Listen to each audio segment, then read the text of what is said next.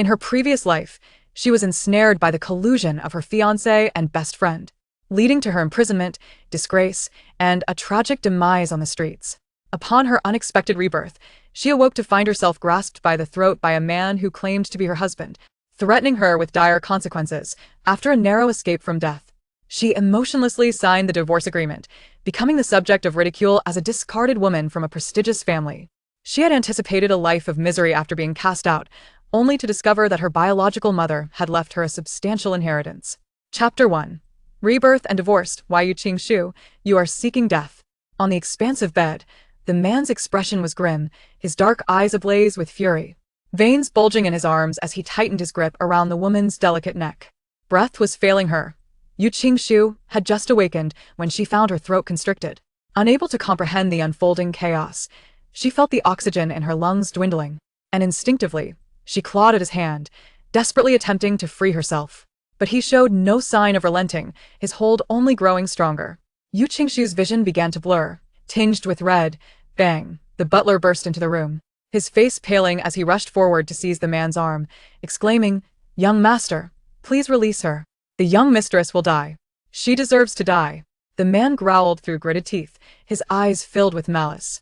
Seeing that he could not budge the man, the butler knelt beside the bed, pleading, "Young master, if the young mistress dies, how will you face the old mistress? She will not rest peacefully in the afterlife." The mention of his grandmother caused Zhang Sijua to falter slightly, his grip loosening. Seizing the opportunity, Yu Qing-Shu tore away from Zhang Sijua's grasp, quickly sitting up and retreating until her back met the headboard. Noticing the shift in Zhang Sijua's demeanor, the butler pressed on, "Young master, today marks the day of your divorce from the young mistress. You will never have to see her again.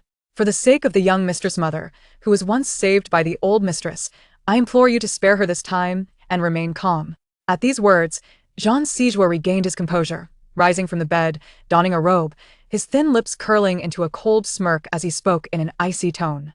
With that, Zhang Sijua and the butler exited the room, slamming the door with a force that echoed in Yu Qing-Shu's ears. She clutched her chest, her heart racing, her complexion pale, her mind buzzing. Looking down, her pupils dilated in disbelief as she noticed her bare body, marked by dark red bruises. The earlier sensation of suffocation had overshadowed the pain on her body, but now, as awareness returned, Yu Qing-Shu felt as though her very being had been dismantled and reassembled, discomfort radiating from every inch. In the closet, she found no clothes belonging to women, only an array of male white shirts and black suits, exuding a sense of coldness and gloom. She hastily donned a shirt and trousers that were excessively oversized, the hems trailing on the floor. The ache in her body had yet to subside, and her temples throbbed as she laboriously made her way to the sofa, closing her eyes. Soon, memories that did not belong to her flooded her mind. After a considerable time, Yu Qing-Shu finally opened her eyes. She had traversed through all the memories of her predecessor's life, arriving at two conclusions. She had been reborn, transforming from Luo Yi into Yu Qing-Shu. The original owner had lost her mother, her father was a useless, despicable man, and she had harbored deep affections for Zhang Sijua. Knock, knock, a cold voice called from outside the closet. "Young mistress, are you inside?" Yu Qing-Shu rolled up her pant legs and approached the door, finding a tall, aloof man standing before her, holding a document. Feng Qi. She quickly recalled his name from her memories. Feng Qi's expression was devoid of emotion as he handed her the document and a pen. "Young mistress, Mr. Zhang has instructed me to oversee your departure. Additionally, here is the divorce agreement between you and Mr. Zhang." Glancing at the divorce agreement, Yu Qing-Shu recalled the butler's earlier words, realizing that today marked the anniversary of the marriage, coinciding with the expiration of their 2-year union. In just an hour, the divorce agreement had been drafted. It was evident that Zhang Sijua truly despised her. She accepted the document, flipping to the last page and swiftly signing Yu Qing-Shu, her pen gliding across the paper in no more than 30 seconds. All done. Yu Qing-Shu capped the pen and handed both the pen and the agreement back to Feng Qi. A flicker of surprise crossed Feng Qi's eyes at her prompt compliance. Mr. Zhang had instructed him to forcibly obtain her signature if she hesitated. "Young mistress, are you not going to review the contents of the agreement?" Feng Qi inquired, not immediately reaching for the document. "Are you not curious about what you will receive post-divorce?" He pressed, a subtle furrow appearing on his brow. Yu Qing-Shu adjusted her trousers, lifting her gaze to smile wryly. "There is nothing to be curious about. I know without looking that there are merely two outcomes. Either I am left in ruin, burdened by debt, or I walk away with nothing. Regardless of the scenario, It poses no challenge for his legion of accomplished lawyers. Upon hearing this, Feng Qi's expression darkened as he accepted the divorce agreement. Young mistress, Mr. Zhang only intends for you to leave with nothing. Then please extend my gratitude to him, Yu Qingshu replied nonchalantly. The original owner had harbored deep feelings for Zhang Sijuashi, however, felt none. Having narrowly escaped death, she had no intention of remaining with a man who resorted to violence. Feng Qi's gaze inadvertently fell upon the delicate, pale skin of Yu Qingshu's neck. Young mistress, would you like me to call a doctor? For a moment, Yu Qingshu was taken aback, then recalled the glaring red marks on her neck, raising her hand to touch them, and the sensation of near-death surged within her once more. She shook her head. No need. I won't die. Then please, young mistress, pack your belongings promptly, Feng Qi said, his tone icy and businesslike. This room had originally served as a storage space, but upon moving in with Zhang Sijua, it had become her bedroom. Yu Qingshu pushed the door open, dragging her pant legs as she navigated the narrow corridor. The room was small, barely accommodating a bed and a vanity, leaving no space to turn around. Yu Qingshu's possessions were scanned aside from a chaotic array of cosmetics. She had no decent clothing. After changing, she hastily stuffed a few items into a suitcase and emerged. I am all packed and leaving now, Feng Qi. Until we meet again, Yu Qingshu announced with a carefree air, dragging her suitcase to depart. Where is my sister headed? Suddenly, the elevator doors opened, and a woman in professional attire stepped out, her heels clicking sharply against the marble floor, accompanied by her soft, melodic voice. Chapter 2. The Provocation of the Pure Lotus, Chun Qianqian. Yu Qingshu halted her steps, narrowing her eyes to discern the approaching figure. Chun Qianqian? Her half-sister.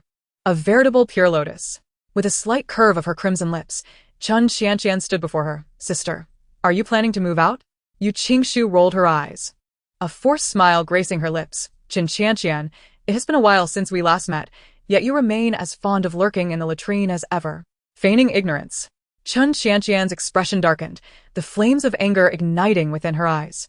However, she swiftly suppressed her fury, adopting a facade of delicate fragility. Sister, I am merely concerned for you. How could you think so poorly of me? Concern? It is likely that her concern is feigned, while the amusement is genuine. Yu Qingshu's lips twitched as she pointed at Chun Qianqian, addressing Feng Qi. It is not that I do not wish to leave. It is that a dog stands in my way. If it were to go mad and bite me, would that be counted against me or her? Feng Qi. Chun Qianqian's eyes instantly glistened with tears, her voice trembling with feigned grievance. Sister, I know that today my brother-in-law intends to divorce you. I was worried you would be upset, so I took time off work to check on you. How could you say that about me? I am your sister. Please. I am not related to dogs. Yu Qingshu quickly distanced herself from the association and turned to Feng Qi. Feng Qi, do you see how I can leave?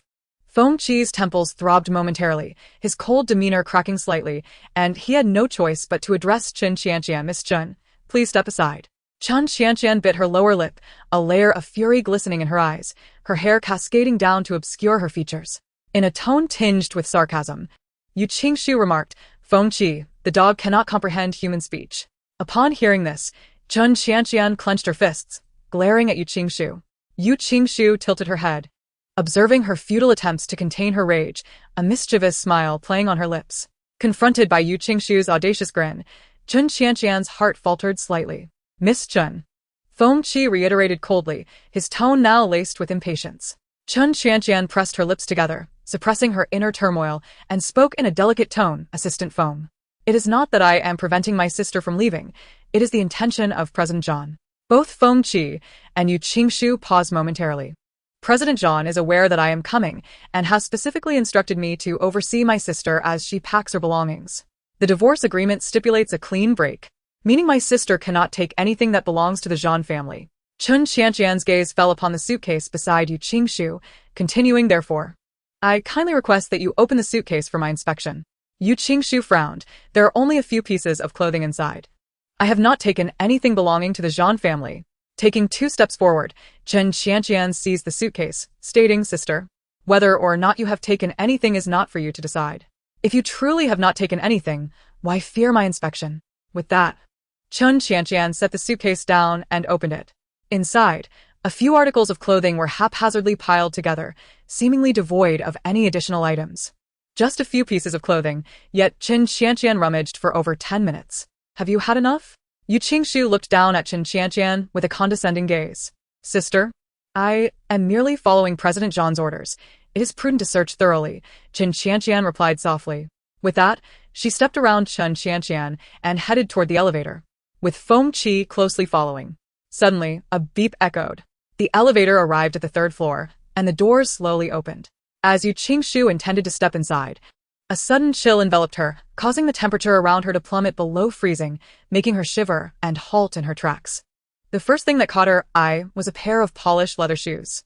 As her gaze ascended, it collided with the frosty visage of Jean Sijua, gradually amplifying in her view. Mr. Jean, Feng Qi was the first to react, bowing his head respectfully. Jean Sijua's ink-black eyes radiated danger and a chilling fury as his voice, thick with anger, emerged from his lips. Yu Qingshu, it seems you have forgotten what I told you this morning.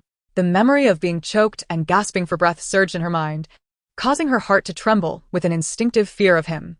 She raised her chin defiantly and replied, I remember. Remember? Then, how do you explain why you are still here?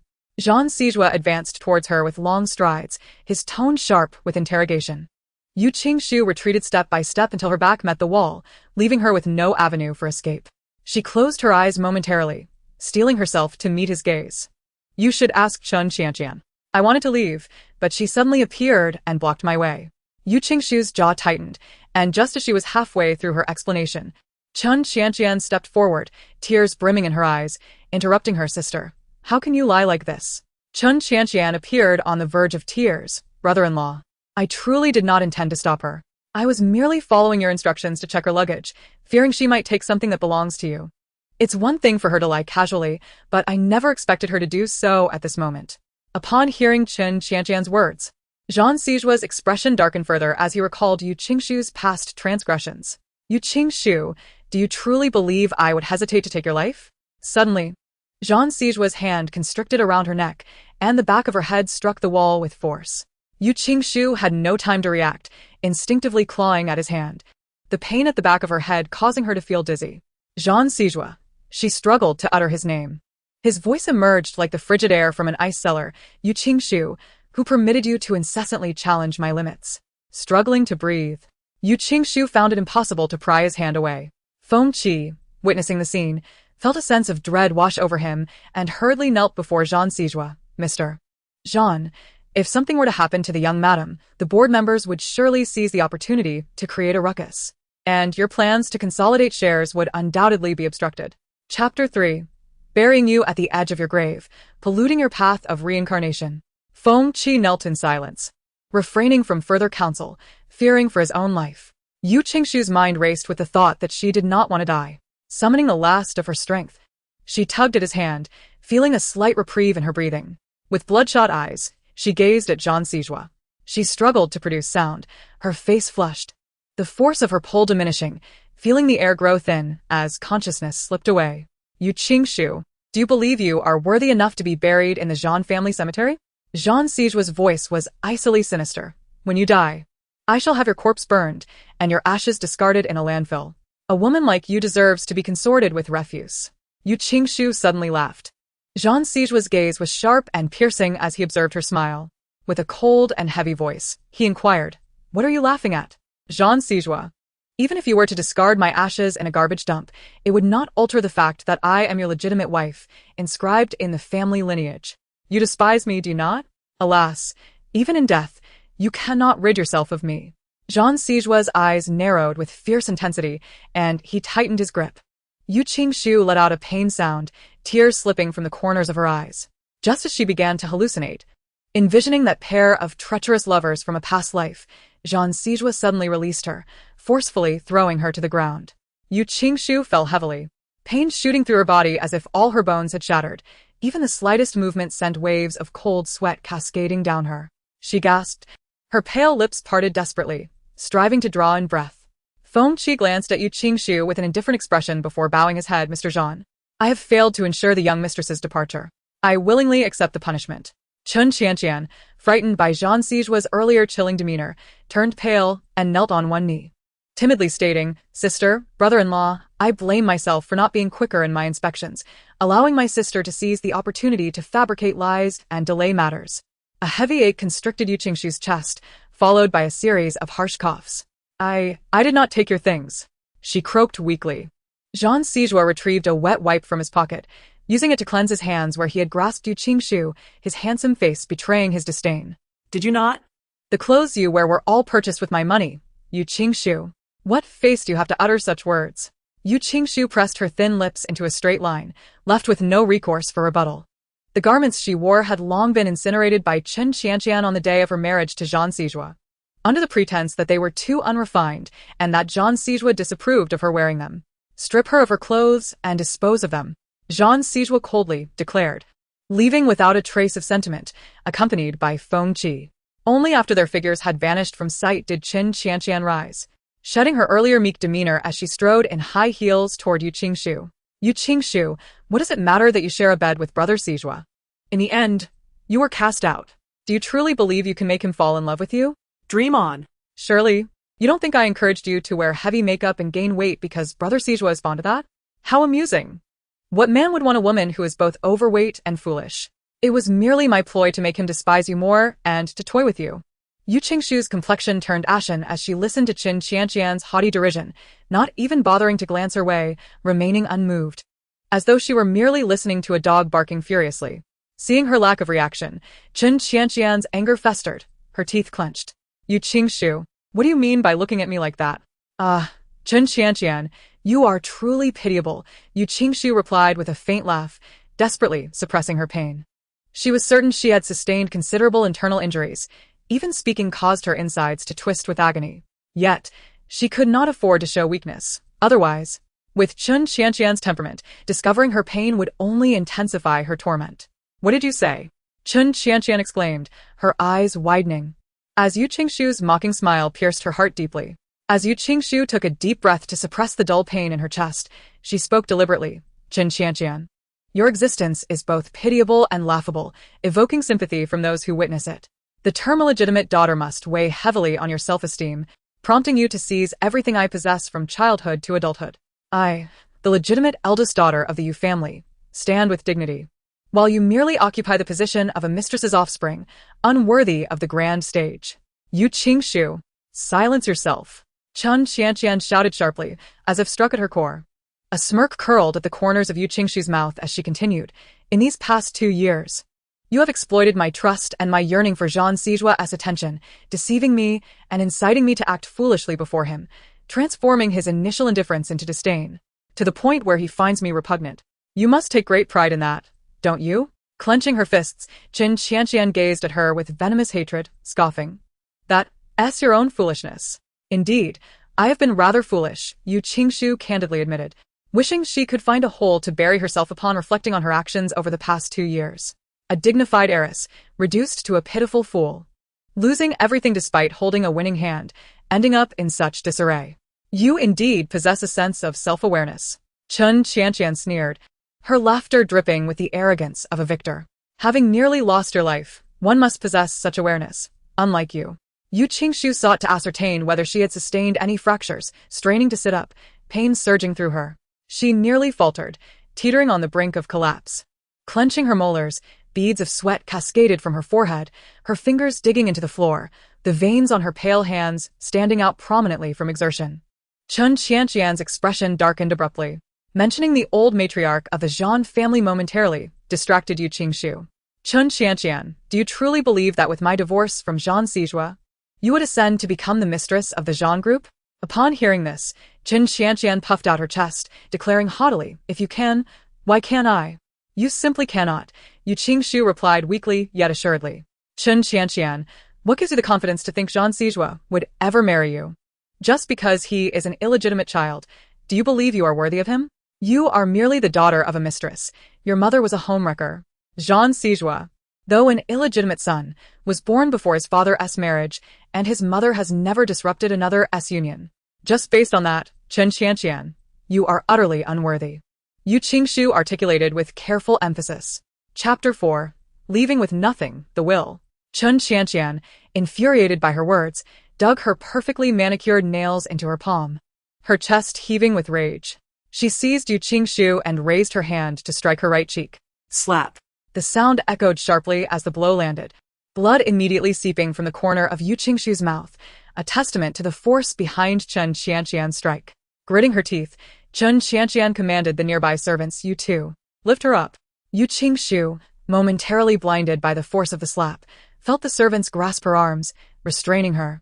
Chun Qianqian's gaze turned predatory as she forcefully gripped Yu Qingshu's chin, compelling her to lift her head.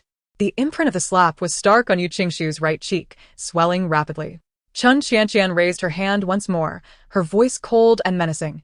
Aren't you quite the orator? Speak. Chun Qianqian, do you know what my life creed is? Yu Qingshu spat out a mouthful of blood, struggling to lift her eyelids. Her apricot eyes glinting like icy steel, instilling fear in the hearts of onlookers. If one wrongs me, I shall return the favor tenfold. Yu Qingshu scoffed. As long as I draw breath, no matter how far you flee, I shall demand your life in recompense for today's grievances. Yu Qingshu, cease your attempts to intimidate me. Do you think I would be afraid of a worthless wretch like you? With that, several slaps fell in quick succession, and before long, Yu Qingshu's face swelled grotesquely, resembling that of a pig. Exhausted from her exertions, Chun Qianqian felt the pent-up anger within her dissipate, raising her chin haughtily. Did you hear what Mr. Zhang said earlier? Yes, the servants replied, lowering their gazes. The young master ordered that her clothes be stripped off and she be thrown out. Chun Qianqian rubbed her sore wrists, a satisfied smile gracing her lips as she clicked away in her high heels. As autumn approached, Yu Qingshu found herself stripped down to a silk undergarment, barely concealing her modesty. Bowing her head and closing her eyes, she ceased to struggle, resigning herself to her fate. She understood well that survival was of utmost importance. Each servant took hold of her arms, guiding her toward the front door. Despite being the young master's woman, the servants, although harboring extreme disdain for her, knew better than to linger. Aside from the two maids supporting her, no one else was in sight. The butler knocked on the study door, and a deep voice emanated from within. Enter. The butler complied, stepping inside to report, Young master, Miss Yu has been disposed of as per your instructions. Jean Sijua, engrossed in reviewing a contract, kept his gaze fixed ahead, his tone icy as he inquired, Did she say anything? With a cold snort, Jean recalled Yu Qingshu's words, his frosty eyes narrowing with suppressed fury as he slammed the folder shut, issuing an order. Inform them to cast that wretch far away, lest she soil our doorstep. The butler, startled by the command, responded affirmatively. In the cramped confines of a basement in the southern part of the city, Yu Qingshu jolted awake, gasping for air, her eyes wide with terror.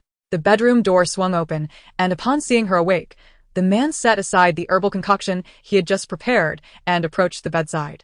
Miss Yu, you are awake, he said, concern etched on his face. Yu Qingshu regarded him warily, quickly calming herself, furrowing her brow as she searched her memories. The man appeared familiar, yet she could not immediately place him. Glancing down at her attire, she recalled being stripped and cast out by the Jean family. Yet now she found herself clad in a floral garment, in this unfamiliar setting. Who are you? She croaked, her wariness palpable. Miss Yu, you have met me before, though it was when you were quite young, so it is only natural that you do not remember me. My surname is E. I was your mother's personal lawyer during her lifetime, he replied with a smile. E? My mother's lawyer? I believe there was such a person. Yu Qingshu pondered briefly. Did you save me? And what are the clothes I am wearing? Oh, I asked the elderly woman living next door to assist you in changing, he explained. Yu Qingshu felt a slight sense of relief, though her brow remained knitted. You mentioned that you called me. What was it regarding? When Yu Qingshu was merely 13, her mother passed away. Although the lawyer E, an old acquaintance of her mother, suddenly reappeared after many years, his presence now seemed somewhat suspicious. This is the will left by your mother, he stated. A will? A flicker of doubt crossed Yu Qingshu's eyes. If her memory served her right, her mother had departed unexpectedly, leaving no time to draft a will. Otherwise, her ineffectual father and the White Lotus mistress would not have had the audacity to make their moves. Indeed, your mother had entrusted me to serve as a witness to her will, which is to be disclosed and handed over to you on your 24th birthday. Upon Yi's reminder, Yu Qingshu recalled that the day she divorced Jean Sijua was also her birthday. This will stipulates that your mother bequeaths her assets to you, which includes 15% of the Yu family shares and the villa she resided in, he continued. As Yu Qingshu flipped to the last page, her gaze fell upon the signature at the bottom. Yuan Qing. How long was I unconscious? She inquired, her eyes narrowing slightly. 3 days, he replied. Closing the will, Yu Qingshu rose from her bed, her eyes glinting with a cold, fierce intensity as she declared, They have enjoyed 3 extra days of comfort. That is sufficient. With that, She moved towards the door. Miss Yu, where are you going? Yi asked. Yu Qingshu paused at the threshold, glancing at the will in her hand. A smirk playing on her lips. He was momentarily taken aback by her words, as if he had glimpsed the spirited Yu Wanqing of the past. Seeing Yu Qingshu walking away, he hastily donned his suit jacket and followed. In the northern part of the city, at the Binjiang Villa complex, the Yu residents awaited. Yu Qingshu and Yi stood at the entrance, pressing the doorbell incessantly, the sound echoing like a death knell. The butler hurriedly approached, exclaiming, "Coming." "Who's there?" ringing so many times. Upon opening the side door, the butler furrowed his brow in displeasure at the sight before him. Yet, upon recognition, he was rendered speechless. Yu Qingshu smiled coldly. "I have come to collect your lives." The butler's face drained of color, frozen by the chilling aura radiating from Yu Qingshu. Chapter 5. Returning to the Yu family, cleansing the doorway. "Aunt Lu, what's the matter? Have you forgotten who I am after such a long absence?" Yu Qingshu's expression remained icy. Aunt Lu swallowed hard, inexplicably feeling a chill rise from her feet. With her gaze lowered, Aunt Lu pressed her lips together, hesitant to speak. "Where is my bedroom?" Yu Qingshu inquired. There was no longer a bedroom for her here. Her former sanctuary had long been claimed by Chen Qianqian. Yet, Aunt Lu dared not voice this truth. In the past, she would have spoken without hesitation, but the current demeanor of the young lady had transformed into something formidable, suffocating even. Who was at home? Yu Qingshu lifted her gaze. The garden's decor remained unchanged over the past 2 years. Every blade of grass and tree recalling memories of old. Perfect timing, it saves us time. With a slight curl of her lips, she strode through the front yard and entered the house. In the living room, Chen Qianqian was preening, holding a diamond necklace against her neck, asking Mom, "Do you think this one looks better, or the one I had earlier?" "Foolish girl, the earlier one was far more expensive. If you are to accompany Mr. Jean to the banquet, you must wear the finest jewelry," her mother replied.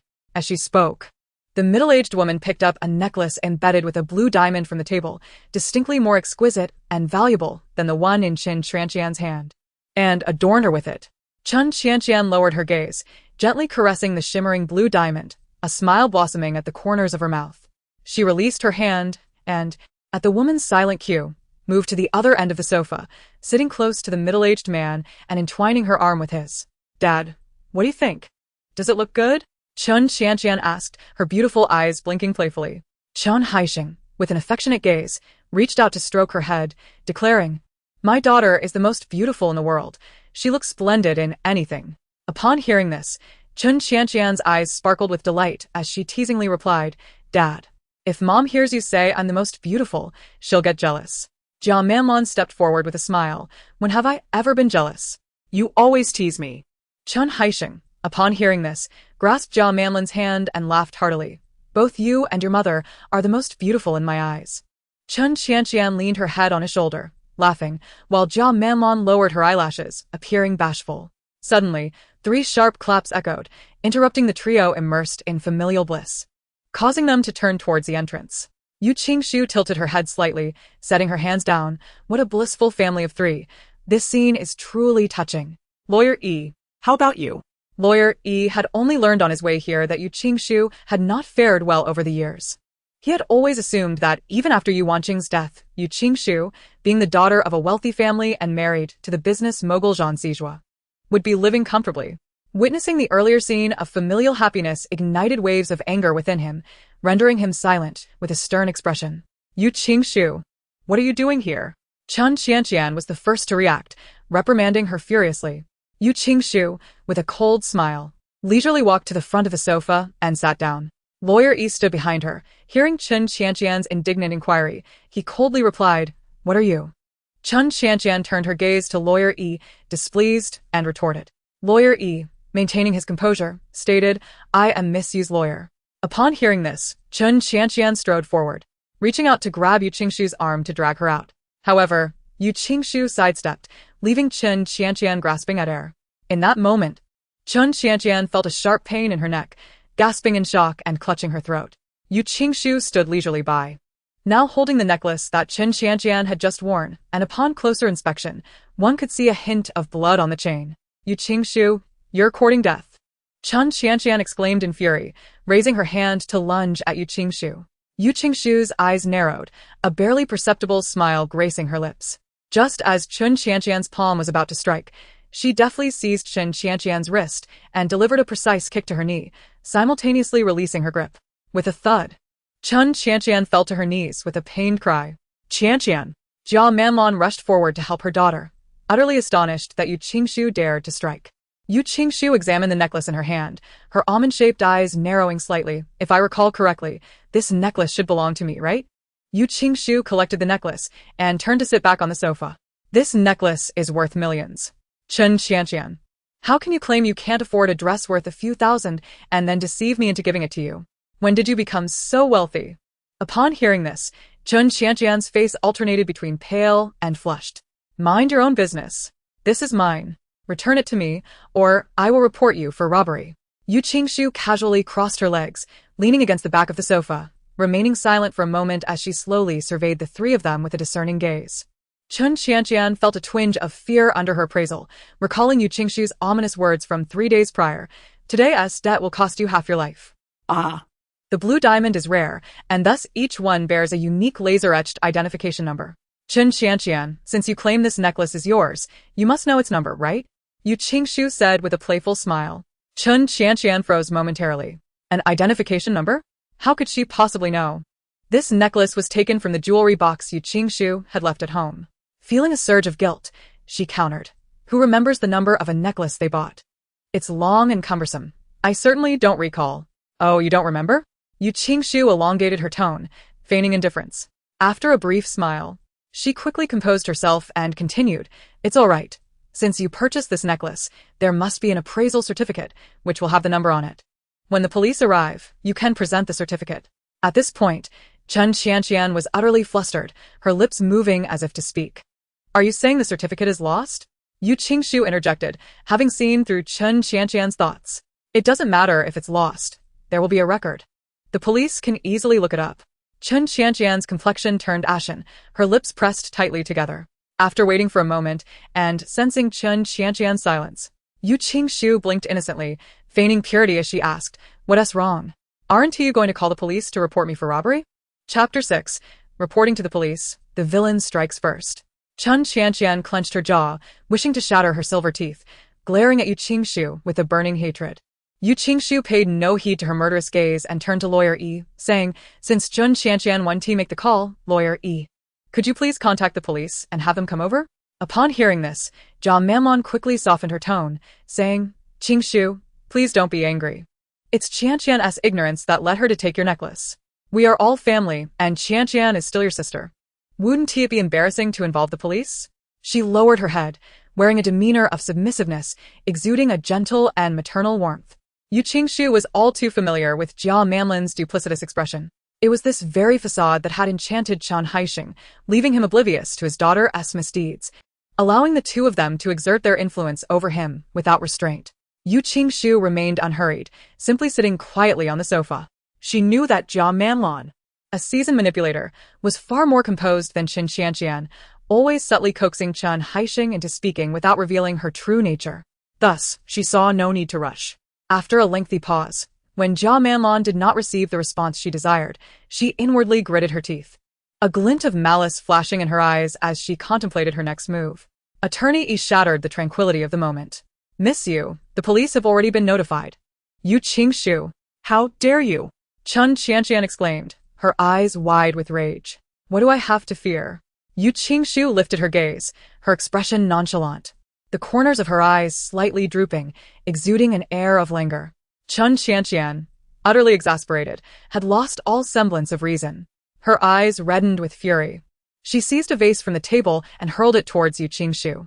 Her movements were swift, and before Jia Manlon could intervene, a sense of dread filled her heart. If Chun Qianqian truly harmed Yu Qingshu and the police arrived, they would not inquire into the circumstances. It was evident that they would suffer the consequences. Attorney Yi's expression shifted abruptly, taken aback by Chun Qianqian's brazen intent to inflict harm. A faint smile graced Yu Qingshu's lips as everyone held their breath, watching the vase hurtle towards her. With a decisive motion, Yu Qingshu sprang to her feet just as the vase neared her. She deftly grabbed a cushion from the sofa behind her and flung it at the vase, then swiftly kicked it. The series of actions flowed seamlessly, executed with remarkable speed. Before anyone could react, The vase was sent hurtling back towards Chun Qianqian. Chun Qianqian's complexion turned ashen. Ah! She yelled, instinctively raising her arm to shield her face. Stumbling backward, oblivious to the flower stand behind her. Crash. The flower stand toppled, bringing down various items amidst the cacophony, interspersed with Chun Qianqian's terrified screams. Chun Haisheng and Jia Manlon barely had time to react, their faces pale as they rushed to shield Chun Qianqian, barking orders at the maid for assistance. The once serene living room was now in disarray. Attorney E, did you get that on camera? Sir. Madam, Aunt Lu hurried over, her expression frantic. The police are here. Chun Qianqian, injured by a falling glass bottle from the flower stand, was in agony, tears streaming down her face. Hearing the news, she disregarded her pain and clutched Jia Manlon's arm in a state of panic. Mom. Jia Manlon's expression mirrored concern as she patted Chun Qianqian's hand, signaling her not to worry. Outside, 2 uniformed officers entered. Who called the police? It was I, Attorney E replied, tucking away his phone and stepping forward. Chun Qianqian, cradling her injured arm, pointed accusatorily at Yu Qingshu. It was her. Officer, she threw a vase at me, intentionally injuring me. Look at the injuries she caused.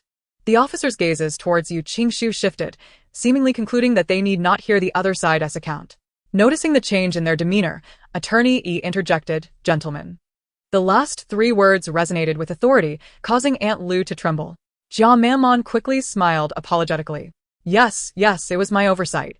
Officers, we truly appreciate your efforts in coming here, but this is merely a trivial altercation between sisters, hardly worthy of your valuable time. Just a sisterly scuffle? Chun Qianqian, sensing the officer's inclination to side with her, instinctively sought to refute and continue her accusations. Jia Manlon could not fathom what Chun Qianqian was thinking. Yet this was not the opportune moment for such reflections. If word of this were to spread, how could she ever hold her head high before those esteemed ladies again? She cast a sidelong glance at Chun Qianqian, maintaining a facade of laughter, for indeed, they were merely 2 children lacking in discernment. If that were the case, then the police were not oblivious to the peculiarities. It was merely that Jia Manlon had remarked on the playful antics between the 2 children. And even if they were to intervene, there was little they could truly accomplish. As a family, their involvement would only lead to unnecessary trouble. Officer, may I pose a few inquiries? Yu Qingshu suddenly stood, her brows gently arched, directing her gaze toward them. Qingshu, Chun Haisheng admonished in a low voice. Stop causing a ruckus. It was remarkable that Chun Haisheng, who had not uttered a single word to her since her arrival, chose to speak now to chastise her. Yu Qingshu turned to glance at Chun Haisheng, a sardonic smile breaking forth. Ultimately, the vase crashed at Chun Qianqian's feet, compelling her to stumble into the flower stand. Yet Chun Haisheng was the swiftest of all, rushing forward to embrace Chun Qianqian, shielding her from one of the falling glass bottles. Regrettably, no matter how deeply she delved into her memories, she could not uncover even a hint of warmth from Chun Haisheng. His actions earlier and his words now only served to reinforce the sentiment. Dad, I merely seek clarification on a few matters from the officer. Why are you so anxious? The officer, having just heard Jia Manlon's remarks, perceived Yu Qingshu as a potential troublemaker, his tone growing increasingly impatient. What do you wish to ask? The officer, confronted with her sweet smile and the clarity within her eyes, found himself questioning whether she could truly be capable of harm. Officer, does the homeowner possess the authority to determine who may enter and who may not? Her speech was measured, her voice imbued with a sweetness that flowed like a gentle spring. Of course, the officer frowned, considering her question trivial and a waste of time. And what if an unwelcome individual were to reside there against the homeowner's wishes? Would that not constitute trespassing? Would calling the police be of any avail? She blinked, her eyelashes fluttering like delicate fans, both charming and innocent. Trespassing? Of course, calling the police would be effective. What sort of question is that? You're simply wasting our time. The officer's patience had been thoroughly exhausted. Yu Qingshu snapped her fingers. Thank you, officer, for clarifying that for me. Now. I would appreciate your assistance in escorting them away and resolving this matter. Everyone was taken aback. Aunt Lon, do not fret. I will not forget her apology. Yu Qingshu stated coolly. Chun Qianqian could no longer contain herself, gritting her teeth. Yu Qingshu, what right do you have to expel us? If anyone should leave, it should be you. With that, she turned to the officer. She is no longer a member of our family. Are you not the police? Did you not just mention trespassing? She is the trespasser. You must remove her. Qianqian, Do not speak so recklessly. This house belongs to your father. This is your sister. And until your father has spoken, you cannot. Jia Manlon interjected, her eyes flashing as she urgently silenced Chen Qianqian. Yu Qingshu, leave at once. You are not welcome here. Each word resonated clearly. Yu Qingshu felt a sharp pain in her left chest, accompanied by a surge of desolate emotions that were not her own. A fleeting frown crossed her brow as a vague suspicion began to form in her mind, yet before she could fully grasp it, Chen Qianqian reached out to pull her away. Yu Qingshu's gaze darkened as she seized Chen Qianqian's wrist, exerting more force and twisting it behind her. A cry of pain escaped Chen Qianqian's lips, followed by the unmistakable sound of a dislocated wrist. Yu Qingshu! Chen Haixing bellowed in anger.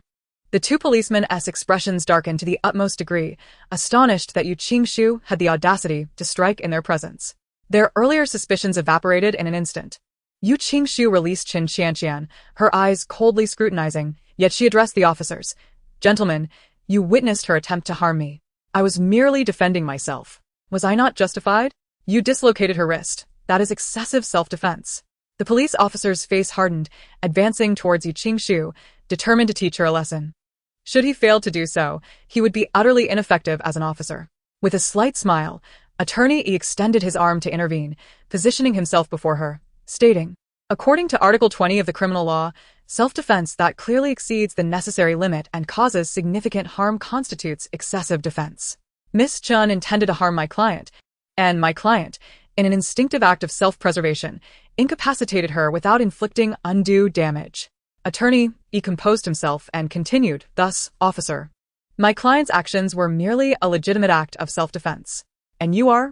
The officer paused, scrutinizing Attorney E. The attorney's assertion was undeniably valid. It was Chen Qianqian who initiated the altercation. Although Yu Qingshu had dislocated her wrist, she had ample justification for her actions as a preventive measure against further aggression. Attorney E produced a business card and handed it to the officer, stating, I am Miss Yu's attorney, Yi Xiao. The officer examined the card, then inquired solemnly, I recall you mentioned you called the police? Indeed, Yi Xiao replied, maintaining his composure under the officer's stern gaze. Did you report your client for assault? Another officer pressed, incredulous, as they encountered an array of bizarre situations that day. An attorney reporting their own client? Yi Xiao's lips twitched slightly, naturally not. Then what exactly is it? Their patience was wearing thin, and their tone grew increasingly irritable. Had it not been for the fear of further complications, they would have departed long ago. Yi Xiao replied earnestly, the reason for the call has already been clearly stated by my client. What is it? Please escort them out, Yi Xiao said, handing over a document. The reason is trespassing. Chapter 8. The owner of the villa is Yu Qingshu. The officers furrowed their brows as they received the document, their expressions shifting abruptly upon reading its contents. Jia Manlon cast a wary glance at the file in the officer's hand, her instincts warning her that this document might spell trouble for them. Her eyes flickered as she turned to Chen Haixing. Haixing, I have given you a chance. How long do you intend to persist in this unreasonable behavior? Leave. Get out. Chen Haixing stepped forward, intending to grab Yu Qingshu, but before he could reach her, two police officers suddenly appeared before her. His steps abruptly halted. Jia Manlon's expression changed, and she forced a smile. Gentlemen, this is our home. Are you Chen Haixing? One of the officers inquired sternly. Confronted by the authority of uniformed officers, Chen Haixing suppressed his fury. Yes. What is your ex-wife's name? The question caught him off guard, and he replied tersely, Yuan Qing, my ex-wife has long since passed away. Is she your child with your ex-wife? The officer continued. Chen Haixing looked up at the officer, uncertain of the purpose behind these inquiries. Yes. In that case, there is no mistake, the officer said in a grave tone.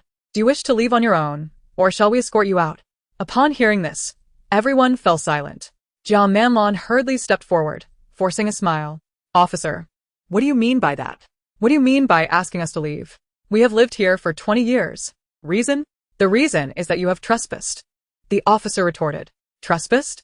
Jia Manlon's face paled as she turned to Chen Haixing. Do you not know that Yu Qingshu is the owner of this villa? As she spoke, she thrust a document into Chen Haixing's hands. How is that possible? Chen Qianqian exclaimed, rushing forward to snatch the document from the officer, only to be halted by a cold glare. The document was a will, not the original, but sufficient to prove that Yu Qingshu was indeed the rightful owner of the house. Despite the officer's disbelief, according to regulations, Chen Haixing and his family had indeed trespassed, and she was entirely within her rights to evict them. This is impossible. Dad, say something. This house is yours, Yu Qingshu. Chen Haixing's face turned ashen, and he remained silent, clearly acquiescing. This house originally belonged to Yuan Qing, and when she passed away, she had not had the chance to distribute her assets, so logically, all property should have come into his possession. He had always believed this to be the case. But who could have anticipated that Yuan Qing had left a will, and that this will would only be disclosed over a decade later? Jia Manlon clenched her jaw, her alluring eyes tinged with red as her hands tightened into fists. This had all been meticulously planned by Yuan Qing.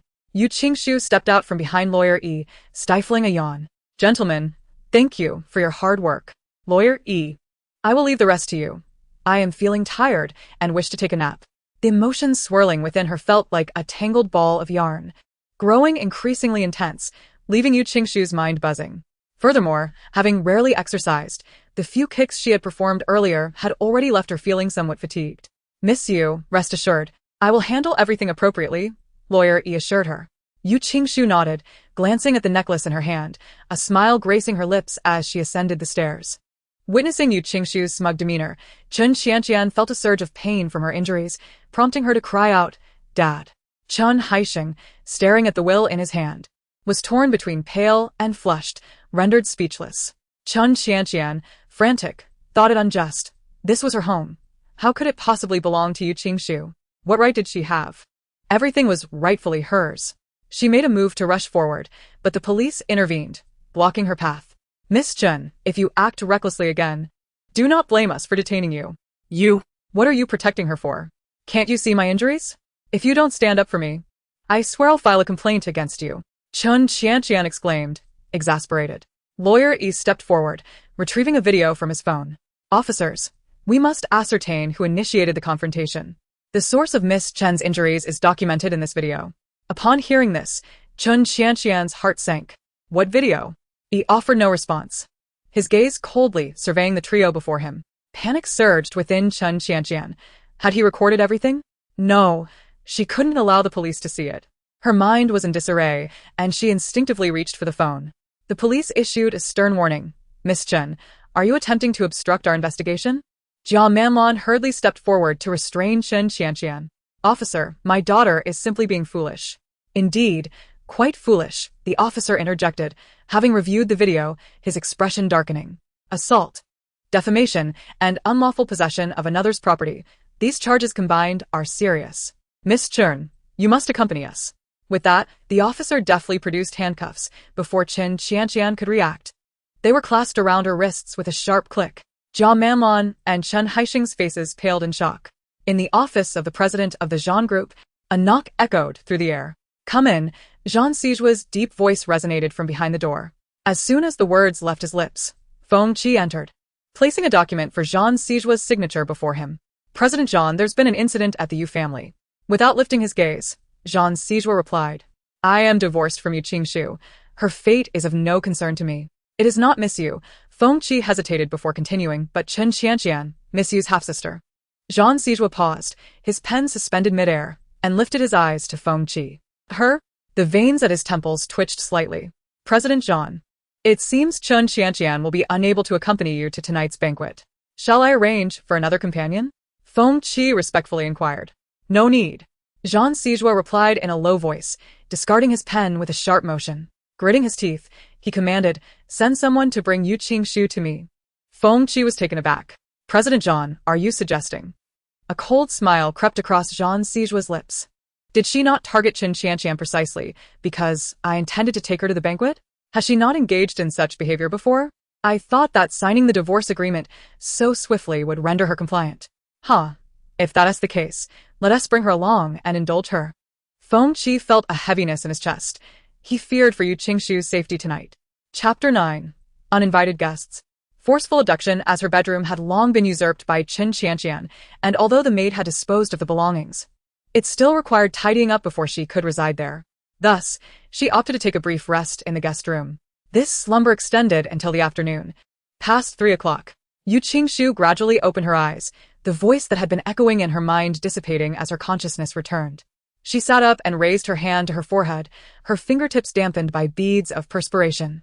She had been dreaming, though, to be precise, it was not merely a dream. Rather, during her slumber, she consistently heard a voice. This voice was hoarse and sorrowful, weeping while calling out her name. Intertwining emotions that constricted her heart and lungs like relentless waves, threatening to engulf her. Yu Qingshu vaguely sensed that these feelings stemmed from the original owner of her body, but was perplexed as to why they were so intense enough to induce a sense of discomfort within her. Could it be that the soul of the original owner still resided within her? Contemplating this, Yu Qingshu lowered her hand to inspect her palm, then cast her gaze over herself, confirming that there was nothing amiss with her physique, save for the profound sorrow emanating from the depths of her being. "Miss Yu," came the voice of Lawyer E from outside the door, interrupting her thoughts. Suppressing her concerns, Yu Qingshu descended from her bed and opened the door. She observed Lawyer E holding a stack of documents, and with a slight movement of her brow, she suggested, "Let us speak in the study." Lawyer E nodded and followed her into the study. As soon as Yu Qingshu sat down, he placed the stack before her. She glanced at the top document, which was a property deed. "Miss Yu, here are the share transfer documents, the property handover receipt, and the title deed of this house," Lawyer E informed her. Yu Qingshu's lips curled slightly as she inquired, "Are these all?" "Not entirely. There are also some financial statements and documents I retrieved from the U Group in your name over the years," Lawyer E replied. "The U Group is now yours." Yu Qingshu casually flipped through a couple of pages, then looked up at Lawyer E, noticing a troubled expression on his face. She closed the documents and asked, "Is there anything else you wish to discuss with me?" "Miss Yu." Suddenly, the door was forcefully kicked open, and two burly men barged in. A maid, visibly flustered, rushed in behind them, exclaiming, "Miss, they just stormed in. I couldn't stop them." Lawyer Yi's expression darkened as he regarded the intruders. Who are you? "Miss Yu, please come with us," one of the men said coldly, and before the words could fully settle, they swiftly advanced, bypassing Lawyer E to seize Yu Qingshu. She attempted to evade their grasp, but it was evident that they were skilled, and with her meager abilities coupled with her malnourished physique, she feared she could not escape for long. Lawyer E.'s gaze sharpened, quickly positioning himself in front of Yu Qingshu. "What do you intend to do?" "Step aside," the intruder warned icily. "This is trespassing. It is against the law." "You believe," before Lawyer E could finish his sentence, he felt a chill at his forehead, something being pressed against it. Upon recognizing the object in the assailant's hand, his complexion turned ashen. It was a gun, glinting ominously in the sunlight that streamed through the door. As Yu Qingshu's gaze darkened, she declared, "I shall accompany you. Release him." Lawyer E, perceiving the aggressive demeanor of the two men in black, furrowed his brow in concern. "Miss Yu." Understanding his worries, Yu Qingshu gently nodded, reassuring him. "Do not fret. They will not harm me." With that, her eyes settled on the brooch adorning the chests of the two men, a teardrop-shaped pin crafted from obsidian, the emblem of the security company under the Zhan Group. The only one capable of mobilizing them was none other than Zhan Sijua.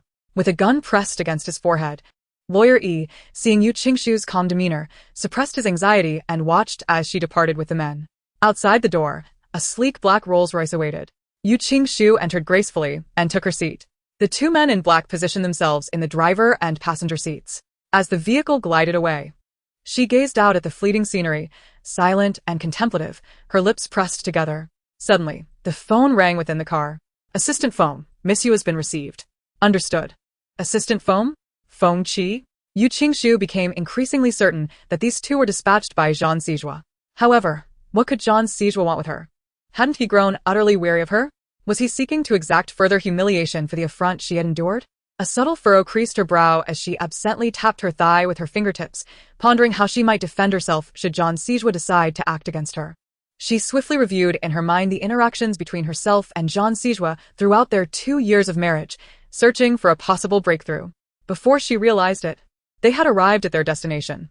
The car came to a halt, and the men in black exited, opening the back door with a chilling announcement. "Miss Yu, we have arrived."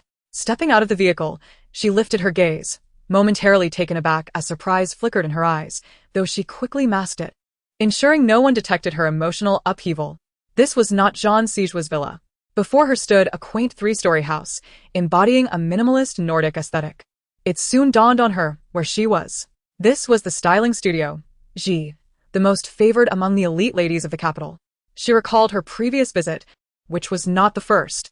The studio's allure lay not only in the fact that its stylists were among the best in the nation but also in their policy of attending to only one client per day. Her initial and sole visit had been 2 years prior during her wedding with Jean Sijua. Yet it hardly qualified as a wedding. It was merely a simple meal staged for the benefit of the elderly matriarch of the Jean family. Just then, someone emerged from within. "Miss Yu, greetings. I am your stylist for today, Alice." A woman clad in a white qipao, her long hair elegantly styled, stood before her with a gentle smile. Now. Yu Qingshu found herself at a loss regarding Jean Sijua's intentions. She cast a glance at Alice, her eyes indifferent, remaining silent. Alice, undeterred by her aloofness, said, "Miss Yu, please follow me." She made a gesture of invitation, and Yu Qingshu lowered her long eyelashes, casting a shadow over her eyelids that left one wondering what thoughts occupied her mind at that moment. Shortly after, Yu Qingshu stepped inside, while Alice advanced a few paces to leap ahead of her. Chapter 10. A companion, after all, is more enjoyable when swapped out. Yu Qingshu was led into a room, where Alice instructed her to take a seat before commencing with skincare, makeup, and hairstyling. Once these preparations concluded, it was already 6 in the evening. Yu Qingshu remained perplexed about what Jean Siju truly intended, compelled to navigate the situation step by step. A knock resonated at the door, and Alice opened it. Through the mirror, Yu Qingshu discerned the figures of the 2 men in black who had escorted her here. "It's nearly time," one of them reminded coolly. "Very well. I shall have Miss Yu change into her attire right away," Alice replied with utmost respect. "Miss Yu, please proceed to change your clothes," Alice urged gently. Yu Qingshu tilted her head toward Alice, her eyes glimmering. "Do you know who requested you to style me?" "Indeed, it was Mr. Jean," Alice smiled, though her smile bore the mark of polite detachment. "Do you know why he asked you to style me?" She sought to glean some insight from Alice's words. Alice lowered her eyelashes, stepped aside, and gestured politely. "Miss, we are not privy to our client's private matters." Yu Qingshu scrutinized her deeply, then stood up and walked toward the dressing room as directed.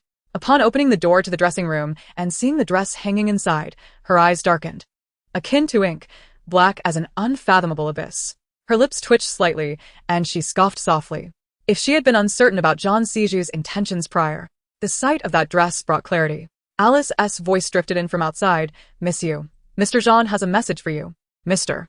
Jean mentioned that the law firm established by your lawyer lacks a proper business license, and he is willing to assist in alleviating the concerns of the Industrial and Commercial Bureau." Yu Qingshu's heart sank. She had underestimated Jean Siju, who had managed to uncover the lawyer's background in such a short time. If she refused to wear this dress, it was likely that her lawyer would be taken by judicial authorities for investigation in the next moment. Thus, not only would her lawyer face troubles, but should Jean Siju desire, her inheritance matters would also be rendered moot. His threat was as piercing as a needle. Yu Qingshu unconsciously clenched her jaw, gazed at the dress before her, and tightened her fist, suppressing her voice. "I will put it on." "Miss Yu, you have 5 minutes remaining," Alice kindly reminded her. As night descended, the opulence of the capital could no longer be contained, beginning to stir restlessly.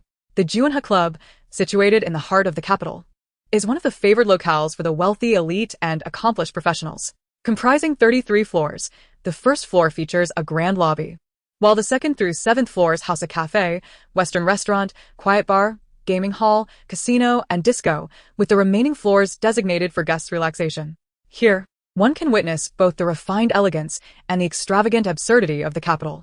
One could say that everything here is but a miniature reflection of the bustling grandeur of the capital city. On the 3rd floor, within the confines of a private lounge, a gentle knock announced the arrival of a server, who, with utmost care, entered bearing a freshly uncorked bottle of red wine, pouring for each person present. "Jean Shao, You've rather disappointed me. It was agreed that you would bring a companion, yet here you are alone," remarked a middle-aged man, casually draping an arm around his female companion as he accepted a glass of wine from the server, his tone laced with mockery. "Or is it that you look down upon me, Jean Shao, to the extent that you wouldn't even bestow the courtesy of a date? I must seriously question your intentions regarding our collaboration." At the entrance, Feng Qi, standing guard, lifted his gaze at the sound of the exchange. The speaker was none other than the individual with whom Jean Siju was to negotiate, the banquet being orchestrated by him. This collaboration was pivotal for the strategic plan of the Jean Group for the upcoming quarter, entwining investments amounting to billions, hence Jean Siju's personal attendance. Feng Qi's brows knitted slightly, his dark eyes deepening with contemplation as the subtle patterns of his thoughts stirred. The man's bravado was rather excessive, Although the Jean group had expressed a willingness to collaborate, they were not restricted to his company alone. While he ostensibly held the position of the Jean group's client, should Jean Siju dismiss him, the roles could easily reverse, rendering the man's financial backing insignificant. Noticing that Jean Siju was dismissive of his words, the middle-aged man's expression darkened. Clearly, he felt disregarded. Had he ever been treated this way before? Wasn't it usually others who sought his collaboration? What was Jean Shao implying? The middle-aged man could hardly contain his displeasure. Jean Siju leisurely sipped his wine, casting a measured glance at the middle-aged man, his lips curling slightly. Mr. Gua, you seem a bit too impatient, he remarked. Mr. Gua narrowed his eyes. At that moment, Feng Qi approached Jean Siju, whispering, Jean Zong, Monsieur has arrived. A fleeting glint of coldness flashed in Jean Siju's eyes as he smirked. Mr. Gua, it seems that drinking with your companion here lacks excitement. Perhaps we should consider a different approach. A different approach? Mr. Gua echoed, his brow arching. After all, isn't it more enjoyable to play with one's companion in varied ways? As he spoke, the door to the lounge swung open, and the server ushered in a newcomer. Yu Qingshu stepped into the room, the server discreetly departing, and in that instant, she overheard Jean Siju's suggestion. Mr. Gua turned his attention to Yu Qingshu, and his eyes sparkled with interest. Despite the dim lighting of the lounge, it could not conceal the ethereal grace that radiated from her, nor the exquisite beauty of her visage. Clad in a striking dress, she exuded an alluring blend of innocence and desire, captivating all who beheld her. Mr. Gua's gaze intensified, fixated on Yu Qingshu, his mind momentarily adrift. Who are you? He asked, swallowing hard, his voice barely above a whisper. Unsettled by the predatory glint in his eyes, Yu Qingshu felt a flicker of disdain. Throughout the encounter, Jean Siju had not cast a glance her way. Observing Mr. Gua's gaze, he set down his glass with a smirk. This is my companion, Mr. Gua. What do you think of my earlier proposal? The smile on Mr. Gua's lips widened, nearly reaching his ears as he exclaimed, Excellent. This game sounds delightful. I accept.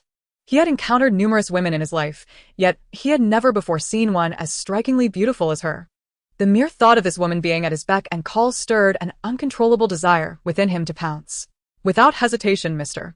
Gua pushed his female companion toward Jean Siju. Caught off guard, she stumbled several steps, teetering on the brink of falling into Jean Siju's embrace. A mix of fear and anxiety coursing through her. Afraid of pain, she quickly recalled the man before her, strikingly handsome like a deity. And her nerves gave way to a flicker of anticipation for his catch. Chapter 11. Jean Siju. Do not regret this. With a thud, she landed on the sofa.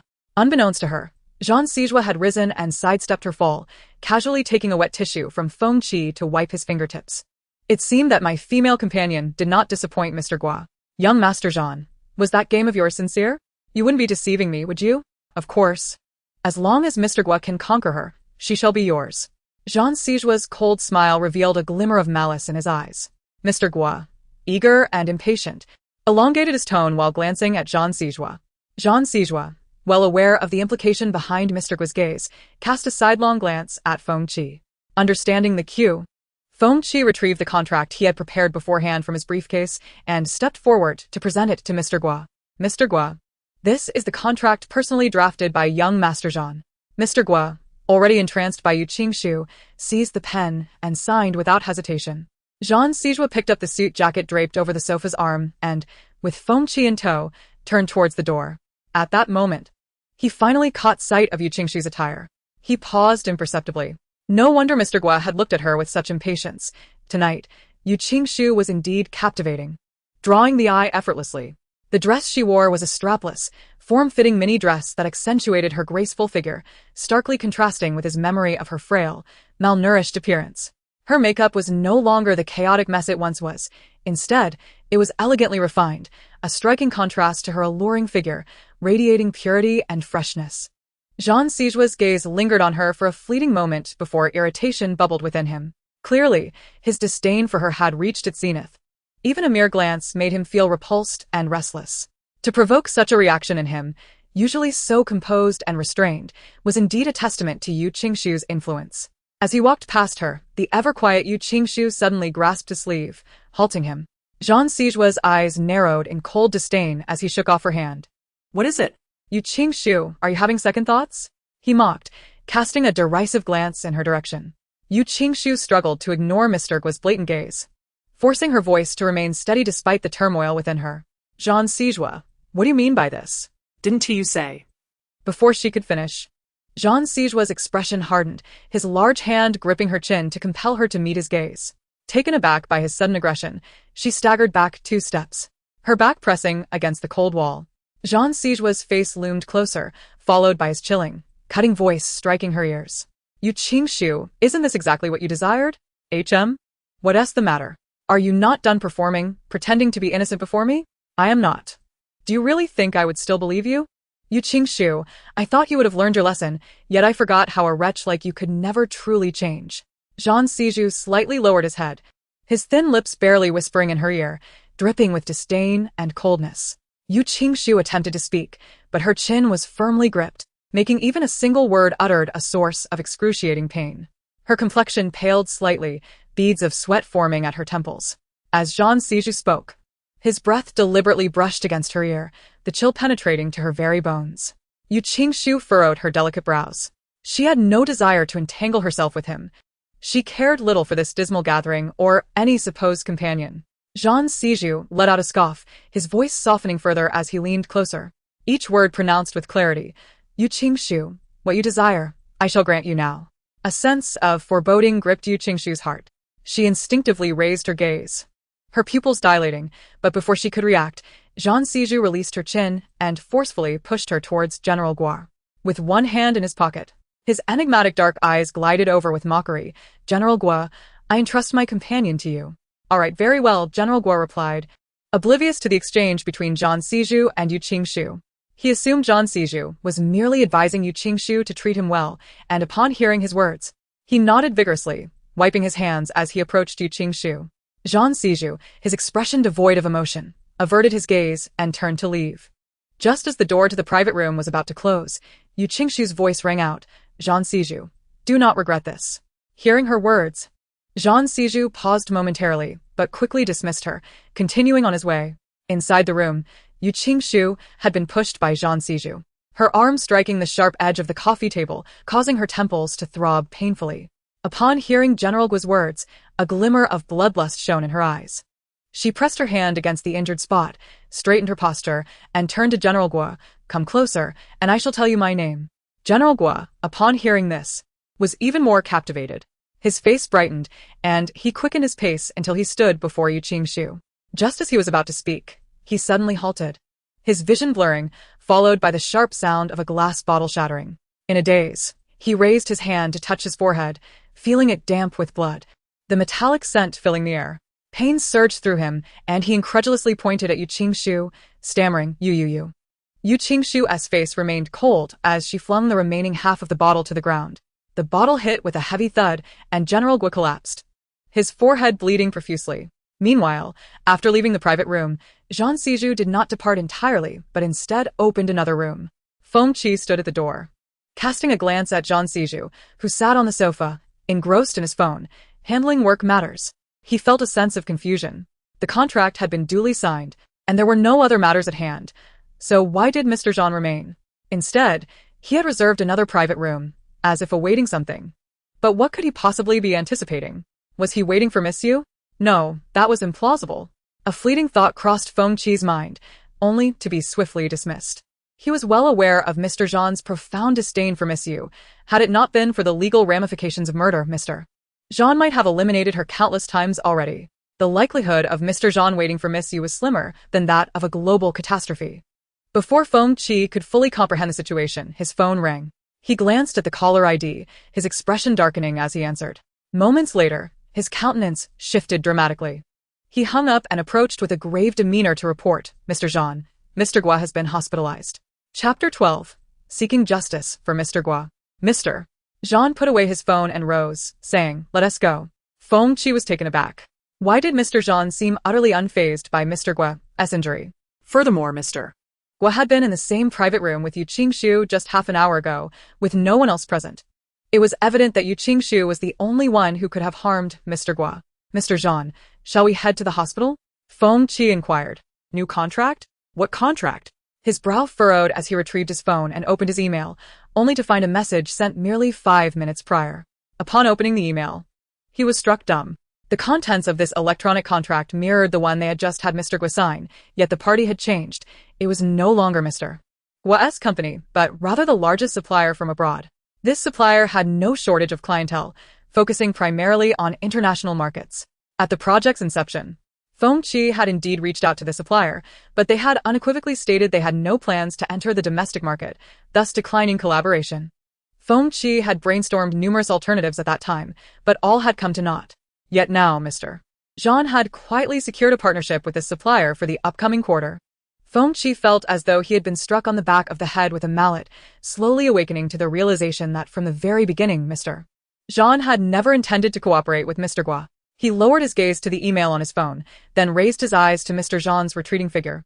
Suddenly engulfed by a chilling sense of foreboding. He had believed that after years of being by Mr. Zhang's side, he had gained a degree of understanding, yet now, he found himself grappling with the unsettling notion that he barely knew Mr. Zhang at all. The depths of Mr. Zhang's formidable nature appeared to surpass his expectations. However, one question lingered in Feng Qi's mind. If Mr. Zhang had already resolved not to collaborate with Mr. Gua, why had he chosen to attend the meeting? As he pondered this, he noticed Mr. Zhang had walked a considerable distance ahead, prompting him to cease his contemplation and hasten his steps to catch up. In Feng Qi's mind, deciphering Mr. Zhang's thoughts was a task more daunting than searching for a needle in a haystack. Mr. Zhang's actions today were a testament to his inscrutable character. In truth, the reasons behind Mr. Zhang's attendance were far less intricate than Feng Qi had surmised. At the outset, Zhang Siju indeed contemplated collaborating with General Manager Gua. However, prior to their meeting, he received information regarding an investigation into Gua's affairs. It became evident that while Gua's company appeared to be flourishing on the surface, in reality, it had suffered a rupture in its financial chain 2 years prior. The quality of raw materials was inconsistent, and the company merely survived by resorting to substandard practices and deception. The so-called principal party was, in truth, Gua himself, who was desperately in need of Zhang's group to remedy the deficits incurred over the past 2 years. Otherwise, they could scarcely endure for 3 more months. Thus, his attendance at the meeting was merely a guise to complicate matters for Yu Qingshu. Unexpectedly, he arrived at the private room where he had just met Gua. Inside, all the lights were blazing, illuminating the space like daylight. Gua had already been rushed to the hospital, and the gray flannel carpet bore the remnants of his blood. The air within the room was stagnant, the metallic scent of blood lingering. A dozen uniformed bodyguards stood vigil, their gazes fixed intently upon Yu Qingshu. The duty manager of the Juanhe Club hurried over, flustered and alarmed. Those who frequented Juanhe were invariably affluent or influential. Even someone seemingly inconspicuous might possess the clout to upheave the establishment. Thus, he dared not exhibit any indifference. The duty manager, his head throbbing, never fathomed that such misfortune would befall him. Even more astonishing was that, instead of a powerful figure wreaking havoc, it was a woman who had brought the establishment to its knees. Upon learning Gua's identity, the manager's complexion drained, wishing fervently that it was he being carted off to the hospital instead of Gua. Although Gua spent most of his time away from the capital, he was still a significant domestic supplier, one of the foremost in the industry. Offending him was out of the question. The mere thought sent cold sweat cascading down the manager's back. In stark contrast, Yu Qingshu's demeanor was serene as she calmly observed the bodyguards surrounding her. Seated on the sofa, her composure unshaken, evoking a sense of intrigue in the duty manager. Her subtle yet commanding presence was impossible to overlook. The ferocity with which she had dealt with Gua raised the question, was this woman a figure more formidable than Gua himself? The duty manager, lacking a definitive conclusion, instructed the bodyguards to maintain their distance, nervously contacting the general manager to await his arrival. Yu Qingshu, with her eyelids lowered, cast a shadow across her eyes, obscuring her emotions from view. Suddenly, the duty manager heard a noise and turned to find Zhang Siju entering. His chilling aura momentarily startled him. Zhang Siju cast a fleeting glance at the duty manager before turning his attention to Yu Qingshu. The latter had not engaged in prolonged interaction with Gua. Rather, she had decisively dealt with him. Zhang Siju's cold eyes narrowed slightly. His decision to linger after exiting the private room stemmed from a morbid curiosity. He was intrigued to observe how Yu Qingshu would compel him to regret his choices. He believed that her so-called words of regret were merely self-indulgent declarations of her ceasing to harbor feelings for him, spoken in tears.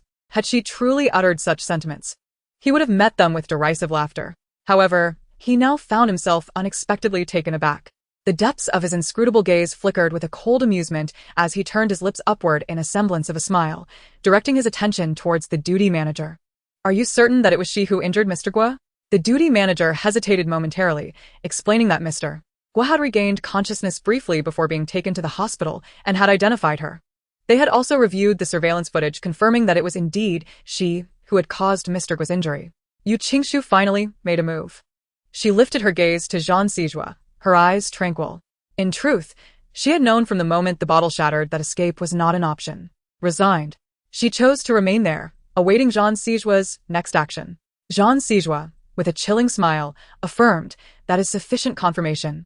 "Zhang Xiao, do you know her?" The duty manager inquired, bewildered. "I do not know her, but Mr. Gua is a guest of mine. His injury compels me to seek justice on his behalf."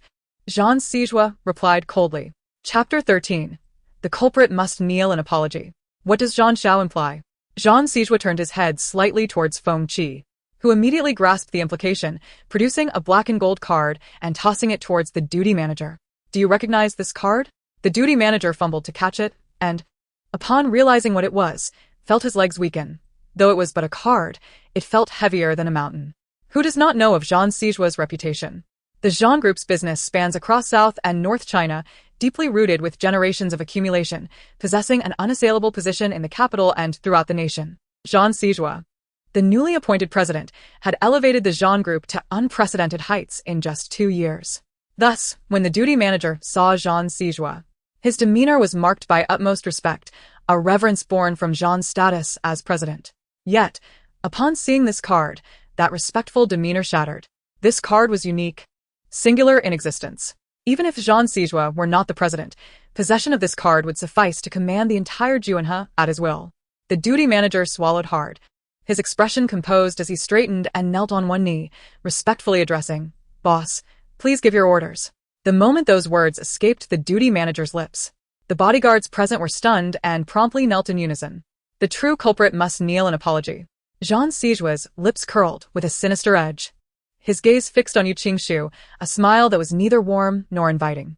As his words fell, Yu Qingshu felt an inexplicable pang in her heart, causing her brow to furrow in pain. It was no surprise to her that he could utter such words, yet her heart ached as if it were being sliced by a knife, even her breath becoming labored. This sorrowful emotion did not originate from her. Yu Qingshu pressed her lips together, the duty manager and bodyguard's thunderous voices echoing in her ears. "We respectfully bid farewell to the boss." At the hospital, Mr. Gua woke on the 3rd day. Yu Qingshu had been held by the bodyguards in a kneeling position beside the bed, her knees long since numb from pain, her head bowed and eyes half closed. Zhang Sijua had indeed kept his word, making her kneel beside the bed for nearly 3 days. During these 3 days, apart from consuming 8 cups of water on one day, Yu Qingshu had not eaten anything, as per Zhang Sijua's strict instructions. He proclaimed that to express remorse, one must demonstrate sincerity, and this sincerity entailed Yu Qingshu enduring hunger in proportion to the duration of Mr. Gua's fasting. At this moment, Yu Qingshu was so famished that she could barely muster any strength. Initially, she attempted to resist and managed to incapacitate 2 bodyguards by employing cunning tactics. However, upon Zhang Sijua's awareness of this, he promptly assigned 2 boxers from the security company to supervise her act of contrition. Unable to overpower them, she resigned to maintaining her strength in silence. When Mr. Gua awakened, one of the boxers stepped out to summon a doctor, leaving the other to watch over Yu Qingshu. At that precise moment, she suddenly collapsed to the floor. The boxer, reacting instinctively, reached out to assist her, but as his hand made contact with her arm, a glint of silver flashed. Instantly, he felt a sharp pain in his neck. Instinctively, he reached for the area, but before he could touch it, a loud thud echoed. The imposing boxer, towering at 6 feet and weighing 80 kilograms, fell into darkness, crashing into the coffee table before landing heavily on the ground. Yu Qingshu, at last, could no longer sustain herself and sat down heavily. She found it impossible to rise, her knees numb with pain. Witnessing this scene, Mr. Gua's expression shattered, unable to assemble itself in time. Just moments ago, a robust man had collapsed before him, and it was Yu Qingshu who had rendered him unconscious. This spectacle jolted Mr.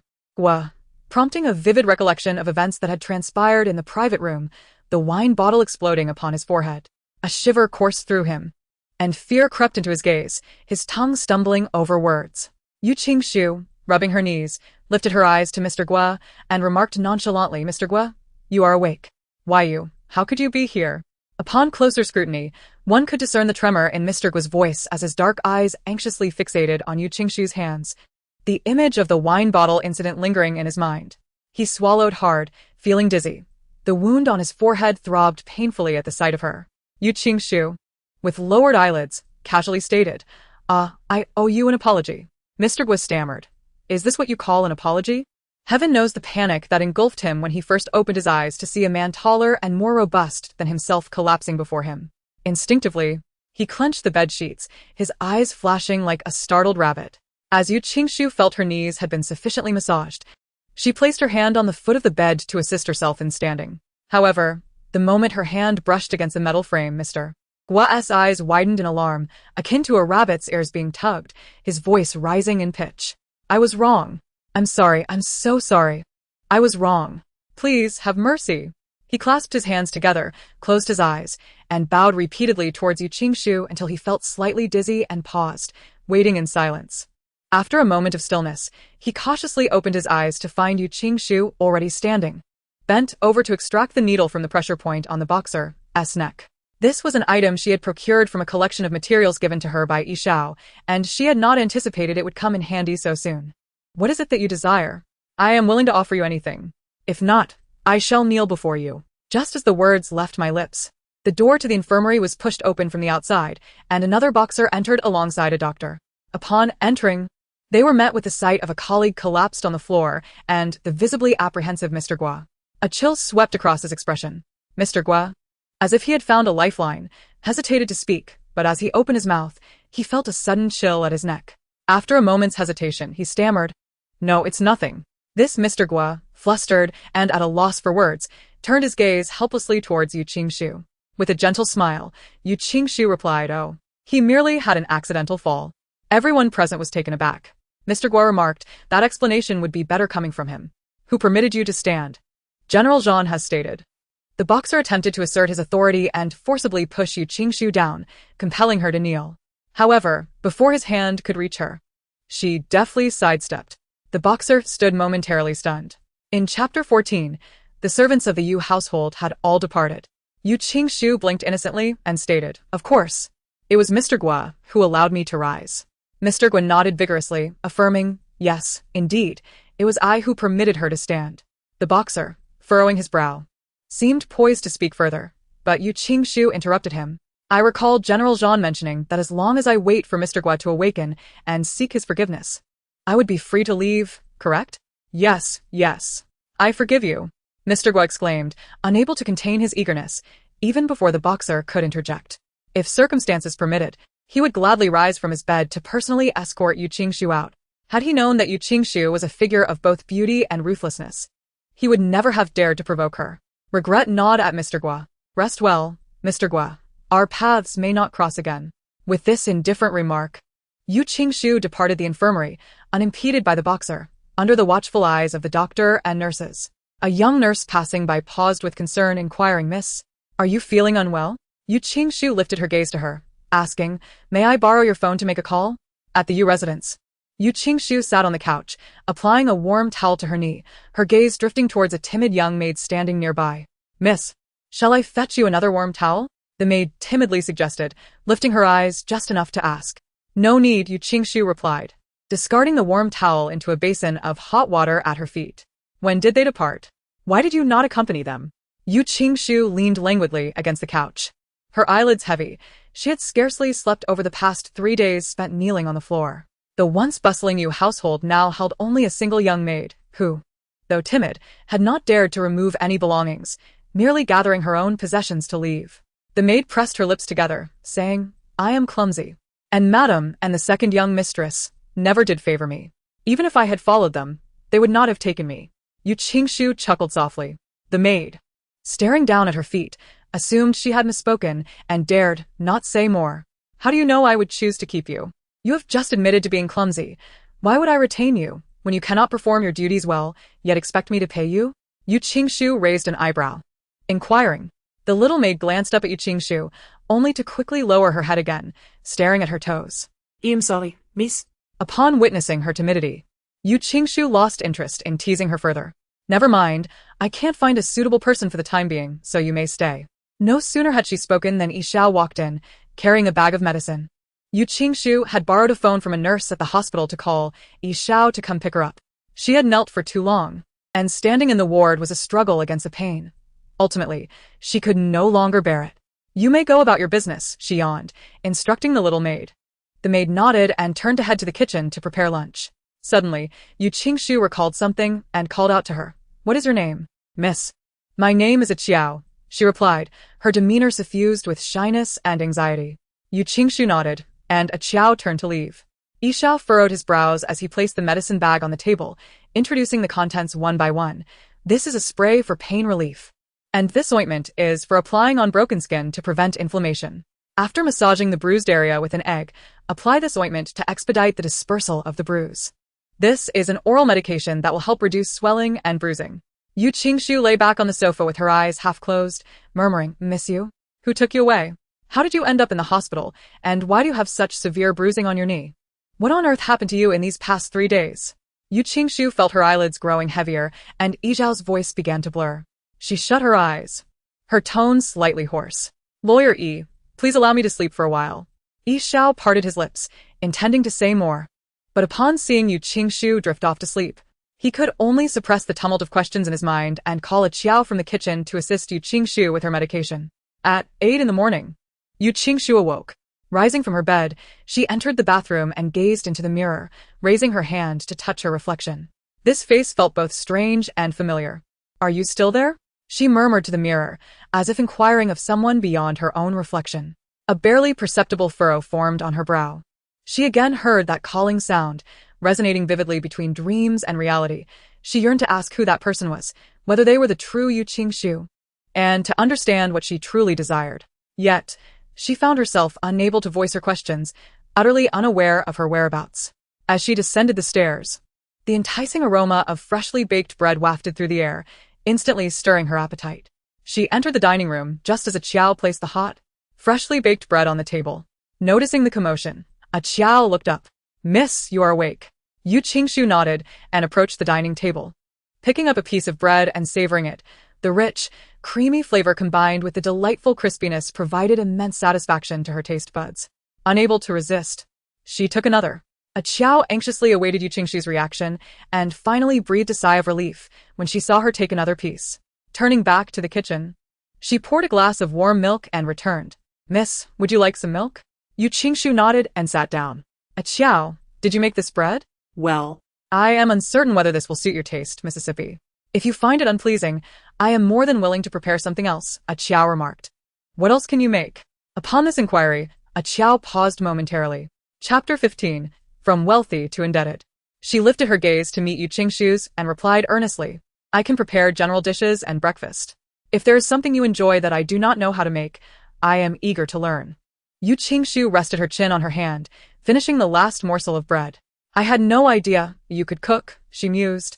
It appeared that Qiao was not as clumsy as she claimed. Rather, it was a lack of confidence that held her back. I particularly like this small bread. Yu Qingshu indicated the plate of bread. Upon hearing this, Qiao's eyes sparkled with excitement. If you like it, I can bake some more for you. Very well. Yu Qingshu gently nodded, then turned her head slightly, smiling softly as she inquired, Qiao, did your family teach you how to cook? At this, Qiao lowered her gaze, her voice tinged with difficulty. I taught myself. I am an orphan. Yu Qingshu was momentarily taken aback. A fleeting change in her expression passed over her as she regarded Qiao, but it was gone in an instant, unnoticed by Qiao. It was not sympathy that she felt, but rather a pang of sorrow. For she too was an orphan, having grown up in an orphanage, oblivious to the appearance of her biological parents. When asked if she wished to know about them, she would often dismiss the notion, yet occasionally pondered how she would react if one day they appeared before her, proclaiming her as their daughter. She imagined she would flatly inquire why they had abandoned her for so many years. The director had mentioned that she was left at the orphanage's doorstep while still in swaddling clothes, indicating a deliberate choice to discard her rather than a necessity. Qiao, when I find some free time, please teach me how to make these little breads, Yu Qingshu said, reaching for another piece. Qiao looked up in surprise, her face lighting up with joy as she replied, certainly. However, I may be a bit busy soon, so I will seek you out to learn. First, Do share the general steps with me. She did not genuinely wish to learn how to bake small bread. Rather, she observed how a Qiao's eyes shone when she spoke of cooking. Perhaps it was a sense of kinship that stirred within Yu Qingshu, prompting her to inspire a Qiao's confidence. Yet, she was not an emotional person, never had been. Thus, she found herself at a loss, unable to discern whether this impulse arose from her own fleeting sentiment or the influence of her inherent character. A Qiao nodded earnestly, detailing the steps to bake the small bread with sincerity. Yu Qingshu listened with a measure of distraction, occasionally posing questions to ensure a Qiao knew she was engaged. After breakfast, Yu Qingshu recalled the pile of materials left by Yi Xiao and ascended to her study, intending to peruse them, although she was likely to struggle with comprehension. Not long after she began reading, Yi Xiao arrived. The study door was ajar, and after knocking lightly, he stepped inside. "Miss Yu, how is your knee faring?" At his words, Yu Qingshu instinctively glanced down at her knee. "It's fine. There's no need for a wheelchair." Yu Qingshu smiled faintly as she closed the documents in her hands, the myriad of data-laden reports causing her considerable headache. Yi Xiao could easily discern that she was jesting. Yet he found no amusement in her words. Furrowing his brow, he admonished, "Miss Yu, it is imperative that you apply your medication properly and cherish your health." "Yes, I understand," Yu Qingshu nodded. Yi Xiao was a remnant of Yu Wanqing left for her, and knowing that Yu Qingshu had endured hardships over the years, the dual burdens of responsibility and guilt intensified his concern for her well-being. Aware of Yi Xiao's good intentions, Yu Qingshu offered no objections and complied obediently. Yi Xiao glanced at the document Yu Qingshu held, recognizing it as the financial report of the Yu Group from 2 years prior. "Miss Yu, are you reviewing the financial statements?" he inquired. Yu Qingshu looked at the cover of the document and candidly replied, "Yes, but I cannot comprehend it." Yi Xiao adjusted his glasses, his expression suddenly turning grave. "Miss Yu, there is something I intended to discuss with you earlier, but due to your abrupt departure, I did not have the opportunity." "What is it?" "The Yu Group was acquired by the Zhan Group 2 years ago." Yu Qingshu immediately rose to her feet, exclaiming, "Acquired by the Zhan Group?" Yi Xiao nodded and retrieved the latest equity-holding document from the pile, presenting it to her as he explained, 2 years ago, the Zhan Group unexpectedly began to acquire shares from various stakeholders of the Yu Group and made substantial investments. Over the course of 2 years, the Zhan Group now holds 55% of the Yu Group shares, thus possessing absolute controlling interest. As Yu Qingshu scrutinized the document, she noted the prominent name Zhan Sijua at the top of the shareholding percentage. Her lips parted slightly, as she attempted to articulate a response but found herself momentarily at a loss for words, looking up at Yi Xiao instead. With a sigh, Yi Xiao produced another document detailing her current holdings in the Yu Group. "This reflects the shares you currently possess, Miss Yu. Due to the significant influx of capital, your shareholding has been affected and has diminished accordingly." Yu Qingshu opened the document and remarked, "I recall my mother bequeathing me 15% of the shares in her will." "Indeed," Yi Xiao confirmed. "It should not have been diluted to below 10%. However, even as she began to speak, Yu Qingshu's gaze fell upon the document revealing her current shareholding percentage. She scrutinized it meticulously several times. 1%? She exclaimed, incredulity washing over her as she sought confirmation in Yi Xiao's expression. Regrettably, Yi Xiao nodded in affirmation. "Miss Yu, you have not misread it. Your current shareholding is indeed only 1%. Yu Qingshu's lips twitched slightly. What can 1% accomplish? In the Zhan Group, possessing 1% of the shares would grant one the status of the local tycoon in a 4th-tier city. Yet, according to the financial report from 2 years ago, the Yu Group had already been operating at a loss for 7 or 8 years. It was on the brink of collapse. In such a company, a mere 1% of ownership would yield not a single penny. Although the Zhan Group has invested funds over the past 2 years to help the Yu Group offset considerable losses, the management has primarily been in the hands of Qian Haixing, leaving the Zhan Group with little oversight. Consequently, the investment has largely resulted in losses, leading to a state of insolvency. Initially, it was presumed that her rebirth and the inheritance of a substantial fortune would transform her into a wealthy woman. However, upon inheriting the estate, she found herself burdened with debts instead. Yu Qingshu sat down, her gaze fixed upon the equity statement, a cold glimmer flashing in her eyes. Chapter 16. The Yu Group faces bankruptcy liquidation. This shell company, the Yu Group, was surprisingly sought after by the Zhan Group, which was willing to incur significant losses to gain control. This was not due to any admiration for the Yu Group's brand or belief in its growth potential, but rather because of her, specifically, the former incarnation of herself. Yu Wanqing had once saved the life of the elderly matriarch of the Zhan family, earning her deep affection. Aware of the U Group's struggles, the matriarch would take it upon herself to assist Yu Qingshu without her needing to ask.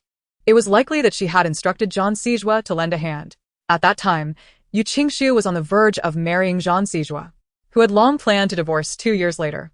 Thus, upon hearing the matriarch's request, he cleverly devised a scheme to acquire the U Group at a loss, giving the impression to outsiders that the company was being courted by significant capital and destined for prosperity. However, this also meant the U Group was now under Zhang Sijua's control. The U Group represented the collective effort of 3 generations of the Yu family, and Yu Qingshu held it in high regard. With Zhang Sijua holding the controlling stake, he could manipulate her, compelling her to sign a marriage agreement for those 2 years. As she processed this information, her heart ached once more. She pressed her lips together, her fingertips twitching as she suppressed the rising despair and pain in her chest. Zhang Sijua was the love of her previous self, but she held him in disdain. The U Group was of great significance to her former self, but for her, it was inconsequential. If it were to vanish, so be it. In her eyes, there was only one paramount objective: to settle the score with the scoundrel and the shameless woman, for one life demanded the price of 2. Yi Xiao was somewhat taken aback, not expecting Yu Qingshu to remain so composed. "Miss Yu, do you not intend to seek out President Zhang?" he ventured. No. Yu Qingshu replied decisively. Did she feel her life was too long, offering herself up willingly to seek death? Given Zhang Sijua's deep-seated animosity towards her, she feared that merely appearing before him would lead her straight to the underworld. Seeing her refusal was so resolute, Yi Xiao chose not to press further, stating, "Miss Yu, there is another matter." Yu Qingshu turned her gaze towards him. Due to the continuous losses of the U Group, President Zhang announced internally on the day of your divorce that a bankruptcy liquidation would ensue. Bankruptcy liquidation? On the day of the divorce? Yu Qingshu scoffed coldly. Let him proceed with the bankruptcy liquidation then. Miss Yu, the U Group was a legacy left to you by your mother, and it has endured through 3 generations. To allow it to simply go bankrupt. Regardless, the U Group is destined for bankruptcy. There is no need to review that pile of documents, she replied, suddenly finding herself with ample free time, having initially expected to be quite occupied. After leaving her study, she went directly to find a Qiao to learn how to bake small bread. The police station. As Chun Qianqian emerged from the police station, she was greeted by Jia Manlan, who had been anxiously waiting for her outside. Upon seeing Jia Manlan, Chun Qianqian's eyes welled with tears. In a delicate tone, she lamented, "Mother, you have no idea how unbearable it was in there. The place was filthy, and there was hardly anywhere to sit. Why did it take you so long to bail me out?" Chun Qianqian was initially supposed to be detained for 10 days, but Jia Manlan had used her connections and financial resources to secure her early release. "It's all that little vixen's fault." Jia Manlan seethed as she ushered Chun Qianqian into the car. "That lawyer of yours has some influence. But I had to turn to your father to seek help from Mr. Zhang when I ran out of options." Upon hearing this, Chun Qianqian's heart raced as she grasped Jia Manlan's hand tightly, asking, "Mother, what did Mr. Zhang say? Does he think that I—" She had always maintained an image of a refined and gentle heiress in front of Zhang Sijua, and if he were to discover the reason for her arrest, all her efforts would be in vain. As this thought crossed her mind, the color drained from her face. Jia Manlan gently patted the back of her hand, reassuring her. "Do not worry, Mr. Zhang merely believes you were a victim of Yu Qingshu's scheming. Otherwise, why would he have arranged for your release?" Relieved by this revelation, Chun Qianqian exhaled, her lips curling into a slight smile before suddenly faltering as another thought struck her. "Mother, who did Mr. Zhang take to that gathering that night?" Observing her daughter's troubled expression, Chun Qianqian felt her heart sink. "Surely, he didn't bring that vixen Yu Qingshu with him?" Jia Manlan turned to Chun Qianqian, her silence speaking volumes. Chun Qianqian instinctively tightened her grip on Jia Manlan's hand, her eyes brimming with tears. "How could he bring Yu Qingshu along?" "Mother, I knew she was being deliberate. She set a trap to keep me from attending the gathering with Mr. Zhang, all to elevate her own status." By the end of her outburst, Chun Qianqian's voice was nearly squeezed out between clenched teeth, each word dripping with venom. "Rest assured, that little vixen pales in comparison to you. Everything she has done in the past 2 years has only served to repel Zhang Sijua. Since he has divorced her, any attempts she makes to rise in status are nothing but the antics of a fool." Jia Manlan scoffed. Upon hearing this, Chun Qianqian raised her chin with pride. Of course, whether in the past or present, Yu Qingshu has always been seen as worthless in the eyes of those around us. If it weren't for that short-lived old woman insisting that Mr. Zhang marry that wretch, he would have been mine long ago. Jia Manlan smiled slyly, "My dear. Now that Zhang Sijua is single and you see him frequently at the Zhang group, you must put in more effort. If you can become the mistress of the Zhang family, our family will surely benefit as well, and those around us will undoubtedly flock to you. Just imagining this prospect made her smile stretch from ear to ear. She and Yu Wangqing were college classmates. Jia Manlon had always been exceptional, growing up surrounded by admiration. Wherever she went, all eyes were drawn to her. Yet, upon entering university, it seemed that wherever Yu Wangqing was present, all attention shifted solely to her, rendering Jia Manlon invisible. How could her proud self-esteem endure such treatment? The snowball of jealousy within her grew ever larger, and the desire to surpass Yu Wangqing only intensified with the passage of time. Consequently, she found herself imitating Yu Wangqing in every endeavor, yet each time, she faced defeat at Yu Wangqing's hands. Eventually, when Yu Wangqing married, she witnessed Chen Haixing at the wedding. Chapter 17, Debt Amount, 999 million. Chen Haixing was strikingly handsome and displayed endless tenderness toward Yu Wangqing during the ceremony. The jealousy that consumed Jia Manlon drove her to the brink of madness, as the thought of stealing him away from Yu Wangqing tormented her day after day. Unable to bear it any longer, she visited during one of Yu Wangqing's business trips. That night, as she lay beside Chen Haixing, an unprecedented sense of satisfaction filled her heart, reminiscent of a long-lost victory. Once the mistake was made, Chen Haixing could not turn a blind eye. Moreover, Jia Manlon's ability to be more charming and feminine than Yu Wangqing ensnared him, leading him to embrace the error. Jia Manlon exerted every effort to ensure Chen Haixing could not leave her, satisfying her wounded pride immensely. However, as time passed, she grew restless, yearning for more than a clandestine affair with Chen Haixing.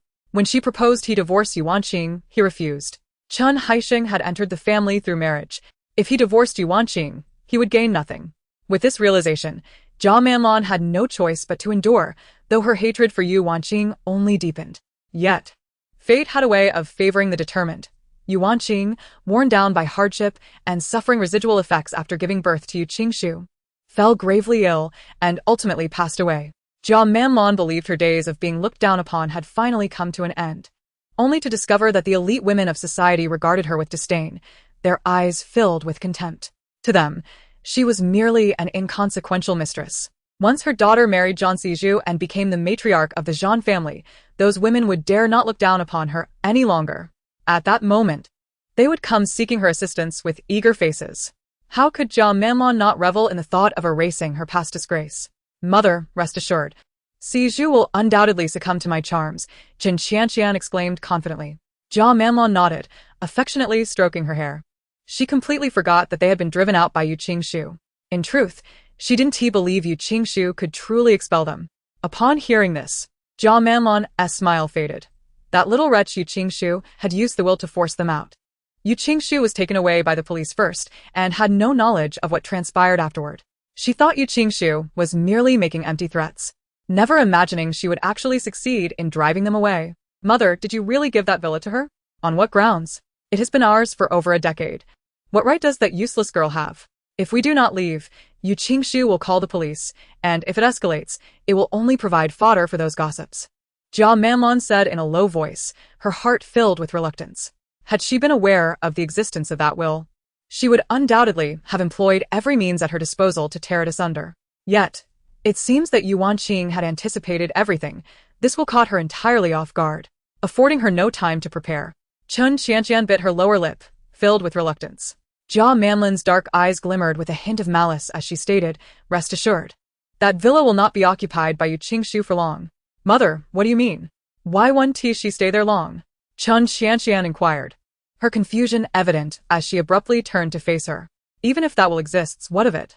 The Yu Corporation has been drowning in debt for the past 2 years, a mere shell of its former self. And let us not forget, the Yu Corporation is hardly Yu Qingshu's.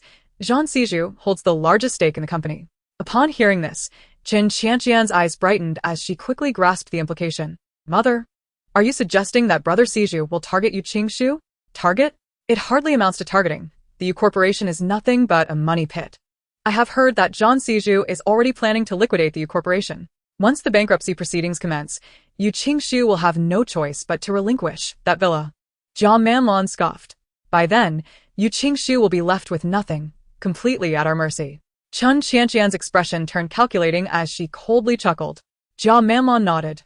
Thus, what you must do now is to focus on gradually winning Zhang Siju's heart. Yu Qingshu is no match for you. But if we let her go just like that, then my time spent in the detention center was for naught. Mother, I cannot accept this. I truly cannot. Chun Qianqian clung to Jia Manlon's arm, leaning against her shoulder. Who said we are letting her go? Do not worry, she will not have a favorable outcome. Chun Qianqian nodded with feigned innocence, her eyelashes fluttering, her eyes swirling with cunning. At the Yu residence, in the study, Yu Qingshu gazed at the documents that Yishao had just delivered. After a moment, she looked up, seeking confirmation once more, and asked, "Are you suggesting that once bankruptcy liquidation occurs, my villa will be auctioned off, and the money my mother left for me will be frozen? Moreover, even if I were to lose everything, I would still be burdened with nearly 10 million in debt?" Yishao nodded for the third time. "Miss Yu, you heard correctly." Yu Qingshu's lips twitched as she closed the document. "This cannot be right. Even if the Yu Corporation were to go bankrupt, it shouldn't fall to me, merely a minor shareholder with 1% equity, to shoulder the debts, should it? The actual controlling interest is in Zhang Siju's hands, is it not? In principle, that is indeed correct." In principle? Upon hearing this phrase, Yu Qingshu immediately understood, a sardonic smile gracing her lips. "Indeed, I nearly forgot how determined he is to annihilate me." The legal team of the Zhang Corporation had never known defeat. It would merely be a matter of changing the name of the debtor to Yu Qingshu, a trivial task for them. Yu Qingshu reopened the document, scrutinizing the list until her gaze settled on the total, 99 million. A sudden urge to laugh washed over her. Perhaps she ought to thank Zhang Siju for being somewhat merciful, at least not leaving her with debts exceeding 10 million. "Miss Yu, why not speak with President Zhang? Perhaps, considering your former marriage, he might be open to negotiation," Yishao suggested. "Room for negotiation? If there were any leeway, Attorney E, this list would not have found its way into my hands." Yizhao's words were lodged in her throat by this statement. Yu Qingshu met Yizhao's concerned gaze and sighed. She understood that Yishao did not mean to say it that way, for it was indeed the only course of action left. "Very well, I shall find a way to speak with Zhang Sijua." Although she was acutely aware that the likelihood of changing Zhang Sijua's mind was negligible. "Miss Yu, I shall also contemplate additional solutions here," Yishao remarked, sensing a glimmer of hope and releasing a breath of relief. Yu Qingshu nodded perfunctorily. A Qiao knocked on the door and stood by it, saying, "Miss, Attorney, lunch is ready. Shall we proceed to dine?" After glancing at a Qiao and then back to Yishao, Yu Qingshu rose and declared, "Let us go." Yishao opened her mouth to speak but hesitated. Chapter 18. Pleading with Zhang Sijua. Yu Qingshu halted her steps, raising an eyebrow playfully. "What is it? Is there something else you'd like to say?" "Miss Yu, when do you intend to approach President Zhang?" "Once the bankruptcy liquidation process commences, halting it becomes exceedingly troublesome." "I shall go after lunch," Yu Qingshu replied helplessly. Yishao nodded. "Then I shall accompany Miss Yu." "No need, I can manage on my own," she asserted, and with that, she descended the stairs with a Qiao to partake in their meal. During this meal, aside from Yu Qingshu finishing an entire bowl, both Yishao and a Qiao found their food tasteless. One might think they were the true debtors, completely disconnected from Yu Qingshu. After satiating her hunger, Yu Qingshu set down her chopsticks and observed the heavy expressions on a Qiao and Yishao, clearing her throat lightly. As she reached for Yu Qingshu's soup bowl, Yu Qingshu intercepted her hand, saying, "No, I am quite full." Yu Qingshu contemplated, "Are you genuinely concerned that you'll endure hardship alongside me in the future? Rest assured, I will not burden you with my debts." "Miss, please do not dismiss me," a Qiao urged. "I am not afraid of hardship. I can assist you in repaying the debts." A Qiao exclaimed anxiously, "I am merely worried about you." "Mississippi worried about me?" The eldest lady, accustomed to a life of luxury, was now faced with starting anew, and a Qiao feared she might struggle with the transition. A sharp pang resonated within Yu Qingshu, akin to the snapping of a string in her heart. She forced a smile, yet before she could respond, Yishao interjected, "Miss Yu, I too can lend my assistance. Madam, you extended considerable help to me in the past, and I have yet to repay that kindness." Yu Qingshu smiled, her eyes sparkling with warmth.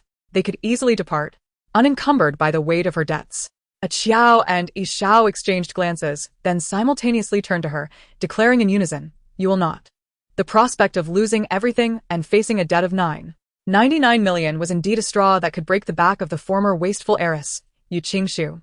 Yet for her, it merely represented the completion of several transactions, a trivial matter, especially considering the attempts to drive her to despair and suicide through such means.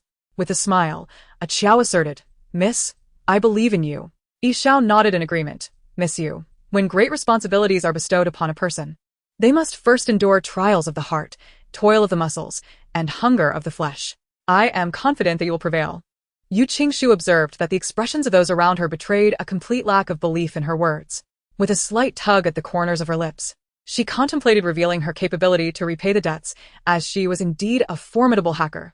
The sum of 9.99 million was merely a matter of executing a couple of transactions. However, upon noticing the dismissive demeanor of Yi Xiao and a Qiao, she opted to refrain from speaking further. She feared that her assertion would only lead them to worry about her mental state.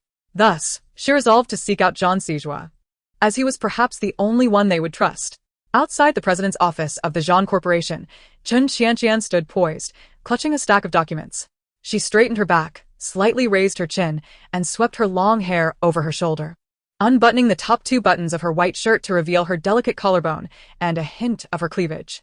At last, with a subtle curve of her crimson lips, she knocked gently on the office door. "Come in." Zhang Sijua's deep voice resonated through the slightly ajar door. Chen Qianqian entered, her high heels clicking against the floor, and placed the documents on the desk. "President Zhang, I require your signature on this document," she spoke softly. Upon hearing her words, Zhang Sijua glanced at the document without lifting his head, swiftly scanning it before signing his name with efficiency.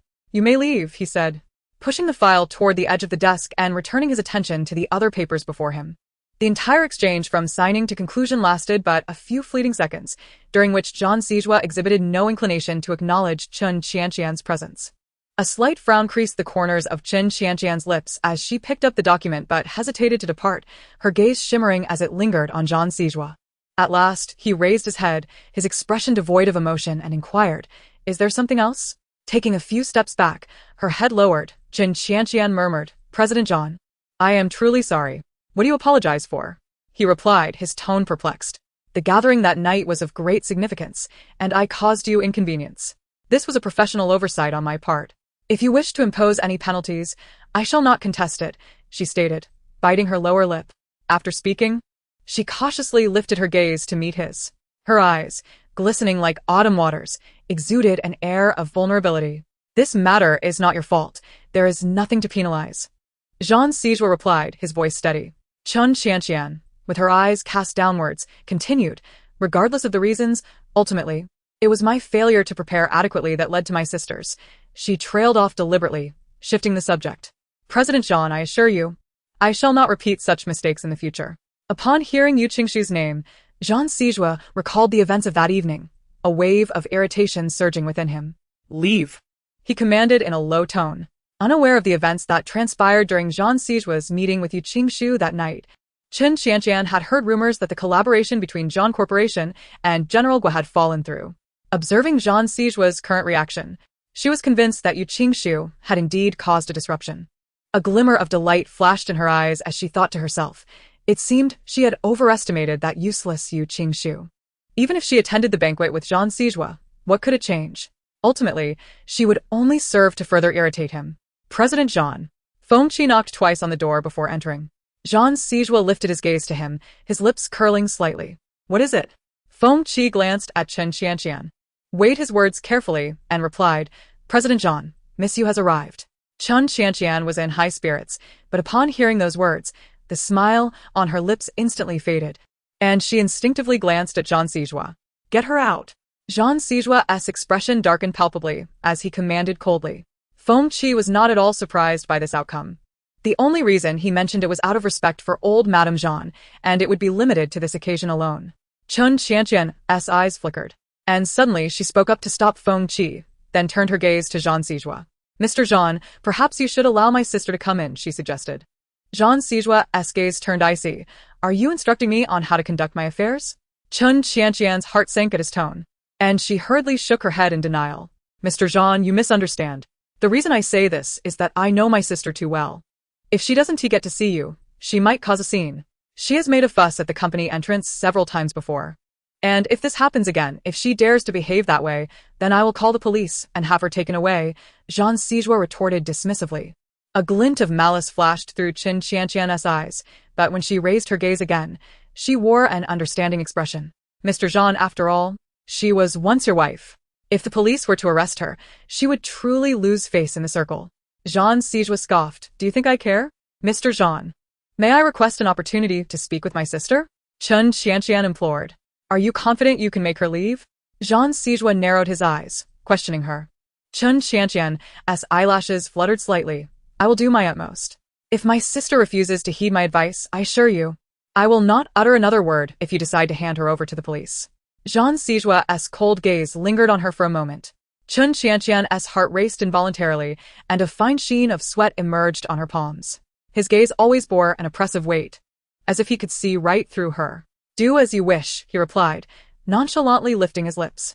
Feeling the intensity of Jean Sijua's probing gaze shift away from her, Chun Qianqian let out a sigh of relief. She swallowed hard, steadied her voice, and forced a faint smile. Thank you, Mr. Jean. With that, she turned and exited the office. Yu Qingshu was waiting in the open meeting area on the first floor, glancing at the time on her phone, calculating that she would leave in another 5 minutes. She called Feng Qi, asking him to notify her. She had not truly expected to see Jean Sijua. However, she felt compelled to go through the necessary motions. Upon her return, at least if Yi Xiao inquired, she could truthfully say that she had attempted to find a solution, but Jean Sijua had refused to see her. 5 minutes passed. Yu Qingshu stretched, took a sip of her coffee, stood up, and grabbed her bag in preparation to leave. Yet, as she stepped out of the meeting area, she unexpectedly encountered someone. The sound of high heels echoed crisply against the gray-blue tiles. Truly, fate had a way of bringing adversaries together. Upon seeing Chun Qianqian before her, Yu Qingshu felt no surprise. Sister, Chun Qianqian stated, standing firmly in front of her, her high heels giving her a slight advantage in height over Yu Qingshu, who wore flats. The height of the situation instilled in Chun Qianqian a sense of superiority as she cast a penetrating glance at her, mocking. You surely did not expect to see me here, did you? Indeed, I did not anticipate this. It appears that the Jean group remains oblivious to the reasons behind your incarceration, Yu Qingshu replied languidly, dismissing Chun Qianqian's provocations with disdain. In comparison to her former confidant from a past life, Chun Qianqian, the delicate white lotus, paled in significance. For a fleeting moment, the pride on Chun Qianqian's face faltered. Yu Qingshu, you possess quite the stubborn tongue. But what does your obstinacy matter? You are desperately trying to entangle yourself with Sijuaga. Yet all it achieves is deepening his aversion towards you. Yu Qingshu lowered her gaze, half closing her eyes, unaffected by Chun Qianqian's words. The so-called waste she referred to was the original self, not her. The Yu Qingshu who loved Jean Sijua, with a humility that reduced her to dust, was certainly not who she was now. However, Chun Qianqian misinterpreted Yu Qingshu's silence as shame and timidity, her arrogance intensifying. Yu Qingshu, you have come seeking Sijuaga, haven to you? At this juncture, you cannot still believe that a mere exchange of words could lead him to remarry you? Allow me to be frank. I am here because Sijuaga sent me. Growing increasingly impatient with excessive chit-chat, Yu Qingshu found Chun Qianqian's demeanor grating. Chun Qianqian's expression cracked, her hands clenched tightly at her sides. Yu Qingshu. You, Chun Qianqian. If you are unable to produce any substance, kindly step aside. You are in my way, Yu Qingshu retorted, unwilling to engage with someone she deemed unworthy. Her goals had already been met, rendering any further interaction with Jean Sijua unnecessary. Chun Qianqian's eyes widened in disbelief. Yu Qingshu, what gives you the audacity to act so brazenly here? This is the Jean group. You have no authority to command me. Then please continue, Yu Qingshu replied, pulling over a nearby sofa to sit down comfortably, crossing her legs. Chun Qianqian was momentarily speechless. Yu Qingshu lightly tapped the armrest, and after a prolonged silence, she glanced at Chun Qianqian. Aren't you going to speak? Observing Yu Qingshu's calm demeanor, Chun Qianqian felt a surge of frustration, caught in a state of agitation. Her complexion alternating between pale and flushed, nearly grinding her teeth in fury. Yu Qingshu, you are here regarding the bankruptcy liquidation of the Yu Group. Seeking leniency from Sijuaga, am I correct? Suppressing her own turmoil, Chun Qianqian managed to smirk, her expression conveying, I know precisely what you are thinking. You cannot deceive me. In Yu Qingshu's eyes, Chun Qianqian resembled a peacock, desperately seeking a mate, displaying her feathers ostentatiously. Yu Qingshu, abandon all hope. Sijuaga has sent me to inform you that even if you were to kneel and plead, he would not acquiesce. Furthermore, when the Yu Group faces liquidation, you shall not escape the burden of insurmountable debts. Not a single cent will Zhuge contribute to your plight. With that, Chen Qianqian crossed her arms, gazing down at her with a haughty demeanor. Unfazed, Yu Qingshu rose to her feet. Chen Qianqian observed her expressionless figure suddenly rise. An uncontrollable memory flooding her mind of that day at the Yu residence when Yu Qingshu had kicked her knee, forcing her to kneel on the ground. Instinctively, she took a step back. This fear was primal. By the time Chen Qianqian regained her composure, the moment had passed. Yu Qingshu took note of her trepidation, a faint smile curving her lips, ambiguous yet teasing. Have you finished? Yu Qingshu inquired, arching an eyebrow. Suddenly, she lifted her gaze towards Chen Qianqian. Her eyes dark as ink, cold as a deep well. Meeting her stare, a wave of fear surged from the soles of Chen Qianqian's feet, constricting her, compelling her to halt. Her jaw tightened. Yu Qingshu, do you think that by driving us out of the Yu family you can monopolize that villa? How naive. What is not yours will never be yours. Once the Yu group declares bankruptcy, that villa will also be sealed and auctioned off. I shall see how long you can flaunt your arrogance. Yu Qingshu's lips curled in derision as she approached her. Chapter 20. What does not belong to you will ultimately never be yours. Chen Qianqian's eyes flickered, her left foot retreating half a step as she forced herself to stand firm, refusing to back down. She could not show fear. After all, she was merely a useless person. What was there to be afraid of? Yu Qingshu would never dare strike her here. Otherwise, she would surely send Yu Qingshu to the police station, reclaiming her lost dignity. Chen Qianqian constantly reassured herself, raising her gaze to meet Yu Qingshu's. Yu Qingshu stood before her, and although Chen Qianqian, in high heels, towered over her by half a head, the aura she exuded seemed to signify that she was the one looking down upon everything. Chen Qianqian, you spoke a truth, Yu Qingshu remarked, lifting her eyelids. Her lashes fanning out like a fan, her dark eyes reflecting Chen Qianqian's distressed face. Chen Qianqian's complexion was far from pleasant.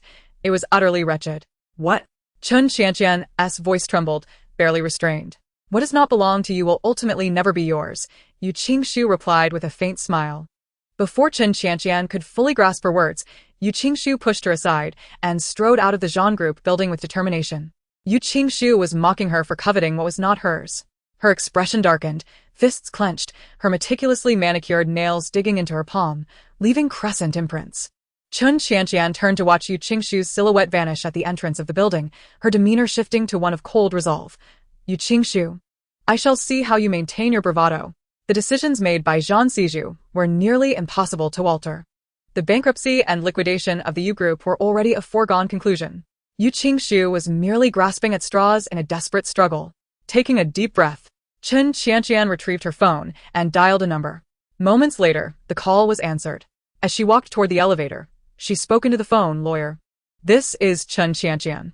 There are still some omissions in the debt list for the Yu group that I previously entrusted to you. I will compile the latest version and send it to your email. The total debt of the Yu group exceeds 20 million. The internet cafe, located at the entrance of an alley in a self-built structure, was quite small, approximately 30 square meters, crammed with a dozen computers. Although the internet cafe here lacks a pleasant ambience, it possesses one significant advantage. No identification is required. Yu Qingshu activated a computer, and as she settled in, she deftly disconnected the network cable. Moments later, her fingers danced across the keyboard, causing the screen to abruptly darken, followed by a cascade of code appearing from the top. The code flickered for a while before a web page emerged. This was a forum, devoid of any recognizable URL, established within the dark web. Yu Qingshu casually scrolled through the posts on the forum, and anyone observing her from behind would undoubtedly be astonished by her nonchalance, as well as the nature of the content therein. Each post on this forum, if exposed to the light of day, would incite upheaval. The very purpose of this forum is to facilitate transactions, primarily through posting orders or accepting them. A myriad of requests exists here, limited only by one's imagination. In this realm, as long as one possesses wealth, human life is merely a matter of price. With the protection offered by the dark web, neither party involved in a transaction knows the other's identity. The individual with whom you are transacting could be a desperate fugitive, an international law enforcement officer, or, quite possibly, a hacker like Yu Qingshu herself. Upon her entrance, a Qiao and Yi Xiao immediately stood and turned their attention toward her. Yu Qingshu acknowledged them with a faint hum. A Qiao hesitated, contemplating how to inquire, but Yi Xiao, unable to contain his eagerness, stepped forward and asked, Miss Yu, what did General Zhan say? As soon as he spoke, a Qiao looked at her with anticipation. Yu Qingshu cleared her throat, feeling somewhat uneasy under their direct gaze. She had intended to provide a vague response, yet their earnestness stirred within her a sense of guilt for being dismissive. Raising her hand, she lightly brushed her fingertips against her nose, pondering how to articulate her thoughts without appearing insincere. Noticing her silence, Yi Zhao's expression darkened. "Miss Yu, did General Zhang decline?" Upon hearing this, Yu Qingshu met his gaze and nodded. Although she had mentally prepared herself for this outcome, the confirmation still brought Yi Zhao a tinge of disappointment. However, he quickly composed himself and smiled at Yu Qingshu. "It's all right, Miss Yu. I will do my utmost to ensure that we repay as little debt as possible. If we cannot avoid it, I will bear it alongside you. If we cannot settle it in our lifetime, let my children and my children's children carry on." A gentle chord within Yu Qingshu's heart was struck once more. "Indeed, miss, I stand with lawyer Yi," a Qiao solemnly affirmed. A subtle smile graced Yu Qingshu's lips as she replied, "Yes, I have made a note of that." A Qiao, concerned that Yu Qingshu might feel disheartened, recalled how deeply the young lady had once cherished General Zhang, only to find that he harbored no feelings for her and even sought her demise. "It is nearly time for dinner, Mississippi. What would you like to eat tonight?" A Qiao changed the subject. "Just something simple, please. I am a bit tired and wish to rest upstairs," Yu Qingshu replied. Yi Zhao's eyes widened in surprise. "What, the entire meal?" Yu Qingshu nodded. The bookshelf on the far left of the study was filled with volumes, presumably complete, ranging from the first constitution to the current laws. Lawyer Yi was taken aback. Chapter 21. Protecting the Yu family, Safeguarding the Yu Group. What a profound concept it was to possess all laws from the inception of the Constitution to the present. Not to mention him, even the director of the legal department at the Zhang Group would likely not have such a comprehensive collection of legal regulations. For any lawyer, these are sacred treasures. Miss Yu, these. Oh, my grandparents had a penchant for collecting, and later passed them down to my mother, who then left them to me. However, I am not particularly interested in them, though whenever new regulations emerge, I take the time to organize and add them. When Yu Qingshu first inherited the memories of the original owner, she too was astonished. Of course, it was not to the extent of Yi Zhao, who seemed utterly flabbergasted. Although her grandparents were entrepreneurs, they held a profound respect for the law, dedicating over a decade to gathering various versions of legal texts to remind themselves of their entrepreneurial roots. Later, Yu Wanqing adopted a similar habit. Unfortunately, by the time it reached Yu Qingshu, this practice had largely ceased, with only occasional organization. Yet for Yi Zhao, this was more than sufficient. Though it was not his first time entering the Yu family study, it was the first time he approached it with such reverence. He gazed at the shelves brimming with legal statutes and felt immense regret for not having noticed them on his initial visit. Luo Yi.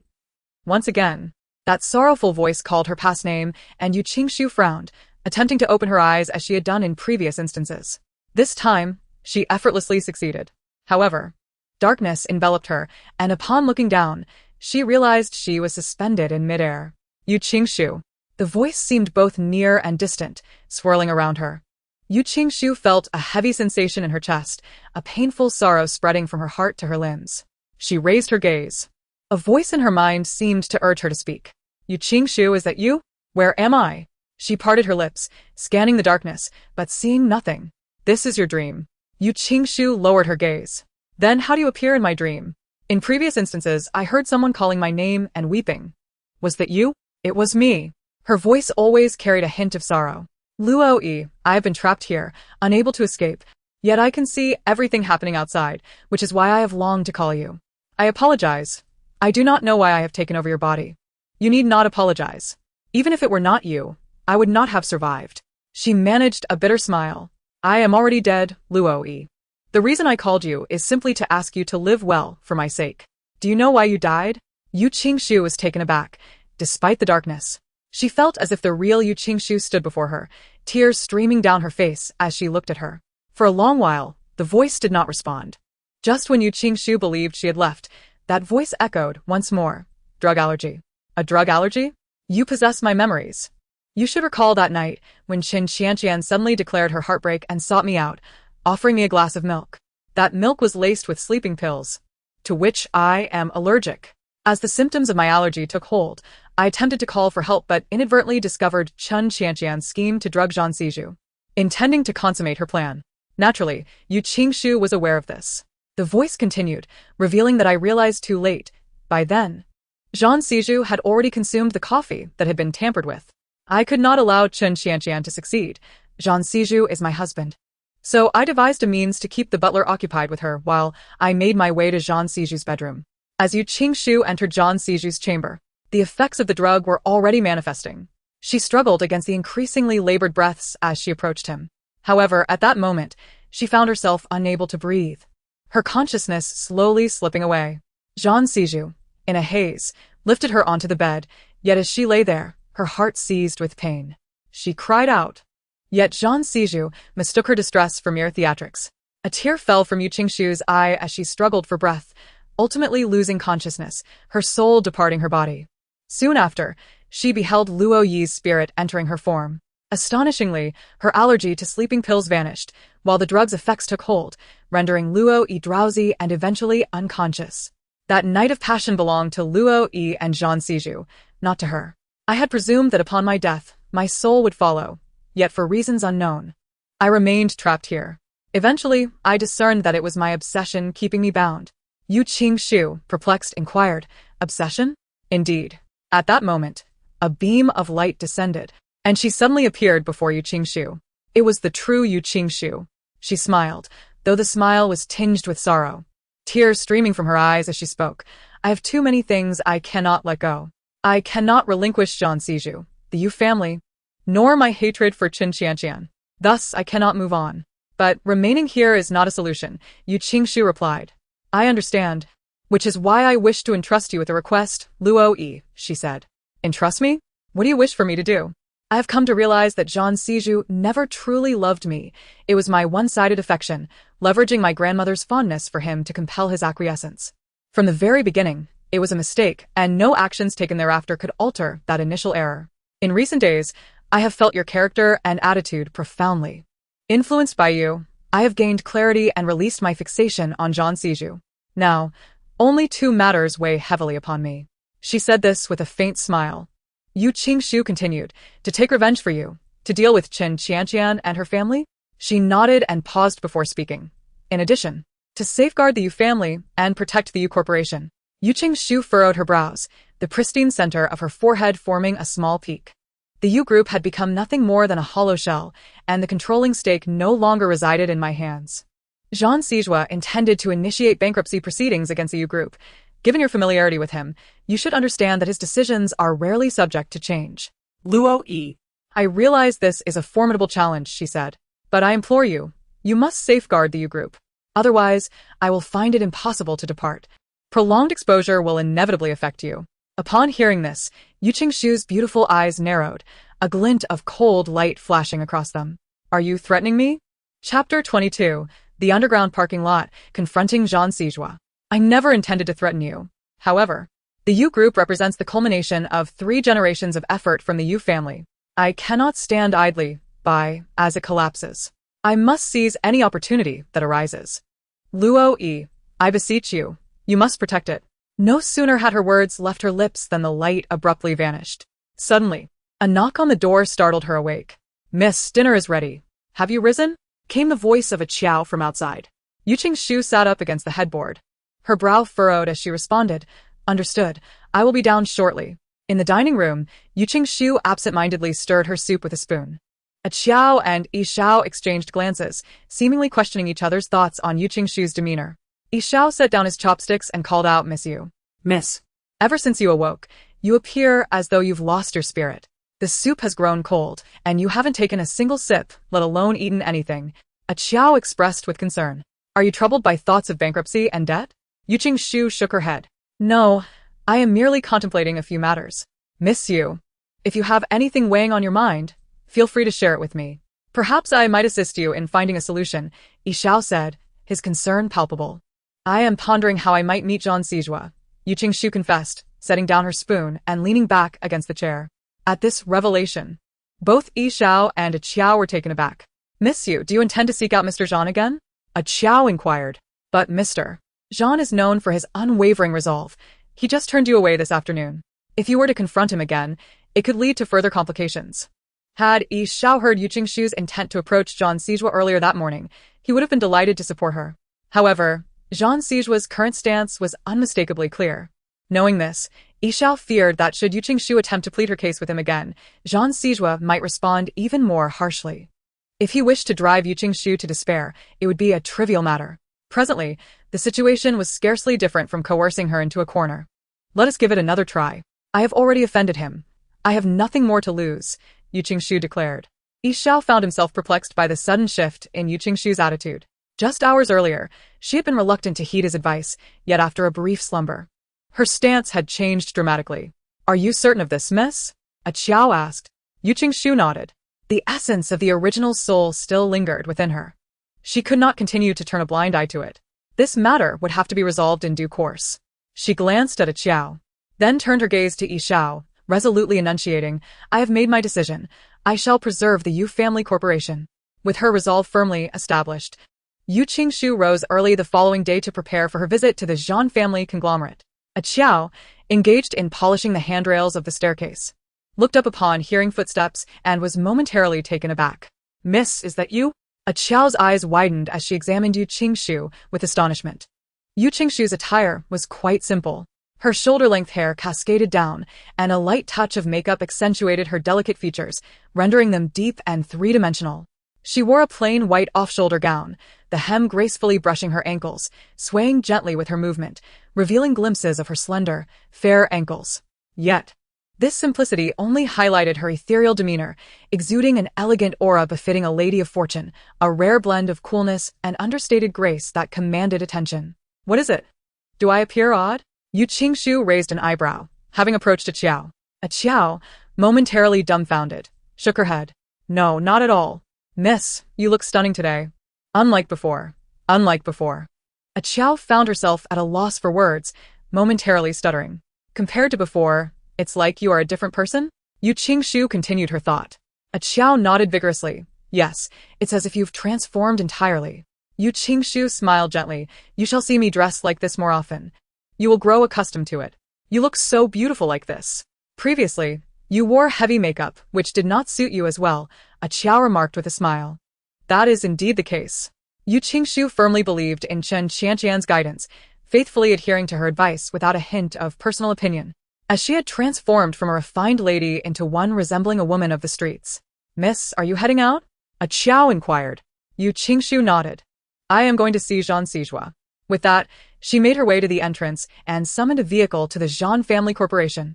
This time, she did not enter through the main entrance, but rather descended into the underground parking garage of the Zhan family building. Jean Sijua had a designated parking level on B3. Familiar with the routine, she pressed the button for the third basement level. A prompt for fingerprint verification appeared on the screen, and Yu Qingshu placed her right index finger on the scanner. The word access granted illuminated the display. While accessing the third basement may pose a challenge for others, it was a simple task for Yu Qingshu. Shortly after obtaining her marriage certificate with Jean Sijua, the matriarch of the Zhan family had brought her to the corporation to meet the senior executives and board members, intending to familiarize them with Yu Qingshu and openly declare her as the lady of the Zhan household. It was during that visit that the matriarch had ensured Yu Qingshu recorded all the fingerprint information for Jean Sijua's exclusive areas. As the elevator descended, Yu Qingshu raised her gaze to observe the fluctuating numbers on the screen, her expression growing pensive. Had she chosen to enter through the main door as she did the previous day, she would have likely been turned away before even encountering Jean Sijua. Her intention yesterday had been to avoid meeting him. Now she must meet Jean Sijua, which necessitates a different approach, such as waiting at the parking space. Fortunately, the original owner was deeply infatuated with Jean Sijua, and she remembered his habits and routines vividly. Thus, she knew he would undoubtedly be in the parking lot, resting in his car for half an hour at this time. Jean Sijua favored absolute silence and spaciousness. The parking lot had been equipped with high-end soundproofing, where even the sound of a falling needle could be distinctly heard. This expansive underground parking area on the third level could easily meet his requirements. With a beep, the elevator reached the third level. Yu Qingshu stepped out, standing at the entrance and gazing into the parking lot. Various luxury cars were neatly parked within, and Yu Qingshu furrowed her brow, unable to discern which vehicle Jean Sijua might be in. If she were to search for him one by one, she feared she would not find him until the end of the morning shift. As she pursed her lips, she suddenly heard the sound of a car door opening, not loud, but sufficient for her to identify the direction from which it came. At this hour, the only person capable of unlocking Jean Sijua's car was himself. A smile crept onto her lips as she followed the sound, and before long, she saw Jean Sijua striding toward her. Dressed in a sharply tailored black suit, he appeared tall and commanding. Although the distance between them was considerable, the aura he emanated made it impossible to overlook him, compelling her gaze to remain fixed upon him. As if he possessed an innate authority that commanded respect and instilled awe. Yu Qingshu lifted her eyes, meeting Jean Sijua's gaze directly. He had noticed her. His expression darkened, his cold eyes narrowing as he questioned, "Yu Qingshu, who let you in?" "I came in myself," she replied boldly, having mentally prepared herself for this confrontation. Indeed. It is difficult to change one's nature. Yu Qingshu, it appears the last lesson was not sufficient, as you still dare to lie before me. Speak. Who allowed you entry? A dangerous glint flickered in Jean Sijua's eyes as he scoffed. Yu Qingshu disregarded his contempt and mockery. "Jean Sijua, ever since our divorce. You have been eager to announce it publicly. Given my reputation, do you truly believe anyone would defy your wishes to assist me?" Her expression remained calm. And though her words could evoke a sense of bitterness in anyone who heard them, she delivered them with serene composure, devoid of emotional turmoil. Her clear eyes reflected Jean Sijua's stern silhouette, and she had to admit he was indeed handsome, captivating enough to make a woman's heart flutter at first sight, and later to make her willingly leap into the flames. Yet, the recollection of how he nearly strangled her and made her kneel on the ground for 3 days extinguished any lingering interest she might have had in his chillingly attractive face. Jean Sijua was taken aback by Yu Qingshu's unexpected courage to meet his gaze, a stark contrast to her usual timidity, leaving him unprepared to look into her eyes. Yu Qingshu's eyes are captivating, as clear as a spring, with a glimmer that seems to capture the entirety of the night sky stars. Her brow slightly furrowed. She found Jean Sijua's words painfully grating, igniting a simmering anger within her. Were it not for her obligations, she would have turned on her heel and departed without a word. Yet, it was evident that such an action was not feasible. She had promised the original soul to safeguard the U group.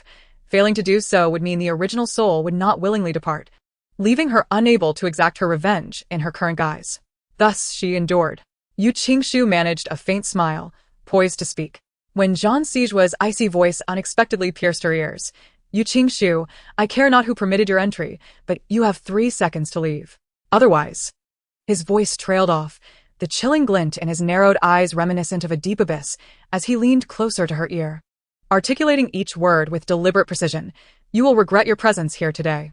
His breath, cool against her ear, sent a shiver through her limbs. Instinctively, she took a step back, creating distance between them, her eyelashes fluttering as she said, "Jean Sijua, I have come to propose a deal." Jean Sijua straightened, a sardonic smile curling his lips, as if he had just heard the most amusing and absurd statement. A deal? With the conversation having progressed to this point, retreat was no longer an option. "On what grounds do you believe I would entertain such a proposition? Do you know what I detest the most?" His voice was cold, devoid of any emotional fluctuation, yet each word fell upon her like a heavy stone, rendering her breathless. He paused, then stepped forward, towering over her, and abruptly seized her chin, compelling her to look up at him. She could distinctly see his thin lips moving, his frigid words slicing through the air like a winter gale. "It is those who, like you, consider themselves clever." With that, Jean Sijua released her chin with a forceful jerk, stepping aside as he made his way out. In the face of such overwhelming strength, Yu Qingshu had no time to react. A push from him sent her stumbling, and she fell to the ground with a resounding thud. The sound echoed sharply in the vast underground parking lot. Jean Sijua paused momentarily, but after a mere second resumed his stride, pulling out his phone to call Feng Qi, instructing him to dispose of Yu Qingshu and to arrange for air fresheners to be sprayed in the 3rd-floor parking area. He deemed any space she occupied to be sullied. His orders were clearly heard by Yu Qingshu. As she instinctively protected herself during the fall, her palm scraped against the ground, drawing blood, while pain radiated from her ankle. She watched as Jean Sijua approached the elevator, realizing she could not afford to remain passive. If she failed to sway his decision this time, future encounters would be even more elusive. Gritting her teeth against the pain, she summoned her strength to rise and pursue him, disregarding his evident disdain, and grasped his wrist to halt his departure. Jean Sijuang's ink-black eyes suddenly turned cold as he was about to shake off Yu Qingshu's hand. However, she released him first, stepping past him to stand before him with outstretched arms. "Jean Sijuang, perhaps you should listen to the terms of my proposal before making any decisions." She lifted her chin slightly, gazing directly at him. Due to the sprained ankle and the pain she endured while pursuing him, her complexion appeared somewhat pale, and a fine sheen of sweat glistened on her forehead. Today, she donned simple attire, her makeup minimal, lending her an air of fragility, yet, in her bright eyes, a resolute determination flickered, an indomitable spirit that was palpable. Zhang Xizhuang's thoughts wavered slightly as he averted his gaze, responding coldly, "Very well, then. Enlighten me on what you propose." "The annulment of the bankruptcy proceedings for the U Group," Yu Qingshu replied. "Your proposal is indeed audacious," Zhang Xizhuang scoffed. Yu Qingshu frowned and continued. "As part of the agreement, I can clear all debts of the U Group and acquire it from you. I merely need a little time to gather the necessary funds." Before she could finish, Zhang Xizhuang abruptly closed the distance between them. Yu Qingshu instinctively retreated until her back pressed against the elevator door, leaving her with no escape. Zhang Xizhuang propped his arm against the doorframe, cornering her in the narrow space between the elevator door and his chest.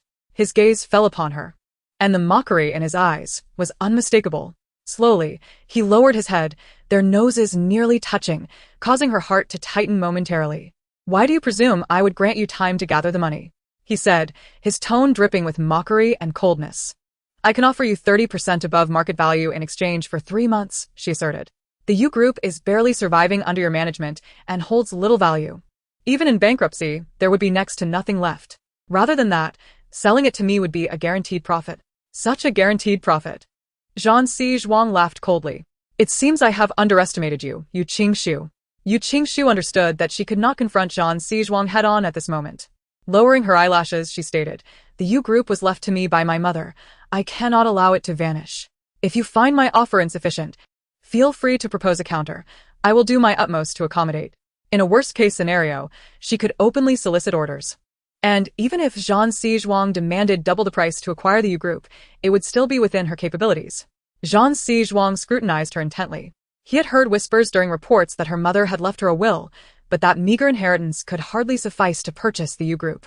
Yet, Yu Qingshu spoke with a conviction that suggested she was far from bluffing. "Where do you intend to source such a substantial sum?"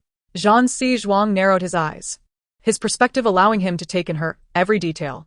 From his vantage point above, he observed her fluttering eyelashes, her high nose, delicate features, and cherry-pink lips.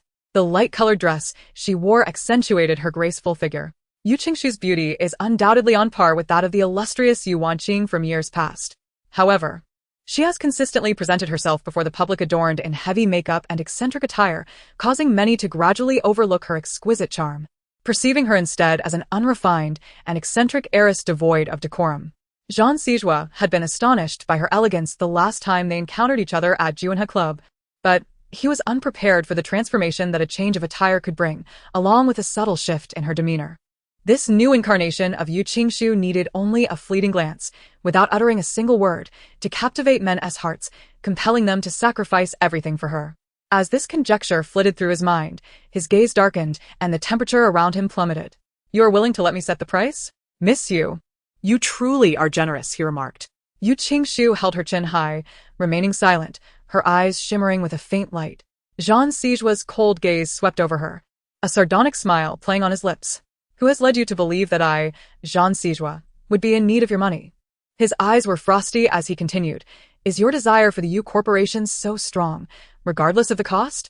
"Indeed," Yu Qingshu replied, her gaze unwavering as she met his eyes. "What if I were to demand 500 million? Zhang Xizhuang lifted his lips, scrutinizing her reaction to this figure. This was not merely a guaranteed loss. It was akin to bankrupting oneself for the mere identity of a debtor. There was no benefit in this, only the burden of becoming a liability. Yu Qingshu hesitated in her response, prompting Zhang Xizhuang to arch a mocking brow. "What's the matter? Did you not just claim that I could name my price?" Yu Qingshu lowered her eyes, deep in thought. 500 million, if she were to publicly accept such a proposal. A single major deal could yield at least 20 million in profit, and based on her previous pace, the time required should not exceed a week. At this rate, accumulating 500 million within 3 months seemed implausible. She had not checked that account in quite some time and was uncertain if such a sum resided within. Nevertheless, there must be some funds there. Perhaps she could scrape together 500 million? After a moment of contemplation, her brows relaxed, and she lifted her gaze to declare, "Very well, 500 million. You shall sell the U Corporation to me, but I require 3 months' time." I will deliver the 500 million to you thereafter. The faint curve of Jean Sijua's lips faltered momentarily, his dark eyes glistening with a chilling light. Meeting her earnest gaze, an unexpected image surfaced in his mind, her bending before other men, seeking their favor. A sense of unexplainable agitation surged within him, igniting a hint of crimson around the corners of his eyes. 3 months, Jean Sijua said coldly, his lips curling with a dangerous undertone. Yu Qingshu sensed the shift in his emotions, instinctively wanting to retreat, yet finding herself with no space to do so. Jean Sijua, Yu Qingshu. He bit out through clenched teeth, the veins at his temples bulging as his obsidian eyes reflected the delicate contours of her face. Where will you procure such funds? Yu Qingshu's heart skipped a beat, fully aware of the authenticity of his inquiry. However, she quickly regained her composure, lifting her gaze to meet his. Jean Sijua, our relationship is merely transactional. I am under no obligation to disclose the source of my funds to you. Rest assured, the money will be acquired through legitimate means. She was not a criminal. There was no reason for her to feel guilty, especially when Jean Sijua had no right to question the origins of her wealth. Upon hearing the words, Jean Sijua believed his conjecture to be accurate, his gaze growing even colder. Open and above board? Indeed. With a sharp slap, Yu Qingshu struck Jean Sijua. Her hand clenched tightly, her piercing eyes brimming with fury, her chest rising and falling rapidly. She gritted her teeth and declared, Jean Sijua, we are divorced. By what right do you speak to me? What authority do you have to judge me? I was indeed foolish in the past. If I hadn't been blind enough to marry you, I could have married any man on the street without enduring such humiliation from you. The force of Yu Qingshu's slap caught Jean Sijua off guard, causing him to slightly turn his head. Yu Qingshu understood well that the more expressionless he appeared, the more it signified his struggle to contain his rage. Within those profound eyes lay an abyss that could swallow her whole, dragging her into eternal darkness at any moment. What did you say? Jean Sijua narrowed his eyes, a dangerous glint igniting within them. Yu Qingshu took a deep breath, her obsidian-like gaze piercing into his. I said, the greatest regret of my life is having ever liked you and marrying you. Chapter 25. Jean Sijua's conditions. Damn it. Once again, she found herself by the throat. Was this man capable of anything beyond choking her? Though Yu Qingshu could not evade this time. She drew upon the lessons learned from previous encounters and swiftly aimed a knee towards Jean Sijua's lower body. A flicker of cold light flashed in Jean Sijua's eyes as he released her. He seized her wrist, raising it above her head and pressing it against the elevator door. A leg bent over her thigh. Her attempt at a sneak attack failed, and she found herself subdued. Yu Qingshu furrowed her brow. Jean Sijua, let me go. Weren't you quite eloquent just now? The frustration welled within Yu Qingshu. How could she continue speaking under such circumstances? Moreover, did he expect her to court danger further? One should know when to yield. She still needed to devise a way for Jean Sijua to agree to sell him the U Group, and she could not afford to provoke him further. I was merely acting on impulse. Please release me so we can have a proper discussion. To achieve great things, one must possess the ability to bend and yield. Suppressing her inner turmoil, her tone softened. Jean Sijua's gaze fell upon the red marks on her neck. Her skin was more delicate than most, and in such a short span, her slender neck bore a ring of red marks and fingerprints.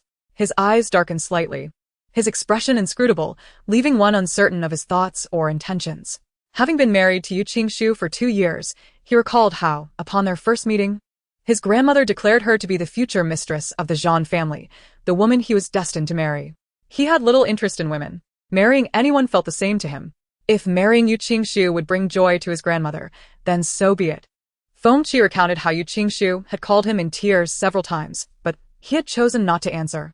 To avoid provoking his disdain further, she signed the papers. She firmly believed that within 2 years, she would touch Jean Sijua's heart, securing a place for herself in his life. She climbed into his bed at midnight, adorned in heavy makeup and revealing attire, embarrassing herself at the company, disrupting his social engagements, and weaving a web of lies. Each incident compounded, culminating in Jean Sijua's utter disdain for Yu Qingshu. Now, for the first time, Jean Sijua found the woman before him to be utterly unfamiliar. In the past, Yu Qingshu, despite her numerous foolish actions, always bowed her head in timidity when in his presence, too afraid to even raise her voice. Yet now, after the decisive signing of their divorce and her audacious act of using a wine bottle as a weapon, she stood before him, unabashedly declaring her regret for ever having harbored feelings for him. Hearing Yu Qingshu raise her voice, clearly and resolutely stating her remorse for marrying him and liking him. Jean Sijua, who had always been elevated and surrounded by adoration wherever he went, felt for the first time a sense of defeat. This defeat was a paralyzing one, leaving him with a heaviness in his chest, caught in an emotional limbo. He had always excelled at restraining his emotions, yet Yu Qingshu had managed to elicit several emotional outbursts from him. This sensation was profoundly displeasing to Jean Sijua. He averted his gaze, releasing Yu Qingshu, stating coldly, "There is nothing to discuss between us. Regarding the Yu group, it is not for sale." Jean Sijua's thin lips curled slightly, his tone crisp and icy. "If 500 million is insufficient, I can." Before he could finish his statement, the elevator arrived, and the doors swung open unexpectedly behind him. Yu Qingshu, leaning against the elevator door, lost her support as it opened, and the sudden shift in weight caused her to stumble backward. Her eyes widened as she instinctively reached for the doorframe to steady herself, but her previously sprained ankle flared with pain. And she was a moment too late to grasp it. Just as she was about to fall, she bit her lip, her brows furrowed in concern. Jean Sijua's cold eyes flickered, and just as Yu Qingshu thought she would tumble, he swiftly extended his arm, encircling her waist, applying a gentle force to pull her forward. Startled, she collided into his embrace. Thump, thump, thump. It was the sound of Jean Sijua's heartbeat, steady and powerful, reverberating against Yu Qingshu's eardrums. This time, Jean Sijua did not exert excessive force. She merely stumbled a few steps before regaining her balance. "Feng Qi, throw her out," Jean Sijua commanded, his expression impassive. Feng Qi acknowledged the order and pressed the button for the executive office floor, stepping out of the elevator to stand before Yu Qingshu. As the elevator doors began to close, Yu Qingshu realized that once they shut, it would be exceedingly difficult to see Jean Sijua again. Having come this far, she felt compelled to take a chance. Seizing the moment while Feng Qi was momentarily distracted, she pushed past him, reaching for the elevator door. Just as the doors threatened to trap her arm, Jean Sijua pressed the button inside the elevator, forcing the doors to reopen. His expression darkened as he admonished her in a low voice, "Yu Qingshu, if you seek to endanger yourself, you can easily find a car on the street to crash into. Do not sully my space. Leave." A cold sweat broke out on Yu Qingshu's back. In truth, she was also taking a gamble, wagering that Jean Sijua would never stand idly by and allow her to come to harm here, for, as he had himself stated, he believed her presence was a desecration of his domain. Feng Qi stepped forward briskly, "Miss Yu, if you do not leave of your own accord, do not blame me for taking action." Yu Qingshu furrowed her brows as she gazed at Jean Sijua, disregarding Feng Qi's kind reminder. "Jean Sijua, are you resolute in your refusal to consider selling the Yu Group to me, regardless of what I say or do? Must you insist on the Yu Group's bankruptcy and liquidation?" Jean Sijua met her gaze, momentarily taken aback. Her eyes, devoid of heavy makeup, were as clear and pure as a mountain spring, inexplicably stirring memories of another pair of eyes deep within him. "What are the conditions?" Yu Qingshu questioned, fully aware that Jean Sijua's sudden change of heart could not stem from newfound conscience. "If you can gather all the information on a particular individual within 24 hours, I can offer you a chance to interview at the Jean Group. You hold 1% of the Yu Group shares. Should you succeed in the Jean Group interview, I can arrange a position for you at the Yu Group, temporarily halting the bankruptcy proceedings. As for whether you can ultimately save the Yu Group, that will depend on your abilities." "Who is that person?" Yu Qingshu raised her eyes to him, inquiring. "The head of the KD Group project team." Chapter 26, The Eccentric Project Team Leader. "In the Yu family study, Miss Yu, who did President Zhang instruct you to investigate?" Yi Xiao turned to her, his brow furrowed in concern. Yu Qingshu shifted her gaze from the computer screen to Yi Xiao. "The head of the KD Group project team. What's the matter? Is there an issue with this individual?" After saying this, she returned her attention to the computer screen. KD Group, headquartered on Wall Street in the United States, began with oil extraction and later acquired several mines for raw material extraction. Currently, it supplies 30% of the raw materials for diamond brands worldwide. The Jean Group has long sought to enter the diamond jewelry market and establish an independent brand, and recently, KD Group has expressed interest in financing, with this financing project resting upon the shoulders of the project team leader. Jean Sijua likely aims to find this person as a means to penetrate the market through participation in KD's financing. The information on the webpage was disorganized. Yu Qingshu merely glanced through it and found no details regarding the project team leader. She furrowed her brow. While it was not surprising that Baidu yielded no results regarding the leader's birth date or background, the complete absence of even a name or gender seemed excessively absurd. "Miss Yu, Perhaps we should abandon our search for this individual, Yishao suggested as he set aside his book on economic law and approached her. Yu Qingshu closed the webpage and turned to him, questioning why. Is there something particularly special about KD Group?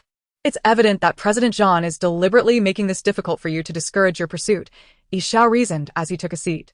The KD Group is merely a supplier of raw stones, not the largest one, and hardly exceptional. However, this project leader is rather peculiar. Yu Qingshu raised an eyebrow, remaining silent as she gestured for him to continue. This project leader joined KD 2 years ago. Miss Yu, you should be aware of when KD Group's true rise began. Shouldn't you? According to publicly available information, the group's business surged 2 years ago without a single misstep in decision-making, catching competitors off guard and rapidly capturing 30% of the diamond jewelry raw material supply market. However, there is one thing you are undoubtedly unaware of. 2 years ago, the KD Group was merely a modest supplier, barely capturing 5% of the entire market. In the span of 2 years, its market share has multiplied significantly. This remarkable achievement is intricately linked to the capabilities of a certain individual in charge.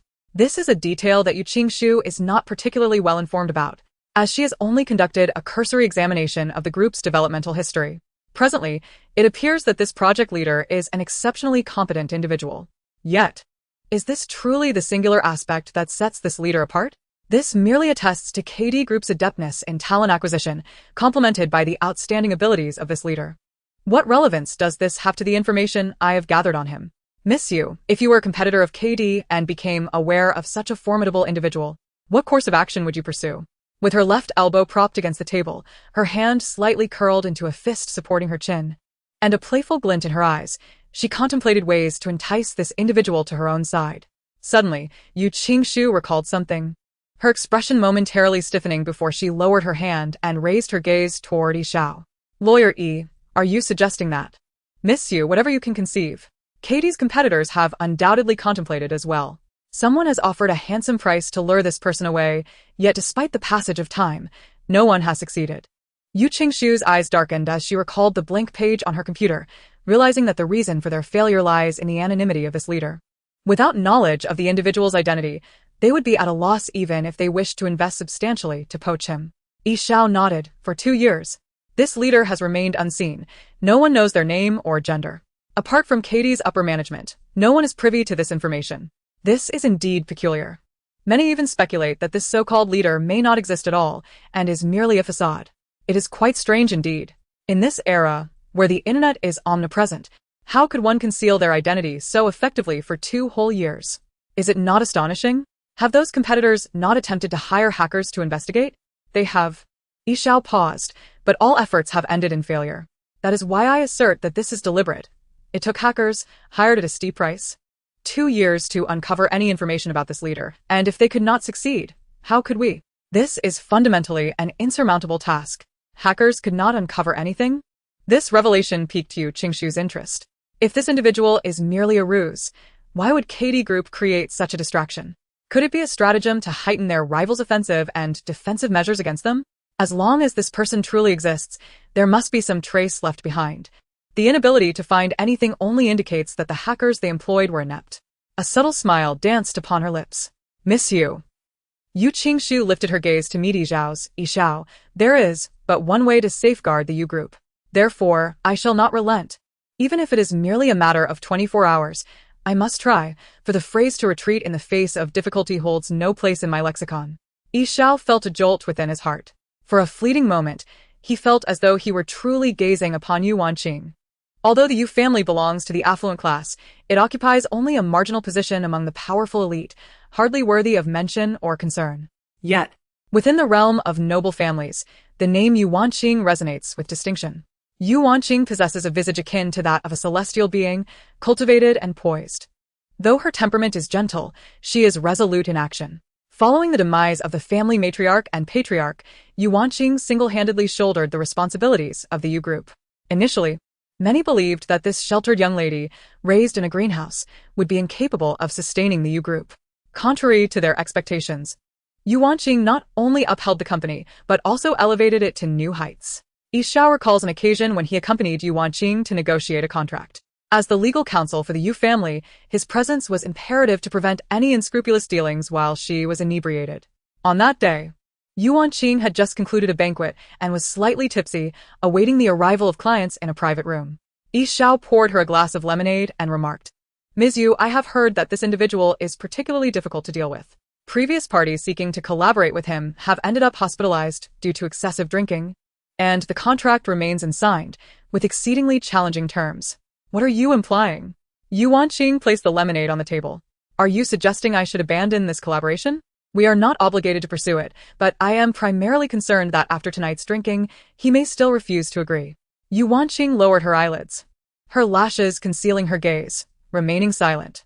After a moment, she drank half of the lemonade, set down the glass, and with a smile, declared, "The phrase to retreat in the face of difficulty does not exist in my lexicon."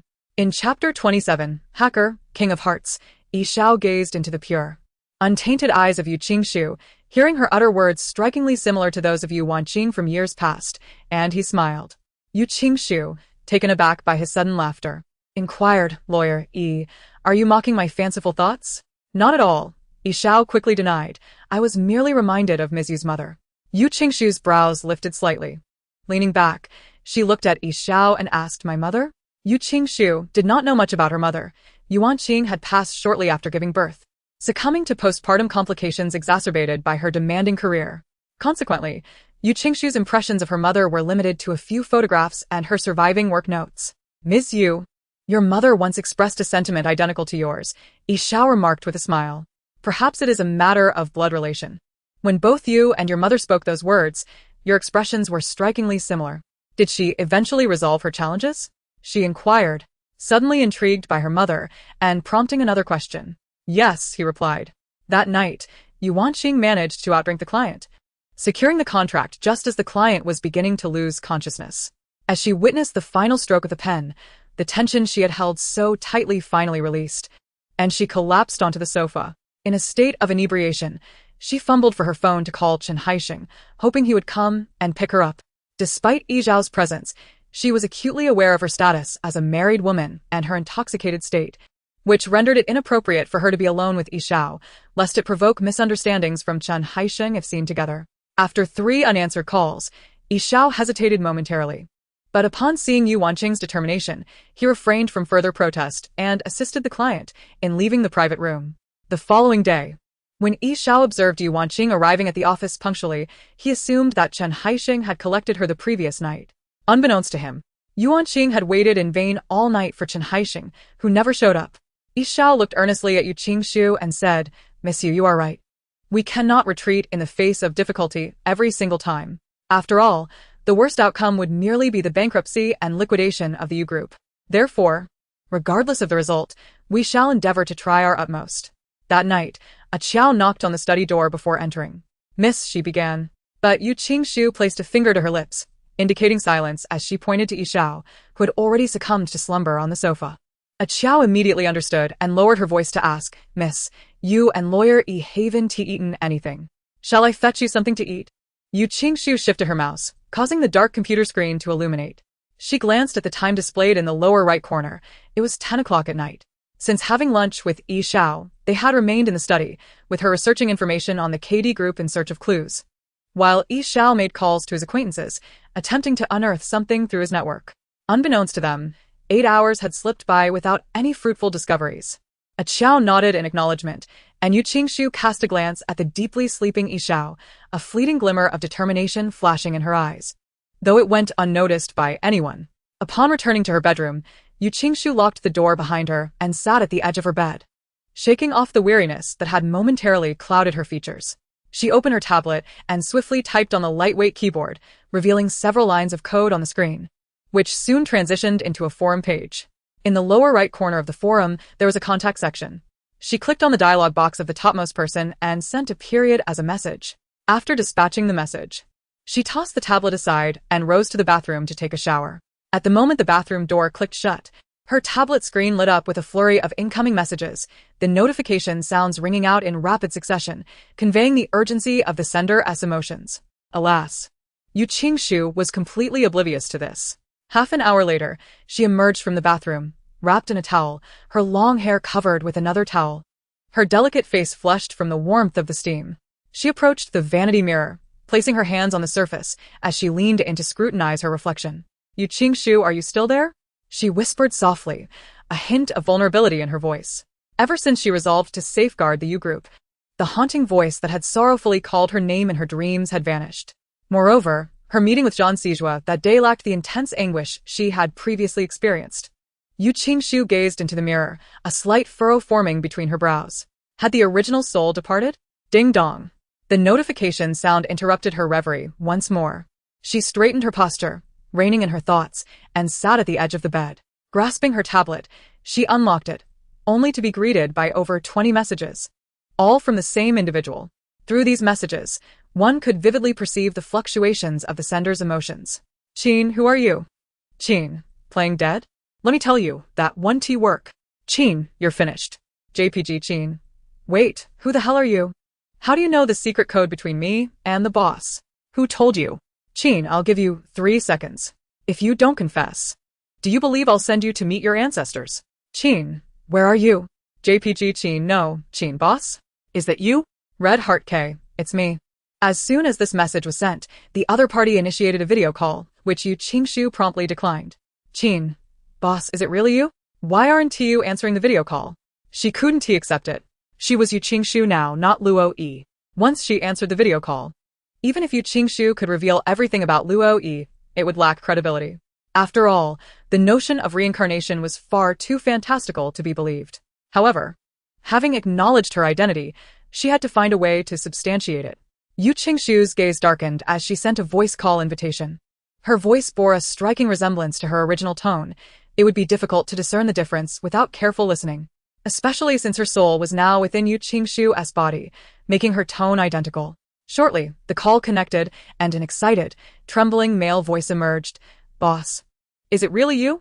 Yu Qingshu took a sip of water from the bedside table, cleared her throat, and replied, "Qin Ding, it's me." Upon hearing the familiar tone, Qin Ding, who was sitting upright in front of his computer, sprang to his feet, clutching his lightweight laptop. Eyes widened as he scrutinized the dialogue box on the screen, confirming multiple times that the account he was speaking to was indeed the boss's. "Boss, is it truly you?" Qin Ding rubbed his eyes with one hand, unable to believe it. "How many times do you need to ask?" "Yes, it's me, Luo Yi." Yu Qingshu's eyes twitched slightly as she spoke. "If you don't believe me, you can ask me a few questions. How many individuals could speak in such a manner? Even if someone attempted to imitate her, it would be impossible to be this convincing." Qin Ding nearly blurted out, "Of course I believe you." However, recalling the recent funeral he had just attended, he quickly regained his composure. "When did we first meet?" As soon as Qin Ding posed the question, he set down his laptop and sat down, his eyes fixated on the screen, longing to see the person on the other side of the call. Luo Yi had died. A week ago, a funeral was held, orchestrated solely by Luo Yi's fiancé and her closest friend. The attendees were few, as no one wished to associate with a traitor who had once served time, even in death. Tonight, he logged onto the forum intending to deactivate his account, hoping this might bring him some semblance of peace, only to discover a message from Red Heart K. Upon seeing that familiar opening line, Qin Ding's mind exploded, his blood ran cold, and his hands trembled over the keyboard. 6 years ago, on the very first day you joined the Alliance, you suffered a crushing defeat at my hands, becoming my subordinate, and were sentenced to a month of toilet cleaning. Yu Qingshu smirked. Qin Ding replied, "There's no need to be so detailed." 6 years prior, Qin Ding had joined the Alliance with the highest accolades, brimming with youthful arrogance, practically strutting like a crab.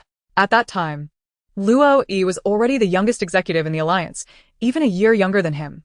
During the welcome ceremony, Qin Ding boldly pointed out Luo Yi, declaring his challenge.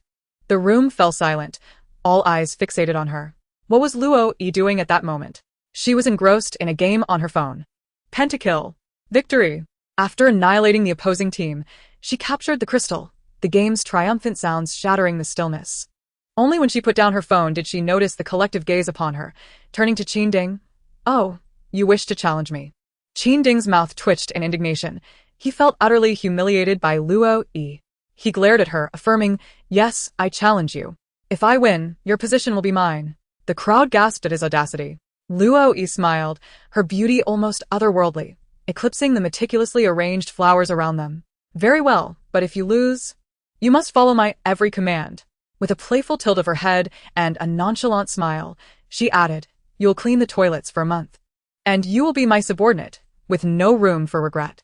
Being Luo Yi's subordinate meant perpetual subjugation, regardless of how high he might ascend in the future. Gritting his teeth, Qin Ding declared, all right, I shall not regret it.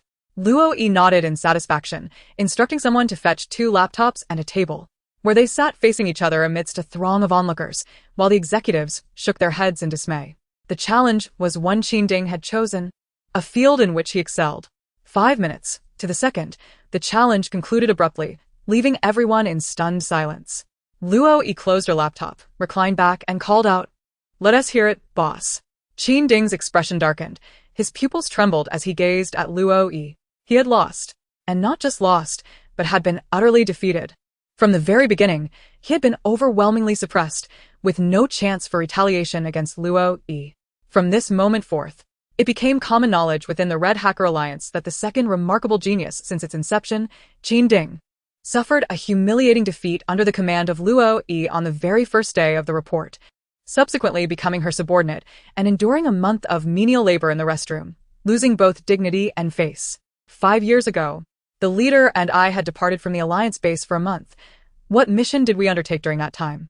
Qin Ding lowered his gaze, posing a second inquiry. The circumstances of his initial meeting with the leader were hardly a secret within the Alliance. For anyone intent on impersonating her, such information would be readily accessible. The missions of the Red Hacker Alliance fall into 2 categories, one classified as top secret and the other as commercial. Acceptance of commercial tasks is left to individual discretion, yet every member of the Alliance periodically receives top secret assignments which remain undisclosed even to their direct superiors, except for themselves and their partners. Consequently, the task he inquired about was known solely to him and the leader. Chapter 29, Qin Ding, I have never doubted you. The mission was accomplished. But during the final withdrawal, due to inadequate elimination of traces, the enemy managed to locate our position. In retaliation, they ambushed us midway. You were struck in the abdomen and left thigh, while I sustained a cut on my shoulder. Fortunately, reinforcements arrived in time, and we were rescued. She pondered briefly before speaking. Qin Ding's memories surged forth. His voice became slightly hoarse, and with his gaze lowered, he expressed remorse. Leader, I am truly sorry. That lapse in judgment was his fault. At the time, he had been overly complacent and had underestimated the adversary, which allowed them the opportunity to ambush the 2 of them. Do you now believe me? Yu Qingshu understood that this matter had always been a thorn in Qin Ding's heart, and she tactfully shifted the topic. Leader, Qin Ding called out earnestly, his voice trembling slightly, it's so good to know you're alive. You truly are alive. Yu Qingshu's eyebrows twitched, a flicker of mild astonishment passing through her eyes. It seemed that Qin Ding had always believed she was not dead.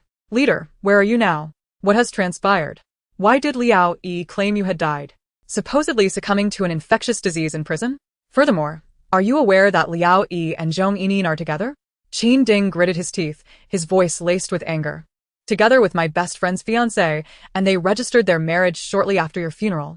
They even claimed that they postponed the wedding in your honor, only obtaining a marriage certificate. How preposterous. He spat. Hearing this, Yu Qingshu's lips curled into a sardonic smile. Dying from an untreated infectious disease. Qin Ding. This matter is rather convoluted. I will explain it to you in detail when the opportunity arises. Yu Qingshu averted her gaze, the hatred in her eyes surging like a tempest. I have matters to attend to. Once I have completed what I must, I will inform you. She needed to carefully organize her thoughts, contemplating how to explain her rebirth in another's body to Qin Ding. This was truly surreal. Very well. Leader, if you encounter any difficulties, you must let me know. I will undoubtedly assist you. Qin Ding refrained from pursuing the matter further. Having been by her side for several years, he understood her character well. Matters she chose not to discuss remained impenetrable, regardless of the inquiries made. Qin Ding, I need you to investigate a person for me. Who? The head of the project team at KD Group. Yu Qingshu's eyes flickered. I must ascertain the identity of this individual. There is no information about him on Baidu, yet I believe the Alliance's database should yield results. The Red Hacker Alliance, a consortium of the world's premier hackers, operates as an international entity, free from the constraints of any nation. Such an organization would typically attract ill intentions. Yet since its inception, no external force has dared to confront them. Besides its members being elite hackers, they possess a formidable asset: the database. The Red Hacker Alliance's database is vast, encompassing everything from inconspicuous records of petty street robberies to classified documents from various nations. Thus, while the identity of the KD Group's project head may elude conventional sources, the Alliance's database is certain to provide clues, if not comprehensive personal information. KD Group? The Stone Excavation Company. Qin Ding inquired. Excavating stones? The essence of diamonds is carbon, a unique stone. So, characterizing KD Group as merely a stone excavating enterprise is not entirely inaccurate. Yu Qingshu replied with a faint acknowledgement. I understand. When do you need it? Upon hearing Qin Ding's unwavering consent, Yu Qingshu paused. Aren't you curious why I am investigating this person? Qin Ding responded matter-of-factly. There is nothing to be curious about. Since the boss has tasked me with this, it is evident that there is something about this individual that piques the boss's interest. Boss, you need not elaborate. I will not pry further. I trust your judgment. Yu Qingshu lowered her eyelashes, wearing a subtle smile. Please send me all the information on this person by 7 a.m. tomorrow. Consider it done. Qin Ding declared emphatically. Yu Qingshu glanced at the ID associated with Qin Ding's account, a shadow casting over her eyes. Qin Ding. Boss, is there anything else you require? Thank you. Thank you for believing in me and for your unwavering support. Her emotional detachment could be described as cold-blooded. 6 years ago, she had requested Qin Ding to call her boss after he had publicly provoked her. She had always been one to repay grievances in kind, fully aware that the proud Qin Ding would be deeply wounded if he were to become her subordinate. Now, the dynamic of boss and subordinate had unwittingly persisted for 6 years. Was their bond profound? Presently, it seemed that Qin Ding harbored feelings for her. But she felt none in return. During the 3 years she spent in prison, she had declined countless requests from Qin Ding to visit her. It was not out of fear of causing him worry. Rather, she simply did not wish to see him, deeming it unnecessary. Yet, in the end, her most trusted fiancé and best friend betrayed her, while the subordinate she had regarded with indifference chose to believe in her and assist her. Yu Qingshu suddenly felt as though she had become a tragic joke, utterly absurd. Boss, I have always wanted to tell you that I have never doubted you. Regardless of the past or present, even if you remain silent, I believe that the incident 3 years ago was not your doing. You are certainly not someone who would betray the Alliance. Had I not been absent from headquarters at that time, I would never have allowed them to so easily accuse you. I shall persist in my investigation until I unearth the one who framed you and gather evidence to exonerate you. Qin Ding clenched his fists, suppressing his righteous anger. A cold glint flickered in Yu Qingshu's eyes. The one who conspired against her? Undoubtedly, it was that treacherous couple. Previously, she had believed that it was those she had offended over the years who sought revenge by orchestrating her downfall, never suspecting Liao Yi and Zhong Yining. Yet now, she was utterly convinced that they were the architects of her misfortune 3 years ago. Alas, she currently lacked the evidence to substantiate her claims. Qin Ding. There is one more matter. What is it? Keep a close watch on Liao Yi and Zhong Yining. I need to know their movements. Yu Qingshu's obsidian eyes grew even colder. Chapter 30. Can you trust me just this once? The following day, at 9 in the morning, with merely an hour left before the 24-hour deadline, Yu Qingshu arrived at the lobby of the Zhan Corporation building at the appointed time. Feng Qi awaited her punctually in the hall and approached as soon as she entered. Miss Yu, he greeted, his expression as frosty as ever. President Zhan is still in a meeting. Allow me to escort you upstairs. Yu Qingshu nodded. Feng Qi casually assessed her, noting that she carried nothing with her, and his brow furrowed slightly in concern, suggesting that no leads had been uncovered. He wisely refrained from questioning her further, leading her to the private elevator that ascended directly to the president's office. Once inside Zhan Sijua's office, Feng Qi instructed the secretary to bring coffee and then departed to attend to his own matters. Yu Qingshu settled onto the sofa, took a sip of her coffee, and scanned the office. The decor mirrored the stark, imposing aura of Zhan Sijua himself. The black and white color scheme exuded an unapproachable chill, instilling a heavy sense of pressure that made one feel perpetually on edge. This was not her first visit. Previously, she had taken advantage of her status as the young mistress of the Zhan family to create quite a stir in the office. However, each time, Zhan Sijua had met her with a cold demeanor, and when provoked, he would have security escort her out. Just as Yu Qingshu set down her coffee cup, the office door was suddenly thrust open from the outside. The person at the entrance paused, taken aback upon seeing Yu Qingshu, her beautiful eyes widening in disbelief. Yu Qingshu, what are you doing here? It was Chun Qianqian, who, after exclaiming, strode over in her high heels. Leaning back languidly with her legs crossed, Yu Qingshu raised her gaze, a smile playing on her lips, yet devoid of warmth. If you can be here, why can't I? Absolutely not, Chen Qianqian shrieked, reaching out to grasp Yu Qingshu's arm. Get out! Yu Qingshu narrowed her striking eyes, a flicker of darkness passing through them as she seized Chen Qianqian's wrist just before contact. Chen Qianqian, it appears that your wrist has healed remarkably quickly since our last encounter. Yu Qingshu lifted her gaze, her smile present, yet her eyes remained devoid of any mirth. At her words, memories of her time at the Yu residence flashed through Chen Qianqian's mind. She trembled slightly. Yu Qingshu, you dare. This is not the Yu family. If you dare to harm me, Brother Siju will definitely not spare you. A light laugh escaped Yu Qingshu's lips. What are you laughing at? Chen Qianqian, unsettled by that laugh, raised her voice to bolster her courage. Chen Qianqian, I dare to act in front of the police. What makes you think I wouldn't here? Yu Qingshu regarded her with a smile that didn't reach her eyes. Just as Chen Qianqian exerted her strength once more, Yu Qingshu suddenly released her grip. With a thud, Chen Qianqian fell heavily, landing ungracefully. Gritting her teeth against the pain, she rose, her eyes blazing with fury as she glared at Yu Qingshu. Didn't you tell me to let go? What's wrong? Yu Qingshu blinked, her clear, innocent eyes sparkling with feigned naivety. Chen Qianqian was left speechless, biting her cheek in frustration. Yu Qingshu sighed lightly, rising to approach Chen Qianqian.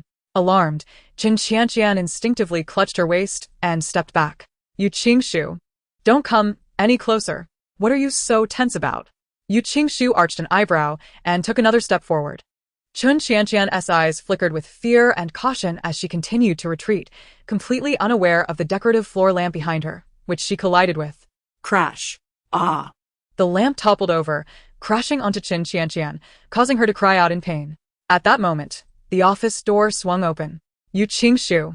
As soon as Zhang Siju entered, he heard Chen Qianqian shriek and, upon witnessing the scene, the veins at his temples throbbed as he let out a low growl.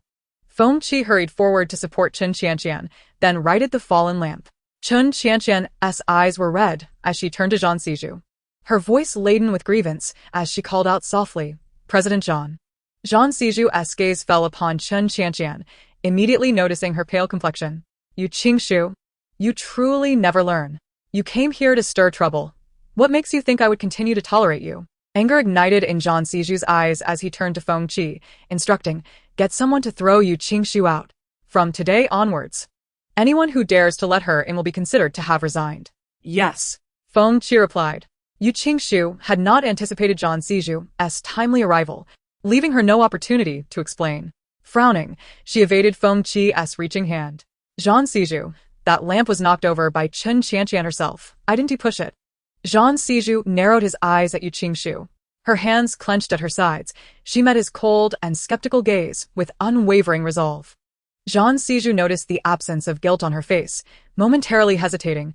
Could it truly have not been Yu Qingshu who pushed it? But soon, that fleeting doubt was dismissed.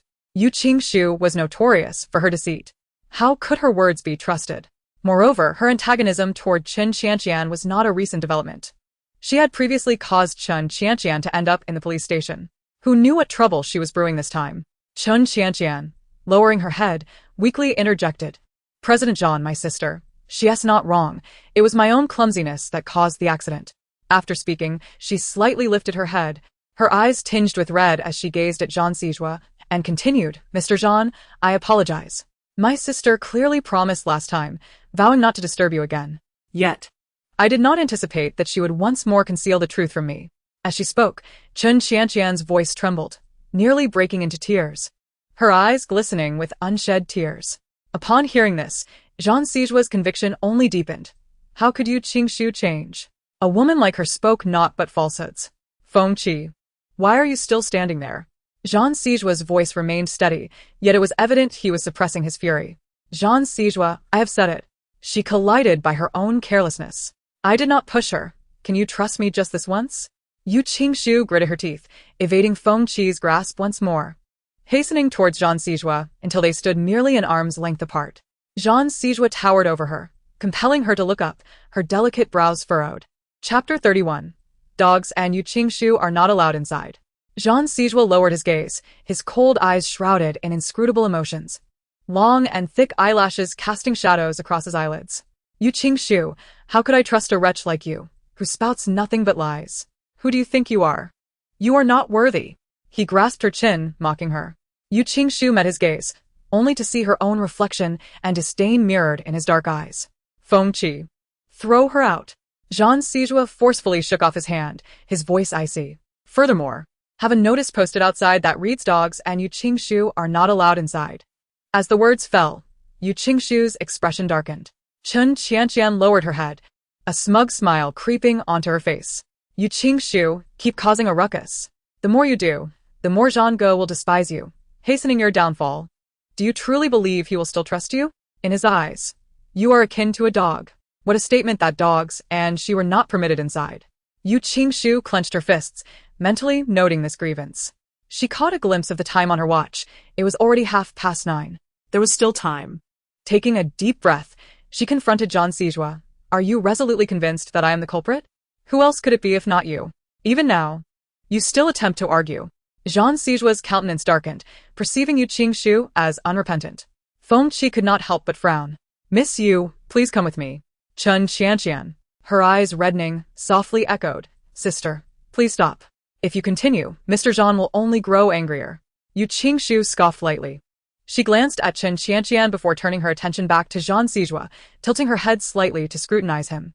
Jean Sijua regarded her with not a shred of emotion, as though she were a lowly insect, filled with contempt and indifference. Such a gaze made Yu Qingxiu question whether their 2 years of marriage had merely been a figment of her imagination. Even a dog would have developed some affection over 2 years. Yet, there was none between Jean Sijua and Yu Qingxiu. Rather, it was Jean Sijua's disdain for her that prevailed. Jean Sijua, even a criminal has the right to defend themselves. Even if you do not trust my words. At the very least, grant me a moment to explain. Could it be that your ascent to the position of president of the Zhang Group is not merely the result of your obstinacy? Yu Qingxiu inhaled deeply, reminding herself of the purpose of her visit, despite her rising anger.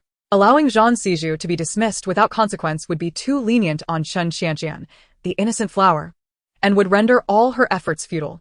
Jean Sijua regarded her thoughtfully. Yu Qingxiu had become notably sharper in her retorts, her words insinuating that failing to grant her an opportunity for clarification would be a sign of folly. However, Yu Qingxiu was mistaken in her calculations. A man who thrives on deceit would hardly be swayed by her opinions or evaluations. Yet, as he gazed into her eyes, he found himself intrigued to hear her defense. You have 1 minute, he stated in a deep tone. At his words, a flicker of astonishment crossed Chen Qianqian's eyes, quickly replaced by an unsettling calm.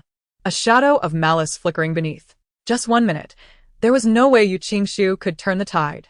Yu Qingxiu casually glanced at the surveillance camera glowing green above, a subtle smile gracing her lips as she turned to Fengqi. May I borrow your phone? Fengqi hesitated momentarily, glancing at Jean Sijua, who nodded in consent before handing over his device. Yu Qingxiu took the phone, lowering her head to swiftly tap on the screen. As she did, her hair cascaded down, obscuring her brow and shielding the screen from their view. The minutes slipped away rapidly. Jean Sijua scoffed. Yu Qingxiu, do you really think that your theatrics with Fengqi's phone will convince me? Time's up, you may leave. Just as he finished speaking, Yu Qingxiu raised her head and thrust the phone directly before Jean Sijua, interrupting him. And then you entered, she stated, her tone measured, each word articulated with precision. With that, the video concluded. Chen Qianqian's complexion drained of color, panic flashing in her eyes as she stammered, Jean Zong, it's not like that, I didn't. Before she could finish, Jean Sijua shot her a chilling glance, and a single look was enough to instill fear and silence her. The video mirrored Yu Qingxiu's account exactly, without a hint of deviation. Chen Qianqian lowered her head, too intimidated to speak. How could this be? How had Yu Qingxiu obtained the surveillance footage? No, she could not allow Jean Sijua to believe Yu Qingxiu. Sister, I'm sorry, I'm so sorry, Chen Qianqian cried, her eyes reddening as she bowed deeply toward Yu Qingxiu, her voice trembling. I acted too hastily. When I saw you suddenly appear in Zhang Zong's office, I thought you had sneaked in. I feared Zhang Zong would be angered, and in my desperation, I tried to take you away. She then turned to Jean Sijua. Zhang Zong, I. Jean Siju's gaze grew colder as he commanded, leave. Chen Qianqian paled at his command, clenching her hands at her sides. her eyes brimming with tears as she hurriedly exited the office. Zhang Siju lowered his gaze to glance at his phone before tossing it to Feng Qi. He then turned to Yu Qingshu, coldly mocking her. Yu Qingshu, I truly underestimated you. You have been anticipating this moment all along. Haven to you? How did you obtain the surveillance footage from my office? You deceitful man. She had known it all along. Even if she presented the evidence before him, he would remain skeptical, convinced that she had plotted this from the beginning. Internally scornful, Yu Qingshu lowered her head and couldn't help but roll her eyes. Zhang Siju's voice was deep and resolute as he delivered a chilling warning. You had better come clean. Otherwise, I won't hesitate to have you speak to the police. No way, she swiftly denied. If I had orchestrated this, I wouldn't have known that Qin Qianqian would attack me and fall, only to collide with the floor lamp. Zhang Siju, I've told you repeatedly it wasn't me, but you refused to believe me, leaving me no choice but to retrieve this video to prove my innocence. Yu Qingshu spoke each word deliberately, locking her gaze with his as she continued. Moreover, you tacitly permitted this. Chapter 32, it is your turn to fulfill your promise. Tacitly permitted? Upon hearing those words, Zhang Siju's expression darkened abruptly. He took a step closer, his imposing aura bearing down on Yu Qingshu. Yu Qingshu, have you now become so audacious that you can lie without batting an eyelash? The derision in his eyes was palpable, had it transformed into daggers. She would have been pierced 100 times over. It was only with your consent that I acquired Feng Qi's phone, was it not? Yu Qingshu felt her breath constrict. His presence was overwhelmingly oppressive. Zhang Siju remained silent, yet as she finished speaking, his aura noticeably softened. Is this what you call tacit consent? Yu Qingshu exhaled a breath of frustration, stating, Feng Qi is connected to the Zhang Group's Wi-Fi, and as your trusted subordinate, there should be a specific identification mark in the Zhang Group's security system to prevent any accidental harm to Feng Qi, correct? Therefore, as long as I used Feng Qi's phone to connect to the Wi-Fi to access your surveillance system, the program would not obstruct me. She paused, her tone softening. I had studied a bit of computer science previously, and my grandmother had informed me of the password for your office surveillance, allowing me to access the footage. At the mention of her grandmother, Zhang Siju coldly retorted, Yu Qingshu, be aware of your identity. We are divorced. Who permitted you to call her grandmother? Zhang Siju's gaze darkened as he countered with scorn. Yu Qingshu, you are not worthy of my efforts. Yu Qingshu's lips twitched. Had she not been at a disadvantage, she would have relished the opportunity to slap Zhang Siju. After hearing Yu Qingshu's explanation, Feng Qi promptly contacted the security department. Once the veracity of her claims was confirmed, he cast a glance at Zhang Siju. Upon receiving Feng Qi's signal, Zhang Siju averted his gaze. Yu Qingshu, I shall let you off this time. Should there be a next, I will certainly cast you down from here. With that, he placed a firm hand on Yu Qingshu's shoulder, turning her to face the floor-to-ceiling window. The 180-degree glass was so pristine that it offered a clear view of everything outside. From over 30 stories high, one could easily experience a profound sense of weightlessness and the disorienting illusion of plummeting. Yu Qingshu felt a twinge of acrophobia. She experienced a fleeting sensation of dizziness. Biting her lower lip and taking a deep breath, closing her eyes momentarily, Zhang Siju discerned the fear etched upon her face. A cold smile gracing his lips as he released Yu Qingshu and turned to take a seat in his office chair. After a brief moment of composure, Yu Qingshu opened her eyes, stepped back, and turned to face Zhang Siju. Zhang Siju, I need to confirm once more. Is it true that if I provide you with the information of the project leader from KD Group, you will postpone the bankruptcy liquidation of the U Group?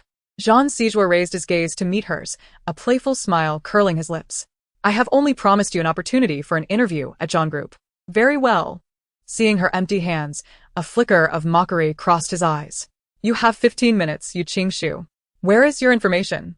The identity of the KD Group project leader took him 3 months to uncover, utilizing some of his influence to do so.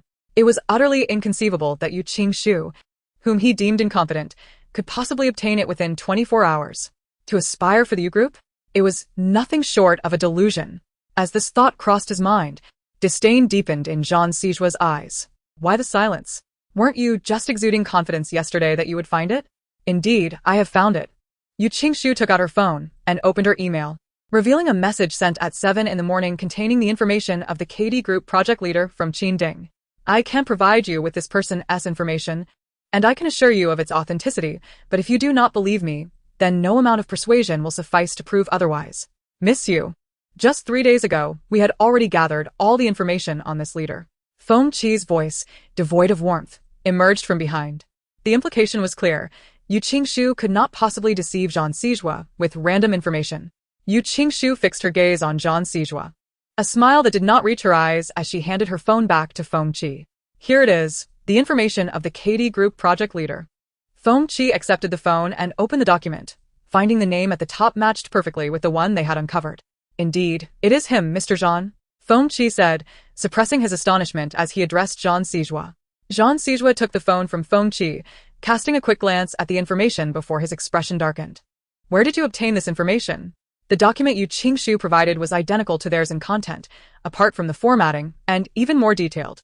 Zhang Sijua placed the phone on the desk, his sharp gaze fixed on Yu Qingshu, searching her face for any sign of guilt. How could you have done this in just 24 hours? Observing his shocked expression, Yu Qingshu felt a surge of relief, a smile playing on her lips. Zhang Sijua, I have fulfilled my part of the bargain. As for how I acquired this information, I believe I am under no obligation to disclose that, am I? Now. It is your turn to honor your promise. Zhang Sijua's narrow eyes narrowed further, a dangerous glint flickering within. The temperature in the vast office plummeted several degrees. Despite the sunshine outside, standing there felt akin to being in an ice chamber, the chill penetrating to her very bones. Fine, come for the interview next Monday. Zhang Sijua leaned back, his gaze icy. You won't interfere, will you? Yu Qingshu inquired. Zhang Sijua chuckled, as if he had heard an exceedingly ludicrous joke. You Qingshu are so utterly inept that even a janitor here surpasses you. There is no need for me to intervene. You won't even make it past the first round of the interview. Yu Qingshu chose not to engage further. In Zhang Sijua's eyes, she was nothing but a waste of space. No, perhaps describing her as such would be an overestimation. She departed, but not before sending the information regarding the head of the KD Group project team to Feng Qi. Feng Qi printed the documents and presented them to Zhang Sijua, stating, Mr. Zhang, here are the materials. Please verify them and book a flight to Yecheng for tonight. Zhang Sijua tossed the documents onto the desk and coldly commanded, do it. Understood, Feng Qi replied, intending to leave when a thought struck him, halting his steps. Mr. Zhang, will you be attending Miss Yu's interview next Monday? No. Zhang Sijua replied icily. Feng Qi cast a lingering glance at the documents on the desk, nodded slightly, and exited the office. The door to the office slammed shut. After a moment, Zhang Sijua made a phone call. Chapter 33. The Useless Heiress and the Interview at Zhang's. Soon the person on the other end answered. A teasing voice emanating from the phone. Mr. Zhang, what a rare occurrence for you to call me this early. Has the sun risen from the west? Oh dear. I must see this once-in-a-millennium spectacle. I heard old Master Shi is eager for a grandchild. Sure, Jiao, do you think if I send over that list of your mistresses, the old man would be so overjoyed he'd immediately arrange a wedding for you? Zhang Sijua idly played with a pen, responding lightly. Ah, but let us not get carried away. You wouldn't want to take that too seriously, would you? Sure, Jiao, alarmed, quickly laughed nervously. Happy? If the old man knew how reckless you were outside, he might just break your legs. Zhang Sijua tossed the pen onto the desk, his thin lips curving into a subtle, enigmatic smile. I was merely jesting. Hearing this, Sure Jiao exhaled a sigh of relief and chuckled awkwardly. What a delightful jest. Has Red Heart K been taking orders recently? Zhang Sijua inquired, no longer engaging in banter. Red Heart K? Didn't he vanished 3 years ago? I tried sending him private business offers, all priced at 50 million, but they were all declined, Sure Jiao retorted, a hint of disdain in his voice. Unsure of the individual's true nature. Why are you suddenly bringing up Red Heart K? Sure Jiao asked, slowly realizing. It's nothing. Goodbye, Zhang Sijua concluded, hanging up before Sure Jiao could respond, his fingers lightly tapping the surface of the desk in a rhythmic manner. At that moment, he let out a self-deprecating laugh. Red Heart K was the ace hacker of the Red Alliance, who had not accepted any commercial contracts for 3 years. Initially, Zhang Sijua had intended to hire Red Heart K at a high price to investigate the identity of the head of the KD Group project team, but he could not establish contact. Thus, he was left to conduct the investigation himself. He chuckled at the absurdity of believing that Yu Qingshu's profile could have emerged from the hands of a hacker who had been in hiding for 3 years. He could not ascertain the whereabouts of the King of Hearts, so how could Yu Qingshu possibly find it? Moreover, even if she were to locate it, her modest funds would hardly suffice to engage the King of Hearts. It was merely the serendipity of a blind cat stumbling upon a dead mouse. Early on Monday, Yu Qingshu meticulously tied up her long hair, applied a subtle touch of makeup, and donned professional attire before making her way to the Jean Group building. Upon her arrival, the receptionist approached her, stating, "Miss Yu, Assistant Feng has instructed me that your interview is on the 20th floor, and the interviewers are already awaiting your presence." Yu Qingshu nodded and confidently proceeded toward the elevator. Behind her, the receptionist stood rooted in place, and soon several individuals gathered to observe Yu Qingshu's retreating figure, whispering among themselves.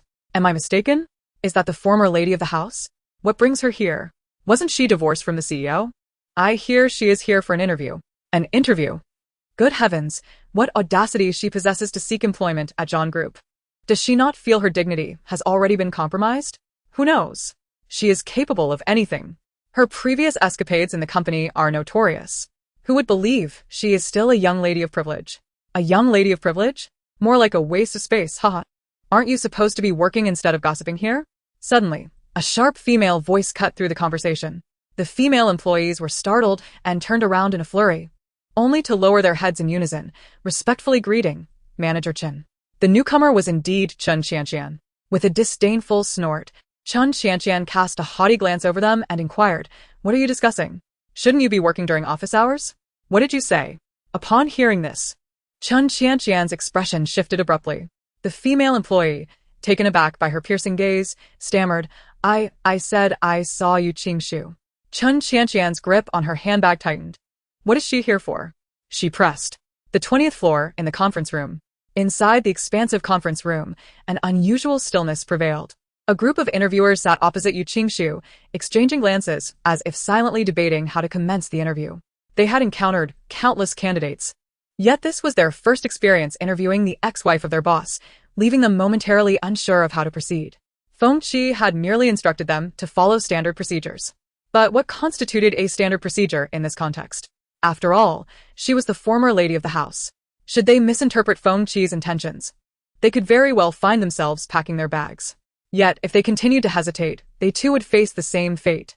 Considering this, the lead interviewer cleared his throat and said, "Miss Yu, we may begin the interview." The interview would consist of 2 parts, a semi-structured interview followed by a written examination. "Please introduce yourself." Yu Qingshu nodded, her delicate lips curving into a slight smile as she commenced her self-introduction.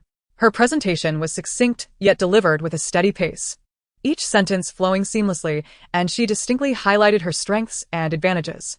The interviewers, upon concluding her introduction, were left momentarily bewildered. As an experienced interviewer, they quickly regained their composure and began posing questions related to the Jean Group. Unbeknownst to them, the first segment of the interview had concluded. The interviewer handed a prepared questionnaire to Yu Qingshu, explaining that, according to Assistant Feng, the position she was applying for was that of a receptionist, and thus, this questionnaire was tailored to the recruitment standards for that role. She had 30 minutes to complete the questions, with the option to submit her answers early. Yu Qingshu glanced at the questions on the paper, which were primarily multiple choice and true-false, and the difficulty was not particularly high. It seemed that Zhang Siju truly had no intention of making things difficult for her. Just as Yu Qingshu picked up her pen to begin, the door to the conference room was abruptly pushed open. Wait. Chapter 34. Not wasting kindness, full marks for a slap in the face. Everyone turned in unison towards the entrance. The interviewer, the first to react, stepped forward to greet Manager Chen. "What brings you here?" Chen Qianqian slightly raised her chin, casting a glance at Yu Qingshu, her teeth unconsciously clenching. She tugged at the corner of her lips, raising the paper in her hand, and declared, "I am, of course, here to deliver the questionnaire." "The questionnaire? But I already." "You have given the wrong one." Chen Qianqian interrupted him, handing over the paper she held, asserting that this was the correct questionnaire for her to complete. The interviewer opened the paper to inspect its contents, his eyes widening in disbelief as he looked back at Chen Qianqian. "Manager Chen, is there a mistake? This set of interview questions is—" "I have not made a mistake," she interrupted again, a glint of malice flashing in her gaze. "This is indeed the questionnaire for the position Yu Qingshu is interviewing for. So, it is not incorrect." The interviewer furrowed his brow, displaying hesitation. "What? You don't believe me? I rushed over to deliver this paper after receiving a call from President Zhang. If you doubt me, you may call President Zhang to confirm." Chen Qianqian lowered her gaze slightly, saying, "Call President Zhang to verify?" The mere thought of that sent a shiver down the interviewer's spine. No need. I must have misheard. There's no need to confirm with President Zhang. Chun Xianxian turned her attention to Yu Qingshu, a satisfied smile gracing her features. Since you won't be calling to confirm, then consider the questionnaire delivered. I have work to attend to, so I shall take my leave. With that, she clicked her heels and exited the conference room. Once outside, the smile faded from Chun Xianxian's lips. She turned to face the closed door of the conference room, letting out a cold snort. Yu Qingshu, as long as I am here, you will never gain entry into the Zhan group. This questionnaire has been specifically designed for the position of the president's secretary. Since Zhan Siju assumed the role of president, no one has ever completed it within 30 minutes and past. Inside the conference room, the interviewer let out a soft sigh and handed the correct questionnaire to Yu Qingshu. Miss Yu, I apologize for my oversight. This is the paper you are meant to complete. Yu Qingshu's gaze fell upon this new set of questions, and her pupils constricted. This paper was far more challenging than the previous one, exceeding its difficulty by at least 3 or 4 times. It was as if they were on entirely different levels.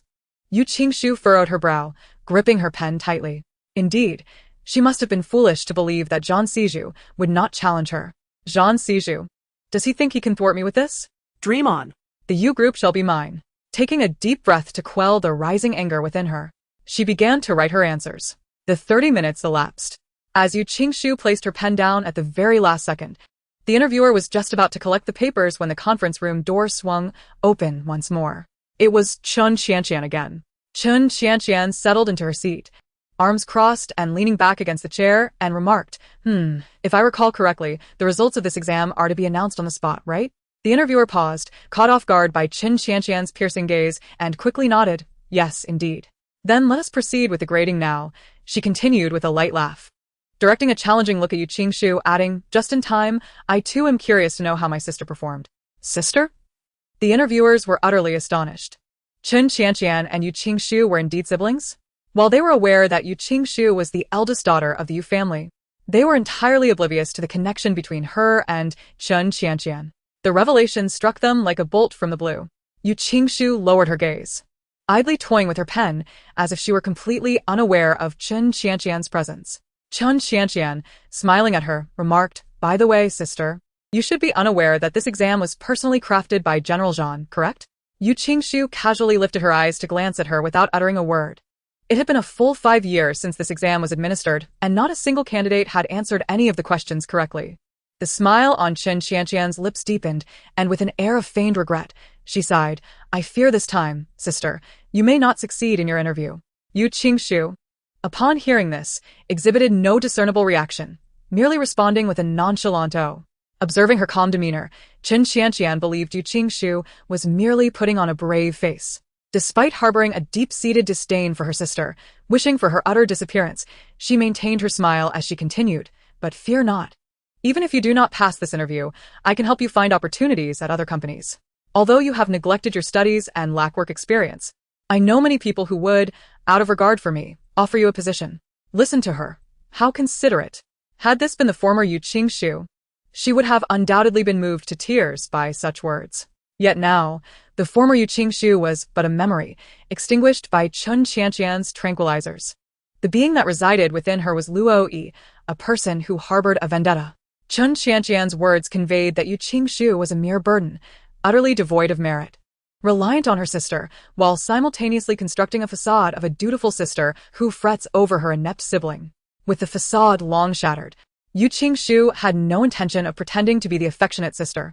A slight curve formed at the corners of her lips as she thought, if this is how you perceive me, I suppose it honors the past when you consistently pilfered my works and usurped my opportunities to compete, ultimately claiming accolades for yourself. The original Yu Qingshu was not inherently inept. On the contrary, she had inherited Yu Wanqing's intelligence and had always excelled academically. The reason she had perceived herself as foolish lay not in a lack of intellect, but rather in her misguided trust in Chun Xianxian and Jia Manlan, the malicious mother-daughter duo. Just as she had lost her life through misplaced trust, so too had she failed to see the truth. The interviewers were left in stunned silence. Chun Xianxian had not anticipated that Yu Qingshu would suddenly bring up such matters, and her smile faltered as she stammered, Sister, what are you rambling about? When did I ever do that? Are you mistaken? Yu Qingshu tilted her head innocently, blinking her eyes. Really? But I recall more than once 3 times in elementary school, 4 in middle school, and 7 in high school. Oh, and there was also a guaranteed admission spot. The interviewers widened their eyes in disbelief, unsure if this was true. Chun Qianqian's smile faltered, her lips stretching into a forced grin. Sister, you must be mistaken. Yu Qingshu lowered her lashes, chuckling softly. Perhaps I truly am mistaken. Chun Qianqian pressed her lips tightly together, silently seething with resentment. At that moment, the two interviewers responsible for grading spoke up. Manager Chun, the papers have been graded. Manager Chun cleared her throat and looked at her, pondering for a moment before saying, On this paper, Miss Yu has achieved a perfect score. What did you say? Chun Qianqian's eyes widened in disbelief as she snatched the paper from the interviewer's hands, murmuring incredulously at the score at the top. Impossible. How can this be? It must be a mistake. You must have graded it wrong. It cannot possibly be a perfect score. Manager Chen, these answers were personally provided by General Zhang.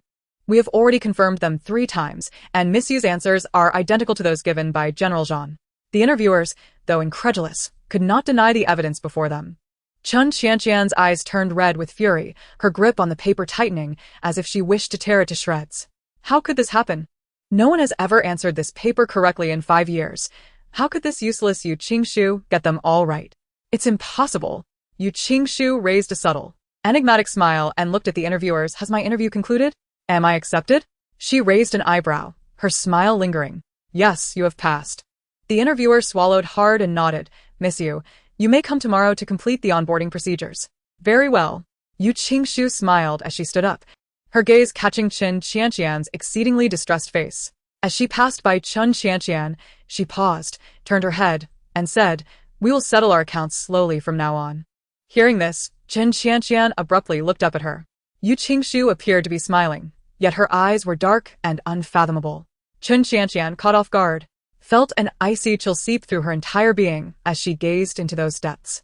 Chun Qianqian trembled slightly, her voice quavering as she said, Yu Qingshu, don't get too smug. Even if you get into the Zhan family, it means nothing. If you can enter, I can make you leave. Yu Qingshu lowered her lashes, letting out a soft laugh. Upon hearing her laughter, Chun Qianqian's expression shifted, an inexplicable sense of unease creeping into her heart.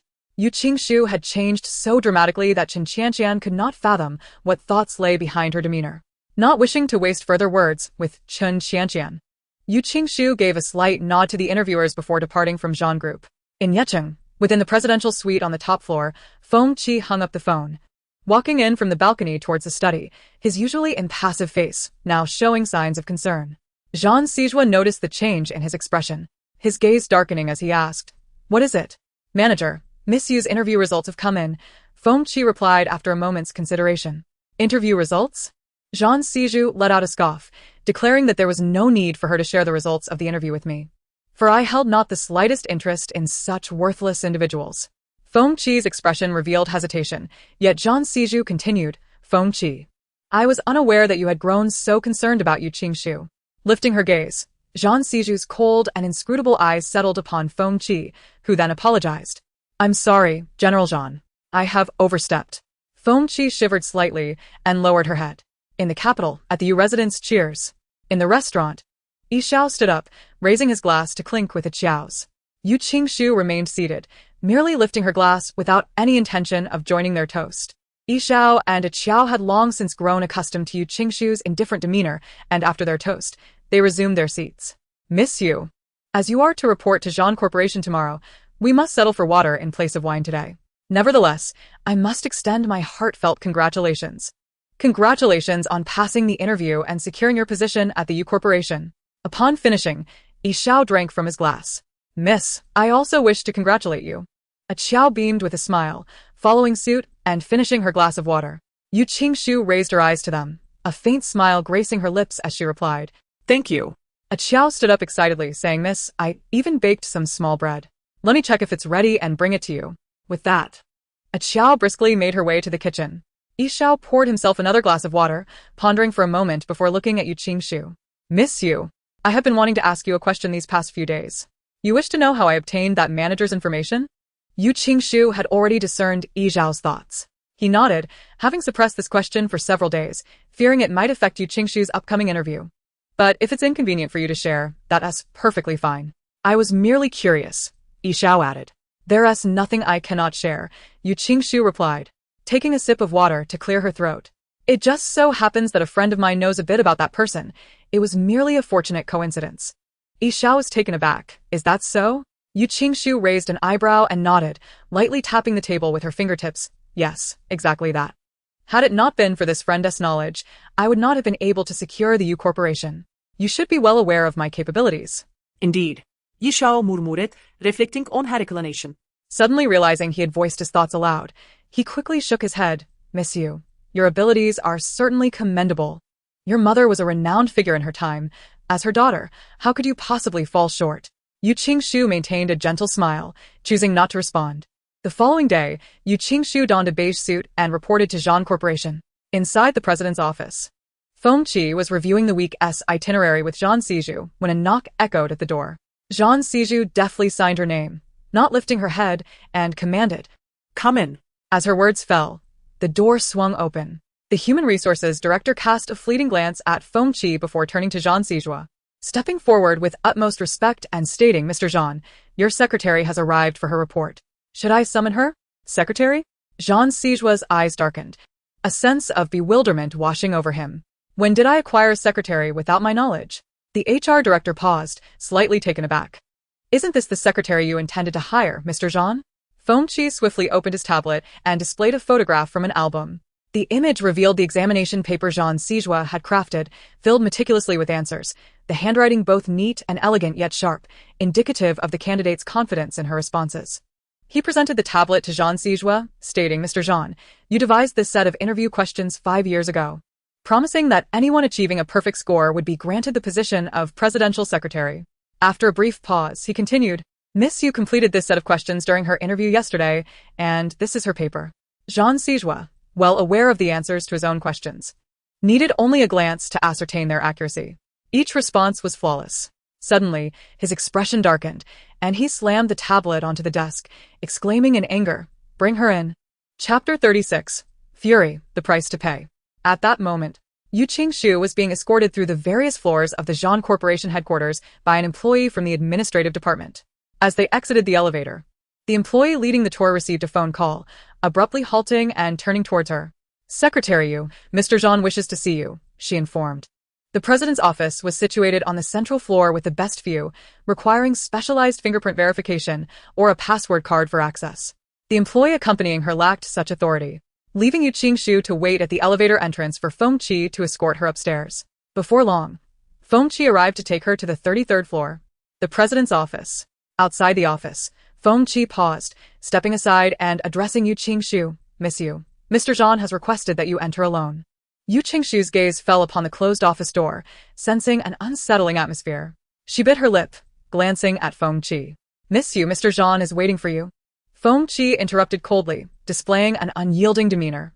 With no choice but to abandon her attempts at small talk, Yu Qingshu scrutinized Feng Qi's expression, hoping to glean some insight into what awaited her in her meeting with Zhan Sijua.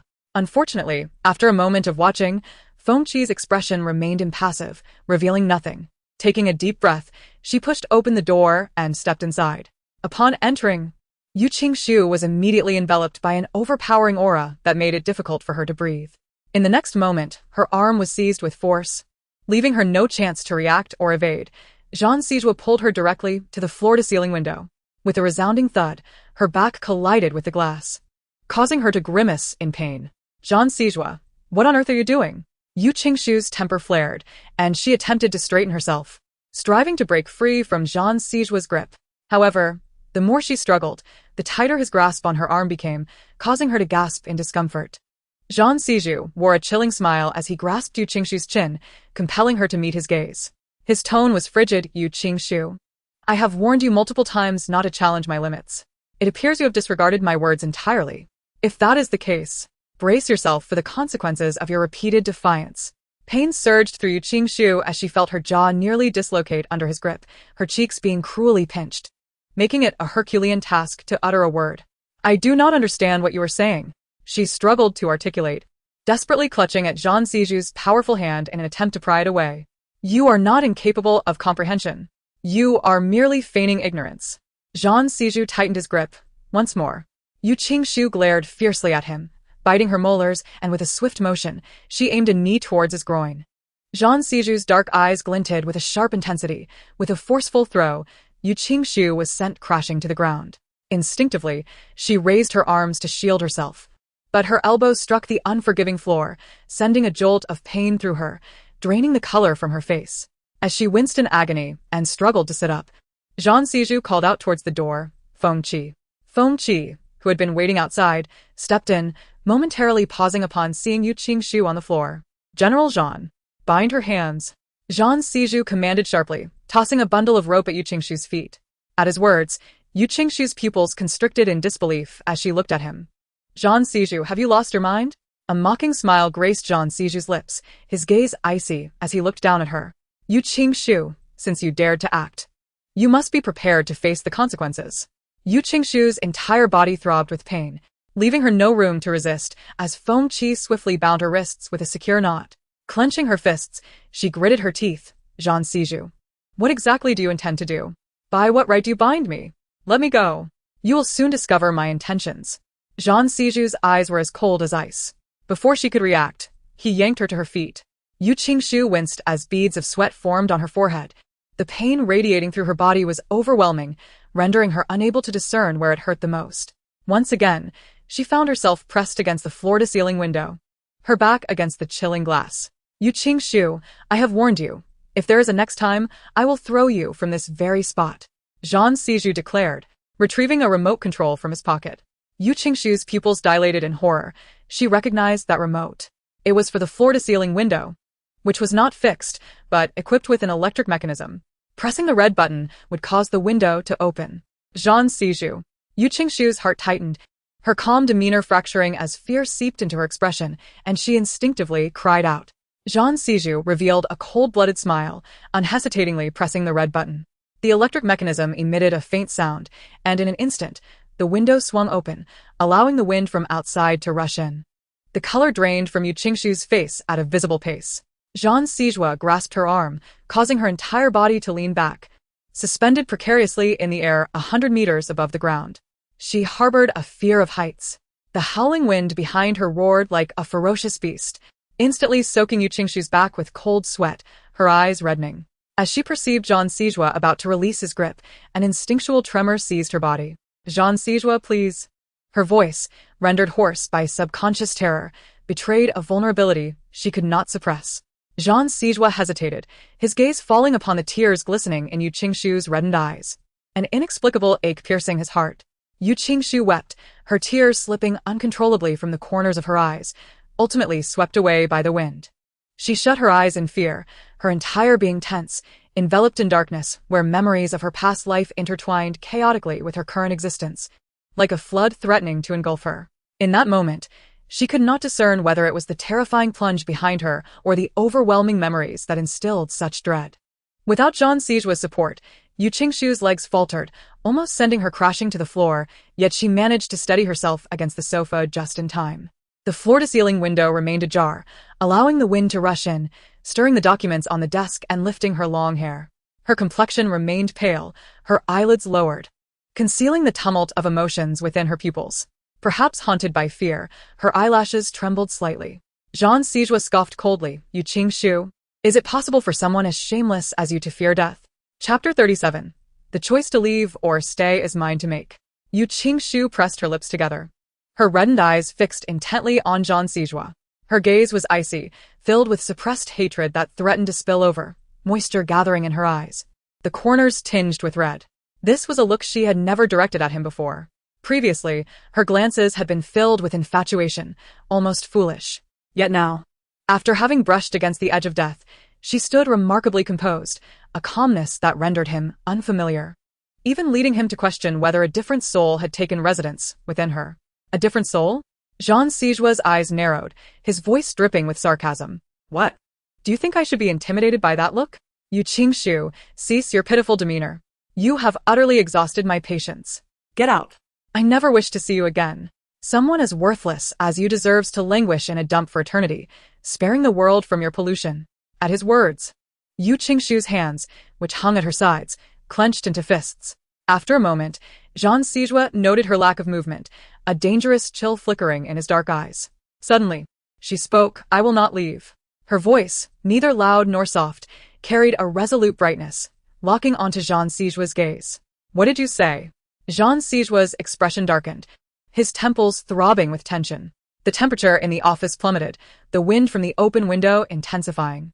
Yu Qingshu appeared fragile, as if a strong gust could sweep her away, yet she stood unwavering in the wind, her resolve unyielding, refusing to take a single step back. Yu Qingshu took a deep breath and, with deliberate enunciation, declared, "I shall not leave the Jean family." She could not simply depart. She had promised the original soul that she would safeguard the Yu group. If she left now, the Yu group would inevitably vanish. Consequently, the original soul's spirit would not fully depart, and her vendetta would remain unresolved. Yu Qingshu, do not forget whose territory this is. Whether you stay at the Jean family is not for you to decide. I warn you not to test my patience. Do you truly believe I would hesitate to cast you out of here? Jean Siju turned his gaze to Feng Qi and commanded, "Feng Qi, throw her out." Feng Qi nodded in obedience, stepping forward swiftly to seize Yu Qingshu. "Now that I have passed the interview, the choice is in my hands." Yu Qingshu paused, inhaled deeply, and with a smirk of derision, retorted, "Or shall we say that the esteemed president of the Jean Group is a person of fickle words and broken promises? If you acknowledge that you are such a person, then I have nothing more to say." With that, Yu Qingshu fixed her gaze upon Jean Siju, unwavering. Feng Qi gasped at her words. She was the first and only person brave enough to speak to Jean Siju in such a manner. Each word she uttered was a direct challenge to Jean Siju's limits and authority. Jean Siju would never permit such a presence to linger. Feng Qi sighed inwardly. Having previously believed Miss Yu had changed, at least becoming more self-aware and astute. However, it appeared she remained as she had always been, recklessly pressing forward on a path of self-destruction. The office fell into a profound silence, and were it not for the wind that swept through, one might have thought the air had ceased to flow. After a lengthy pause, Jean Siju finally spoke.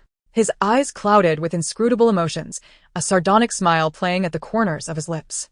"Yu Qingshu, I ask you one last time. Are you certain you wish to remain in the Jean family?" His smile bore an icy chill within his narrowed gaze. There was not a trace of mirth, but a faint glimmer of bloodthirsty cruelty. This was his final ultimatum. If Yu Qingshu were to gracefully withdraw and never show her face again, he would not pursue any past grievances. However, should she overreach? Yu Qingshu pressed her lips into a thin line, her hands clenched into fists at her sides, only to relax again, as if steeling herself with great resolve.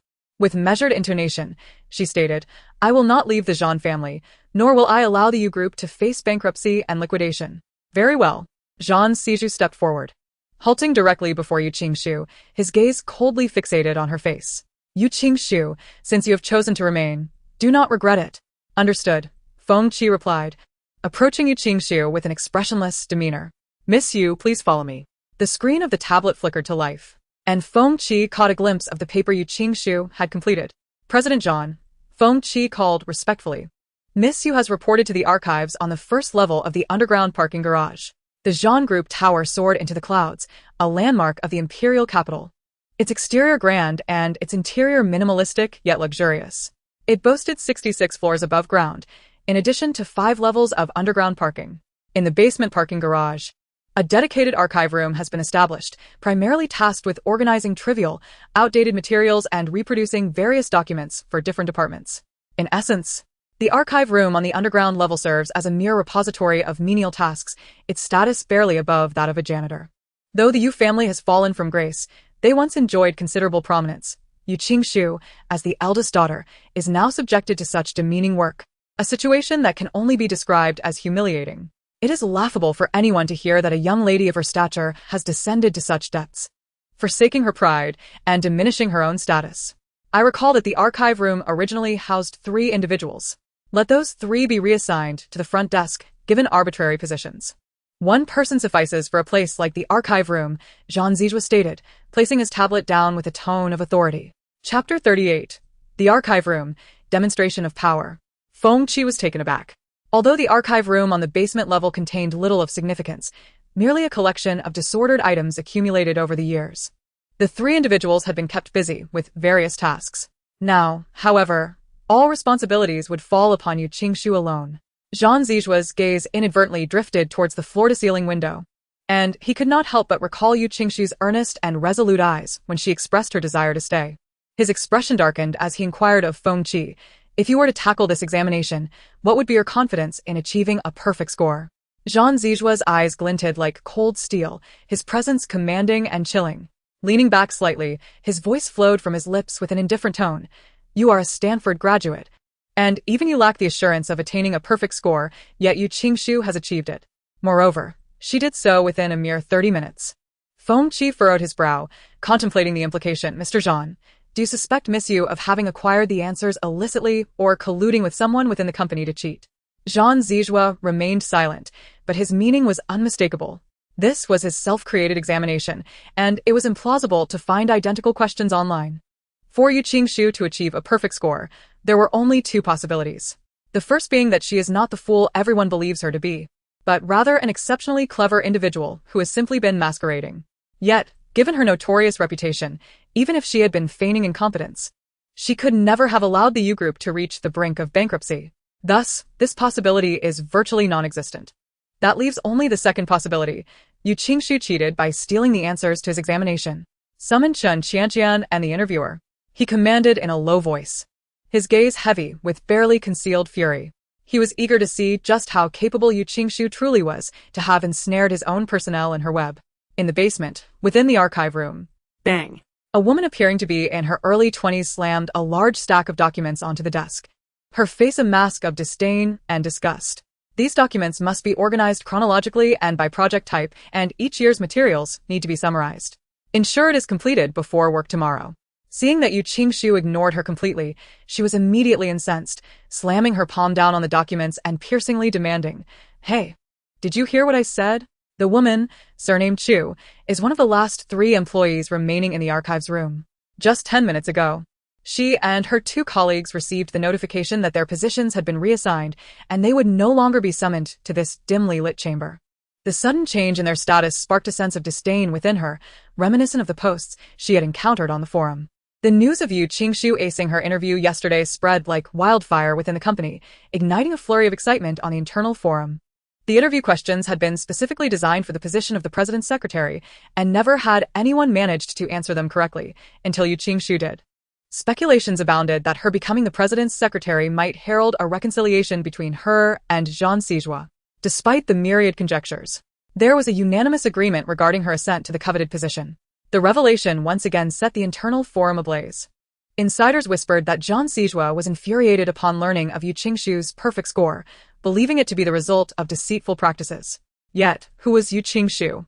Merely a shameless, spoiled heiress who, in her desperate pursuit of Zhang Zijua, clung to her position even after being exposed. Zhang Zijua, wishing to avoid her presence, had relegated her to the archives. It was precisely due to his aversion to her that he ordered the reassignment of the 3 employees. Now, Yu Qingshu was nothing more than a mere errand runner in the archives, while Chu had ascended to the status of a front desk attendant, her position a notch above Yu Qingshu's. As these thoughts crossed her mind, Chu's voice turned sharp and piercing. "Have you gone mute? I'm speaking to you. Why are you pretending? Can't you comprehend human speech?"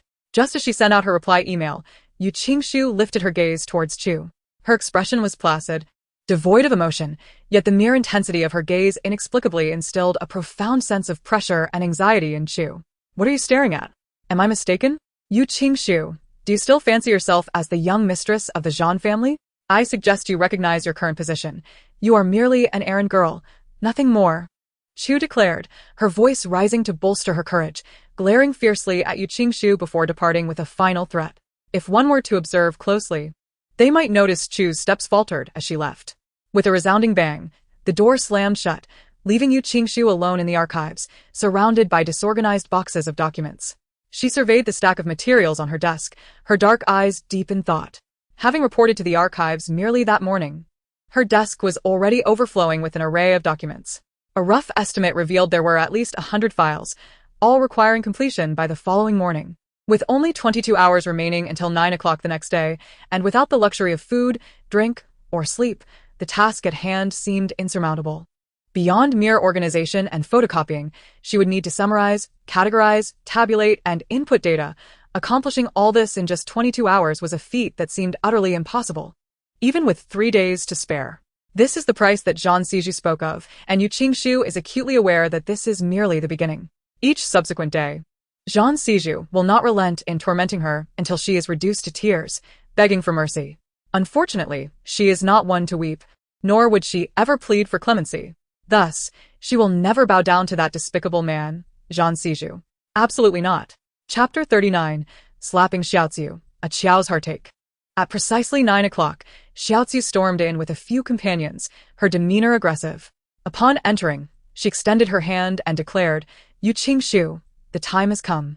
Where are the documents I requested?" With her arms crossed and a smirk of triumph gracing her lips, she was convinced that Yu Qingshu would be unable to deliver. Yu Qingshu yawned lazily, gesturing towards a nearby location, and replied nonchalantly, "They're over there."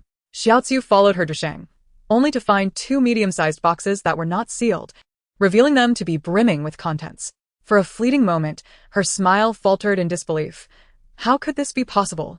Those documents represented a week's worth of labor, and there was no way Yu Qingshu could have organized them in such a short span. Xiaoziu glared at Yu Qingshu, her voice rising in incredulity. This is utterly impossible. How could you possibly complete such a vast amount of work so swiftly?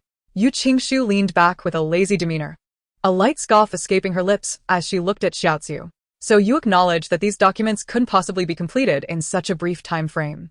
Her tone was airy, stretching her words without revealing any emotion. Xiaoziu, caught off guard by her remark, momentarily displayed a hint of insecurity. She raised her voice, desperately attempting to assert her authority. "I merely mentioned it casually. Don't think you can trick me by simply tossing these into boxes. I will scrutinize every document, and should I find any discrepancies, I will certainly report you to President John. At that point, you will be packing your bags and leaving.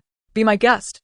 Yu Qingshu replied, a hint of a smile playing on her lips, entirely unfazed by Xiaoziu's threats. Seeing Yu Qingshu's calm demeanor only fueled Xiaoziu's irritation.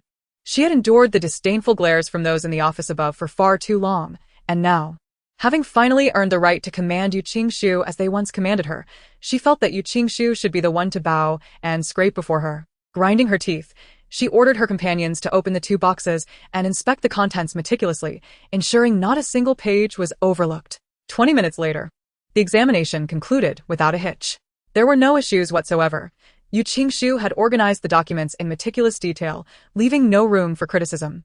Each year's summary was affixed to the front page, and not a single page was missing. Xiaoziu's complexion paled, disbelief washing over her. "What you cannot achieve does not imply that I cannot," Yu Qingshu murmured, taking advantage of the inspection to rest her eyes for a moment.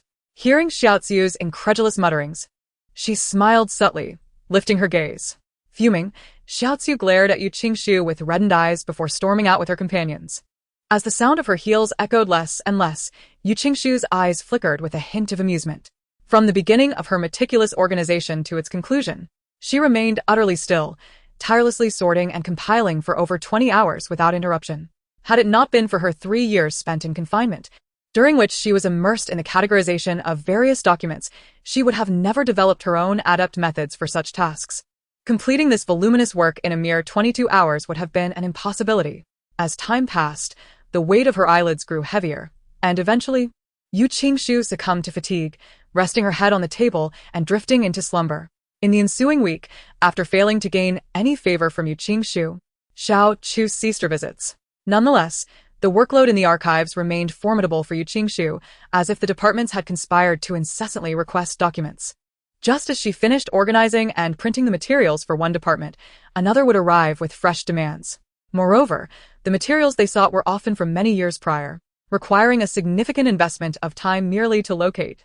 Knock, knock. The door to the archive was rapped upon once more.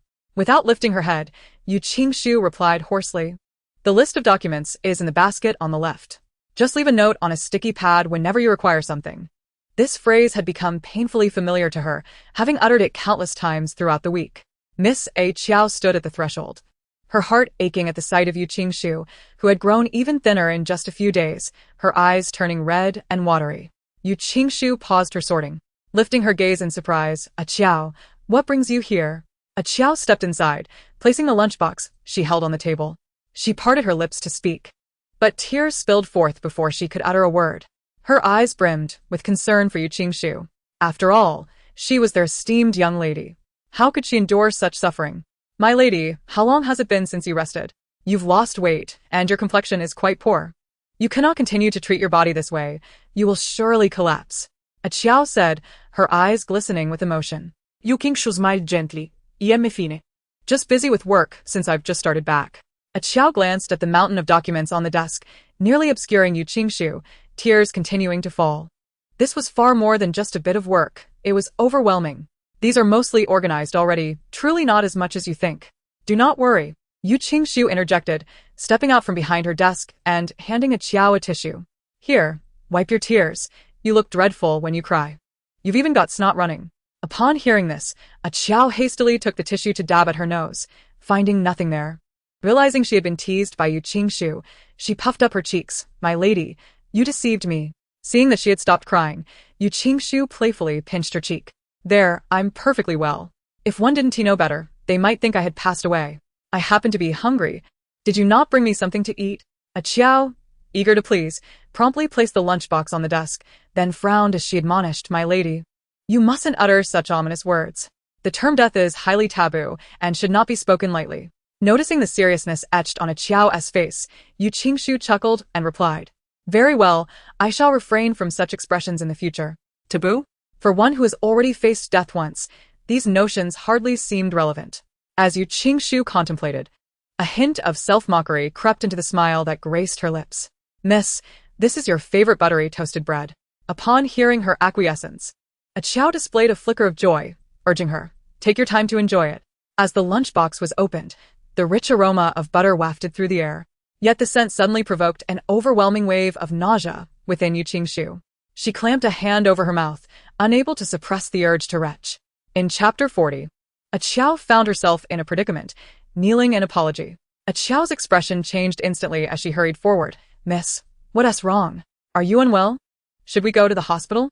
Yu Qingshu waved her hand to interrupt, her brows knitted tightly as she felt her stomach churn violently, a nauseating sensation rising up her throat.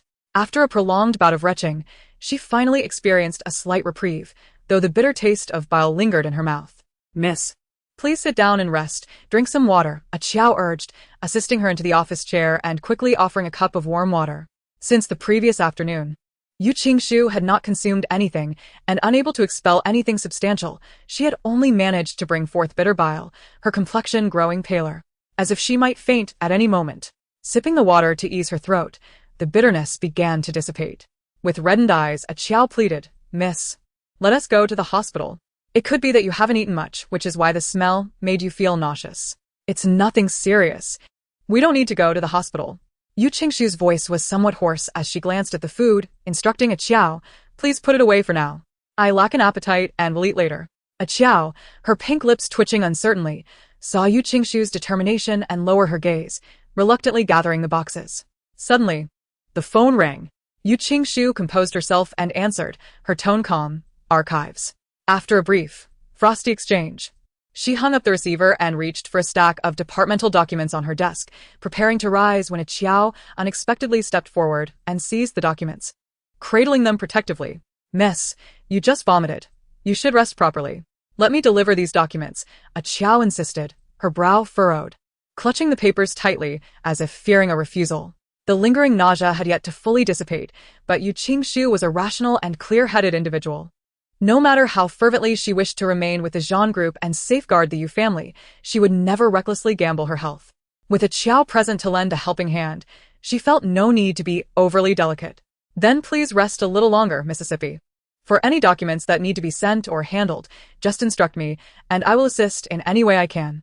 Upon hearing Yu Qingshu's consent, a glimmer of relief appeared on a Qiao's worried face, and she turned to leave the archives, cradling the documents like treasures. Yu Qingshu leaned back in her office chair, closing her eyes for a brief respite until the nauseating sensation subsided before continuing to organize the scattered documents. She extracted the printed materials, and from the corner of her eye, she noted the time displayed on the computer. Over 20 minutes had elapsed since a Qiao had departed with the documents. Furrowing her brows, Yu Qingshu realized that the journey from the archives to the company department should take no more than 20 minutes, especially since it was merely a matter of delivering the documents to the front desk. With a deepening sense of unease, Yu Qingshu rose and made her way out of the archives. At the front desk on the first floor, Xiao Chu glared angrily at a Qiao, pointing an accusatory finger at her and exclaiming, "How do you handle your duties? How can this disheveled material possibly be submitted? Do you comprehend the significance of these documents? If this causes a delay, can you bear the responsibility? I'm truly sorry, it was not my intention. Perhaps I could wipe it with a towel. Wipe it with a towel? Are you jesting? The coffee stains are utterly indelible. Reflect on how you will explain this to the department. With that, Xiao Chu raised the stack of documents and struck it forcefully against Qiao's head. The sound of paper slapping against her face echoed, scattering several sheets onto the floor. Qiao winced in pain, but upon seeing the coffee stains on the documents, her eyes welled with tears. I will take responsibility. Xiao Chu crossed her arms and scoffed. Responsibility? You're merely a pawn of Yu Qingshu. Do you genuinely believe that your promise to take responsibility will absolve her? Let me assure you, neither you nor Yu Qingshu can escape accountability. Qiao's face turned pale. She only wished to assist the young lady, never anticipating such a predicament. After all the effort the young lady had exerted to enter the Zhan Corporation, what if she lost her job because of her? Qiao trembled slightly, grasping Xiao Chu's hand desperately, pleading, Miss Chu, it was my carelessness that soiled these documents. The fault lies solely with me. Please, do not involve the young lady. Xiao Chu looked at Qiao's pitiful expression with clenched fists, loathing that a mere discarded heiress, divorced and devoid of talent, could possess such unwavering loyalty to Yu Qingshu. Someone even she surpassed. This matter will be reported to the department in its entirety. You and your mistress will not escape the consequences. Xiao Chu gritted her teeth. Tears streamed down Qiao's face as she trembled, murmuring, Please, as long as the young lady is not implicated, I will do anything you ask. Xiao Chu's expression turned impatient as she forcefully shoved Qiao away. Fine, then kneel down and beg me. Caught off guard, Qiao stumbled backward, her eyes widening in shock. Just as she was about to fall, someone steadied her by the waist. Turning her head, she saw the familiar figure beside her, her eyes glistening with unshed tears. Young lady. Yu Qingshu glanced at Qiao, ensuring she was steady before releasing her. A soft acknowledgement escaped her lips. Qiao immediately broke into tears. Young lady, I am so sorry. I have ruined everything. This is not your fault. Yu Qingshu had overheard the conversation between Xiao Chu and Qiao upon exiting the elevator, grasping the situation. She then turned to Xiao Chu, her dark eyes reflecting an icy calm. Xiao Chu met her gaze, her heart skipping a beat with a fleeting fear. Yu Qingshu, what are you staring at? I instructed you to deliver the documents, and look at their current state. Don't think your intimidating gaze can frighten me. Should the department's leaders learn of this, you will face dire consequences. Xiao Chu raised her voice defiantly. Yu Qingshu's gaze fell upon the scattered documents, the coffee stains now dried. Young lady, it is all my fault. I am willing to take responsibility. Miss. Chu has just assured me that as long as Qiao merely purses her lips and I kneel down to apologize, she will not hold you accountable, Mississippi. Do not worry, miss, Qiao will not implicate you. Upon finishing her words, Qiao took a step forward, poised to kneel. Yu Qingshu's gaze darkened, and she grasped Qiao's arm, preventing her from submitting. Chapter 41. Each step back leads to an abyss. Miss Chu mocked, I have changed my mind. Even if you kneel, I shall not spare Yu Qingshu. You might as well give up. Qiao's complexion paled further. How can you go back on your word? Miss Chu, I am indeed going back on my word. What can you do about it? Miss Chu replied with a cold, disdainful smile. Throughout this exchange, Yu Qingshu remained silent, her grip tight on Qiao's arm, acutely aware of her trembling.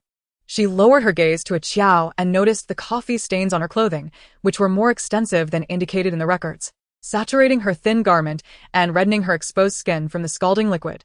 The trembling was a result of pain. Suddenly, the temperature around Yu Qingshu dropped several degrees as she turned her emotionless gaze to Miss Chu. Was it you who spilled the coffee on her?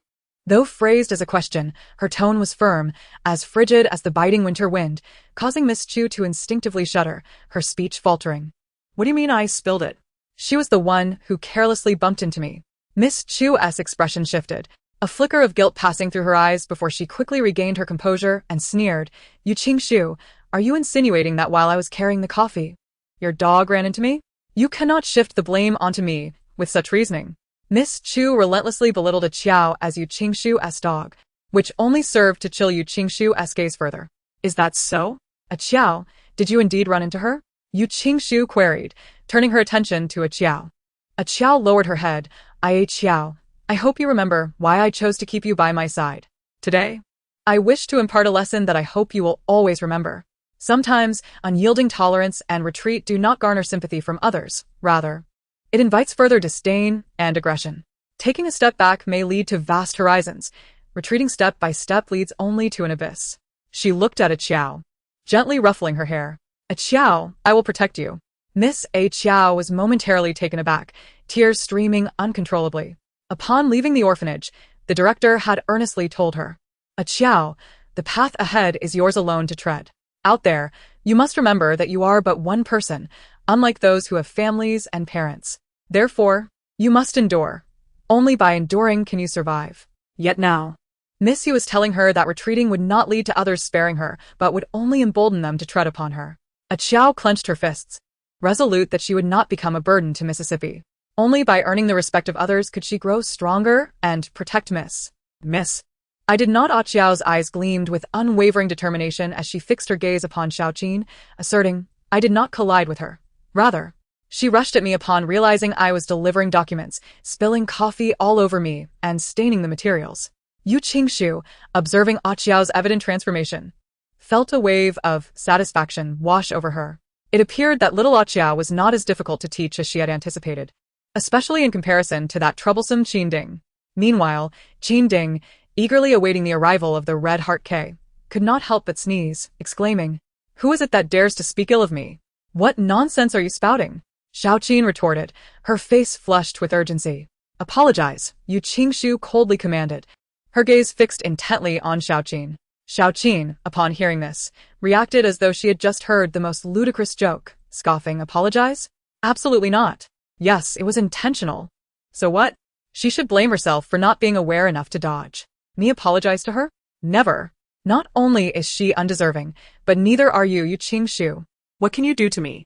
You think you still hold the status of the esteemed CEO's wife. I have no fear of someone merely sorting documents. Spotting Chun Qianqian, Xiaoqin's eyes lit up as if a savior had arrived.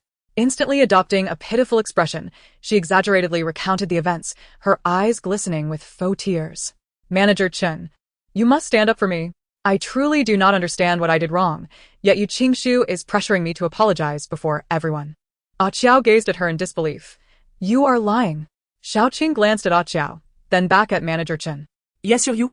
I have no reason to be at odds with someone I have never encountered before. It simply does not make sense.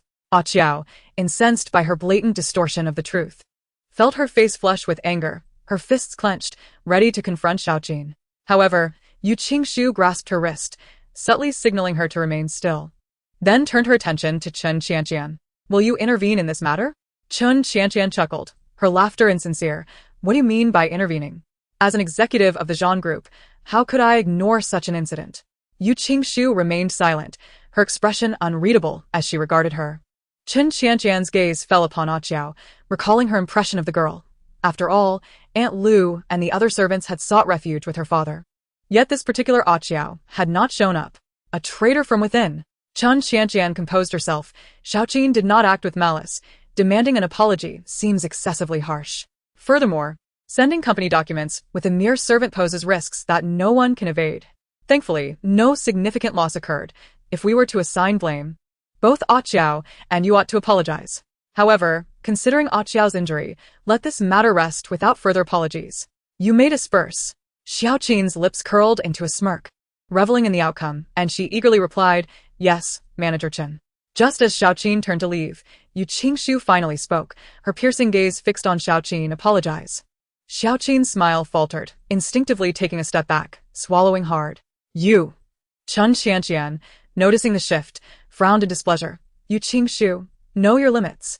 Upon hearing Chun Qianqian speak up for her, Xiaoqiu felt a wave of courage wash over her, echoing, Exactly, Yu Qingshu, do you dare disregard Manager Chen's words? In an instant, Yu Qingshu's lips curled into a chilling smile. The curve of her mouth exuded a frosty menace as she stated, I will say this one last time, apologize. Yu Qingshu, Chun Qianqian warned through clenched teeth. I will not apologize. It is not my fault. Xiao que proclame de Fianli. Miss. Perhaps. A Chiao, witnessing the escalating tension and fearing for her mistress's well-being, could not help but interject. Before she could finish her sentence, Yu Qingshu abruptly seized A Chiao's arm and turned to leave. Chapter 42, Yu Qingshu's dominant retort. Xiao Chu, grinning, expressed her gratitude to Chen Qianqian, Manager Chen. Thank you. Chen Qianqian scoffed dismissively. What is Yu Qingshu? How dare she presume to act imperiously over me? Indeed. Manager Chen, you had instructed me to increase her workload previously. And I complied. However, she has consistently managed her tasks promptly, leaving me unable to find fault with her. Then, let us increase it further. This way, she shall have less time to manage her duties. Chen Qianqian ground her teeth in frustration. Xiao Chu yelped in pain as scalding water drenched her shirt, reddening her fair skin at a visible rate. Chen Qianqian, taken aback by the sudden turn of events, felt a splash of the hot liquid on herself as well. Yu Qingshu, what are you doing? She shrieked. Yu Qingshu stood unmoved, holding an empty disposable cup, her expression unchanged as she coldly fixed her gaze upon Xiao Chu. The intensity of her stare made Xiao Chu involuntarily shudder, pain surging through her head and reddening her eyes. Enraged, she gritted her teeth, striding forward without a second thought to slap Yu Qingshu's face. Yu Qingshu, how dare you splash me? You wretched harlot. A Qiao gasped in shock, instinctively shouting, Miss. With a smirk, Yu Qingshu seized Xiao Chu's wrist, tossed the paper cup to a Qiao, and in a flash, delivered a resounding slap to Xiao Chu's face. The sharp crack echoed, revealing the force of her strike. Xiao Chu, momentarily stunned, stared wide-eyed at Yu Qingshu, her gaze seething with hatred. Releasing her grip, Yu Qingshu remarked nonchalantly, I intended to douse you with that water. So what? You can only blame yourself for being so careless. How could you not avoid it? Only to be splashed by me? A Qiao's eyes brightened, captivated by Yu Qingshu's commanding demeanor. Xiao Chu, biting her lip, felt her face throb with pain. In stark contrast, Yu Qingshu remained unruffled, her smile unwavering. Even in the face of the Yu family's decline, I am still a young lady of noble birth. No matter how inept, my status surpasses yours by leaps and bounds. Even if Chen Qianqian were to fetch my shoes, she would not be worthy. What do you amount to? But a mere dog? Your role as a subordinate is contingent upon my willingness to engage with you. Should I choose otherwise? Do you truly believe you have the right to command me? Her aura suddenly intensified, making it difficult for those around her to breathe, while her gaze was so frigid that a mere glance seemed capable of freezing one's very blood. Had Qin Ding been present, he would surely have exclaimed, This is alarming. The boss is furious. When the boss is calm, flowers bloom, but when the boss is enraged, all things wither. Upon hearing her words, Chen Qianqian's complexion paled considerably. Her hands, which hung at her sides, involuntarily clenched, her silver teeth aching to shatter. Well, what a lively morning we have here, General Zhan.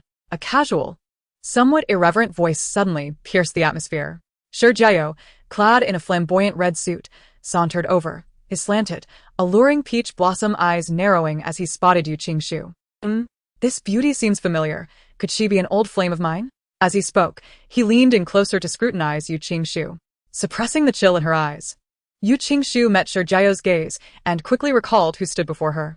Shi Jiao, the youngest scion of the Shi family, often referred to as young Master Shi by outsiders, was a notorious playboy, basking in the adoration of many while leaving behind an uncountable number of romantic entanglements. It was said that a mere shout in a nightclub could summon half of the women he had ever courted or seduced. In contrast, Zhan Sijua's cold demeanor and ruthless nature meant that few could tolerate him, leaving him with but a handful of friends, Shi Jiao being one of them. Young Master Shi, Chen Qianqian greeted respectfully, her eyes cast down. Interrupted from his thoughts by her voice, Shi Jiao shifted his attention from Yu Qingshu to Chen Qianqian. I remember you. You are the illegitimate daughter of the Yu family, if I recall correctly. What was your name again? Chen Qianqian's expression changed abruptly. The term illegitimate daughter was her greatest taboo. Few within the corporation knew of her connection to Chen Haixing, let alone her status as an illegitimate child. To have it so blatantly mentioned felt like a knife piercing her heart. Clenching her palm, she seethed with fury, but the person before her was Shi Jiao, someone she could not afford to provoke. Oh yes, Chen Qianqian. Alas, your name lacks distinction and is quite forgettable. It's far less memorable than the term illegitimate daughter, which at least has some character, Shi Jiao remarked nonchalantly, standing with his hands in his pockets, feigning a dawning realization. Chen Qianqian forced a smile, her face a tumultuous blend of pale and flushed, realizing that young Master Shi was merely jesting. Shi Jiao chuckled softly, saying nothing further, his gaze returning to Yu Qingshu.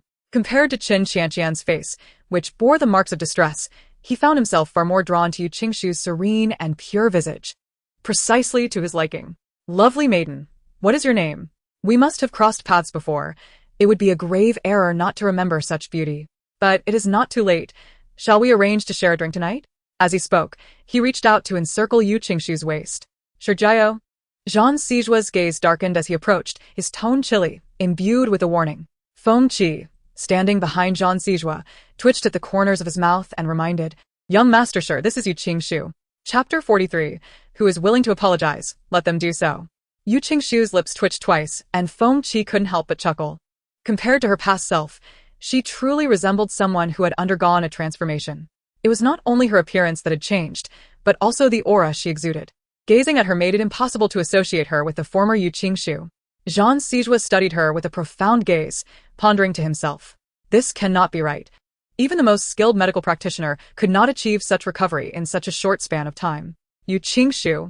Sure, Jiao could not contain his curiosity and circled around her. Young Master Sure, I merely removed the makeup I used to wear, Yu Qingshu replied, her eyes twitching as she took a step back to distance herself from Sure Jiao. With his arms crossed, Sure Jiao remarked, Indeed, one is judged by their attire, just as a horse is judged by its saddle. Yu Qingshu, you must have had a rather peculiar mindset to apply such grotesque makeup in the past. Look at you now, you are truly beautiful, so captivating that even I am tempted. As he spoke, Sure Jiao sensed a chilling glare directed at him from behind, causing him to shudder involuntarily, the playful taunts caught in his throat. He swallowed hard and wiped away the sweat. It would be utterly insane to voice his desire for Yu Qingshu, especially since she was Zhang Sijua's woman. Though she had been abandoned by him, she was still the wife of his brother, deserving of respect. Upon hearing Zhang Sijua's inquiry, Qin Qianqian's eyes sparkled momentarily, and she lowered her lashes, trembling as she recounted the entire sequence of events, omitting the part where Xiaoziu deliberately splashed coffee on a Qiao. Zhang Sijua's expression darkened significantly, and he bellowed, Yu Qingshu, who gave you the audacity to deliberately splash water on someone? Apologize to her, immediately. Yu Qingshu's gaze turned cold. How audacious to demand such an apology without understanding the circumstances. A hint of mockery danced in her eyes at his insistence. Zhang Sijua, witnessing her expression, felt a surge of rage. He detested that look. Regardless of fear or anger, she remained stubbornly defiant, never bowing her head. Zhang Sijua's voice, laced with danger, emerged from between clenched teeth. I command you to apologize, Yu Qingshu. Yu Qingshu stood her ground. A Qiao, sensing the tension, turned pale and stepped in front of her, bowing her head and trembling as she spoke. Zhan, it's all my fault. I apologize. I can make amends with Miss Chu. A Qiao turned to Yu Qingshu, her eyes red with emotion. Yu Qingshu grasped a Qiao's hand tightly, staring intently at Zhang Sijua, enunciating clearly, I am not in the wrong. There is no need for you to apologize on my behalf. Whoever wishes to apologize may do so. Veins bulged in Zhang Sijua's neck, his eyes as frigid as a deep winter, and his voice emerged like a growl. Very well, Yu Qingshu, you truly are something else. Yu Qingshu pressed her lips into a straight line, her defiance unyielding and silent. Miss, it's all right. A Qiao can apologize. As long as Miss is unharmed, I am willing to do anything. A Qiao's eyes brimmed with tears, but Yu Qingshu held her hand firmly, refusing to let go. Zhang Sijua, witnessing the scene, felt his fury boiling over. Feng Qi, issue the order. All cleaning staff are to be granted a day off, and Yu Qingshu shall single-handedly manage the sanitation of all restrooms in the company. The cleaning was not yet completed, and no one was permitted to leave work. Whoever dares to help will be packing their things and leaving. Ah Qiao's complexion turned pale. Cleaning the restroom. Let's not forget that the Zhan group boasts a staggering 66 floors, with over 100 restrooms of various sizes. For Yu Qingshu, the esteemed daughter of the Yu family, being assigned to clean the toilets, particularly the men's restroom, was an utter humiliation, trampling on her noble status. Sure Jiao, upon hearing this, felt it was indeed excessive. Zhan, this seems rather inappropriate, doesn't it? Zhang Sijua responded with a cold smile. Ah, it appears that young Master Sure is being quite tender-hearted. If you truly pity her, I could make an exception. You may assist her in cleaning the restrooms. Are you joking? Yu Qingshu is your woman. It's not my place to show her any pity, Sure Jiao hastily replied, a nervous smile gracing his lips. Zhang Sijua merely scoffed and turned to leave. Relieved that Jean's ire was not directed at him, Sergio hurried after him. Hey, Jean, wait for me. Later that night, at the Junha club, Sergio had spent the entire afternoon in Jean Sijua's office and could no longer bear it. He insisted on dragging Jean to the club to enjoy drinks with beautiful women. Young Master Sher, with a slender and alluring beauty nestled in his embrace, raised a glass of red wine to his lips. With a mischievous smile, he tightened his grip around her waist and took a sip from her hand. In the dimly lit private room, Jean Sijua lounged lazily against the back of the sofa, half enveloped in shadows, emanating an aura that discouraged any approach. He sipped his red wine, clearly disinterested. Jean, you cannot be serious. Previously, you used marriage as an excuse to ignore all the beauties at Junha. Now that you are divorced, you claim to have no interest in women? Sergio released the beauty and leaned closer, raising an eyebrow. You can't possibly still, Sergio. It seems that not delivering the list to old Master Sher last time has left you quite unsettled, Jean Sijua replied, his tone heavy, glancing at him with a half-smile. Sergio shivered at those words and shifted in his seat, feeling the air grow tense. This is rather dull, Jean. You're being exceedingly boring. Jean Sijua narrowed his eyes slightly and took another sip of wine. A knock echoed on the door, prompting Sergio to smirk, his eyes gleaming as he looked at Jean Sijua. Jean, my dear Jean, you still assert you have no interest in women? Our private room certainly will not be graced by any uninvited guests. With a beauty in my arms, I see no need to call for more. So tell me, I am unlike you, Jean replied, his voice low. Sergio playfully twirled a lock of hair from the woman in his arms, grinning. Why not take a guess? The person outside is here for someone, and whoever it is should drink both bottles of red wine on this table. Jean Sijua's expression remained indifferent as he cast a fleeting glance at Feng Qi, who promptly understood and stepped forward to open the door. Chapter 44. Chen Qianqian's intentions exposed. Standing at the door in a form-fitting red dress was Chen Qianqian, smiling at Feng. Hello, Assistant Feng. Upon seeing her, Sergio raised an eyebrow. Jean, you've lost. With that, he eagerly poured red wine for Jean Sijua, a wicked smile playing on his lips as he thought about how Jean was using old Master Sher's desperation for grandchildren to threaten him. A glass of red wine was filled to the brim, spilling over as he finally ceased pouring. The vengeance he sought was remarkably subtle. Feng Qi shifted his body slightly, while Chen Qianqian, clutching her documents, immediately directed her gaze toward Jean Sijua. Mr. Jean, she spoke softly, a hint of shyness lacing her tone. How did you know I was here? Jean Sijua replied with a cool demeanor, his frosty eyes scrutinizing her. What brings you here? Sergio sat up abruptly, eyes wide with disbelief. You were looking for me? Chen Qianqian swallowed hard and nodded. Jean Sijua uncrossed his legs and moved the wine glass closer to Sergio, his voice tinged with a sense of schadenfreude. A deal is a deal. Sergio's lips twitched. What do you want with me? Don't tell me you've taken a liking to me. I have no interest in you. Being so bluntly rejected in public rendered Chen Qianqian somewhat embarrassed. She tightened her grip on the documents, clarifying, Mr. Sher, you've misunderstood. I merely require your confirmation and signature on an important document. Upon hearing this, Sergio scoffed. You need my signature? Why now? Chen Qianqian, you're not using this as a pretext to approach Jean Sijua, are you? As brothers and business partners. It was not unusual for the Sher family to sign documents for the Jean group. However, the urgency of her visit at such an hour was indeed unprecedented, thus prompting Sergio's skepticism. Chen Qianqian had come specifically because she was certain Jean Sijua was with Sergio. While she had no right to know Jean Sijua's whereabouts, she could easily ascertain Sergio's location through her modest connections. Caught in her own intentions, Chen Qianqian felt her cheeks flush, but fortunately, the dim lighting of the private room concealed her embarrassment.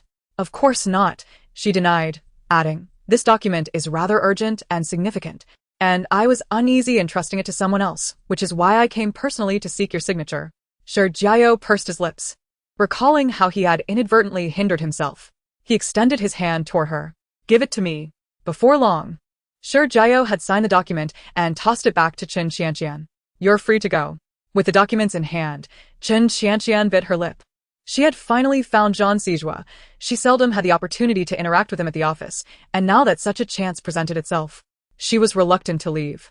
Peering down at the wine glass on the table, she summoned her courage and offered, Mr. Sher, I've heard you have a penchant for cocktails.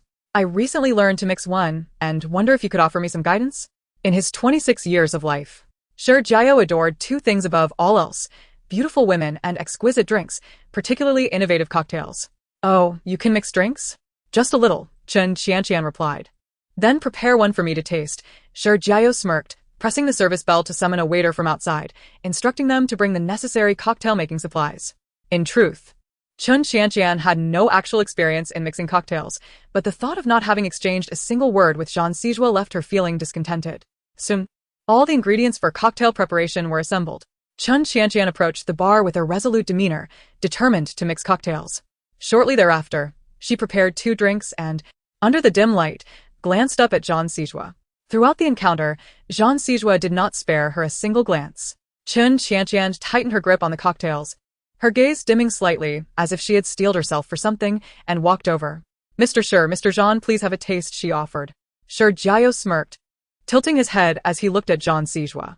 Mr. Zhang, after you. I have no interest in cocktails, Zhang Sijua replied coolly, lifting his wine glass for a delicate sip. Chen Qianqian had been hopeful as she watched him, but upon hearing his words, she bit her lip in disappointment. Shi Jiao shrugged, unfazed by Zhang Sijua's indifferent demeanor, and took a sip of the cocktail. Is this what you call a cocktail? He scoffed. I bet even a random person could mix something more palatable than this. Drinking it is simply a waste of time. His sharp tongue showed no mercy towards Chen Qianqian, causing her smile to fade entirely. Let me show you how it's done, Shi Jiao declared. You should be grateful to have the opportunity to taste a cocktail mixed by me. With that, he rose, wrapping an arm around a beautiful woman as he made his way to the bar. After concocting several cocktails, he managed to coax Zhang Sijua into trying them. As red wine and cocktails mingled, Zhang Sijua became slightly inebriated amidst the toasting. Shi Jiao also indulged, and as the alcohol took effect, his desires heightened. He seized the woman's waist and led her to a room. Feng Qi, go get the car, Zhang Sijua commanded, his voice husky, likely due to the influence of the alcohol. Feng Qi nodded, casting a fleeting glance at Chen Qianqian before departing from the private room. Dressed in a black shirt with the top buttons undone, his well-defined collarbone and subtle chest muscles were visible. With sleeves rolled up, his skin was not overly pale. The tension in his arms, resting against the armrest, exuded a steady yet alluring charm. Chen Qianqian felt her cheeks flush merely from observing him.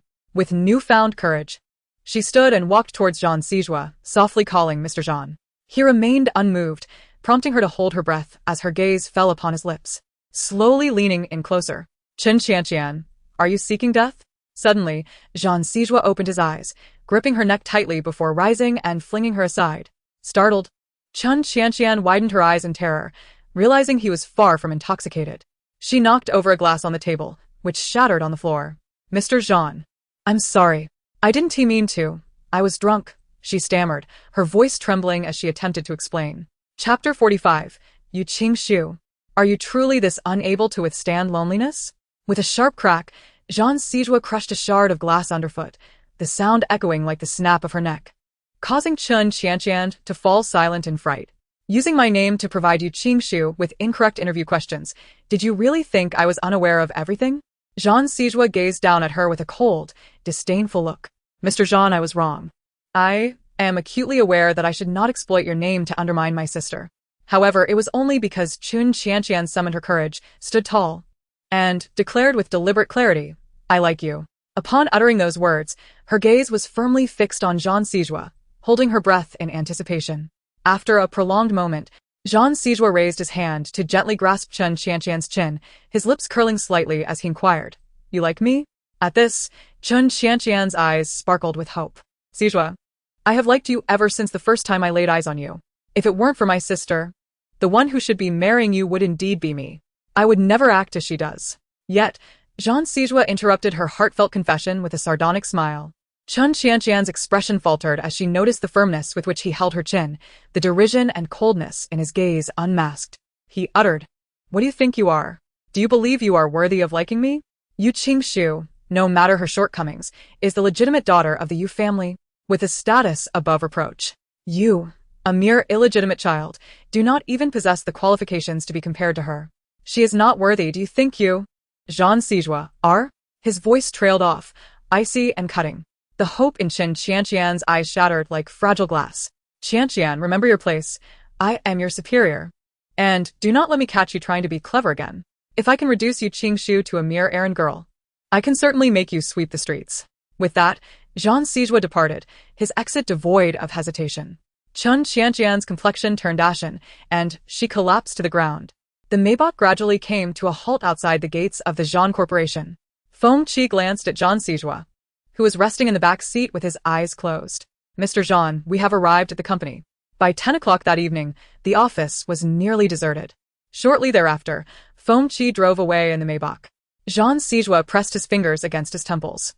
Feeling the aftereffects of several potent cocktails consumed at the hands of Shi Jiao, he was indeed somewhat disoriented.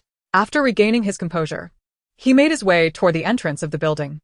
Simultaneously, another figure emerged from within the building.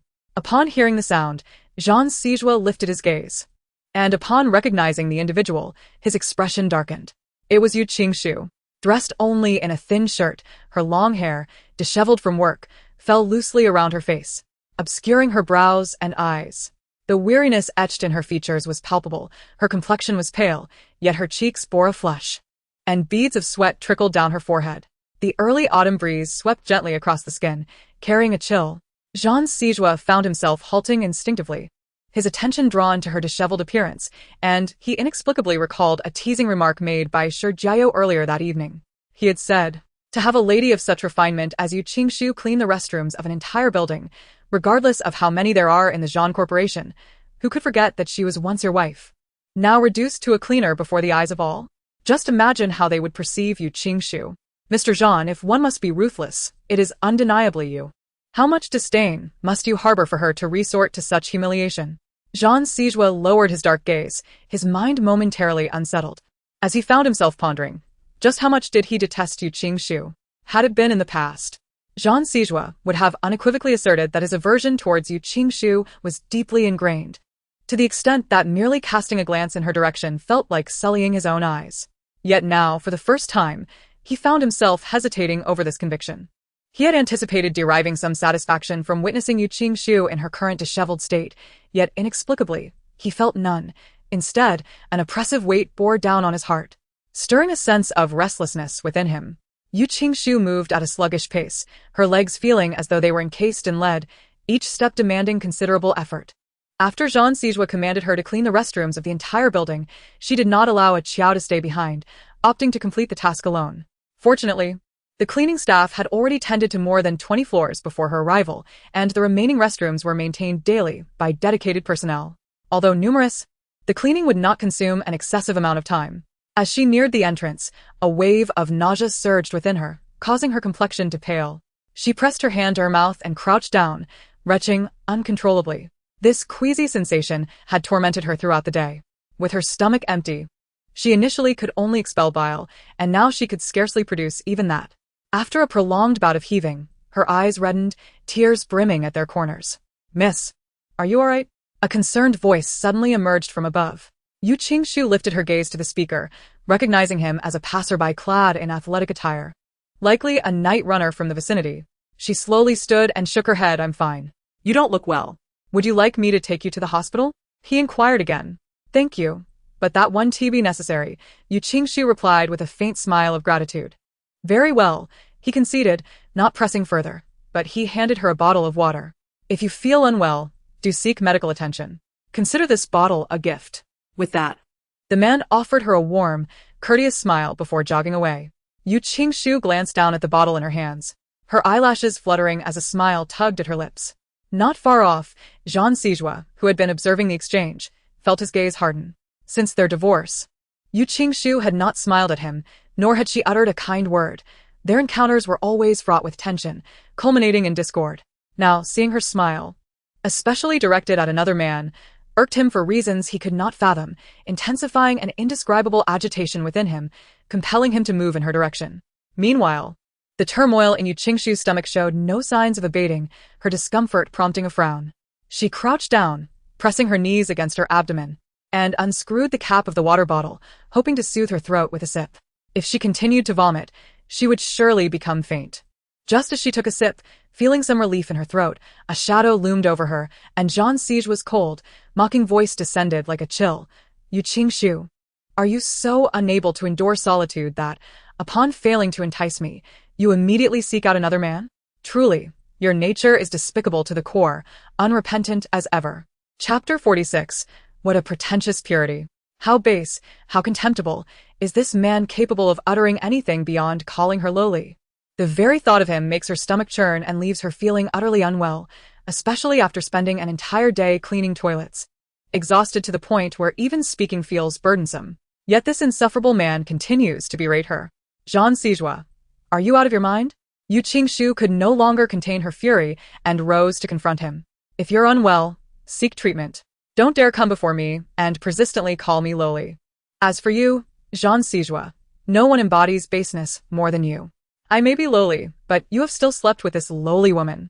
What makes you superior to me? Yu Qingshu inhaled deeply, gritting her teeth as she glared at him. Yes, I succumbed to loneliness and sought the company of another man. Jean Sijua, what gives you the right to judge me? I am with another man right now. Suddenly, Jean Sijua slapped the water from her hand, splattering it across her face and abruptly silencing her. His gaze was dark and menacing, compelling Yu Qingshu to wonder if she were not a woman. That slap might have found its mark upon her cheek. Yu Qingshu, how dare you bring this up? Jean Sijua seethed, his teeth clenched. Yu Qingshu bit her lip, wiping the water from her face, her eyes now tinged with red. What? Did I say something wrong? Jean Sijua, did I not merely spend one night with you? Ultimately, you are just a man I have used and cast aside. Now, if I so choose, I can still enjoy drinks and share a bed with another man. Repeat that. Jean Sijua's anger was palpable as he advanced upon her. I said. Yu Qingshu began, but Jean Sijua suddenly hoisted her onto his shoulder, leaving her no time to react. He carried her unceremoniously into the building. Yu Qingshu pounded on his back, gritting her teeth as she shouted, Jean Sijua, you lunatic. Scum. Madman. Put me down. Jean Sijua. Despite her struggles, Jean Sijua showed no signs of relenting, securing her wrist as they entered the elevator, ascending directly to the rooftop. With a beep, the elevator halted at the top of the Jean Corporation's building, and as the doors opened, a gentle evening breeze rushed in. At last, Jean Sijua set Yu Qingshu down. Her complexion had paled further since his earlier grip, with her stomach pressed against his shoulder during the ascent. Every step he took had caused her stomach to jolt, intensifying her nausea. Yet, in her precarious position, she could not give in to the urge to vomit. A wave of discomfort washing over her, leaving her eyes glistening with tears. Steadying herself, and realizing they were on the rooftop, memories flooded her mind of a week prior, when Jean Sijua threatened to throw her from the 33rd floor. Jean Sijua was indeed unstable, capable of anything. She could not remain here. The elevator controls had been locked. Turning to Jean Sijua, she saw him raise his phone, revealing the interface that governed the entire elevator system of the Jean Corporation. Jean Sijua advanced towards her, prompting Yu Qingshu to instinctively retreat until her back met the cold wall. What are you afraid of, Yu Qingshu? He taunted, noting the fleeting panic in her eyes with a mocking smile. Yu Qingshu clenched her jaw, her bright eyes tinged with crimson.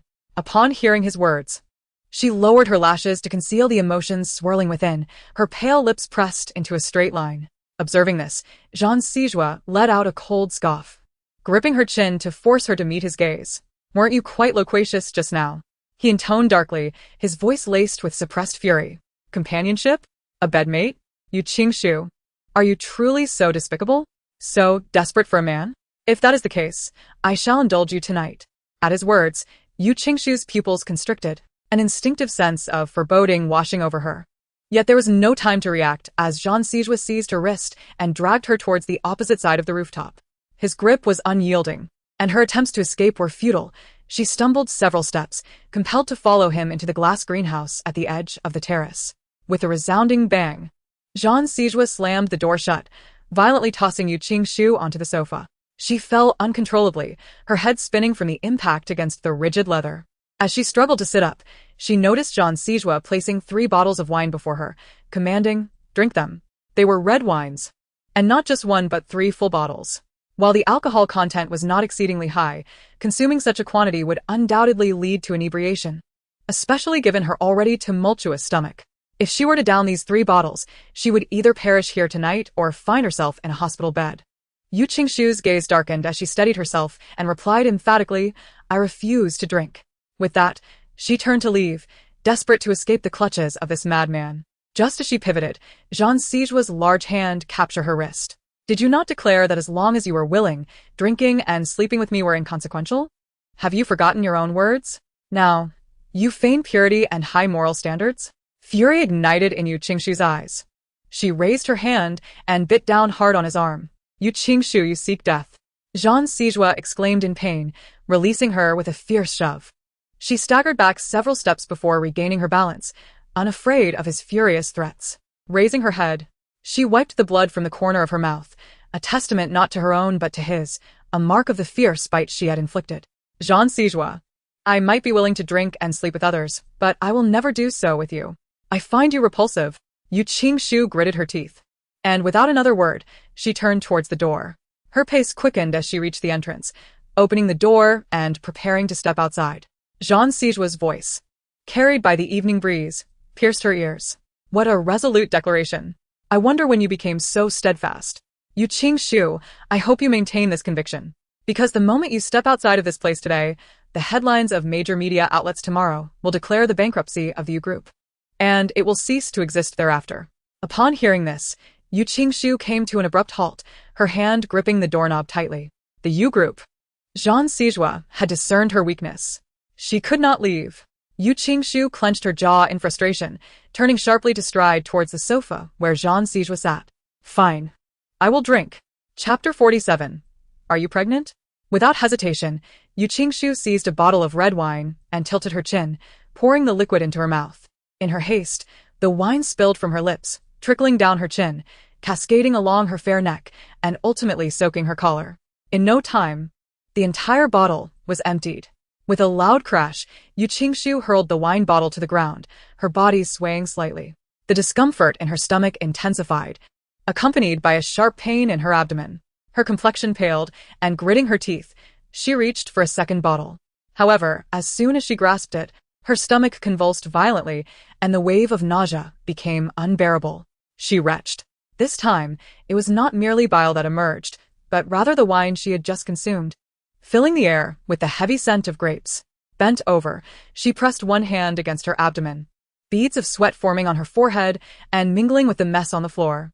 Jean Sijua instinctively moved to rise upon witnessing her distress, but suddenly recalled something and scoffed. Yu Qingshu, do not presume I am unaware of your intentions. Weren't you bold enough to drink and cause a scene at the company before? Now you merely vomit after a single bottle of wine. Who are you attempting to impress? Keep drinking. Damn it. She was not the only one embarrassing herself when intoxicated. Yu Qingshu gritted her teeth, bearing the pain. The discomfort was overwhelming, blurring the lines between stomach pain and other aches within her. Jean Sijua was resolute in his demand that she consume all 3 bottles of wine. As she straightened up to grab the second bottle, another wave of nausea surged through her fiery stomach, the urge to vomit becoming uncontrollable once more. Yu Qingshu felt as if her very insides were about to be expelled, and after several moments of dry heaving, she finally felt a modicum of relief. The room remained dimly lit, with no lights turned on, only the silvery moonlight illuminating the space. At that moment, the moonlight streamed through the glass, casting its glow upon Yu Qingshu, revealing her pallid complexion, nearly translucent with the absence of color. She retched again. After a brief respite, she could not suppress the urge to heave. It was merely a bottle of red wine, and she had consumed it only to expel it shortly thereafter. Even a poor drinker would not react thus. Moreover, she had begun to retch even before drinking. Jean Sijua observed her, a fleeting thought crossing his mind. Yu Qingshu, are you pregnant? As soon as he uttered those words, Yu Qingshu was pushing herself up from the sofa. Upon hearing the term pregnant, her movements froze, her mind momentarily blank. You did not take the contraceptive pill that night. Could it be that you truly... His brows furrowed slightly as he contemplated the possibility that Yu Qingshu might be carrying his child, an indescribable feeling blossoming within him. Jean Sijua was momentarily taken aback, rendered speechless by the weight of the question. He had never contemplated having children with Yu Qingshu. To be precise, he had never intended to become a father. A year and a half ago, Yu Qingshu had climbed into his bed in the dead of night, only to be angrily cast aside by Jean Sijua. She stood before him, disheveled and with tear-filled eyes, expressing her desire for a child that belonged to both of them. What had he said back then? He had retorted, "Our child? Yu Qingshu, what right do you have to bear my child? While I still possess some patience, leave. It is impossible for us to have children in this lifetime." Tears streamed down her face like pearls falling from a broken string as she pleaded, "I am your wife. Why do I lack the qualification to bear a child? Sijua, let us try, please. What if logically, He had already arrived at an answer to this question a year and a half prior. Yet now, as Yu Qingshu genuinely announced her pregnancy, Jean Sijua found himself wavering in his previous decision. You cannot possibly believe that I am truly pregnant, can you? Upon uttering these words, Yu Qingshu's gaze dimmed, and she reached for a bottle of red wine on the table. If you don't believe me, I can drink another bottle to prove it. Indeed, it had only been that one night. How could it be so effortless to conceive? However, upon hearing Yu Qingshu claim she was not pregnant, Jean Sijua did not experience the relief he had anticipated. Instead, an unsettling emptiness lingered in his heart. This intangible emotion only served to heighten his irritation. He furrowed his brows and commanded in a low voice, "Get out." This time, Yu Qingshu did not linger or inquire further. She swiftly placed the wine bottle down and turned to leave. As the door closed slowly, she distinctly heard the sound of the wine bottle shattering against the floor behind her. Once inside the elevator, she leaned against the handrail, her back drenched in cold sweat. As the elevator descended, she gazed up at the decreasing floor numbers, her mind plagued by Jean Sijua's words from earlier. She had lied. Not only had she not taken contraceptive pills, but her period had yet to arrive. Yu Qingshu retrieved her phone to search for early signs of pregnancy, drowsiness, nausea, aversion to food, and changes in appetite. Indeed, in recent days, she had felt more fatigued than usual. There were times when she merely wished to close her eyes for a moment, only to drift off completely, even while seated on the toilet. She had always attributed this exhaustion to her overwhelming workload, but now, uncertainty crept in. As for the nausea and changes in taste, her brows knitted tighter. She scrutinized her reflection in the elevator doors, murmuring, "It cannot be that fortunate to conceive after just one night. It is impossible. So many couples struggle for years without success. How could it be so easy for Jean Sijua and me?" No, it was unfathomable. 2 days later, in the office of the president of the Jean Group, Jean Sijua abruptly flung a document onto the desk of the planning director, who fumbled to catch it, lowering his head until his chin nearly touched his chest. The planning director shivered involuntarily and pleaded, "President Jean, could you possibly grant us a little more time? The planning team is currently in the archives retrieving materials, and with no one in the archives, a single day is insufficient to find the necessary information and redo the planning proposal." Chapter 48. Yu Qingshu fell ill. "If you cannot fulfill the role, then hand over the position of director to someone who can," he remarked, his expression devoid of emotion, his tone icy. Upon hearing this, the planning director's complexion paled, and he hurriedly assured, "Jean, I promise to submit a flawless proposal before the end of the day." With that, the planning director clutched his documents and hastily made his way towards the door. Just as he reached for the handle, Feng Qi entered, catching a glimpse of the director's back, which was dampened by cold sweat. Feng Qi was unperturbed by the planning director's flustered demeanor. After all, Jean Sijua was a workaholic and a perfectionist. He was not only harsh on his own work, but was equally meticulous in scrutinizing the performances of his subordinates, allowing no room for error. Hence, it was said that working at Jean's was akin to enduring relentless trials. Nevertheless, even so, countless individuals vied to enter Jean Corporation, one of the top 5 dominators in the capital. "Jean, the meeting with the American branch is about to commence," Feng Qi informed, handing over the documents requiring Jean Sijua's review and signature. Yu Qingshu had fallen ill. A Qiao had just prepared some food for her and was about to call her when she entered the living room and found Yu Qingshu with her eyes closed, her lips pale, and beads of sweat trickling down her forehead. Alarmed, a Qiao touched Yu Qingshu and felt the heat radiating from her. Without delay, she called Yi Xiao while attempting to rouse Yu Qingshu. "Miss, please wake up." "Miss."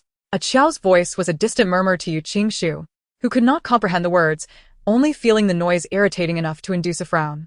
In a hushed tone, she uttered, "A Qiao, please be quiet. I'm so tired." With that, she lost consciousness. When she awoke, it was already the following morning. The dawn light cast a pale glow on the horizon, and a gentle breeze wafted through the gap in the balcony door. Yu Qingshu felt utterly drained, instinctively raising her hand to her forehead, only to encounter a damp towel. Removing it, she sat up and noticed a Qiao resting by the bedside, hands clasped, her face pressed against them in slumber, with a basin of cold water at her feet. It appeared a Qiao had cared for her throughout the night and had only just fallen asleep, her brows still furrowed with concern. Yu Qingshu softened her gaze and pulled the blanket from her side, intending to drape it over a Qiao. As soon as she covered her, a Qiao awoke, anxious for Yu Qingshu's health. Despite her exhaustion, a Qiao subconsciously remained alert. "Miss, you're awake." she exclaimed, quickly sitting up, her features relaxing slightly. Yu Qingshu smiled. Did I scare you? You did not scare me, miss, Chiao replied, shaking her head, her worry evident. Are you feeling unwell? How do you feel? Would you like some water or something to eat? Perhaps due to the fever breaking, Yu Qingshu had perspired profusely, and aside from feeling weak, she had no other discomfort, and her spirits had lifted somewhat. You need not worry. That is a relief. Chiao spoke as she took the temperature of Yu Qingshu with a thermometer, feeling relieved once she confirmed it had returned to normal. Miss, you truly frightened me yesterday. When I stepped out, I found you unconscious on the sofa, burning with fever. And then, I called Lawyer E, and he came right away. You were running a high fever, and I couldn't carry you, so Lawyer E brought you here. I gave you antipyretics and used a damp towel for cooling. It wasn't until just after 5 this morning that your fever finally subsided. As Chiao spoke, she took the towel from Yu Qingshu's hand. Yu Qingshu turned her head and immediately noticed the ibuprofen and water on the bedside table. With a faint smile, she was about to inquire about Yi Zhao's whereabouts when a flash of realization struck her. She reached for the box of antipyretics and asked, Chiao, did you say I took antipyretics? Yes, indeed. Yu Qingshu's tone suddenly grew serious. Chiao paused, recalling that Yu Qingshu had been burning with fever, reaching 39.5 degrees. If you hadn't taken the medicine, it could have been problematic. Yu Qingshu's gaze darkened as she looked at the medication in her hand. Antipyretics. Generally, pregnant women in their early stages should avoid medication, as it could affect the fetus. If she were indeed pregnant, taking this medicine would be concerning. Miss, is there a problem with this medication? Chiao, noticing Yu Qingshu's fixation on the box of ibuprofen, asked curiously. Is it truly safe? Chiao questioned, half in doubt. Yes. Yu Qingshu averted her gaze, shifting the topic. Chiao, I'm feeling hungry. Could you prepare something for me? Upon hearing that Yu Qingshu had an appetite, Chiao's eyes brightened. And she eagerly replied, Of course, Mississippi. What would you like to eat? I can only have something light since I've just recovered from my fever. Then I'll make you some millet and red date porridge, Chiao suggested with a smile. I noticed you were vomiting a lot yesterday and had a fever at night. Millet is good for the stomach, and red dates replenish energy. It's perfect. Yu Qingshu smiled softly. That sounds good. Chiao, with her eyes shining, instructed Yu Qingshu to rest before she left the bedroom to prepare the porridge. Once the door to the bedroom closed, the smile on Yu Qingshu's lips faded. She looked down at her abdomen, her pink lips pressed into a straight line. In that moment, a flicker of determination crossed her eyes. She needed to schedule an examination. She could not continue to dwell on this uncertainty. Whether she was pregnant had to be confirmed. What if she was simply overthinking, merely frightening herself? Chapter 49, 4 weeks pregnant, milk baby Tangdang. Due to the high-intensity work environment at the Jean Group, their leave policy differed significantly from other companies. The Jean Group explicitly stated that each employee was entitled to 10 days of annual leave, in addition to 15 days of paid sick leave. Yu Qingshu understood that in her current state, working would be futile. There was a chance she could be caught by Jean Siju for mistakes, leading to her expulsion from the Jean Group. Thus, she chose to take sick leave and recuperate at home. Once the leave was granted, Yu Qingshu remained at home for 2 days. Early in the morning, Yu Qingshu donned a comfortable and loose-fitting sports outfit in preparation for her departure. As she passed through the kitchen, she caught a glimpse of Chiao setting the breakfast on the table. She paused for a moment and addressed Chiao. The driver pressed the accelerator, glancing at Yu Qingshu through the rearview mirror, inquiring, Miss, may I ask where you wish to go? Yu Qingshu glanced at her phone, which displayed the words registration successful, and replied, City People's Hospital. 2 hours later, at the obstetrics and gynecology department of the hospital, the doctor stated, Miss Yu, based on the examination results, you are already 4 weeks pregnant. Adjusting her glasses, she moved the test results in front of Yu Qingshu and continued. As for your mention of having taken antipyretic medication, due to the early stage of your pregnancy, we cannot yet determine the potential effects of the medication on the fetus. Therefore, we may need to conduct another examination at 12 weeks. Noticing Yu Qingshu's calm demeanor, the doctor was momentarily taken aback. Having worked in obstetrics for over 20 years, she had encountered numerous reactions upon people learning of their pregnancies, some overwhelmed with tears, others despondent, and many flustered. Yet none had exhibited the serene composure that Yu Qingshu displayed, as if the pregnancy did not pertain to her at all. After exiting the consultation room, Yu Qingshu did not leave the hospital but rather seated herself in the waiting area, her gaze fixed on the report detailing her pregnancy status. Perhaps it was due to the fact that Despite her persistent disbelief over the past few days, her subconscious was gradually coming to terms with the reality of her pregnancy. Hence, when she received the confirmation, there was no sense of shock or resistance. Instead, it felt as though the dust had settled, and she breathed a sigh of relief. However, this feeling was fleeting, for she was now confronted with a more pressing concern: what to do with a tiny embryo, no larger than a mung bean, growing within her. She was not fond of complications, let alone creating trouble for herself. Moreover, this was the child of Jean Sijua, and once born, the complications would only escalate, potentially becoming endless. Thus, the most prudent course of action seemed to be to terminate the pregnancy before the small embryo took shape. With this thought in mind, Yu Qingshu quickly resolved to act. She carelessly stuffed the report into her bag and stood up to schedule the procedure at the nurse's station. Just as she took a step, something suddenly wrapped around her right calf, halting her movement. She raised an eyebrow and looked down, only to find a toddler, inexplicably appearing from nowhere, clinging to her leg and gazing up at her, babbling indistinctly, "Mama." Upon uttering this, drool began to trickle down from the child's mouth. Seeing the drool poised to drip onto her leg, Yu Qingshu widened her eyes and swiftly lifted the child, examining her with curiosity. "Where did you come from, little one?" The toddler, completely oblivious to the precariousness of the situation, appeared intrigued and joyfully kicked her short legs while extending her arms towards Yu Qingshu, calling out, "Mama." Yu Qingshu's lips curled slightly as she set the child down on a chair, harboring no intention of embracing her. "I am not your mother." With that, noticing the growing line at the nurse's station, she turned to leave. The little one, interpreting Yu Qingshu's departure as a sign of rejection, instantly filled with tears, her eyes resembling dark grapes, as she opened her mouth and burst into wails. Yu Qingshu was preoccupied with the urgency of securing a spot for her surgical appointment, quickening her pace. However, after just a couple of steps, the wails of a small child grew louder, the little one gasping for breath while calling out, "Mama, Mama." The waiting area of the obstetrics and gynecology department was filled with mothers and expectant mothers, and upon hearing the pitiful cries, all eyes turned toward Yu Qingshu. The weight of numerous gazes upon her felt like a prick, compelling her to halt. She pressed her fingers against her aching temples, turned around, and picked up the child, saying, "Stop crying. I will help you find your mother." The little one beamed, revealing her two tiny front teeth, and wrapped her arms around Yu Qingshu's neck, exclaiming, "Mama. Sweetheart, I am not your mother. You have mistaken me for someone else," Yu Qingshu said, bemused. Glancing at the queue, she noted it stretched at least 20 people long. There was no way to expedite her own appointment. With tears still glistening in her eyes, the child nestled contentedly in her arms, repeating, "Mama." As Yu Qingshu carried her, she couldn't help but observe the child more closely. Dressed in a delicate pink dress with two little braids, the child's eyes, slightly reddened from crying, squinted into narrow slits when she smiled. At just over a year old, her teeth were still coming in, with only two small incisors visible as she sucked her thumb and gazed at Yu Qingshu. Tao Tao. A young nurse hurried over, relief washing over her features as she exclaimed, "There you are. You scared me to death. You disappeared in the blink of an eye. What am I supposed to tell Dr. G if you go missing?" As she spoke, the nurse reached out to take the child. Yu Qingshu frowned and instinctively stepped back, avoiding the nurse's outstretched hand, her gaze falling on the nurse's name tag, noting that she was from the surgical department. "How can I be sure you're telling the truth?" she questioned.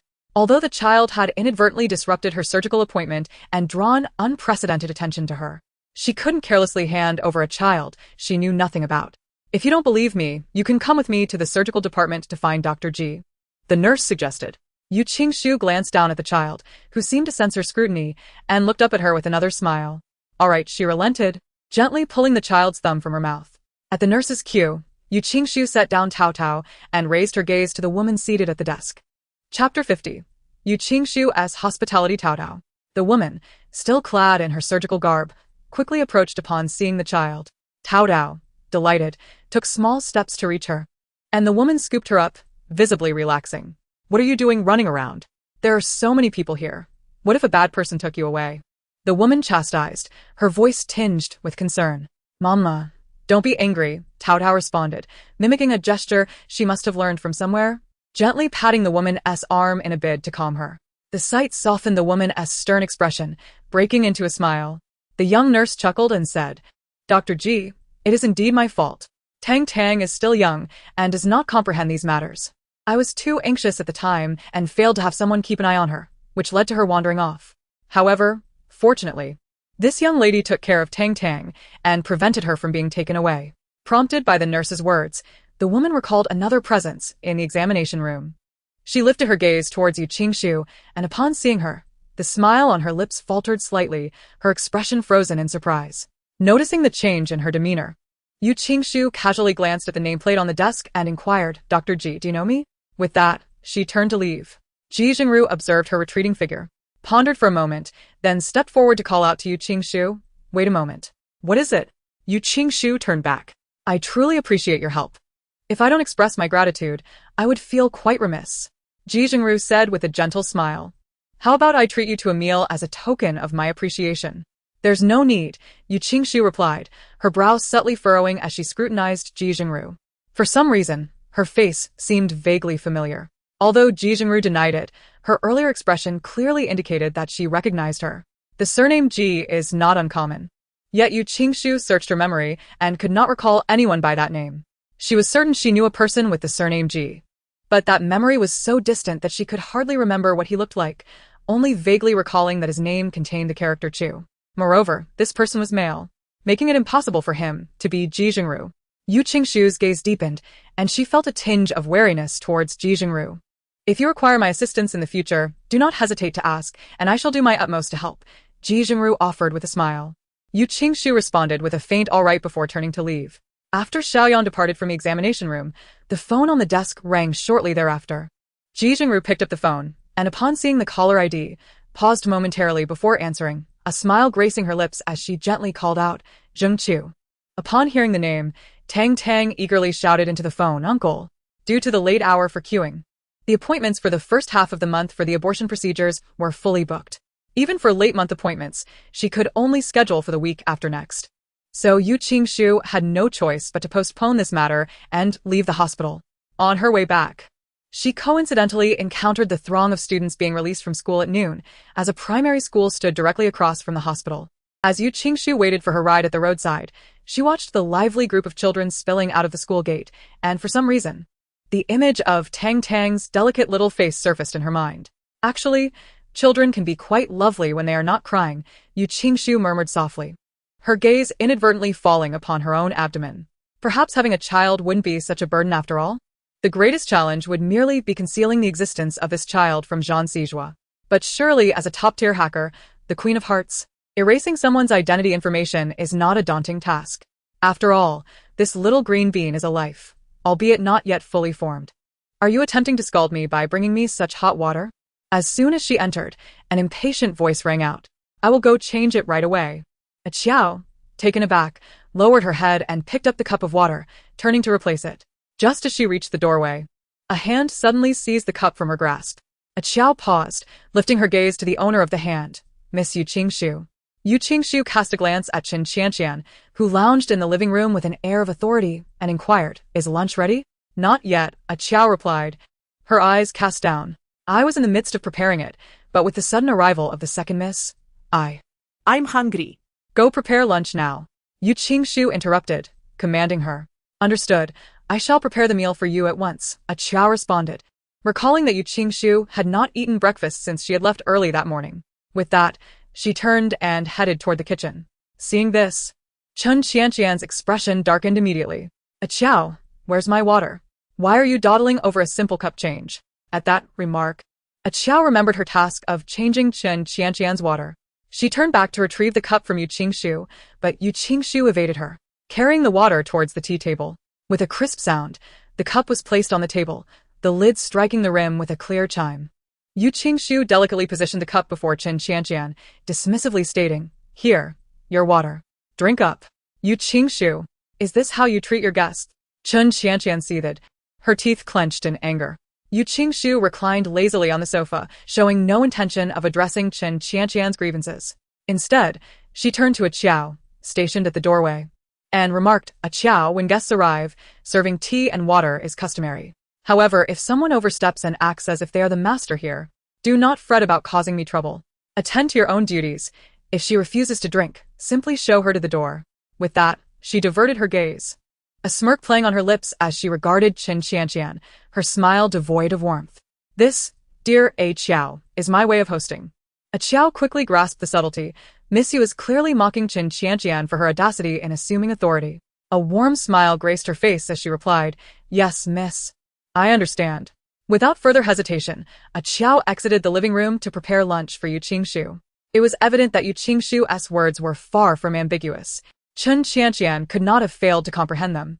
Her complexion oscillated between shades of blue and white, her chest heaving with suppressed rage. Chapter 51. What ailments can be treated in gynecology? Speak plainly, Qin Qianqian. Are you flaunting before me to remind me that I owe you an account? Are you so eager? Yu Qingshu said, peeling an orange from the table and taking a bite. It was somewhat sour, yet pleasantly flavorful. Yu Qingshu, refrain from using such words to intimidate me. An account? What debts do I owe you? Those shameless acts were all you're doing. They have nothing to do with me. You will not tarnish my reputation or entrap me. Qin Qianqian retorted urgently. Is that so? Yu Qingshu replied, her tone light and elongated, as if savoring the moment. Her tone was rather indifferent, her inquiry casual, yet upon hearing those two words, Qin Qianqian inexplicably felt a wave of guilt wash over her, accompanied by an oppressive sense of suffocation that made her restless.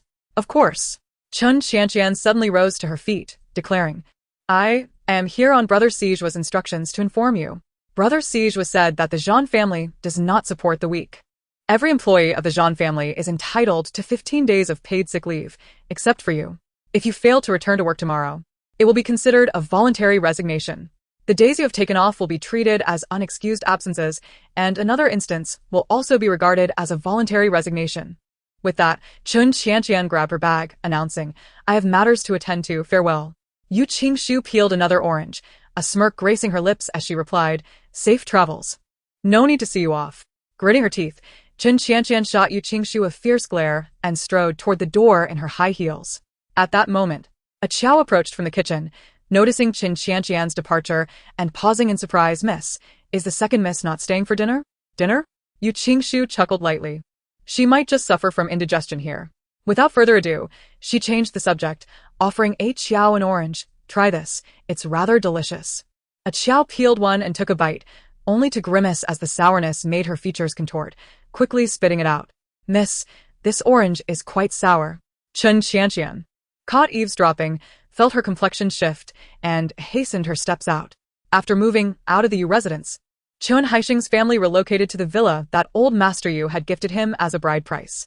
Though this villa was not as grand as the Yu residence, it was still livable. Qin Qianqian entered with a cold demeanor, calling out, Aunt Lu, is my mother home? Upon hearing this, Qin Qianqian frowned. Going to the hospital? Yes. But it should be nothing serious. The doctor has been feeling discomfort for quite some time.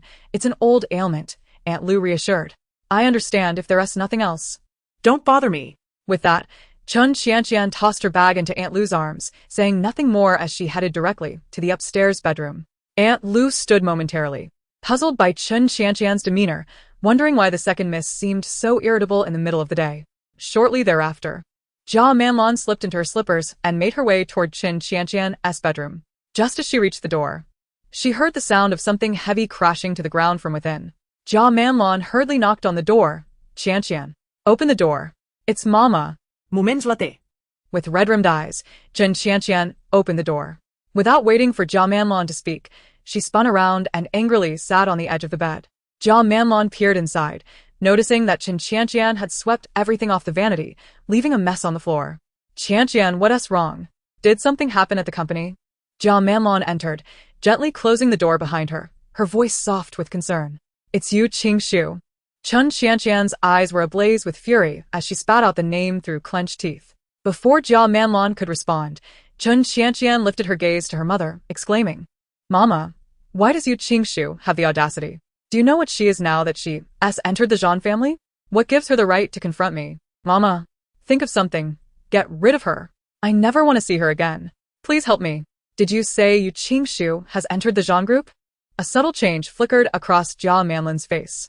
Not only had she infiltrated the Zhang group, but she had also somehow persuaded Brother Siju to postpone the bankruptcy liquidation of the Yu family. Qin Qianqian exclaimed bitterly, Mom, you must have a way to deal with this, right?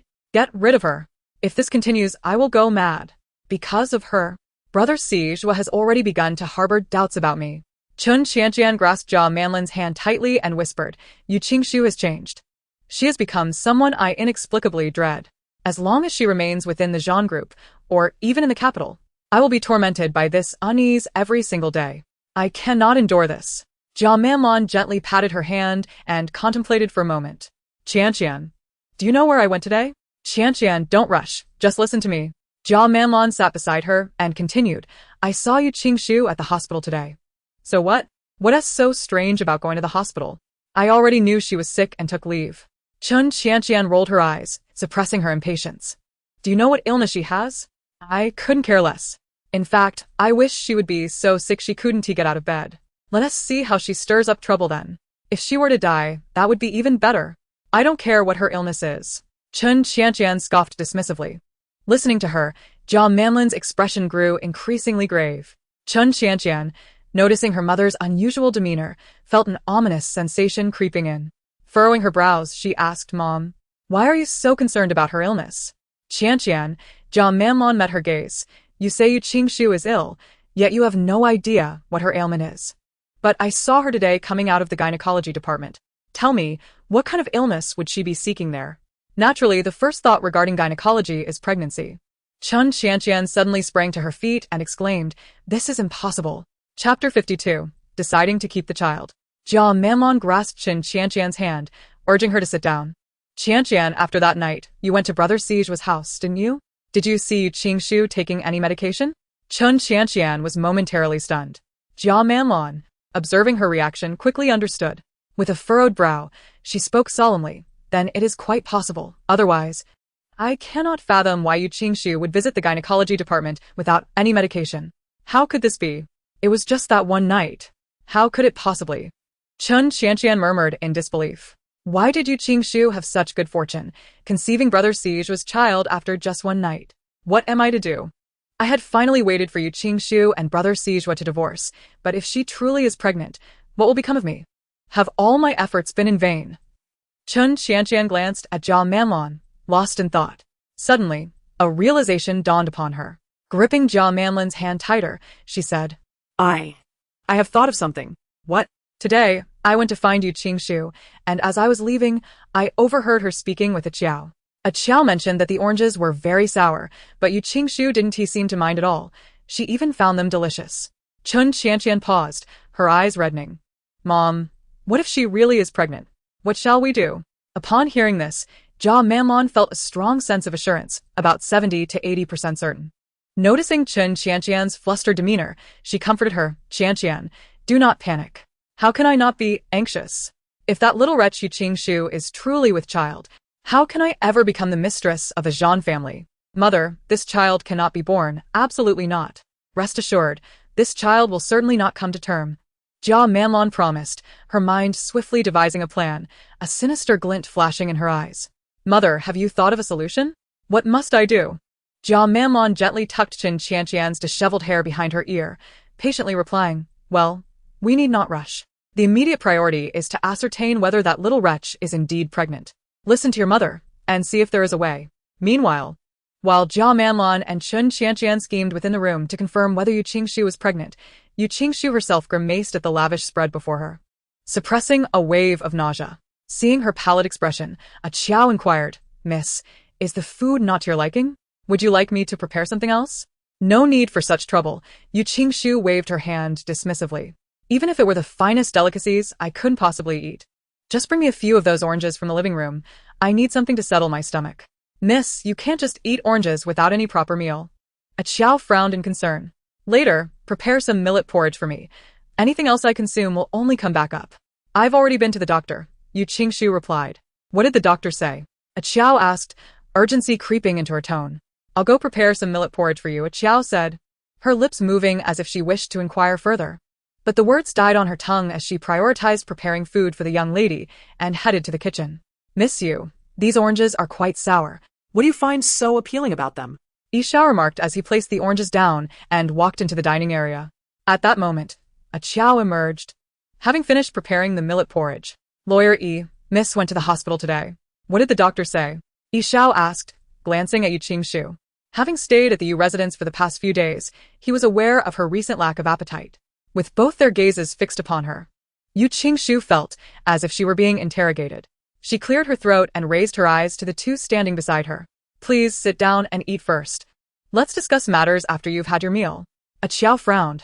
Miss, all right, you two sit down. I have something to show you.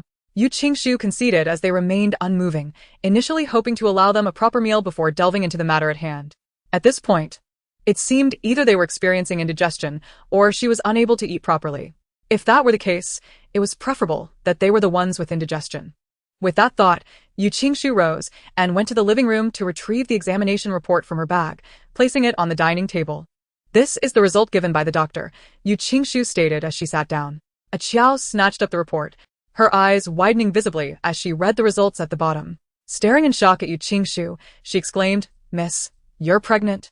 Yi Xiao, upon hearing this, quickly grabbed the report for verification, then turned his gaze towards Yu Qingshu. Yu Qingshu touched her nose and nodded in acknowledgement. The doctor mentioned that it has been about 4 weeks, and the reason for my excessive drowsiness, nausea, and aversion to food is a normal symptom of early pregnancy.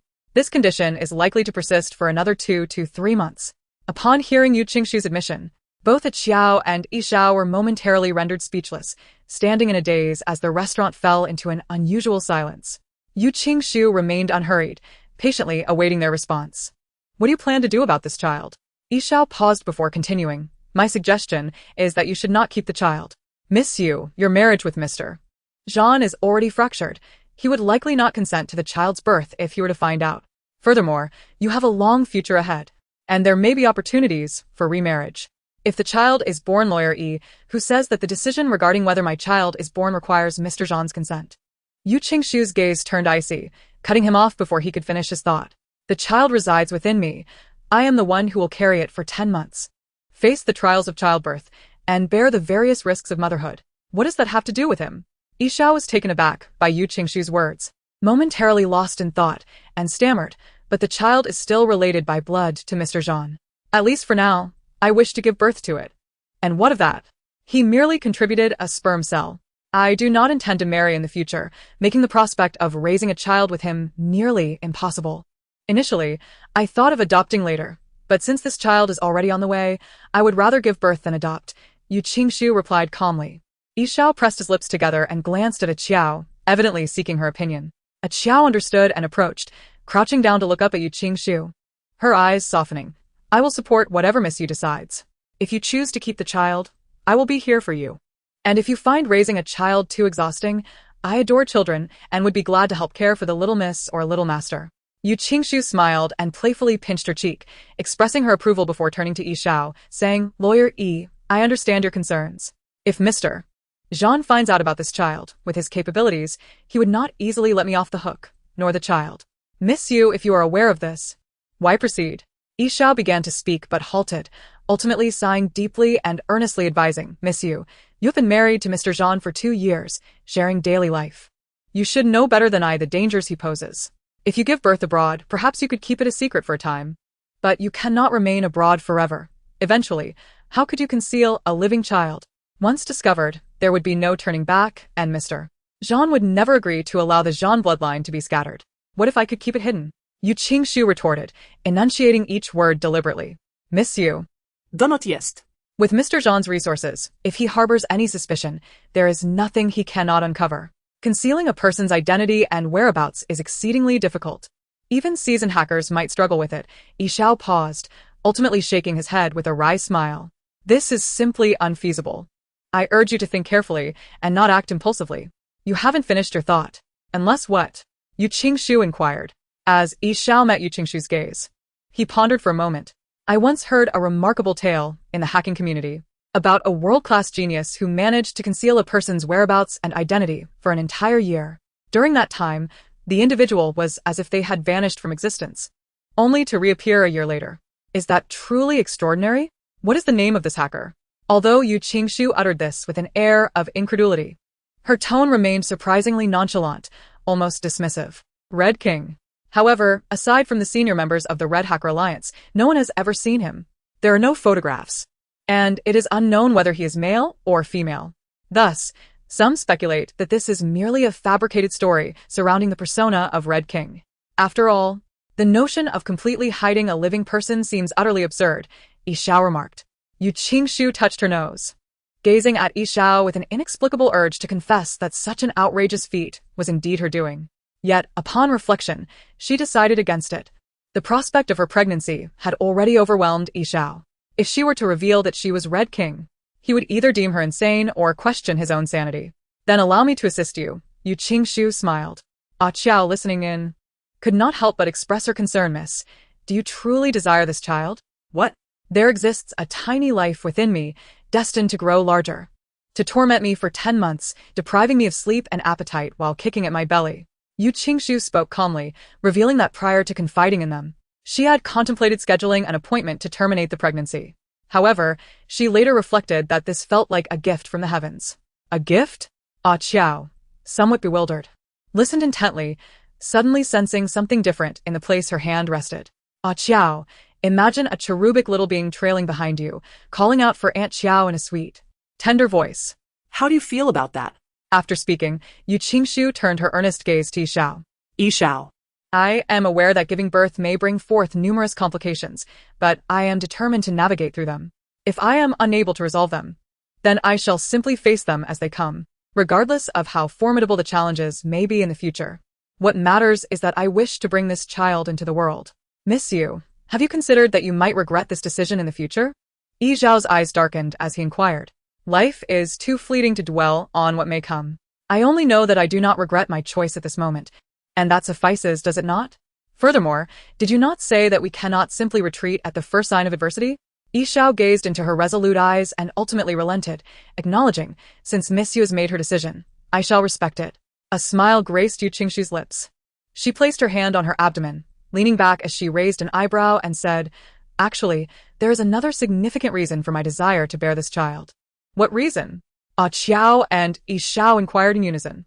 You see, I may not be unattractive, and with Zhang Sijua's genes, this child, a blend of our attributes, will surely possess both intelligence and charm. If it is a boy, he will undoubtedly grow into a handsome lad, pursued by girls from a young age.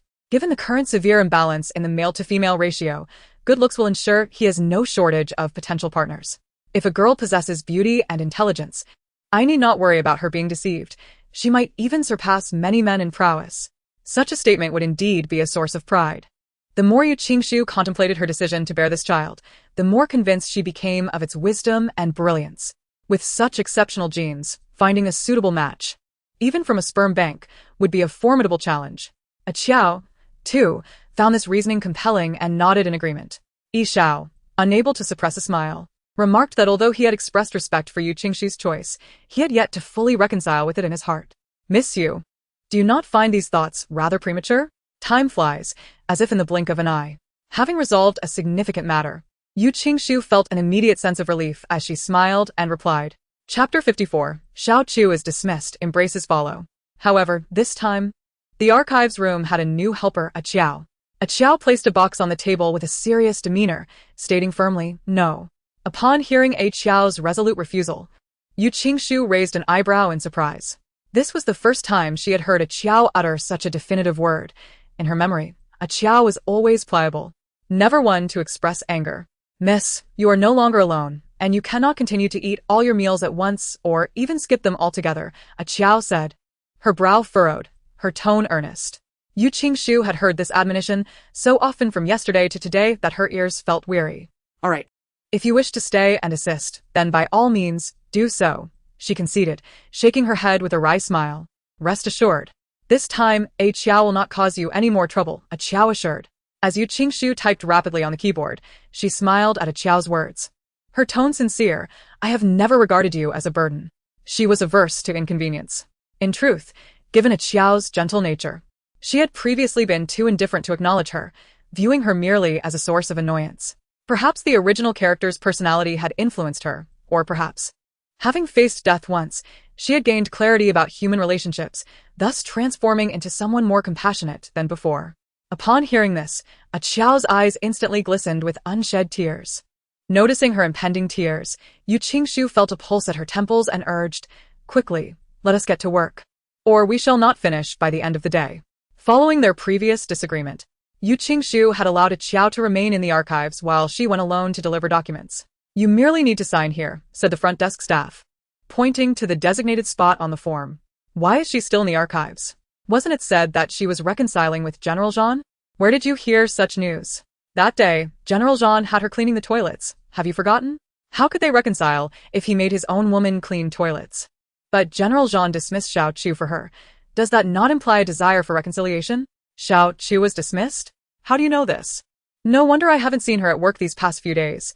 I thought she was ill. She called me in tears the day before and said that the Human Resources Department had issued a direct notice that she need not come to work anymore, claiming it was General Jean's decision. Their voices were neither too loud nor too soft, perfectly reaching Yu Qingshu's ears. Was Xiao Chu dismissed?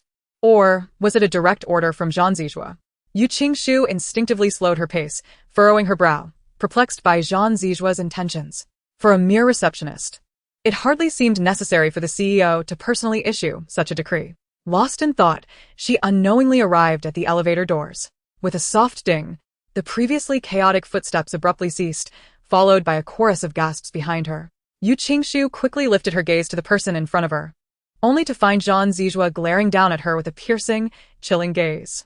Caught off guard, she felt as though she had stepped into an icy cavern, involuntarily shivering. Instinctively, she attempted to step back, but Zhang Zijua's long arms suddenly encircled her waist, rendering her immobile. Zhang Zijua, you. Suddenly, he lowered his head, and Yu Qingshu's pupils dilated, the words she had yet to utter caught in her throat. Yu Qingshu, weren't you ill? So eager to throw yourself at me. Zhang Zijua whispered in her ear, his cool breath brushing against her earlobe with each word. Infuriated, Yu Qingshu forced a smile and retorted, isn't it rather enjoyable for you, Mr. Zhang, to hold me so tightly? It seems you relish my advances. A subtle scent of jasmine wafted from Yu Qingshu, soothing and refreshing despite being merely the fragrance left by ordinary laundry detergent. For reasons unknown, this scent calmed the restlessness that brewed within him, prompting him to inexplicably pull her closer. His narrow eyes narrowed, a sharp glint flickering within them. Yu Qingshu, what gives you the audacity to believe I would be interested in a woman like you? No sooner had the words left his lips than he tightened his grip on her waist and pushed her away. Caught off guard, Yu Qingshu stumbled, her balance faltering, until her back collided with the wall, bringing her to a halt. The impact against the hard surface caused her to wince in pain. After casting a cold glance at her, Zhang Zijua walked away, leaving a crowd of employees staring blankly at Yu Qingshu. Their expressions varied. Yet none dared to step forward to assist her. Not far off, a man and a woman had witnessed the entire scene unfold. To their surprise, without the heavy makeup, Yu Qingshu appeared quite pure and attractive. No wonder Mr. Zhang's attitude toward her had shifted. The man remarked while glancing at Chen Qianqian beside him, only to be taken aback by the coldness barely concealed in her eyes. Chen Qianqian's lips pressed tightly together, turning pale. When did the interactions between Zhang Zijua and Yu Qingshu become so frequent? He had previously shown disdain even for a glance at her, yet now, he had embraced her. If only Zhang Zijua knew that Yu Qingshu was carrying his child. Chen Qianqian dared not think further, her eyes reddening as her grip on the coffee cup tightened, causing it to spill scalding liquid onto her hand, prompting her to drop it and scatter the remnants on the floor.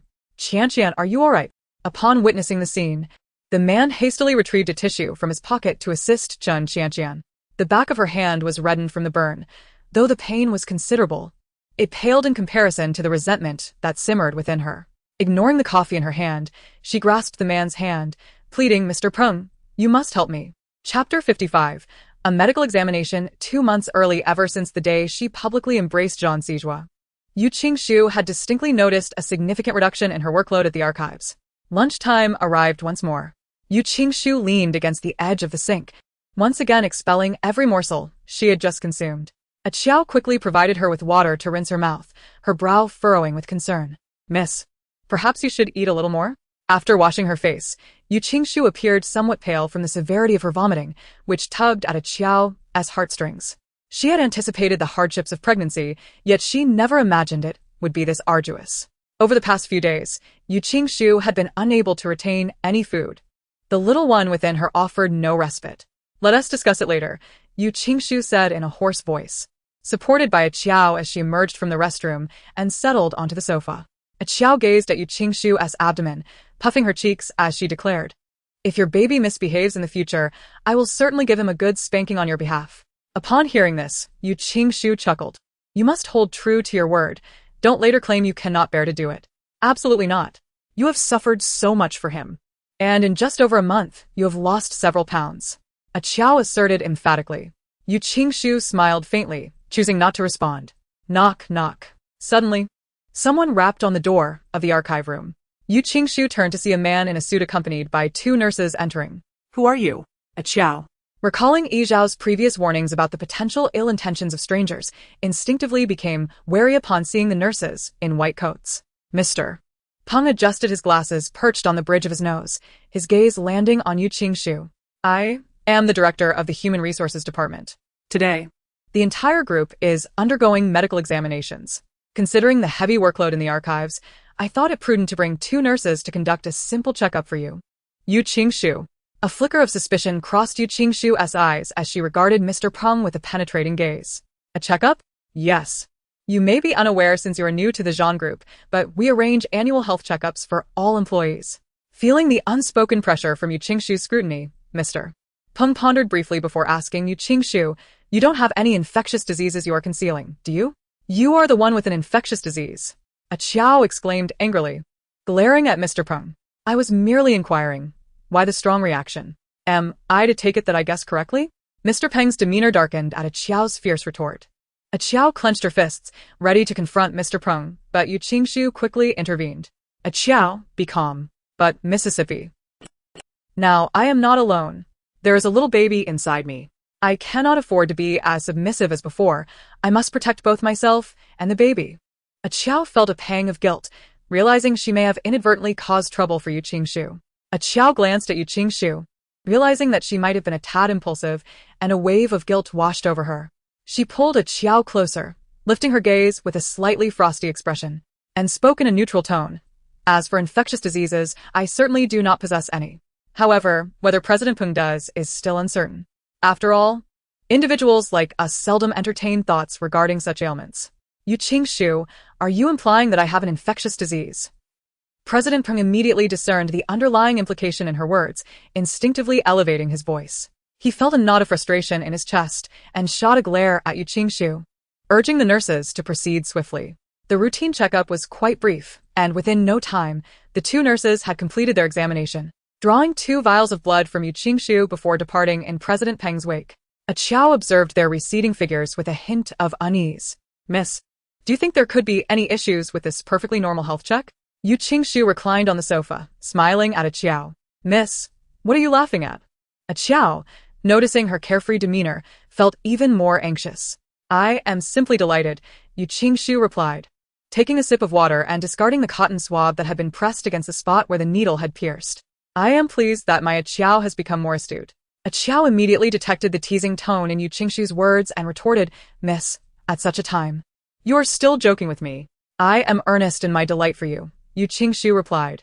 Observing a Qiao's growing agitation, she finally tempered her smile. You have already sensed the issue. Do you think I am oblivious?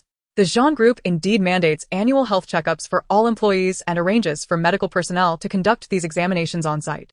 However, this usually occurs in November. So, this year's checkup is 2 months early. Clearly something is amiss. Are you aware of their intentions? A Qiao inquired with furrowed brows. I do not know. Yu Qingshu asserted with confidence. Then why are you not at all anxious? It is a health checkup after all. What if you are pregnant? A Qiao fretted, nearly beside herself with concern. Yu Qingshu pulled a Qiao down to sit beside her, peeling an orange and offering it to her. Worrying is futile. If I were to refuse the health check, do you believe they would not seize that reason to expel me from the Zhan Group? Rather than that, it is better to patiently wait and observe their intentions. Miss, all right, do not dwell on it any longer, Yu Qingshu interrupted, thinking a Qiao was still preoccupied with the blood draw. However, a Qiao unexpectedly spat out the orange segment she had bitten into, mumbling, Miss, this orange is too sour. Yu Qingshu chuckled at her expression, which scrunched up in distaste. Meanwhile, on the 33rd floor, in the president's office, Feng Qi knocked before entering, presenting a black and gold-edged invitation to Zhan Siju. President Zhan, this is the invitation to Old Master Fan's birthday banquet. Upon hearing this, Zhan Siju opened the invitation and inquired, do you know who will be attending? Yes, Feng Qi replied, suddenly recalling something and added, President Zhan, do we need to arrange for Chen Qianqian to accompany you to the banquet? Let Yu Qingshu join me. We shall depart tonight. He pondered for a moment before stating. Chapter 56. Business trip to Yeqing, fan family birthday banquet. Archives. When Yu Qingshu received the news of her business trip, there remained only 2 hours until the flight's departure. Miss, this sudden arrangement for the trip seems rather hasty. What could possibly be so urgent? You've just had 2 vials of blood drawn. And they won't even allow you a moment's rest? She couldn't help but murmur. The public relations department hurriedly delivered the news and left without providing any explanation. A Qiao furrowed her brow, perplexed by the string of strange occurrences today. Seated before her computer, Yu Qingshu listened to a Qiao's words and fell into a brief contemplation. The arrangement for the trip was indeed peculiar. Not only was it unusual for someone like her, a mere assistant in the archives, to be summoned for such an undertaking, but the fact that she was to accompany Zhang Siju made it all the more baffling. Meeting a Qiao's gaze, she shook her head. Who knows? Miss, will you go? A Qiao asked, her expression clouded with worry, her concern almost palpable. Yu Qingshu lifted her gaze to a Qiao, grasped her bag, stood up, and with a gentle smile, retorted, Do I have a choice? There was no choice. Previously, on the rooftop, Zhang Siju had used the fate of the Yu Corporation as leverage, compelling her to drink the red wine. Hence, this time was no different. As long as the survival of the Yu Corporation hinged on Zhang Siju's whims, she had no alternatives. A Qiao bit her lip, her eyes dimming with distress. Noticing the shift in her motions, Yu Qingshu reached out and pinched her cheek, reassuring her, Don't worry, I'll be fine. Zhang Siju won't harm me. It might just be a bit tiring, that's all. Miss, it's my inadequacy. I'm not strong enough to protect you, a Qiao said, her eyes glistening with unshed tears. A Qiao accompanied Yu Qingshu out of the parking lot, where a black Maybach SUV was waiting by the roadside. Why? A Qiao asked, bewildered. If he knew, he would surely worry alongside you. Isn't he caught up in a divorce case and due in court in a couple of days? Let us not trouble him with this. Just as Yu Qingshu finished speaking, she glimpsed Feng Qi emerging from the Maybach, his gaze directed towards them. Miss, please be cautious and take care of yourself, a Qiao urged, nodding in agreement. Yu Qingshu pinched her cheek again, affirming her promise as she took the bag from a Qiao and approached the Maybach. Feng Qi, Yu Qingshu greeted, glancing at the rear window of the car, hoping to catch a glimpse of Zhang Siju to prepare herself mentally. However, the tinted window obstructed her view, leaving her in suspense. Feng Qi opened the back door and, noticing Yu Qingshu's earlier gesture, spoke in a stern tone, Miss Yu. Mr. Zhang departed for the airport an hour ago. As his words settled, Yu Qingshu noticed the vacant backseat and bent down to enter the vehicle. Shortly thereafter, the Maybach glided smoothly into the flow of traffic. The journey from the Zhang Corporation building to the Capital International Airport would take an hour and a half. Throughout the ride, both Feng Qi and Yu Qingshu remained silent until they neared the airport, at which point Yu Qingshu broke the silence. Feng Qi, may I inquire where we are headed for this business trip? Feng Qi glanced at Yu Qingshu through the rearview mirror and succinctly stated, Yeqing, to attend Mr. Fan's birthday banquet. Yeqing, Mr. Fan? Yu Qingshu rifled through her memories and quickly recalled the esteemed Mr. Fan that Feng Qi referred to. The Fan family of Yeqing is renowned for its scholarly heritage. The venerable Mr. Fan, whose full name is Fan Yichuan, once held the prestigious position of president at the nation's foremost institution, the Imperial Capital University. Even after retirement, the university honored him with the title of honorary president, cementing his significant influence in the educational sphere. He has nurtured numerous exceptional students, among them Zhang Siju, who is also his favored protege. In truth, Yu Qingshu had never met the illustrious Mr. Fan. Her awareness of his connection to Zhang Siju stemmed from an incident the night before her marriage to Zhang Siju, when a woman suddenly approached her with this information. That woman was Fan Ruyan, the granddaughter of Fan Yichuan, who had long hoped for a union between Ruyan and Zhang Siju. However, her aspirations were thwarted when Yu Qingshu unexpectedly entered the picture. Fan Ruyan had harbored feelings for Zhang Siju for quite some time. Upon learning that he intended to marry Yu Qingshu, she stormed to the Yu residence, demanding to see what Yu Qingshu looked like and questioning what made her superior. Ultimately, after scrutinizing Yu Qingshu, Ruyan disparaged her thoroughly before being forcibly taken away by Fan Yichuan's associates. Before Yu Qingshu could fully comprehend the situation, they had arrived at the airport. This journey to Yeqing was aboard Zhang Siju's private plane, with the crew awaiting their arrival at the entrance, promptly assisting Yu Qingshu and Feng Qi as they stepped out and guiding them through the VIP passage directly onto the aircraft. Shortly after boarding, the plane took off punctually. Inside the cabin, Zhang Siju was engrossed in work, seemingly oblivious to Yu Qingshu's presence. Observing this, she felt a sense of ease and settled by the window. Casting her gaze outside, The night had fallen, and all that greeted her was a sea of darkness beyond the clouds, devoid of any discernible features. She averted her gaze and retrieved her phone, opening a blank web page. With deft fingers, she typed a series of codes, and the page abruptly redirected to a dark web forum. As soon as she logged on, a dialog box appeared on her screen. Chin. Finally, you're online, boss. Red Heart K. Red Heart K. Not so fast, I still have unfinished business. Chin. Boss, what exactly is going on? I can assist you. Red Heart K. This matter requires my personal attention. I reached out to you for another task. Chin. Boss, what is it? I am ready to go to any lengths for you. Red Heart K. Please investigate the personnel director of the Jean Group, surnamed Peng. I need to know with whom he has been in contact over the past 2 weeks. Send me the detailed records promptly. Chapter 57. Who attended Mr. Fan's birthday banquet. The following morning, Yu Qingshu was awakened by the persistent sound of her alarm clock. After silencing it, she lay flat on her bed, gazing at the unfamiliar ceiling for a while, only to realize that she was not in her home in the capital, but in a hotel room in Yi City. She had arrived late last night, around 3 in the morning, feeling so fatigued that her eyelids felt heavy. It seemed that when she entered the hotel room, Jean Sijua had said something to Feng Qi regarding her, but she could not recall the details. Ding dong. The doorbell rang. Yu Qingshu slapped her face lightly to rouse herself, got out of bed, and approached the door. Upon opening it, she found Feng Qi standing there, accompanied by 2 others, one of whom she recognized. Miss Yu. This is your stylist for today, Feng Qi stated with a stern expression. Miss Yu, we meet again, said Alice, her assistant, adorned in a pinkish-white qipao, her long hair elegantly styled, a polite smile gracing her face. The mention of a stylist reminded Yu Qingshu of Jean Sijua's conversation with Feng Qi last night. He had instructed Feng Qi to arrange for a stylist to prepare her for Fan Yichuan's birthday banquet, ensuring she would not embarrass herself. Yu Qingshu stepped aside, her demeanor softening. Please come in. After introducing the stylist, Feng Qi departed, leaving Alice and her assistant to enter. Yu Qingshu stifled a yawn, recalling that she had yet to freshen up. Make yourselves comfortable. I'll brush my teeth and wash my face first. Glancing at the clock, she noted it was only 8 in the morning. Surely, it was too early to begin styling. With a slight pursing of her lips, she decided against further hesitation and sat at the vanity. All right, let us begin. As she spoke, Alice and her assistant commenced the styling process. Yu Qingshu observed Alice's focused expression in the mirror, her mind drifting back to their previous conversation. Leaning back slightly, she inquired Alice. Your presence in Yi City must extend beyond merely styling me, correct? Alice's hand paused imperceptibly before she resumed, responding with a smile. If Miss Yu wishes to know anything, feel free to ask. If I ask, will you tell me? Yu Qingshu hadn't anticipated Alice's perceptiveness. Her attempt to probe was thwarted at the first question.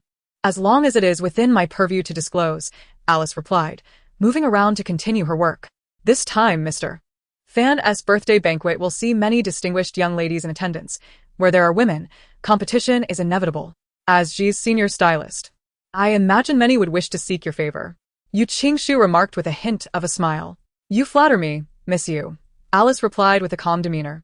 I will jot down the names of those young ladies shortly. Thank you. No need for thanks. If Miss Yu finds herself with Mr. Jean in the future, it would be wonderful if you could speak well of our studio, Alice said while applying blush to Yu Qingshu's cheeks. Yu Qingshu simply smiled at her, choosing not to respond. Despite her good skin, as this was a formal occasion, Alice devoted nearly 3 hours to perfecting her makeup and hair. Alice selected a moonlight-hued strapless evening gown for her, accentuating her delicate collarbone and angular shoulders. A simple black satin ribbon tied at her waist cascaded down, swaying gently with her movements. Once the styling was complete, Alice dutifully penned a list of young ladies attending the birthday banquet and handed it to her before departing the hotel with her assistant. Yu Qingshu sat on the sofa, perusing the names on the list, her mind racing as she sought to unravel the mystery behind Jean Sijua's invitation to the banquet hosted by Fan Yichuan. The reason for Alice providing her with a list was to glean some clues from it. After half an hour of mentally sifting through each name, she found herself at an impasse. Most of the names and their corresponding families were unfamiliar to her, even those she recognized were acquaintances from long ago. And Jean Sijua was likely more familiar with them than she was. Leaning against the sofa, Yu Qingshu furrowed her brow, murmuring to herself, Jean Sijua, what secrets are you concealing? Unbeknownst to her, the sky gradually darkened, and from her vantage point by the floor-to-ceiling window, She could see the twilight encroaching like ink spilling across a canvas.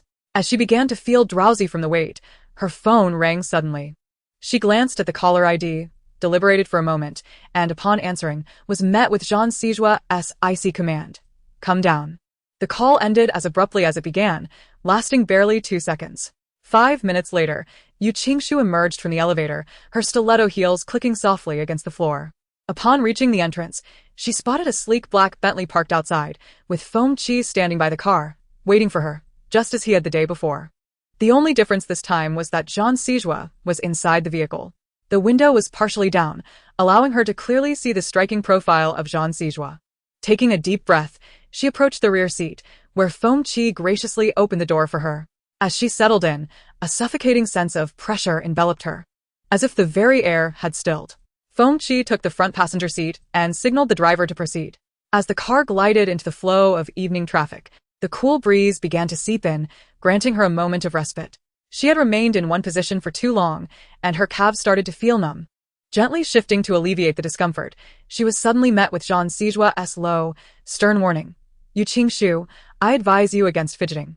You must understand that tonight is old Master Fan's birthday banquet. It would be best to behave. Should you cause a scene like last time, I will ensure that the U group is no more.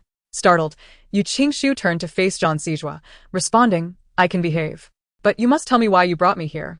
The esteemed president of the Jean Corporation surely has no shortage of suitable companions to attend such an event. So why bring me, a discarded woman? Chapter 58. Do you want me to seduce him? You have no right to make demands of me. Jean Sijua's dark eyes narrowed as he spoke coldly. If you do not disclose your reasons, how am I to know what to be cautious of? If something goes awry with your affairs, will it be on your shoulders or mine? Yu Qingshu regarded the scene outside with indifference. Not far away, the bright lights of the fan residence illuminated the night. Jean Sijua narrowed his eyes, a menacing glint flickering within their depths. Yet Yu Qingshu remained unperturbed, turning to meet his gaze. The temperature within the car plummeted, colder than the gentle evening breeze outside. She had no doubt that had it not been for the necessity of her attendance at this banquet, Jean Sijua would have unceremoniously abandoned her here.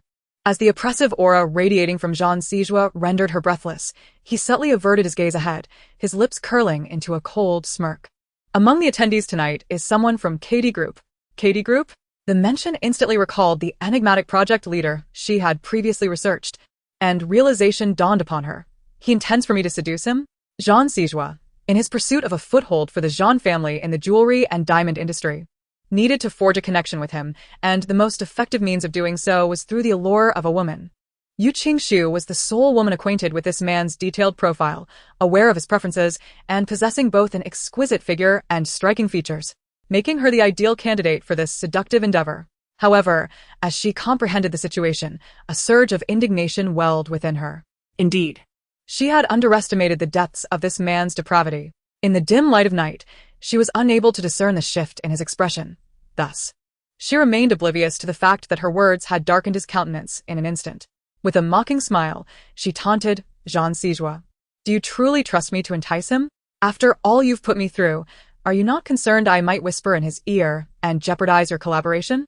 Before she could finish her sentence, Jean Sijua abruptly seized her wrist, yanking her towards him with such force that she collided with his chest, her chin striking against his shoulder blade, eliciting a sharp gasp of pain as cold sweat trickled down her back. Gritting her teeth, she struggled against him. But Jean Sijua's long arm encircled her waist, effectively restraining her every movement. They found themselves entwined in an exceedingly intimate embrace. Suppressing her pain, Yu Qingshu glared at him. Jean Sijua, release me. Or else, do not blame me if I bite you. The recollection of her previous bite on his arm darkened his expression once more. Threatening with bites, Yu Qingshu, are you akin to a dog? You are the dog, she retorted fiercely. A person like you deserves to be dealt with in the most primal manner.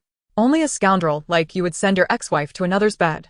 The more she pondered, the angrier she became, and she opened her mouth to bite at his neck, thinking that perhaps ridding the world of him would not render her life in vain.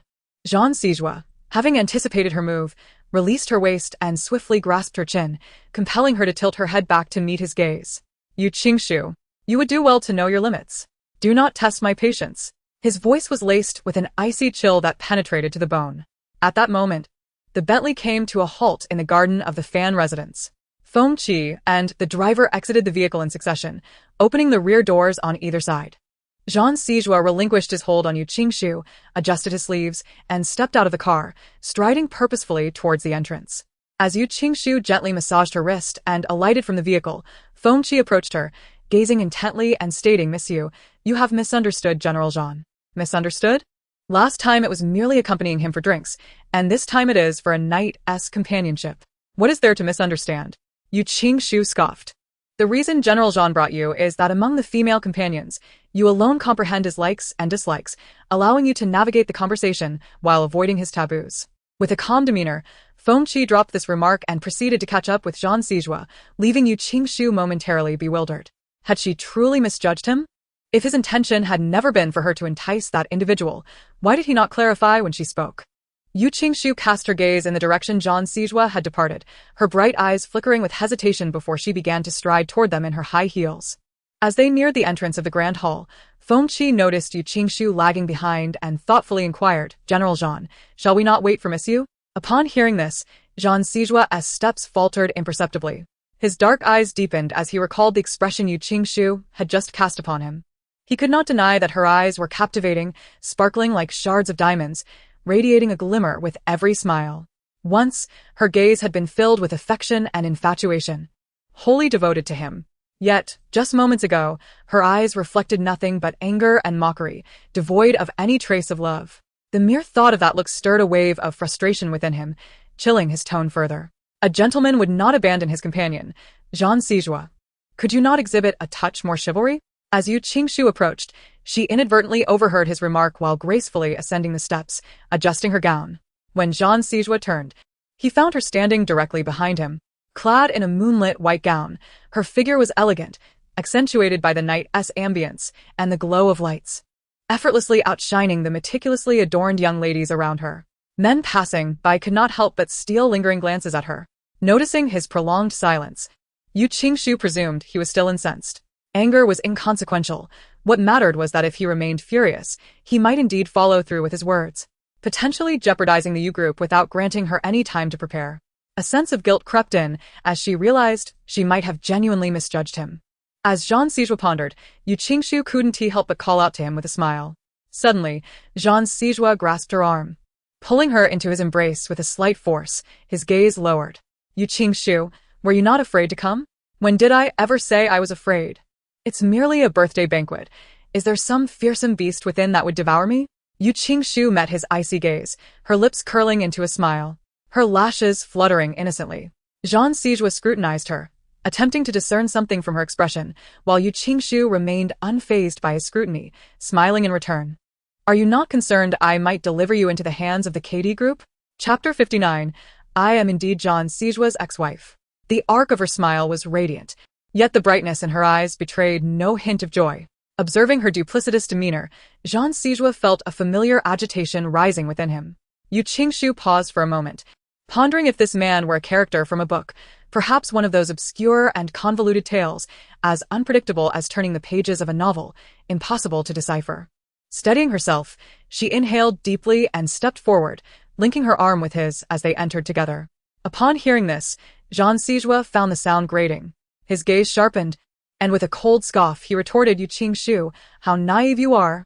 Unfazed, she merely smiled and replied, "Mr. Jean, you admit to having such thoughts. Surely one cannot dwell solely on the grim aspects of life. Do you ever think of hardships?" Jean Sijua taunted. "Indeed," Yu Qingshu replied, her gaze meeting his with a fluid intensity. "Everyone has moments of despair, myself included." Jean Sijua, caught in her gaze, felt an uncharacteristic hesitation, an instinct urging him to retreat from the conversation, sensing that the answer would not align with his expectations. "Sijua." A deep and weary voice interrupted their exchange, abruptly halting their dialogue. "Mr. Jean, it is Mr. Fan," Foam Chi quietly reminded him from behind. Jean Sijua's dark eyes narrowed slightly as he warned Yu Qingshu in a hushed tone, "Keep your composure, or you know the consequences." "I cannot guarantee that entirely," she replied. "I may refrain from instigating trouble, yet as your guest, I cannot simply endure being bullied. How do you think others would perceive Mr. Jean and the Jean family in such a scenario?" With a smile, she caught a glimpse of Fan Ruoyan, the woman at Mr. Fan's side, once Jean Sijua's admirer. Given the look in Fan Ruoyan's eyes, Yu Qingshu surmised that the affection had not waned, perhaps rekindled upon hearing of Jean Sijua's divorce. Jean Sijua studied her smile, his gaze deepening. You had better keep your word. Yu Qingshu only smiled in response, remaining silent. In the blink of an eye, Fan Yichuan, accompanied by Fan Ruoyan, approached them. Jean Sijua's expression softened slightly as he addressed Fan Yichuan with respect. Teacher. At last, this rascal deigns to visit an old man like me. For the past 2 years, every time I called, you claimed to be busy, merely sending gifts through others. One might think I hold no significance in your heart. Fan Yichuan chuckled. Grandfather, you were not so candid before Sijua's arrival.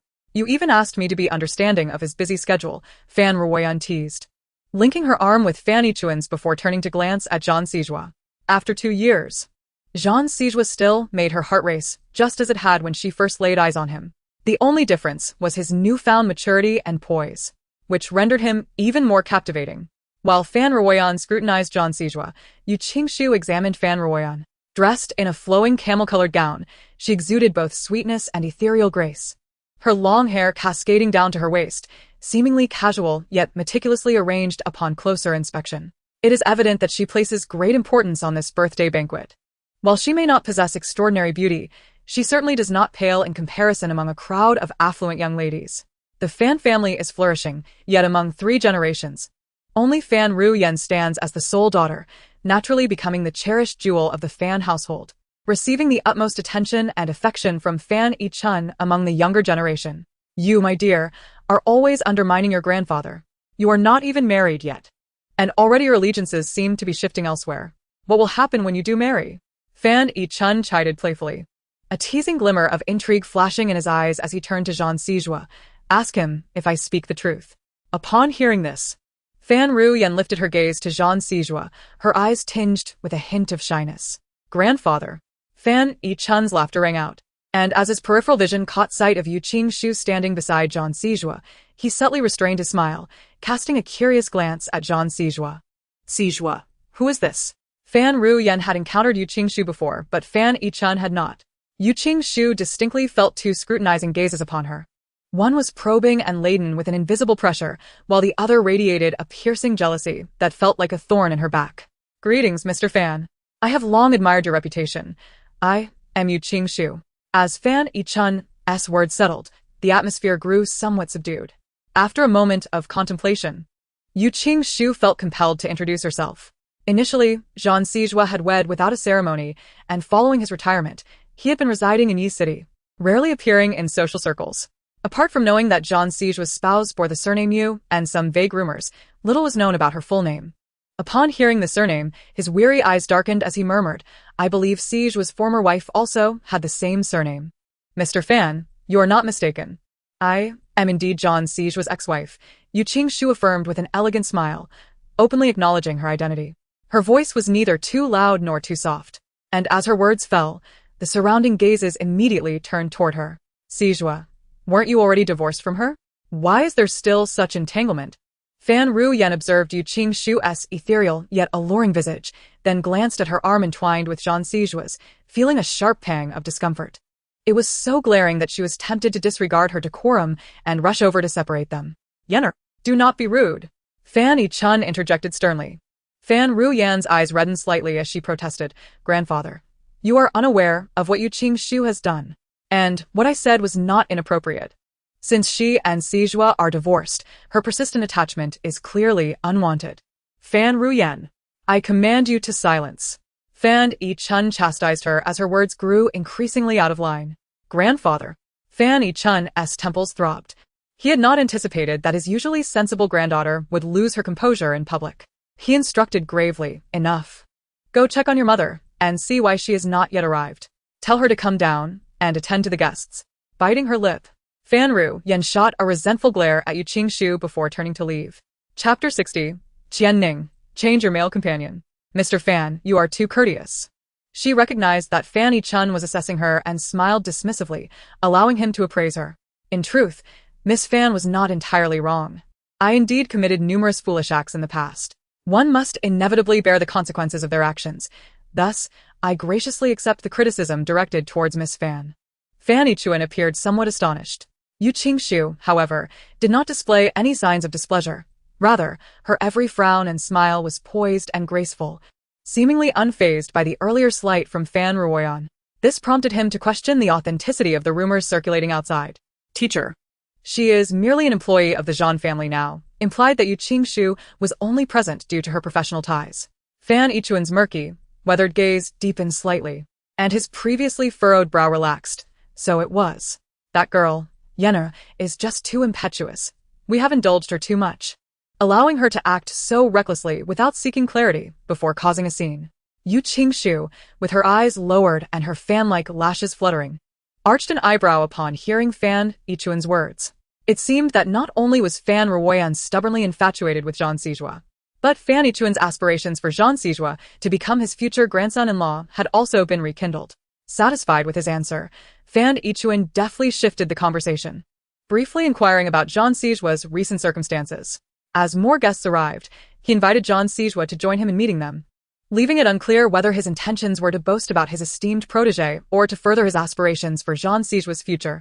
Yu Qingshu found herself left alone. The surrounding guests had developed an interest in her, especially upon discovering that she was the infamous eldest daughter of the Yu family, and each could not help but scrutinize her. Yu Qingshu was decidedly averse to the sensation of being observed like a spectacle. Catching sight of the balcony not far away, she figured that Zhan Sijua would not summon her for anything at this moment, and thus turned to walk in that direction. She took a glass of orange juice from a passing attendant, resting her arms upon the balcony railing, her gaze drifting into the distance. The Fan residence was by the sea, the sound of waves crashing resonating in her ears, while the evening breeze swept over the water, bringing a refreshing coolness alongside a faint salty tang. Leaving a beautiful woman alone in such a setting suggests that your male companion is far from a gentleman. Suddenly, a jovial male voice emerged from behind her. Turning, Yu Qingshu encountered a man clad in a silver-gray suit standing at the entrance of the balcony. Upon recognizing his features, a subtle glimmer flickered in her eyes. Indeed, it was a remarkable coincidence. She smiled, the corners of her eyes lifting slightly, and replied, "Indeed, you are correct. My male companion is hardly a gentleman." The man, captivated by her smile, felt a momentary jolt, reminiscent of the phrases he had encountered in literature, sparkling eyes and radiant gaze. Her lashes trembled gently, and he suddenly felt as if those long, thick lashes were brushing against his heart, giving rise to an almost unbearable yearning. With a swallow, his gaze upon her grew more fervent. "Why not consider a change? I have no female companion, and you seem dissatisfied with yours. We could make quite the pair," he suggested. "Sir, there are many vying for the position of my male companion. Why should I choose you?" Yu Qingshu replied with a playful smile, her tone imbued with a hint of feminine pride. She had perfectly balanced her delivery, ensuring she did not come across as someone easily approached while adding an element of charming vivacity. Upon witnessing the scene, the man's eyes deepened with affection for Yu Qingshu as he scrutinized her intently. He retrieved a business card from the inner pocket of his suit and presented it to her. "Dennis, though you may also address me by my Chinese name, Qianning, the project leader of KD Group. I wonder if this might serve as a reason for you to choose me?" Yu Qingshu leaned back slightly, resting against the railing. Her gaze cast downwards to glance at the card in Qianning's hand. Her lips curved into a gentle smile, yet she did not hasten to accept his offering. "Not enough," she replied. Qianning's brows furrowed slightly. This was the first time he had been rebuffed by a woman after revealing his identity. KD Group's esteemed position on the international stage was well known, and typically, women would flock to him upon learning he was a representative, especially in his capacity as a leader. Moreover, he had extended an invitation. "Are you familiar with KD Group?" Qianning questioned, a hint of arrogance creeping into his tone, suspecting that Yu Qingshu might be unaware of its significance. "Somewhat," Yu Qingshu replied with a soft smile, tucking a wayward strand of hair behind her ear. Its headquarters is on Wall Street in the United States, originally focused on oil extraction, and in recent years, it has ventured into diamonds and jewelry, becoming the largest supplier of diamond raw materials worldwide. Since you are aware of KD Group, you should recognize that my status as your male companion is not a disadvantage," Qianning asserted, surprised that she truly possessed knowledge of the company. Observing her composed demeanor, he felt a newfound sense of intrigue directed solely at her. To be precise, he found Yu Qingshu to be an enigma. She always wore a smile, her eyes sparkling with brightness, yet her expression seemed effortlessly controlled. It was as if she held no regard for anything while simultaneously possessing complete command over all matters, though she stood right before him. Qianning sensed an elusive veil separating them, rendering him restless with curiosity.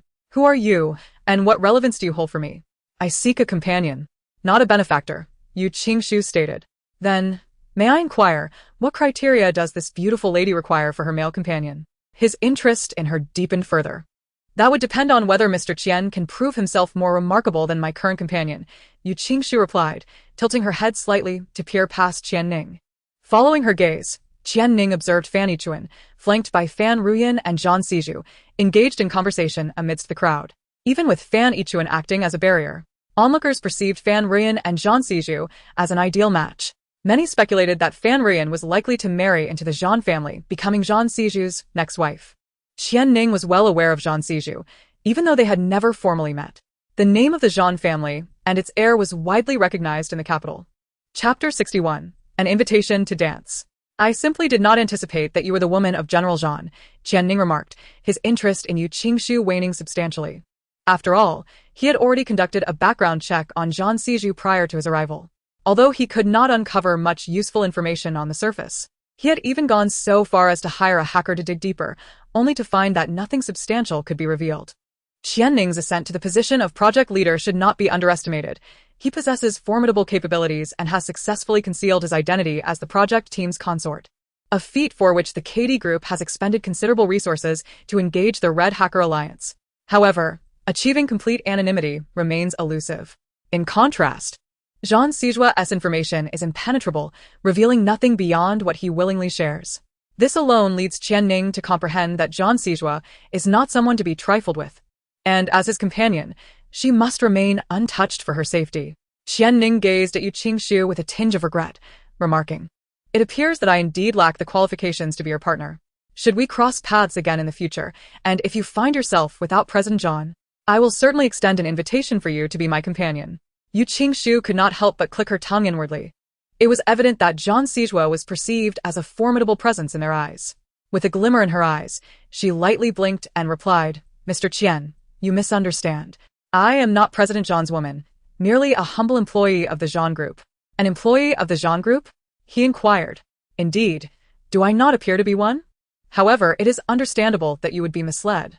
Aside from myself, those attending Mr. Fan's birthday banquet are likely all distinguished individuals."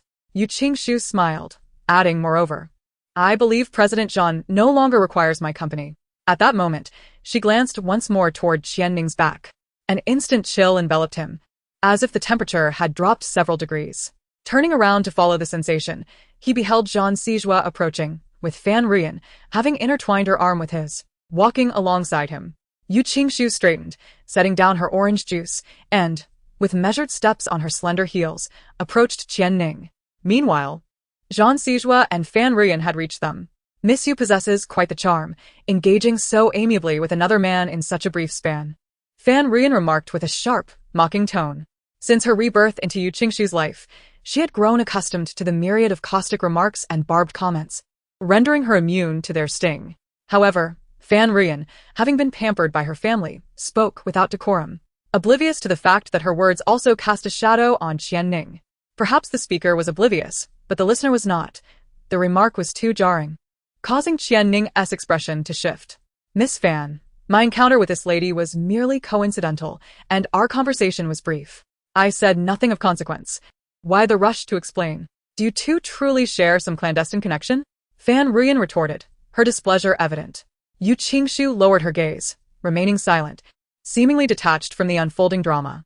Zhang Sijua's gaze fell upon her, his expression darkening as turbulent emotions stirred within his deep-set eyes. It was perplexing. He should have left Yu Qingshu to her own devices, yet for reasons unknown, after departing with Fan Yichuan, his peripheral vision was inexplicably drawn to her. Her casual mention of Yu Qingshu continually reminded him of her smile directed at another man, heightening his inner agitation. His brows furrowed ever so slightly, and his gaze deepened. Following that, he paid no heed to anything Fan Ruyan had to say. It was only when she took the initiative to inquire about the identity of the man speaking with Yu Qingshu that he acquiesced, stepping forward in her direction. Now, observing her standing side by side with Qianning, his agitation remained unabated, a dull throb pulsing at his temples. Qianning's expression darkened. The Fan family was renowned for its scholarly lineage, and Miss Fan's baseless conjecture prompted me to question the family's principles of education. The Fan family was known for its rigorous upbringing, while Fan Ichuan might indulge Fan Rian in various matters. He would never permit her to act out of line when it came to propriety. I, Fan Rian, found myself momentarily at a loss for words in response to Qianning. You have no business here. Go wait in the car. The wind is chilly outside. Zhang Siju coldly instructed Yu Qingshu. Yu Qingshu appeared somewhat taken aback. Wasn't the purpose of bringing her here to get closer to Qianning? If she remained to converse with Qianning, it would surely enhance Zhang's prospects for collaboration with KD, a fact Zhang Siju could not possibly overlook. Just as she struggled to grasp Zhang Siju's intentions, the melodious strains of a violin wafted from the hall, abruptly disrupting her thoughts. Fan Rian furrowed her brow and said, Siju, don't concern yourself with her. Let us dance. Today is grandfather's birthday, and we should perform a dance for him, shall we? Zhang Siju cast a deep glance at Yu Qingshu before nodding. Fan Rian immediately smiled, letting out a soft hum as she glanced at Yu Qingshu and Qianning. Then entwined her arm with Zhang Siju's and moved inward. This left only Yu Qingshu and Qianning together. The wind grew stronger, tousling Yu Qingshu's long hair and flaring the hem of her dress as she stood before Qianning, a faint smile gracing her lips. Qianning found himself captivated. She exuded an elegant and tranquil aura that was utterly enchanting, despite his earlier hesitation upon learning that Yu Qingshu was Zhang Siju's companion. He couldn't help but feel drawn to her beauty. Mr. Qian, were you not just concerned that I was President Zhang's woman? Yu Qingshu remarked, not shying away. Her tone nonchalant. Moreover, even if she were indeed Zhang Siju's woman, it would not preclude him from approaching her. After all, he was the project leader for KD Group. While Zhang Siju might be formidable, he was not someone to be trifled with. One must consider the master before striking the dog. Surely Zhang Siju would not neglect KD Group's reputation. Ultimately, it was a lack of information that limited Qianning's understanding of Zhang Siju, reducing his apprehension significantly. Of course, Yu Qingshu was no longer coy. She smiled, gently placing her hand atop Qianning's. As she leaned closer, he caught a whiff of her subtle fragrance, causing his senses to waver and his throat to involuntarily constrict once more. The allure she radiated was dangerously potent. One misstep could lead to an inescapable entanglement. In the hall, drums and music resounded, lingering in the air. As Fan Ichuan's prized pupil and most cherished granddaughter, Zhang Siju and Fan Rian drew considerable attention. Their performance of the opening dance was indeed the most fitting choice.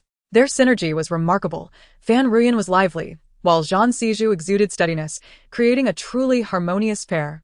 As the music swirled around, more and more people joined the dance. Qianning led Yu Qingshu into the dance floor, one hand resting gently on her waist while the other was positioned behind her.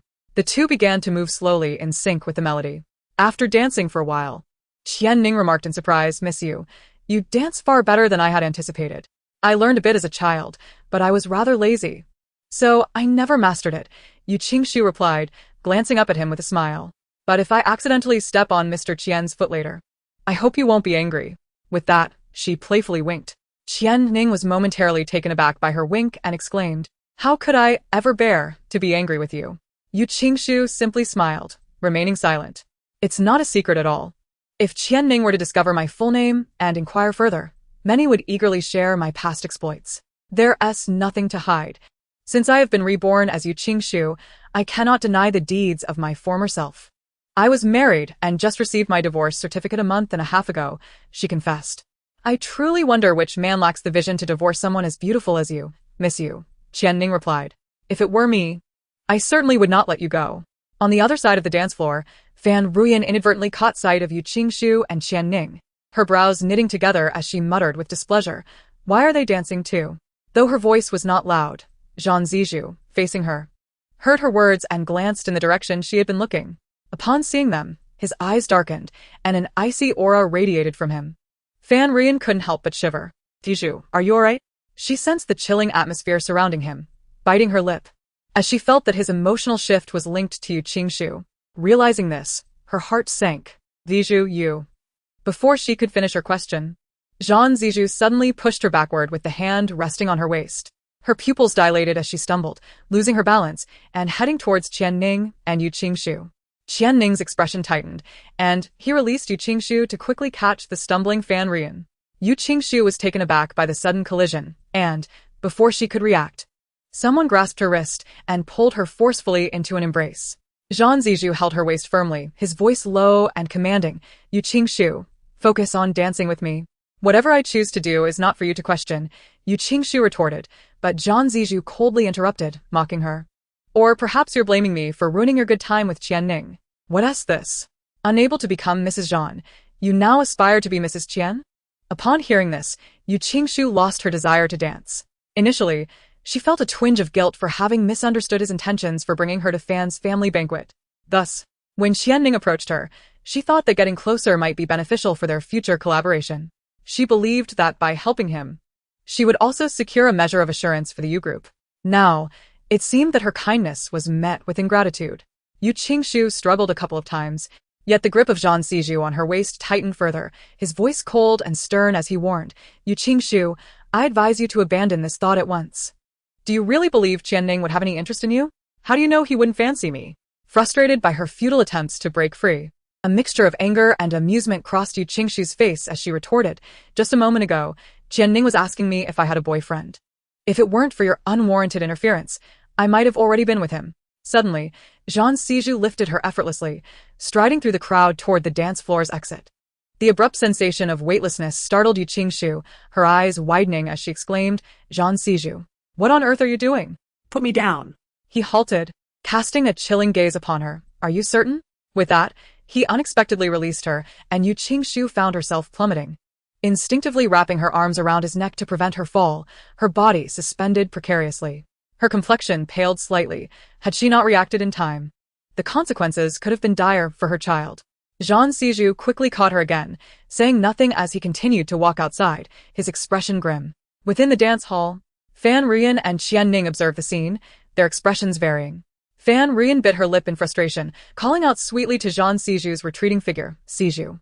Zhang Zijou feigned ignorance, continuing to carry Yu Qingshu away. She struggled once more, yearning to escape his hold, but he growled, his voice icy and menacing, "Yu Qingshu, if you dare to move again, do you believe I won't throw you into the sea right now?" She stilled, fully convinced of his threat. Outside, Feng Qi had been waiting patiently for the banquet to conclude, momentarily taken aback upon witnessing Zhang Zijou carrying Yu Qingshu, puzzled by the turn of events. Zhang Zijou unceremoniously placed her into the car, declaring, "As long as I desire it, Qian Ning will lose everything he currently possesses. And you shall not enjoy the life of Mrs. Qian."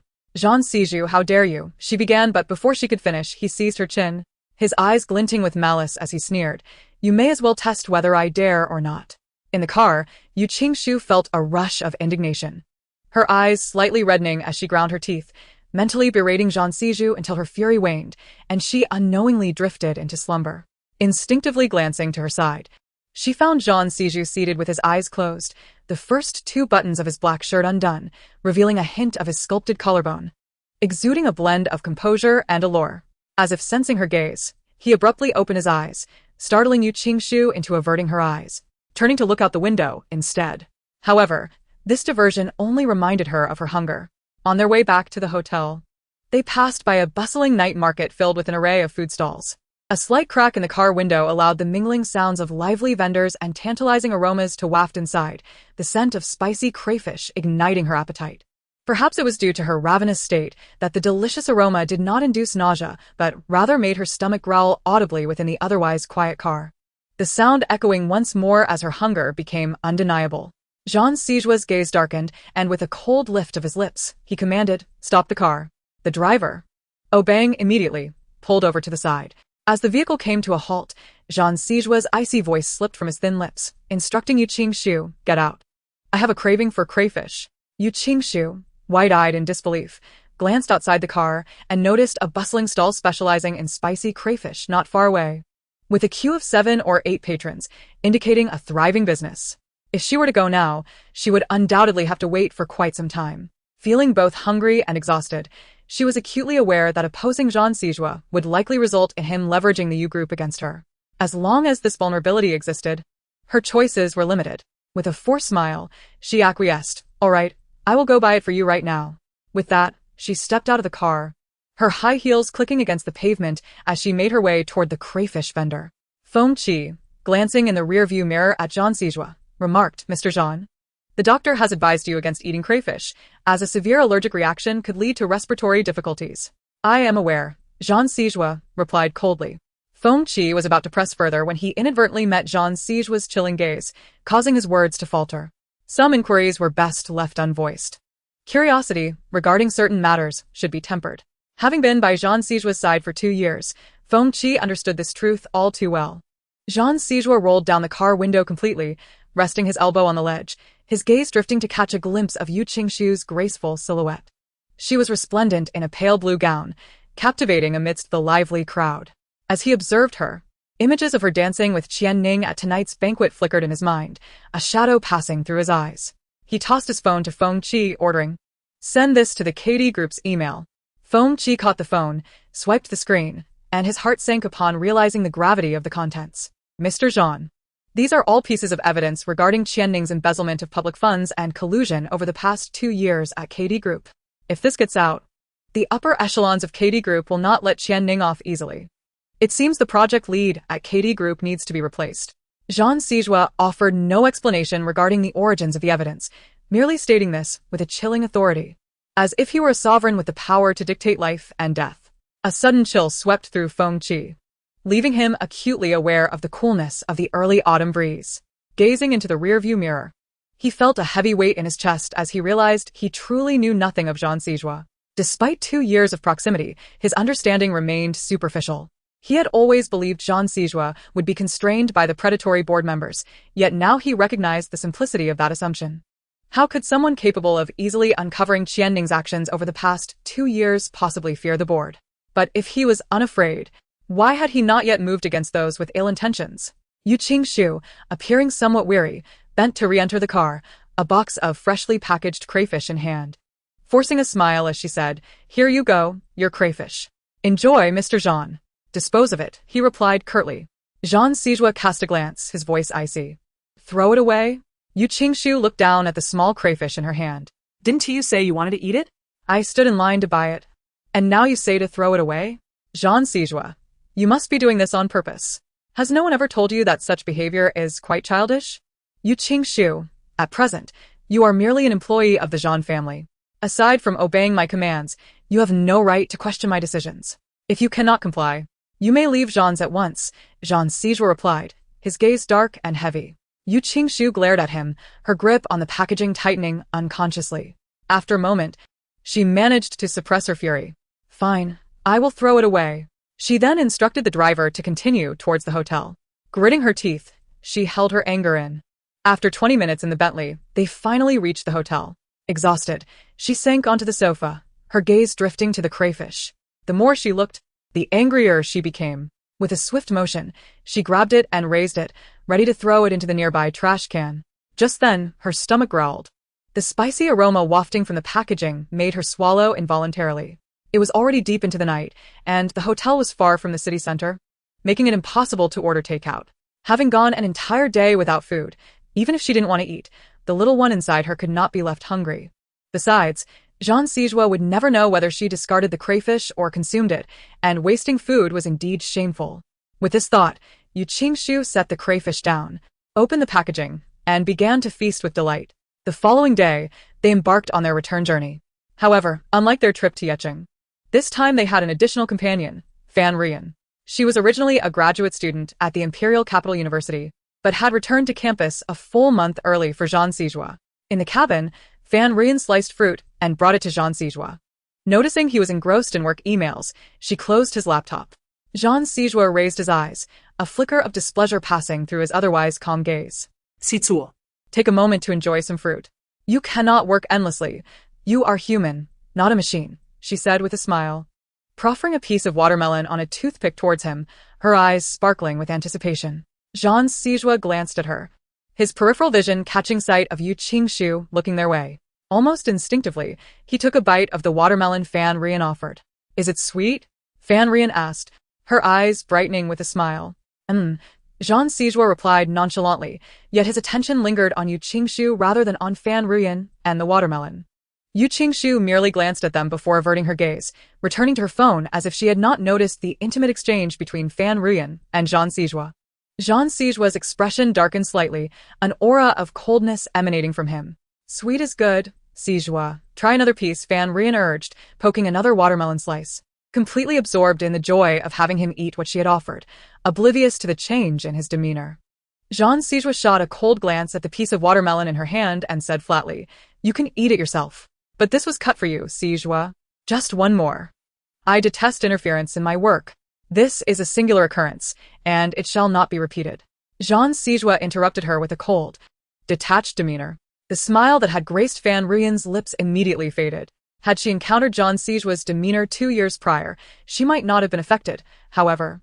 Having witnessed him leave with Yu Qingshu the previous night and his anger at seeing her dance with another man, she found his current indifference unbearable. After all, she was the pampered daughter of the Fan family, accustomed to getting her way. Such humiliation was foreign to her. With reddened eyes, she muttered, "You may continue with your affairs," before relocating to the other sofa, casting a fierce glare at Yu Qingshu as she did so.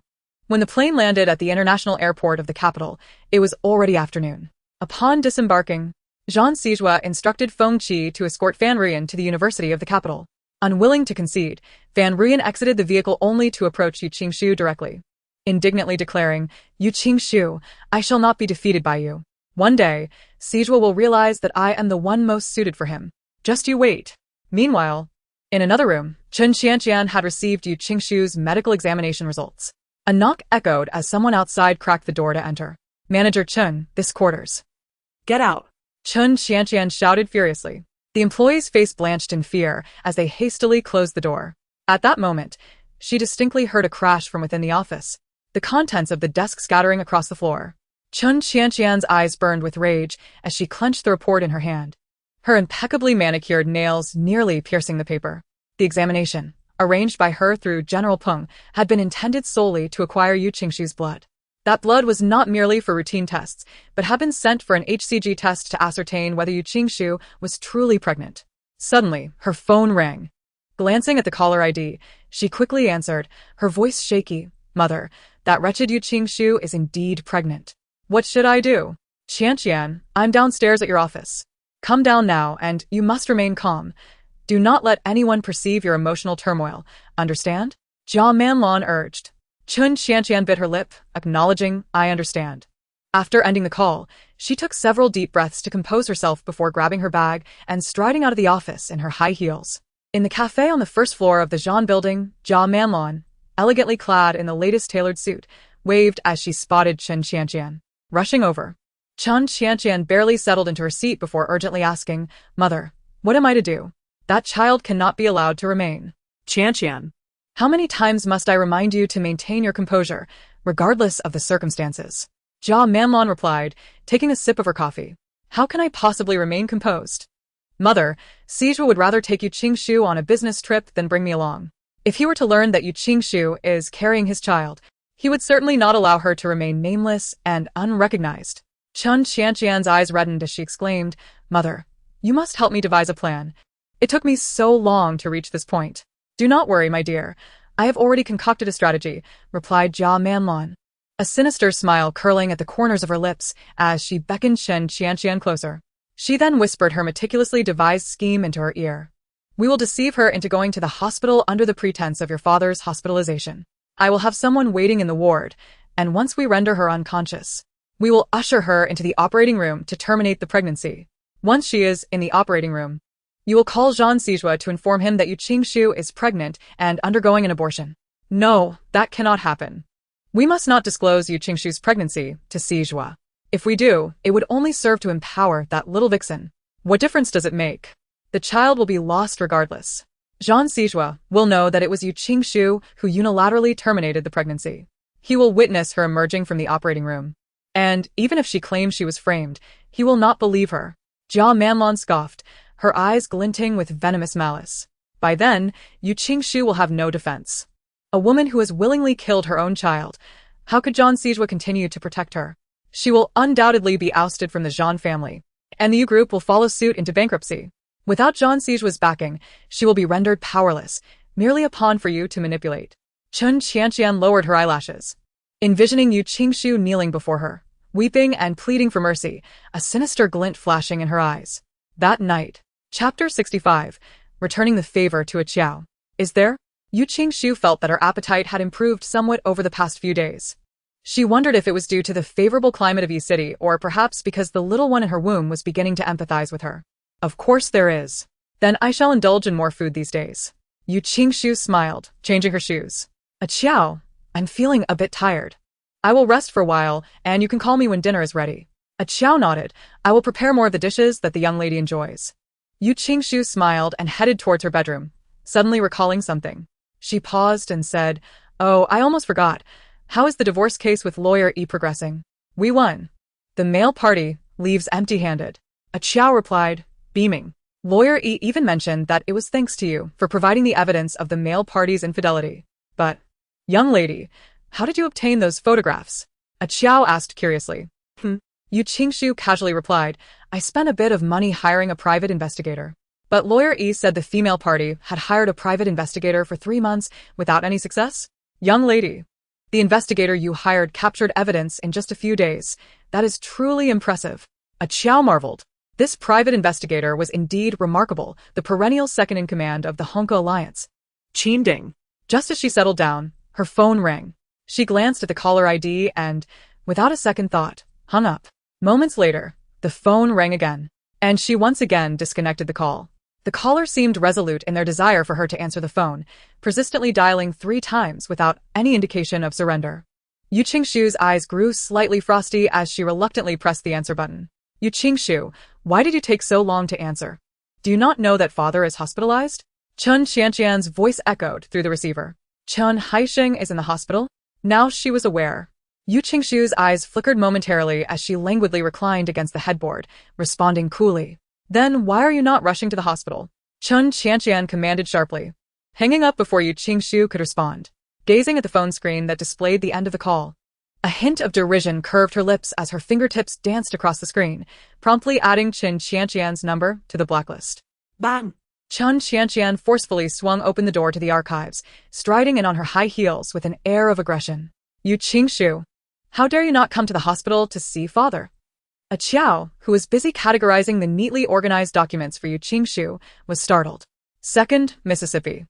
Chen Qianqian scanned the room, failing to locate her target, her expression darkening as she interrogated Qiao. Where's Yu Qingxiu? The eldest miss went to deliver documents. 2nd miss, is there something you wish to discuss with her? Qiao replied tentatively. Slap. Chen Qianqian's expression soured further as she raised her hand and struck Qiao. Qiao's head jerked to the side from the impact, her pupils trembling in shock. 2nd miss, how could you? How? You, a lowly servant. Think I cannot strike you? Chen Qianqian scoffed coldly. You think Yu Qingxiu can truly protect you? Ha, how laughable. She can barely take care of herself. Qiao, momentarily disregarding the pain on her face, grasped Chen Qianqian's hand. 2nd miss, what do you mean? Has something happened to the eldest miss? Chen Qianqian disdainfully shook off Qiao's grip. Don't touch me, you filthy creature. Qiao pressed her lips together, her eyes reddening with urgency as she feared for Yu Qingxiu's safety, making an attempt to rush outside. Qiao? Why are you out here? Yu Qingxiu called out to her. Upon seeing the crimson handprint on Qiao's face, she hurried forward, her expression darkening. Who struck your face? Eldest miss, you are unharmed. That is wonderful. Qiao exclaimed, tears spilling forth uncontrollably upon seeing Yu Qingxiu safe before her. Out of what concern? What could possibly have happened to me?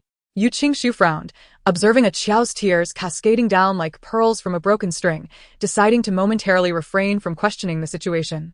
She retrieved a tissue from her pocket to wipe Qiao's tears. Such a deep bond between master and servant. Chen Qianqian emerged, mocking derisively.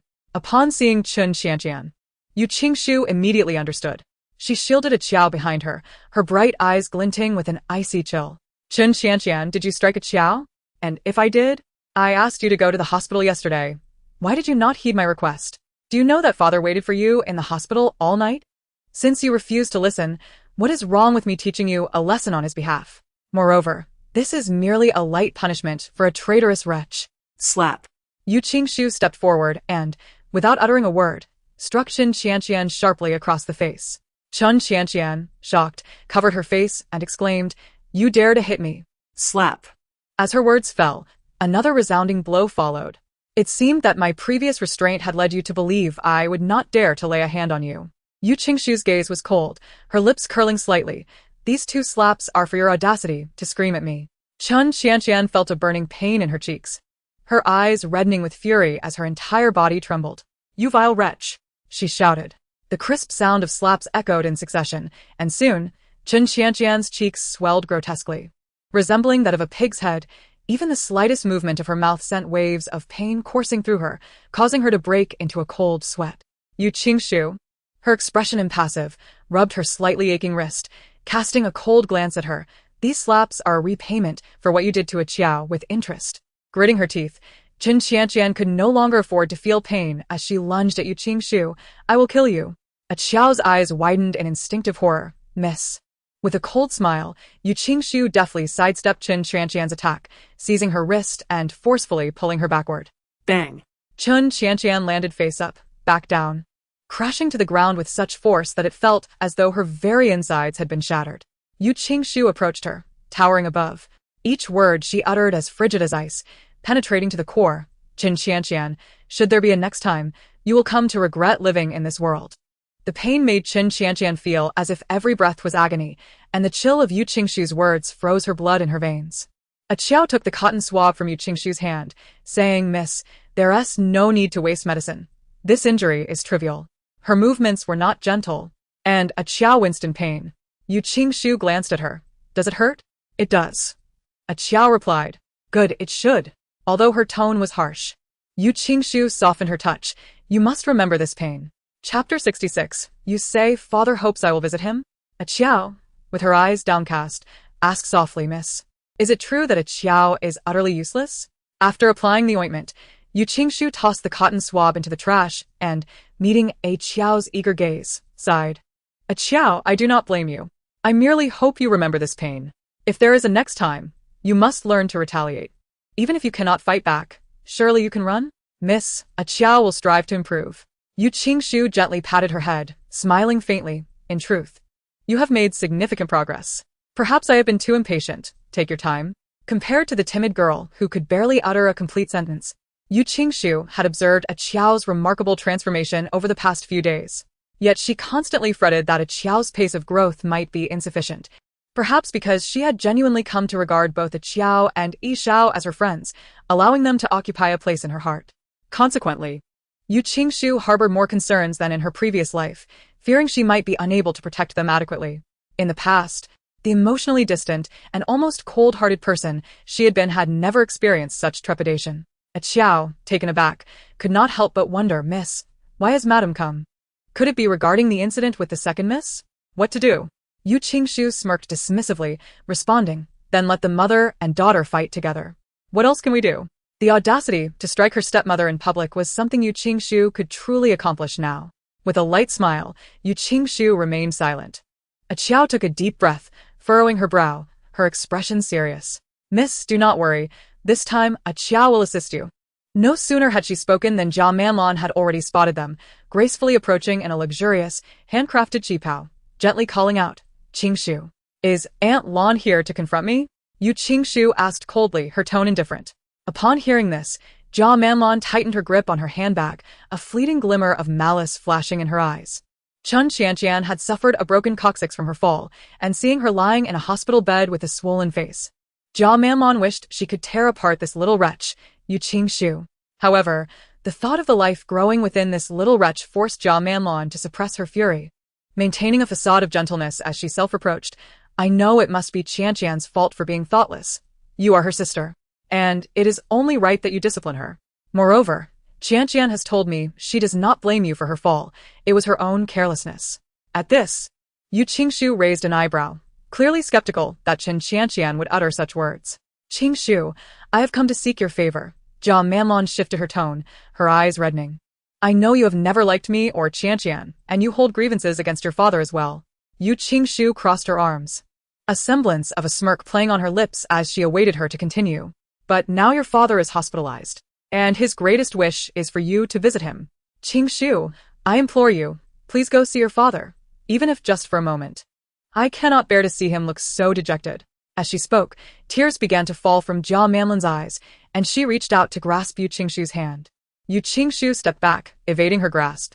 Jia Manlon, with tear-filled eyes, looked at her, a gaze so desperate it was as though she might kneel to plead.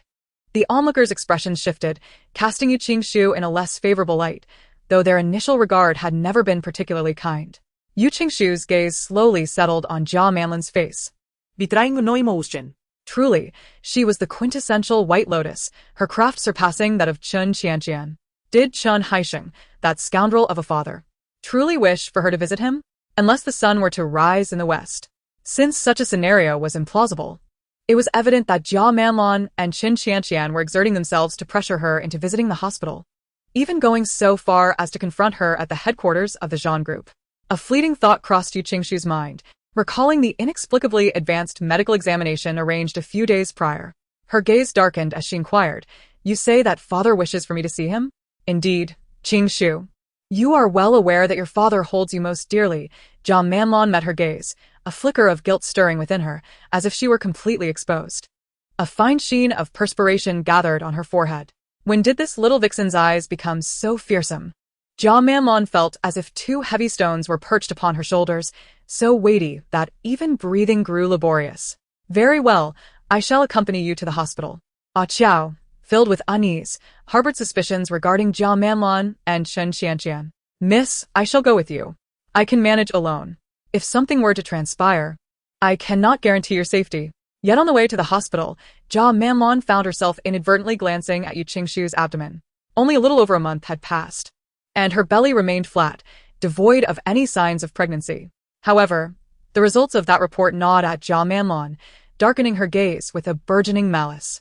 How could this little vixen possess such fortune, conceiving in but a single night? Had it not been for her interference that evening, the one lying beside Zhan Sijua would have been her daughter. The one carrying Zhan Sijua's child would be Chun Qianqian, and she would have become Zhan Sijua's mother-in-law, the grandmother of the future heir to the Zhan family. She would ascend to a status unattainable by those affluent matrons.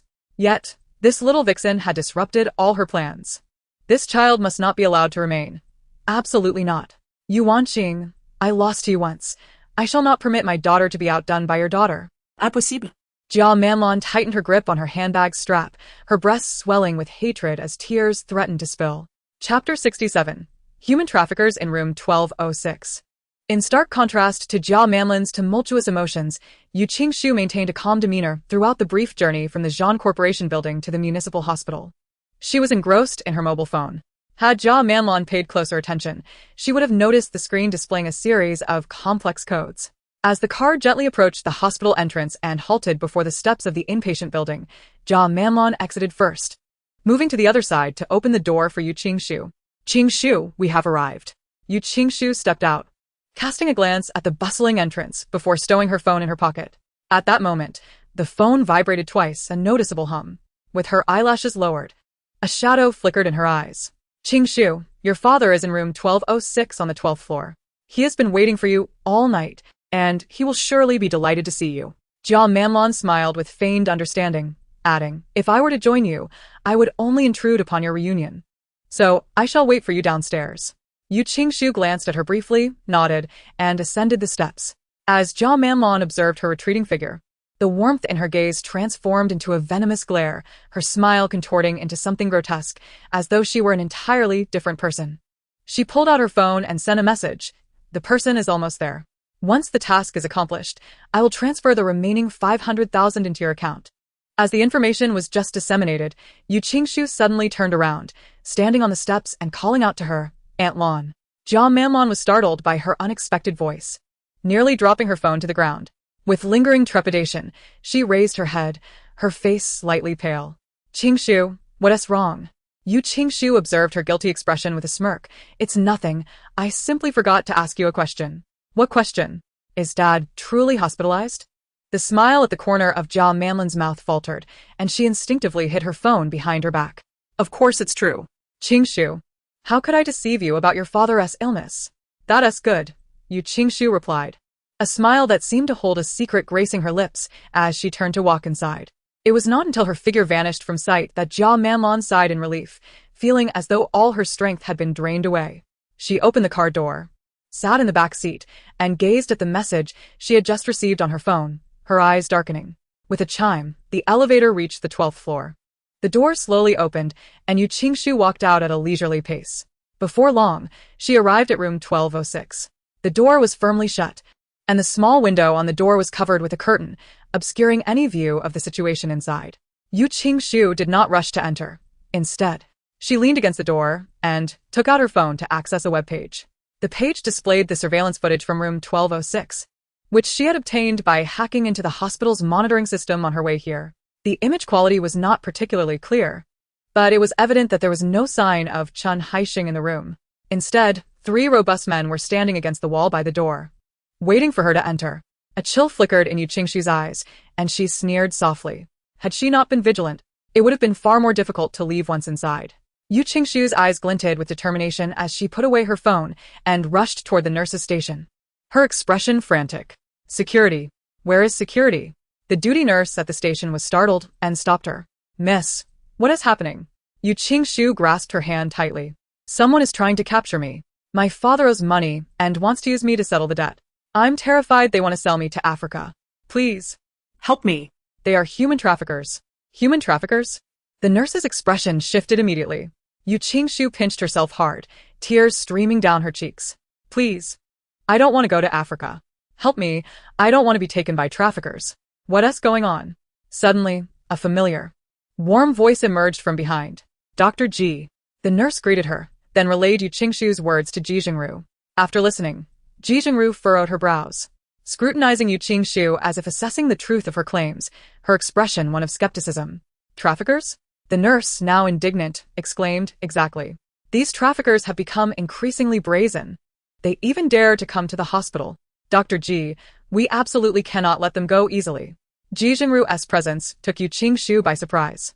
She lowered her eyelashes, her eyes still glistening from tears, evoking a sense of pity from the nurse. How many of them? Ji Jingru inquired, her gaze piercing into Yu Qingshu's. 3. As Yu Qingshu's gaze met Ji Jingru's, a familiar sensation surged within her once more. Where? Room 1206. I came to visit my father, but to my surprise, he was not present.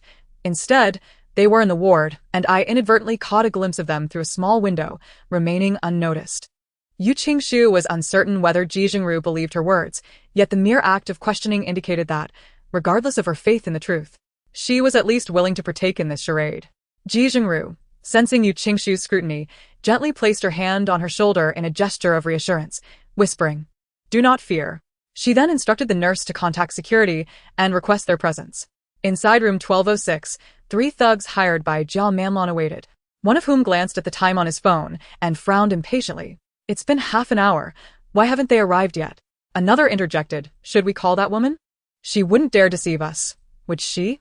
The man referred to as the leader raised his baseball bat and struck it across the backs of the 2, admonishing, What's the rush?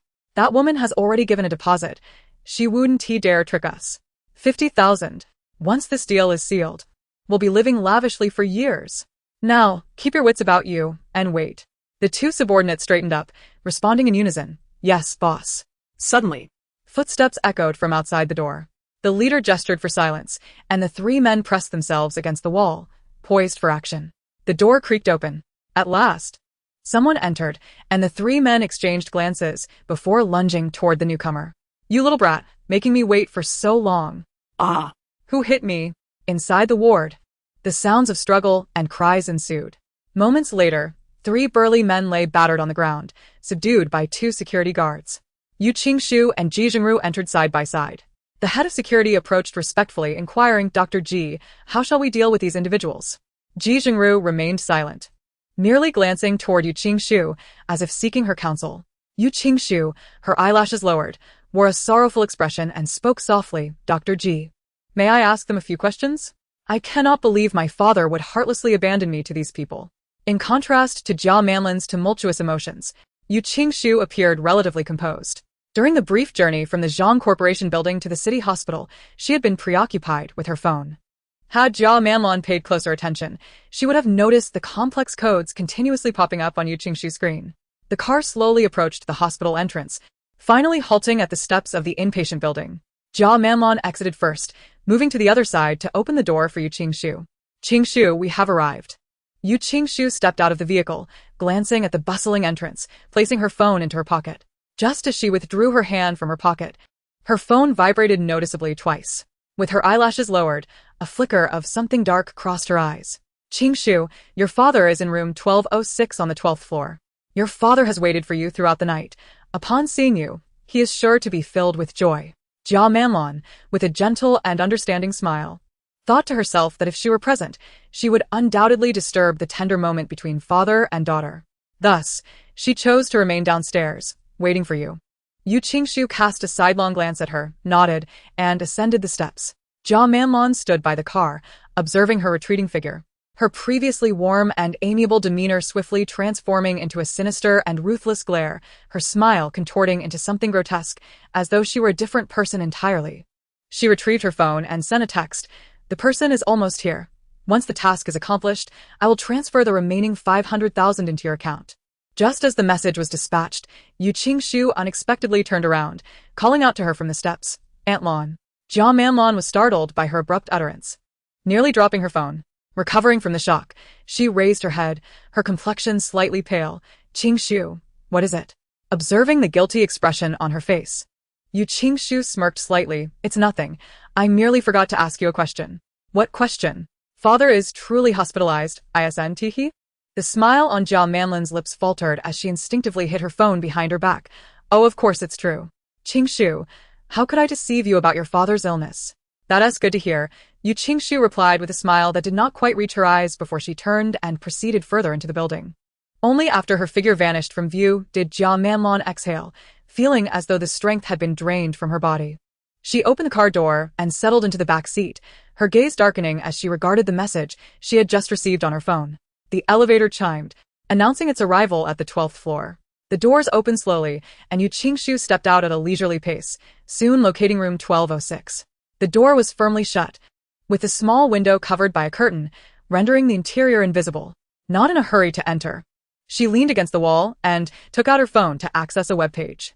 The page displayed the monitoring footage from room 1206, which she had illicitly obtained while en route to the hospital by hacking into the surveillance system. The image quality was not particularly clear, yet it was evident that there was no sign of Chen Haixing within the room. Instead, 3 burly men stood against the wall near the door, waiting for her to enter. A glimmer of coldness flickered in Yu Qingshu's eyes as she smirked derisively. Had she not been vigilant, it might have been quite difficult for her to exit once she had entered.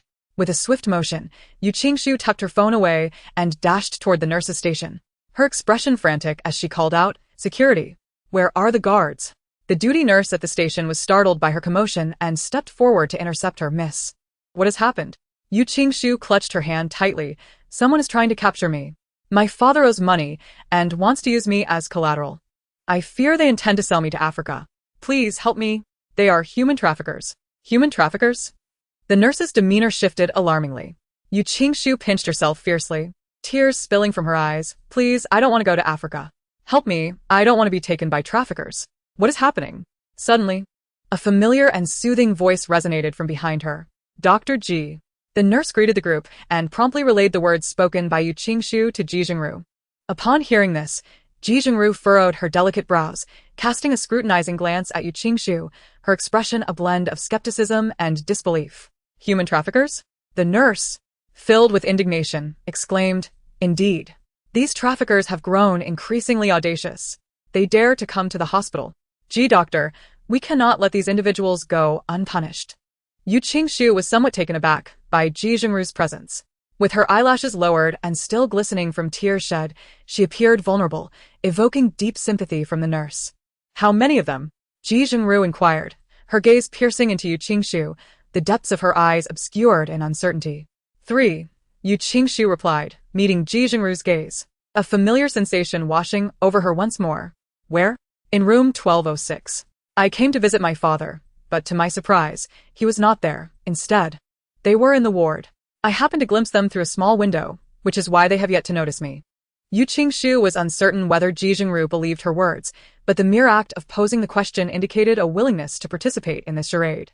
Perceiving Yu Qingshu's apprehension, Ji Jingru gently placed her hand on her shoulder, offering reassurance. "Do not be afraid." She then instructed the nurse to contact the security office and request their presence. Inside room 1206, the 3 henchmen hired by Jia Manlon were waiting. One of them checked the time on his phone, his impatience evident as he frowned. It has been half an hour. Why haven't they arrived yet? Indeed, boss. Should we call that woman? She wouldn't be attempting to deceive us, would she? Another chimed in, unable to suppress his curiosity. The man referred to as the boss raised his baseball bat and struck it lightly against the backs of the two men. What's the rush? That woman has already given a deposit. She wouldn't dare to trick us. It's 500,000. Once this deal is completed, we can live lavishly for years. So keep your spirits up and wait. The two underlings straightened their posture and responded in unison. Yes. Boss. Suddenly, footsteps echoed from outside the door. The leading man gestured for silence, and the three quickly pressed themselves against the wall, poised and ready. The door slowly creaked open. Finally, someone stepped inside, and the three men exchanged glances before pouncing towards the newcomer. You little wretch, making me wait for you this long. Ah, ouch. Who hit me? Within the ward, sounds of struggle and commotion erupted as the three burly men were swiftly overpowered and brought to the ground by two security personnel. Yu Qingxu and Ji Jingru entered side by side. The head of security approached respectfully, asking, Dr. Ji, how shall we deal with these individuals? Ji Jingru remained silent, merely glancing sideways at Yu Qingxu, as if seeking her opinion. Yu Qingxu, with her eyelashes lowered and an expression of sorrow, spoke softly, Dr. Ji. May I ask them a few questions? I find it hard to believe that my father could be so heartless as to abandon me to these individuals.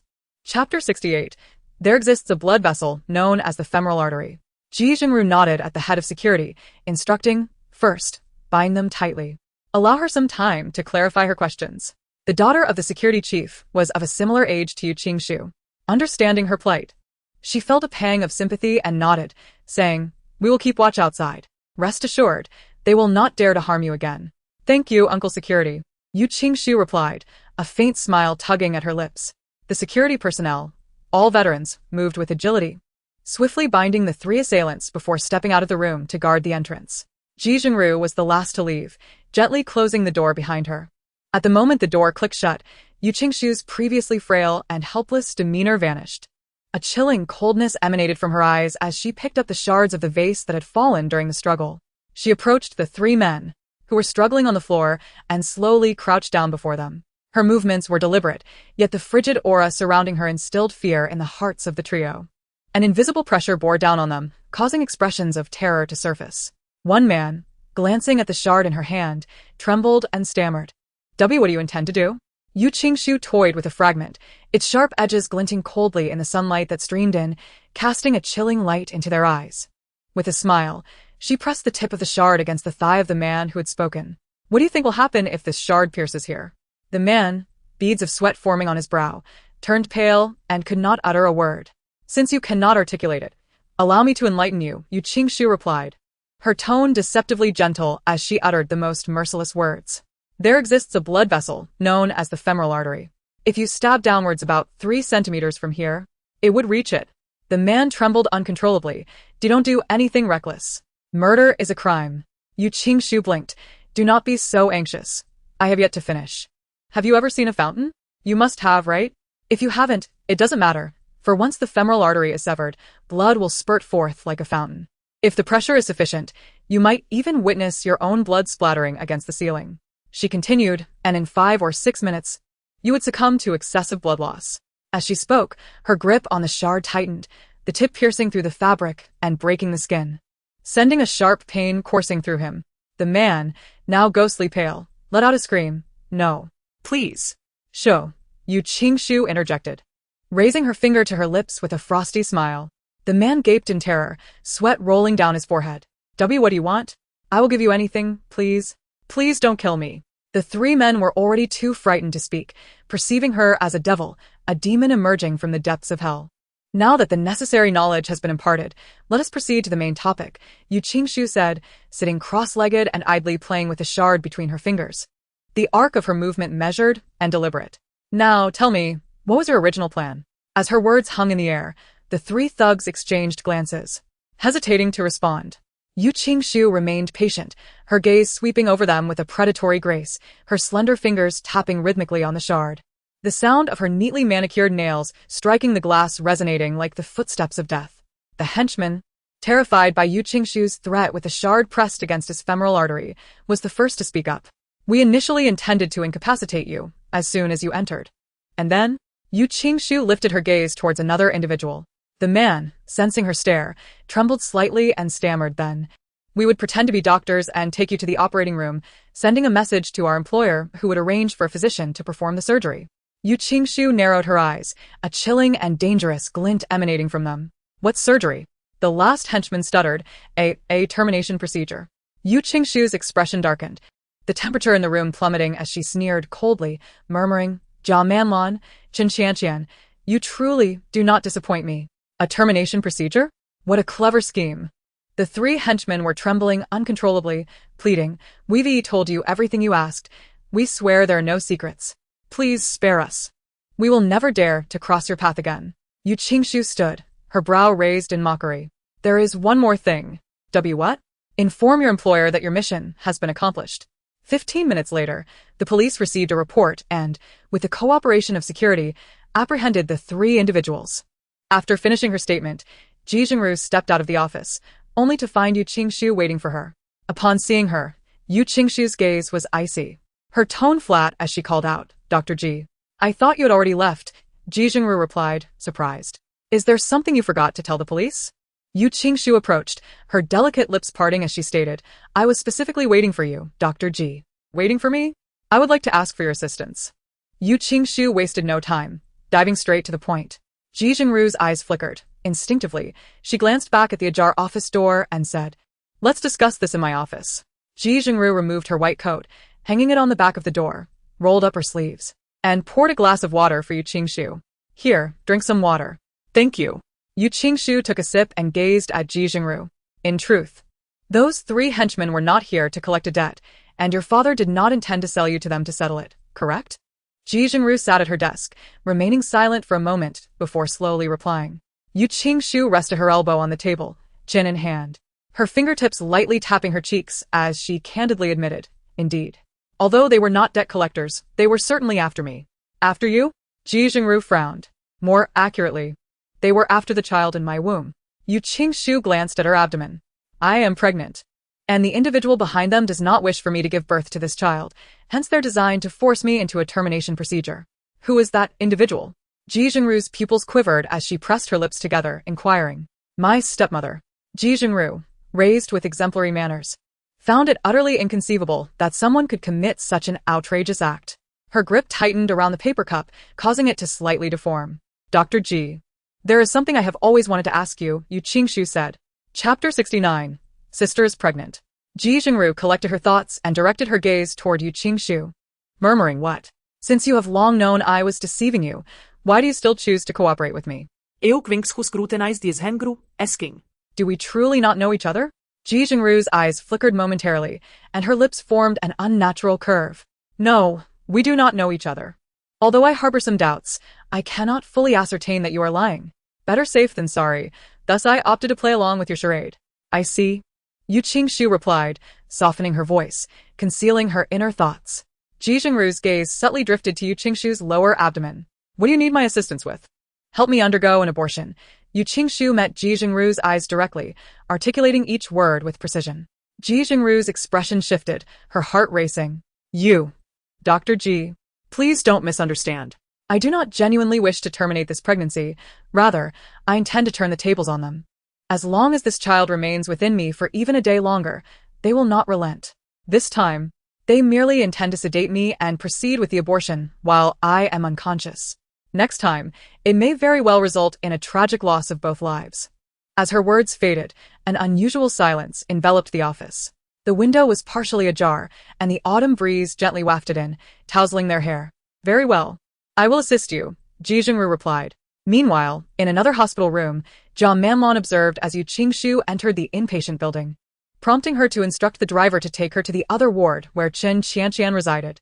The mother and daughter awaited news together. Mom, it has been half an hour, and they have yet to send any information. Could something have gone wrong? Qin Qianqian lay in bed, unable to suppress her anxiety, which caused her to shift slightly, resulting in a pained gasp and a pale visage.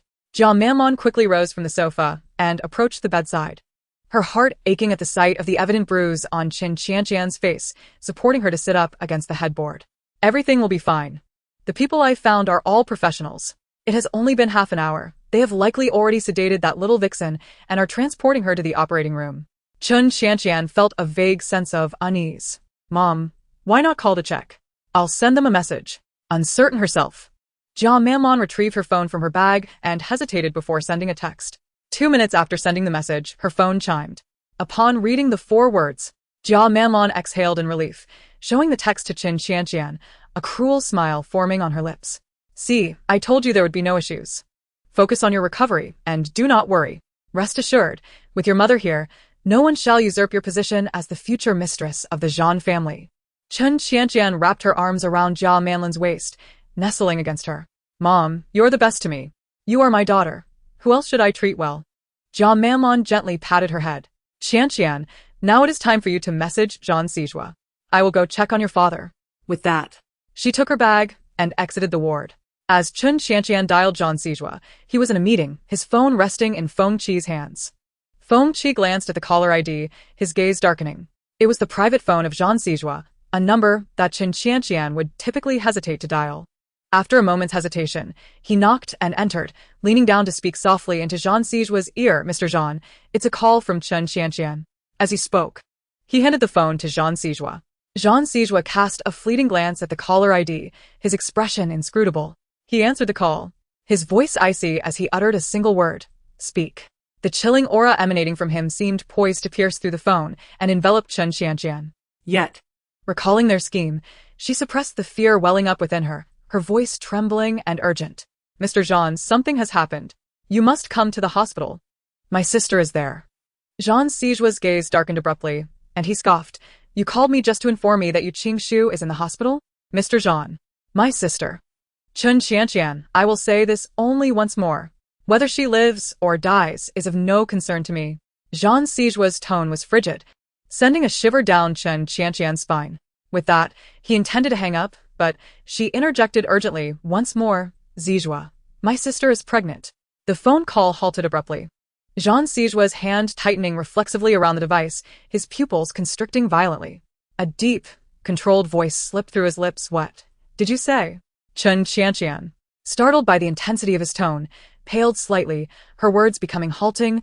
I said, my sister is pregnant and is currently at the hospital. She doesn't want this child. Sijua, you must come and stop her.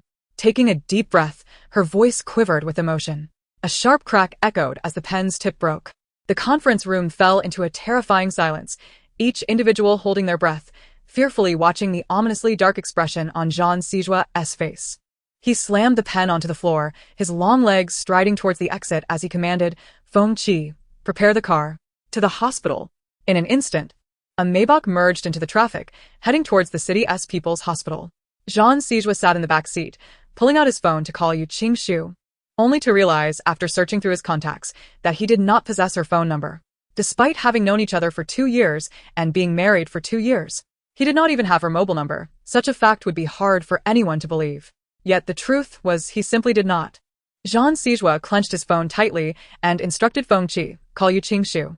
After a brief acknowledgement, Feng Qi took out his phone and dialed Yu Qingshu's number. However, moments later, a sweet yet official voice echoed from the device. We're sorry. The number you have dialed is switched off. Suddenly, the temperature within the car plummeted. An oppressive atmosphere enveloping them, beads of sweat forming on the foreheads of both the driver and Feng Qi. Zhan Sijua's gaze darkened further. He commanded, try again. Feng Qi immediately complied, dialing again, yet no matter how many times he called, the answer remained the same. The line was switched off.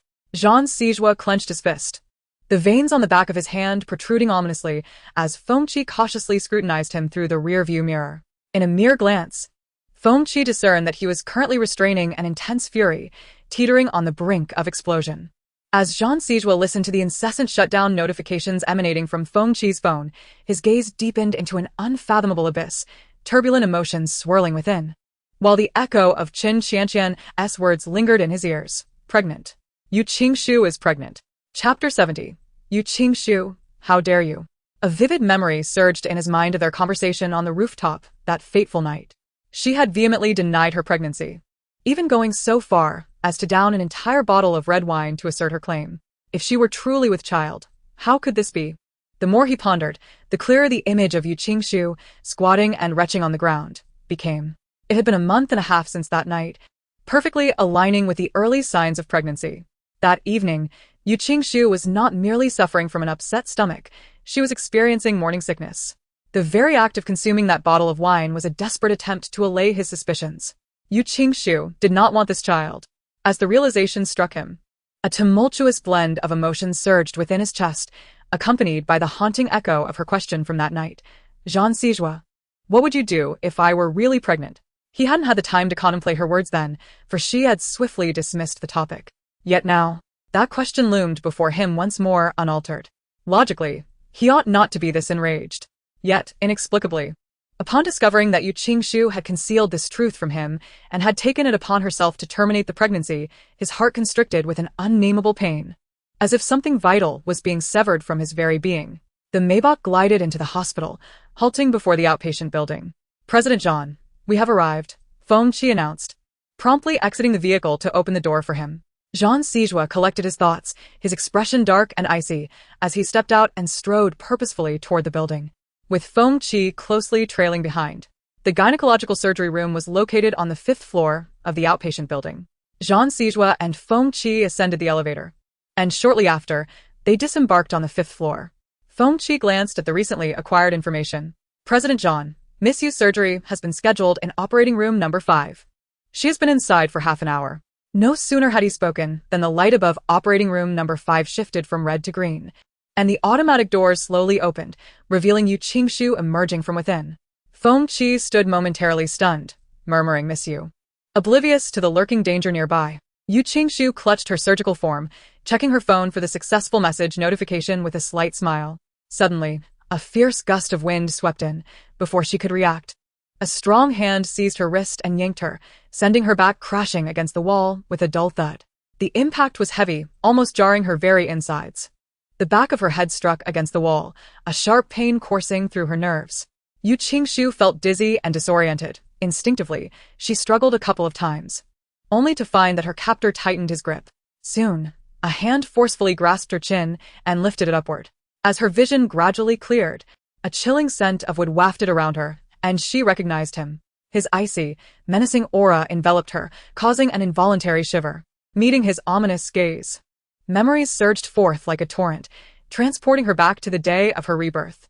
Jean Sijua held her hand with a grip so fierce it made Yu Qingshu wince, her brows knitting together as she felt her wrist might be crushed.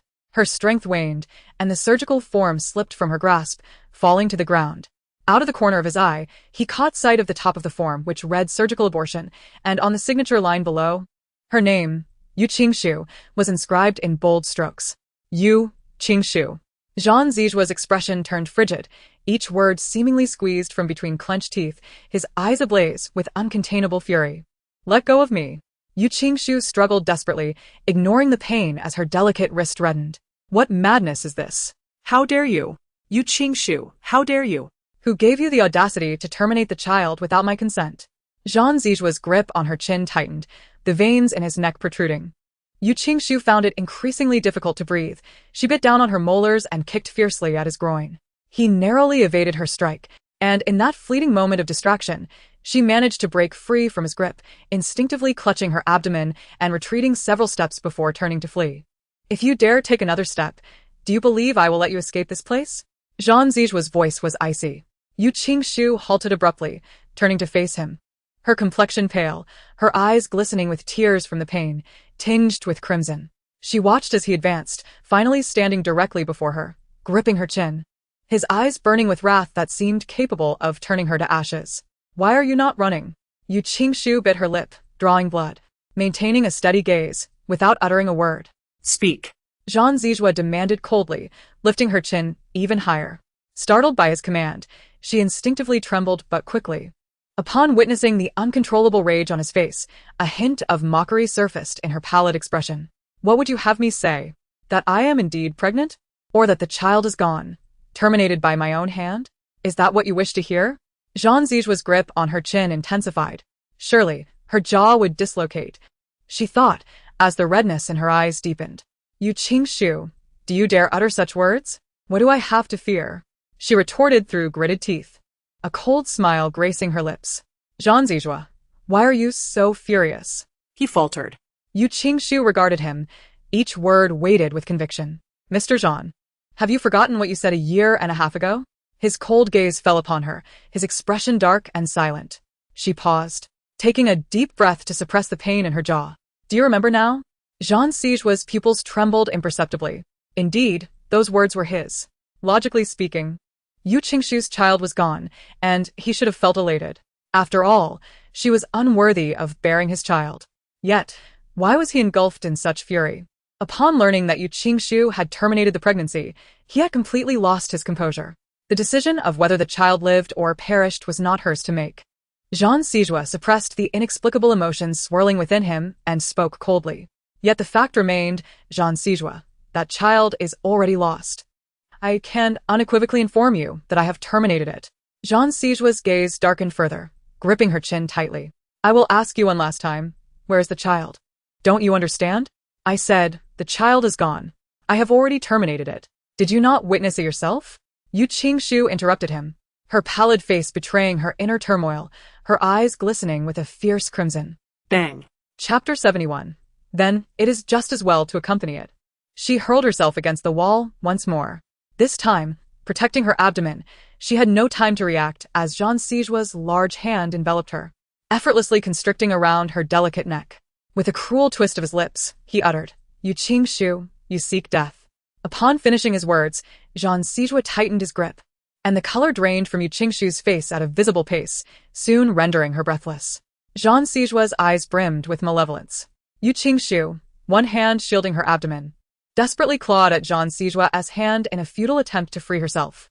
Ji Jingru, having completed her shift, emerged from the operating room to witness the scene of Jean Zijua furiously choking Yu Qingshu. Her expression shifted instantly. Release her at once. If this continues, she will lose her life. Then, it is just as well to accompany it. Ji Jingru was taken aback. What do you mean by it? Jean Zijua. The child is still alive. Jean Zijua's body jolted violently, and his grip suddenly loosened, causing Yu Qingshu to collapse to the ground, unconscious. What did you say? Jean Zijua looked toward Ji Jingru, the malevolence in his gaze dissipating in an instant. Ji Jingru stood by Yu Qingshu's hospital bed, observing the 4 drips steadily flowing down. Her thoughts shrouded in a shadowy haze, pondering deeply. Dingling! The sudden ringing of a mobile phone interrupted Ji Jingru's reverie. She composed herself, retrieving her phone from her pocket, preparing to answer, when she caught sight of the flashing caller ID on the screen. Her movement halted momentarily, and instinctively, she glanced at the still unconscious Yu Qingshu, confirming her slumber before answering the call. Sister, are you busy? A warm male voice resonated from the phone. I was a bit preoccupied earlier, so I missed your call. What's the matter? Ji Jingru smiled, her tone radiating the affection she held for her younger brother. Ji Zhengqiu gazed out at the towering modern buildings, chuckling. I am eagerly anticipating meeting her as well. What time is your flight next Wednesday? I will come to pick you up. Ji Jingru's eyes curved with warmth. As long as it is you, no matter how busy I am, I shall come to fetch you. You are my brother, and nothing is more important than you. All right. Just as Ji Zhengqiu agreed, a knock echoed from behind him. He turned and called, Come in. A person outside pushed the door open, entering with a document in hand. President Ji, there is a document here that requires your signature. Please set it aside for now. I will sign it later. The assistant respectfully urged, Mr. Ji. This document is rather urgent, and it may require your signature at this moment. All right, you may attend to your matters, Ji Jingru replied with a smile, her gaze inadvertently catching sight of Yu Qingshu. She moved her lips, then added Jingqiu. Beep, beep, beep. Ji Jingqiu had already ended the call. Ji Jingru put her phone away, pressed her lips together, and after a moment of contemplation, she turned and exited the ward. Just as she opened the door, she noticed Jean Zijua waiting outside. Miss Yu is fine. She merely suffered from excessive shock and will recover in a few days. Jean Zijua's gaze dimmed slightly. Thank you. Miss Ji. No need for thanks. It is my duty. Ji Jingru hesitated before continuing. Miss Yu did not undergo an abortion, but she was indeed greatly startled. If Mr. Jean truly wishes to preserve this child, then do not lay a hand on her again. The first 3 months are critical. The fetus is unstable and prone to miscarriage. After Ji Jingru left, Jean Zijua remained still, staring at the closed door, his mind filled with the image of Yu Qingshu collapsing to the ground. In his mind's eye, Her face was devoid of color, as pale as a sheet of paper. The blood that seeped from her bitten lips stood out vividly against her ashen complexion. Even in unconsciousness, it seemed she could still feel pain. Her lashes trembled, and all her defenses withdrew. Jean Sijua clenched his fists, realizing how close he had come to truly ending Yu Qingshu's life. Yet he felt no satisfaction. Instead, he stood there, gazing at her lifeless form, feeling as if his heart was gripped tightly by an unseen hand. With each breath, the suffocating sensation intensified. Jean Sijua averted his gaze, his voice heavy. Speak. Yu Qingshu is pregnant, and it is Mr. Jean's child. The heavens seemed to delight in cruel jest. Given Mr. Jean's furious demeanor earlier, he must desire this child. However, the child's mother is Yu Qingshu, the woman Jean Sijua despises most. If this child is born, it would grant Yu Qingshu a shield against death. She could even leverage her status as the child's mother to seek reconciliation.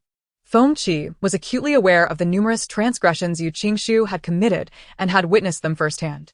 If Yu Qingshu were to reconcile with Jean Sijua, what would ensue thereafter? Feng Qi dared not contemplate further, observing Jean Sijua's silhouette, uncertain of his thoughts at this moment. Mr. Jean, do you wish to see Miss Yu? Feng Qi hesitated before asking. Jean Sijua glanced once more at the ward door, pausing for a moment before coldly instructing, "Post guards outside the ward. Once she is discharged, bring her to the villa." After giving his orders, Jean Sijua departed, never once stepping into the ward. Chapter 72. Hospitalization, House Arrest. Yu Qingshu experienced a protracted dream, where memories of her past life and the tribulations of her current existence relentlessly pursued her like a torrent. She ran desperately forward, her subconscious warning her that if she paused, she would be dragged into the abyss by those who sought her demise, irretrievably lost. As she approached the light, Yu Qingshu revealed a faint smile, extending her hand in an attempt to grasp that glimmer. Suddenly, a figure emerged beneath the beam of light. Upon recognizing who it was, her steps faltered, and her pupils trembled uncontrollably, draining of all color. "Yu Qingshu, you cannot escape." In the next moment, he stepped out from the light, his thin lips parting with a chilling demeanor in his dark, piercing eyes. Instinctively, Yu Qingshu recoiled, her obsidian pupils reflecting the man before her. Startled awake, Yu Qingshu sat up abruptly, beads of sweat cascading down her forehead and soaking into the blanket beneath her. Just then, a nurse entered to change her for. Finding Yu Qingshu pale and still shaken, sitting on the edge of the bed. Approaching her, the nurse gently inquired, "Miss Yu, are you feeling all right?" Glancing around at the unfamiliar decor, Yu Qingshu momentarily struggled to comprehend her surroundings. When she instinctively attempted to speak, only a hoarse whisper escaped her lips, accompanied by a twinge of pain in her throat. She reached for her neck, but the nurse quickly grasped her wrist, stopping her. "Miss Yu, there is ointment on your neck. You mustn't touch it, or it will be smeared away." Ointment? Yu Qingshu's gaze fell to the red marks on her wrist. And in an instant, the events leading up to her unconsciousness with Jean Siju flickered through her mind like a rapid film reel. Those bruises and red marks on her body were all inflicted by him. "Miss Yu, for the next few days, please avoid touching the injuries on your wrist and neck. After applying ointment for a few days, the bruises will dissipate," the nurse advised, noticing Yu Qingshu's fixation on the marks. Upon her first entry, the nurse had been alarmed by the bruises and marks on Yu Qingshu's neck and wrist, horrified at the thought of the kind of monstrous individual capable of such violence against a woman. As a fellow woman, the nurse couldn't help but feel a pang of sympathy, her gaze now tinged with pity. "Miss Yu, if you need anything, please let me know. I can assist you. Could you bring me a glass of water?" Yu Qingshu rasped, each word tugging at her neck wound, causing her to wince slightly. The nurse nodded in agreement and hurriedly turned to pour a glass of warm water for her. Yu Qingshu endured the pain and took a couple of sips to soothe her throat, then asked, "How long have I been unconscious?" "Approximately 4 hours, Miss Yu. Are you hungry? Would you like me to fetch you some food from the cafeteria?" The nurse asked with genuine concern. "No, thank you. Even if you aren't hungry, your baby cannot go without nourishment." Suddenly, the door to the ward swung open, and Ji Jingru entered, her hands tucked into her white coat. Yu Qingshu turned towards the entrance and noticed 2 bodyguards clad in black suits and dark sunglasses stationed at the door, adorned with obsidian teardrop-shaped brooches, Jean Siju's men. The nurse greeted Ji Jingru politely, "Dr. Ji," before placing the ointment she was to apply on Yu Qingshu and wheeling the cart out of the room. Ji Jingru opened the ointment and sat at the edge of the bed, saying, "Let me help you with the medication." As the words fell, Ji Jingru did not wait for her acquiescence, but gently applied a thin layer of ointment with a cotton swab on the bruises around her neck. Then proceeded to tend to her wrists with the same care, her demeanor attentive and earnest. "I apologize for not fulfilling my promise," Ji Jingru remarked, discarding the used cotton swab wrapped in a tissue into the trash, regarding her with a hint of guilt. Yu Qingshu chuckled softly, shaking her head. "There is no need for apologies. I ought to express my gratitude. If it weren't for you, I might have perished long ago." Suddenly, a thought struck her, and instinctively, she placed her hand on her abdomen, her lips parting as if to speak. "Dr. Ji. Rest assured, the fetus is unharmed," Ji Jingru interjected, anticipating her inquiry. Upon hearing this, Yu Qingshu exhaled in relief. "However, if you truly wish to carry this child to term, you must prioritize your well-being. You are overexerting yourself. Your health metrics are barely within acceptable limits. Continuing this way would be detrimental to both you and the fetus," Ji Jingru stated with a serious expression. Yu Qingshu rested her hand on her abdomen, her gaze contemplative, and nodded in agreement. Before long, a nurse entered with a bowl of congee, and Ji Jingru asked her to ensure that Yu Qingshu finished her meal before departing. The ward door opened once more, and Yu Qingshu grasped a spoon, her peripheral vision catching sight of the 2 guards stationed outside. After consuming the congee, she requested the nurse to attend to her duties elsewhere under the pretense of needing rest. Not long after the nurse left, Yu Qingshu felt compelled to call a Qiao to inform her of her safety. Including the 4 hours of unconsciousness, she had been unreachable for 5 hours. A Qiao, already uneasy about Yu Qingshu's departure with Jia Manlan, would surely be frantic upon realizing she could not contact her. If it were merely concern, Yu Qingshu would not be in such a rush to call a Qiao. She feared a Qiao might seek out Jia Manlan for her whereabouts. In such a case, not only would a Qiao likely leave empty-handed, but she might also provoke Jia Manlan into taking action against her, placing a Qiao in jeopardy. Contemplating this, Yu Qingshu searched the room, but after 10 minutes, she found nothing. Her phone was not present. Pressing her lips together, her eyes flickered momentarily before she approached the door and opened it. The 2 guards stationed outside immediately stood to block her path. "Miss Yu, General Zhan has instructed that you must not leave the ward," one of the bodyguards stated impassively. "Step aside," Yu Qingshu replied, her gaze chilling. "Apologies, but we cannot allow you to leave. Please return inside." The guards remained unmoved, their expressions stony and unyielding. Yu Qingshu's eyes swept over them, her lips curling slightly. "What if I insist on leaving? Will you resort to knocking me unconscious or binding me to prevent my exit? If you are determined to leave, we will have no choice but to take such measures." Yu Qingshu clenched her hands at her sides, her gaze growing colder, like ice. She stood at the threshold, confronting the 2 guards. After a prolonged silence, as the guards contemplated whether to inform General Zhan of the stalemate, Yu Qingshu finally spoke. "Very well. I shall not venture outside," she declared, recalling Ji Jingru's words, to avoid anger and to not overexert herself. The 2 bodyguards were utterly obedient to Zhan Sijua.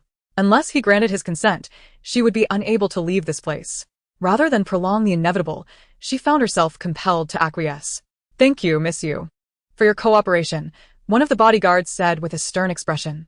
"Should you require anything, we will do our utmost to accommodate your needs. May I borrow your phone to make a call?" she requested. 3 days hence," Yu Qingshu replied with a slight nod. Ji Jingru glanced toward the bodyguards stationed outside. Noting that they had changed shifts 3 times in the past 3 days, and each of these individuals had been dispatched by Zhan Sijua, without exception. Yu Qingshu met Ji Jingru's concerned gaze and instantly understood why she had posed that question. She was apprehensive that the 2 guards outside might treat her in the same manner as Zhan Sijua. "Thank you for your kindness, but I must decline," Yu Qingshu replied, though she was uncertain why Ji Jingru felt the need to conceal her acquaintance with her. Nevertheless, she did not wish for Ji Jingru to become embroiled in this murky situation. "I shall take my leave now," Ji Jingru remarked, a complex expression flickering in her eyes. Seeing that Yu Qingshu was resolute, she acquiesced and exited the hospital room. Before long, Feng Qi arrived. At that moment, Yu Qingshu stood on the balcony, gazing downward. She had a clear view of the hospital garden, where the vibrant greenery of early autumn had transitioned into a golden hue. A gentle breeze stirred the air, whisking the yellowing leaves into a swirling dance before they gently floated to the ground. Feng Qi observed Yu Qingshu's silhouette, momentarily taken aback. She stood with her back to him at the railing, reaching out to catch a falling leaf, the wind playfully tousling her hair, creating a scene reminiscent of a beautiful painting. dressed in a blue and white hospital gown, though it was the smallest size available. It still hung loosely on her slender frame, rendering her appearance delicate and fragile. It was difficult to reconcile this image with the fierce woman who had confronted Jean Sijua just 3 days prior, her eyes reddened yet silent in her suffering. "Miss you," Feng Qi interjected, regaining his composure. "The discharge paperwork has been completed." Yu Qingshu turned to face him, her expression calm and unperturbed by his presence or the fact that he had facilitated her discharge. "I will change my clothes first," she stated, then took the outfit she had worn 3 days ago and entered the bathroom. Feng Qi was somewhat taken aback by her reaction. He had anticipated she might question him about his presence or demand her release. He had envisioned various responses from her, yet her tranquility left him at a loss. Before long, Yu Qingshu emerged, addressing Feng Qi with a simple, "Let's go." "Miss Yu, where are you heading?" he inquired, frowning as he noticed her stride towards the exit. "Shouldn't I be the one asking you that? Jean Sijua did not send you here solely to arrange my discharge, did he? So, lead the way," she replied, her demeanor indifferent. Feng Qi scrutinized her intently, searching for any hint of emotion on her face, but ultimately discerned nothing. He could only gather his thoughts and instructed the bodyguards to follow closely behind Yu Qingshu as they departed from the hospital. After 40 minutes of driving along Oil Cypress Road, Yu Qingshu observed the scenery receding behind her and quickly realized their destination, Siu, the place she had called home for the past 2 years. The character Su is a component of the name of Jean Sijua's biological mother. Jean Sijua is an illegitimate child of the Jean family, a fact that is hardly concealed. Until the age of 7, he lived in close companionship with his mother, however. That year marked a cataclysmic shift in his life. The tragic car accident resulted in 3 fatalities and 1 injury, leaving only Jean Sijua alive. Unbeknownst to him, the Maybach had already entered Sioux Garden, traversed the front garden, and finally came to a smooth halt in the space before the main building steps. When she opened the car door for Yu Qingshu, stating, "Miss Yu, we have arrived." Upon alighting, she was greeted by a line of servants standing at the main building's entrance, each displaying a different expression. "Young madam," the butler approached respectfully, addressing her. Uncle Shun was left to Jean Sijua by the late matriarch, who had held great affection for Yu Qingshu during her lifetime. Despite Yu Qingshu's numerous transgressions after the matriarch's passing, he still regarded her with respect, calling her young madam. This elderly man was, aside from the late matriarch, the only individual who had ever granted warmth to the original owner of this body within the frigid confines of Sioux Garden. She vividly recalled the day of her rebirth, when he fervently pleaded with Jean Sijua to spare her, a debt of gratitude she would forever hold. Therefore, from both the original owner's perspective and her own, she felt compelled to express her gratitude to Uncle Shun. "Uncle Shun, I am no longer the young madam. You may simply call me Qingshu," she said, a gentle smile gracing her lips as she regarded him. Uncle Shun glanced at Yu Qingshu, momentarily taken aback. He instantly discerned the transformation she had undergone. In just a month, she had changed both inside and out. The former Yu Qingshu had always been enveloped in resentment, her arrogance overshadowing any respect she held for Uncle Shun, exuding an air of pettiness. Now, however, she possessed a semblance of the elegance once embodied by the renowned socialite Yuan Qing. The autumn breeze blew, carrying a refreshing chill. Noticing Yu Qingshu's light attire, Uncle Shun remarked, "Miss Yu, it is cold outside. Let us proceed indoors." After a brief contemplation, she nodded in agreement and followed him inside. Chapter 74. Motherhood Comes with Privilege? With that, Uncle Shun departed. Yu Qingshu entered the room, standing by the bedside as she surveyed the layout and decor. The overall hue was a warm light apricot, with a 2-meter-wide bed in a soft yellow, and the floor was adorned with imported Milan velvet carpets, while all visible sharp corners were cushioned with sponge. "Little one, do I bask in your fortune?" she murmured, placing her hand on her abdomen. Even amidst Jean Sijua's indifference, the care of the late matriarch had warmed her heart. Uncle Shun had many responsibilities, and with age, though he afforded Yu Qingshu a degree of respect for the late matriarch's sake, it was inevitable that he could not attend to every matter. A soft knock echoed at the door. Yu Qingshu emerged from the balcony to answer it, finding Uncle Shun at the threshold, holding a bowl. "Miss Yu, this is bird's nest milk." The fresh milk, just extracted, emitted a strong odor after being heated, which caused a wave of nausea to surge within her. "Uncle Shun, she began, but before she could finish, her stomach churned violently, prompting her to cover her mouth and swiftly retreat to the bathroom, bracing herself against the marble sink as she retched. Shun Shu was taken aback and hurriedly set down his belongings to step inside. "Miss Yu, are you all right?"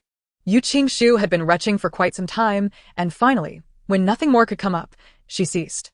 She turned on the tap, waved her hand, and after a moment of respite, said, "I'm fine. As for this milk and bird's nest, I cannot drink it, Shun Shu. You may take it for yourself," Yu Qingxiu said as she emerged from the bathroom, holding her nose and muttering about the bowl of bird's nest milk on the table. The doctor mentioned that this milk and bird's nest is beneficial for the fetus. Yu Qingxiu gazed at the bowl, then at Shun Shu's insistence. With a faint smile, she added, "Even if I were to drink it now, I would end up vomiting it again, which would be a waste. How about this? I will drink it later. Is that acceptable?" Shun Shu regarded Yu Qingxiu, hesitating. "Shun Shu, I truly cannot drink it at the moment," she spoke softly, her voice slightly hoarse from the previous retching, sounding almost like a gentle plea. "Then miss, you should rest well.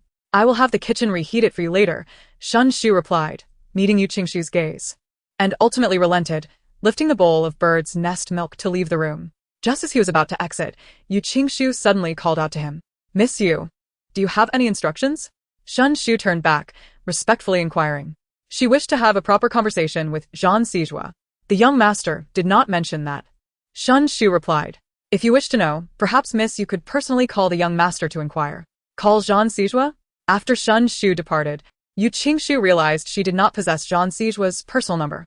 To be precise, she lacked his private contact. His work number had long since blocked her. To reach him, she would need to call Feng Qi. Seated at the edge of her bed, Yu Qingxiu stared at Feng Qi's phone number on the screen, her finger hovering over the call button without pressing it. After a considerable duration, she flipped her phone face down on the nightstand and lay back down. The call ultimately remained unmade. In the 33rd floor office of the Zhan Corporation, a knock echoed. Feng Qi entered, handing a freshly acquired magazine to Zhan Sijua. "President Zhan. This morning, KD Group publicly revealed Qianning's identity in the Wall Street Journal, while the FBI has initiated a formal investigation into Qianning for corporate espionage and bribery. Barring unforeseen circumstances, Qianning's career is irrevocably finished, and he will likely face substantial fines and imprisonment from the FBI. In less than a week, he has descended from being a promising candidate for the position of executive president of KD Group to a despised traitor, which is a tremendous blow for him, sending ripples through the business world. Some lamented the fall of a commercial genius, while others speculated whom Qianning had offended. Considering he had shown no signs of wrongdoing for 2 years, it was hard to believe that someone was not deliberately targeting him behind the scenes. Due to this incident, KD Group stock prices plummeted when the market opened this morning. We, as retail investors, seized the opportunity to purchase a significant amount of their shares and currently hold 2% of the equity. With the shares previously acquired from the small and medium shareholders of the KD Group, we have now become the largest stakeholders in the KD Group." Feng Qi continues to report. It was only after the whistleblowing email regarding Qianning reached the upper echelons of the KD Group that Feng Qi belatedly realized that Zhan Sijua had never intended to collaborate with the KD Group, nor to partake in their financing and share the profits. His ambition was crystal clear. He did not merely aspire to partake in the spoils but sought to claim the entirety of the KD Group. Zhan Sijua's gaze fell upon the magazine cover, where the headline regarding the project leader of the KD Group's scandal was particularly striking. "Zhan, there is another matter." Speak. "Miss Yu was discharged from the hospital at noon today and is currently at Su Yuan," Feng Qi reported. Zhan Sijua's dark eyes flickered with an enigmatic light as he raised his gaze to him. "Did she say anything?" Chapter 75. Zhan Sijua resolved to have this child. Yu Qingxiu appeared exceedingly cooperative, yet the more she complied, the more peculiar her behavior became. "I understand. You may leave," Zhan Sijua said in a low voice. After Feng Qi acknowledged him, he exited the office. Zhan Sijua's gaze gradually shifted to the floor-to-ceiling window, observing the scenery outside, his eyes shadowed by an inscrutable depth. "Yu Qingxiu, what scheme are you concocting now?" As the night descended, within the opulent VIP room of Juanha Club, the laser lights spun slowly, casting vibrant hues upon those seated on the sofa, while the deafening music ebbed and flowed. What did you say?" Shi Jiao suddenly sprang to his feet, staring at Zhan Sijua with wide eyes, raising his voice unintentionally. At that moment, the music in the room abruptly ceased, and the dancers on the small stage halted, enveloped in silence. Shi Jiao pinched himself hard, letting out a yelp of pain. "Damn, this isn't a dream, is it? I didn't hear wrong, did I? Zhan Sijua, you're going to be a father?" Zhan Sijua cast a glance at him, akin to that of one looking at a simpleton. This is it. This is it, Shi Jiao exclaimed, covering his head with his hands, collapsing onto the sofa. He cast a resentful glance at Feng Qi. How can I not be excited? A divorced man is becoming a father. The old man already pressures me to marry. If he finds out, my life will be even more miserable. I don't even have a woman. Feng Qi interjected. Then who is the woman in your arms? Wait a moment. Shi Jiao mused about his future life, shivering involuntarily. Then turned to Zhang Sijua. Is the mother of this child Yu Qingshu? Zhang Sijua regarded him silently, offering no response. Shi Jiao suddenly relaxed. Then I can rest easy. You loathe Yu Qingshu, so you must not intend for this child to be born, right? That is not the case. Shi Jiao's smile froze, staring at Zhang Sijua in disbelief. You want this child? Zhang Sijua leisurely sipped his red wine, the Adam's apple bobbing as he emitted a deep hum. Shi Jiao furrowed his brow, shedding his previous nonchalant demeanor. But you detest Yu Qingshu, don't you? The Zhang family needs an heir, Zhang Sijua replied, his expression impassive and indifferent. He had no intention of remarrying, which implied that he would not bear any children in the future. The Zhang family conglomerate appears tranquil on the surface, yet beneath this facade, each individual harbors ulterior motives, with currents of intrigue swirling. Despite the burgeoning power of the Zhang family, they find themselves reaping scant rewards, harboring a deep-seated resentment that has never quelled their ambitions to elevate Zhang Yuqing. When Zhang Sijua wed, the board members approached the matriarch one after another, seeking to dissuade her from the union. They understood that Zhang Sijua's marriage would likely herald the arrival of an heir, creating a formidable obstacle for their schemes against him. Alas, their entreaties fell on deaf ears, as the matriarch remained resolute, leaving their machinations thwarted once more. Hence, when Zhang Sijua contemplated divorce, the board members' immediate reaction was one of vehement opposition. They took on a paternal tone, advising him against severing ties, extolling the virtues of Yu Qingshu, conveniently overlooking the disparaging remarks they had made about her before the matriarch 2 years prior. Shi Jiao was well aware of these events. Upon hearing Zhang Sijua's remark, he instantly grasped the intent behind it. Was he attempting to use the child as leverage to dissuade the board members? Zhang Sijua met his gaze with a profound seriousness. Shi Jiao, recognizing the gravity of the situation, pondered if Zhang Sijua had truly considered the implications. Once the child was born, Yu Qingshu would assume the role of the child's mother, and if she chose to use that connection to entangle him further, she will not have that opportunity. Zhang Sijua replied coldly. No sooner had he spoken than his phone rang. Glancing at the caller ID, he noted it was Uncle Shun. He chose not to answer, instead setting down his glass, donning his jacket, and rising to depart, informing Shi Jiao, I have matters to attend to. Without awaiting his response, he exited the private room with Feng Qi. Shi Jiao watched his retreating figure, raising an eyebrow and allowing a bemused smile to grace his lips. He casually laced his fingers behind his head, resting his feet on the coffee table, and suddenly remarked, let us hope. The woman nestled in Shi Jiao's embrace. Perplexed by his words, inquired sweetly, young Master Shi, what do you hope for? What does one hope for? Certainly, the hope is that, as Zhang Sijua wishes, Yu Qingshu will not become a source of turmoil after giving birth. Yet, once the child arrives, can they truly sever all ties? Shi Jiao lowered his gaze, biting into the apple she had offered, lifting her chin gently before placing the fruit in her mouth. Has your madam not instructed you? Some inquiries are best left unasked. A little less curiosity would serve you well. With that, he brusquely pushed her away, wiping his mouth in disdain, and rose to leave. The woman, taken aback, stammered, young master. But before she could finish, the door of the private room swung open and closed, and Shi Jiao was gone. Chapter 76. No leaving until everything is consumed. At Suyuan, the Aston Martin came to a halt. The driver opened the rear door to allow Zhang Sijua to alight. What has occurred? Zhang Sijua asked, casting a glance at Uncle Shun as he made his way inside. Indeed, it is Madame Yu, Shun Shu instinctively replied, suddenly aware of 2 chilling gazes fixed upon him. He quickly corrected himself, I meant Miss Yu. She ate a little something at noon but has refused to eat anything since then. Zhang Zijua's expression darkened. Her unwillingness to eat would only leave her hungry. However, she was with child, and such deprivation would undoubtedly affect the development of the fetus. Shun Shu furrowed his brow, expressing his concerns. Where is she? Zhang Zijua asked coldly. Bring her down, he commanded with an icy demeanor. Shun Shu acknowledged the order and ascended the stairs to summon Yu Qingshu. Inside the room, Yu Qingshu had just opened her phone to view an email sent by Qin Ding a few days prior, detailing President Peng's itinerary for the past 2 weeks. As she glanced at the name Chen Qianqian on the record, a flicker of darkness crossed her eyes. Just as she suspected, President Peng had long since entangled himself with the seemingly innocent Chen Qianqian, and the physical examination from a week ago had indeed been arranged by her. There was a knock at the door, followed by Shun Shu's voice from outside.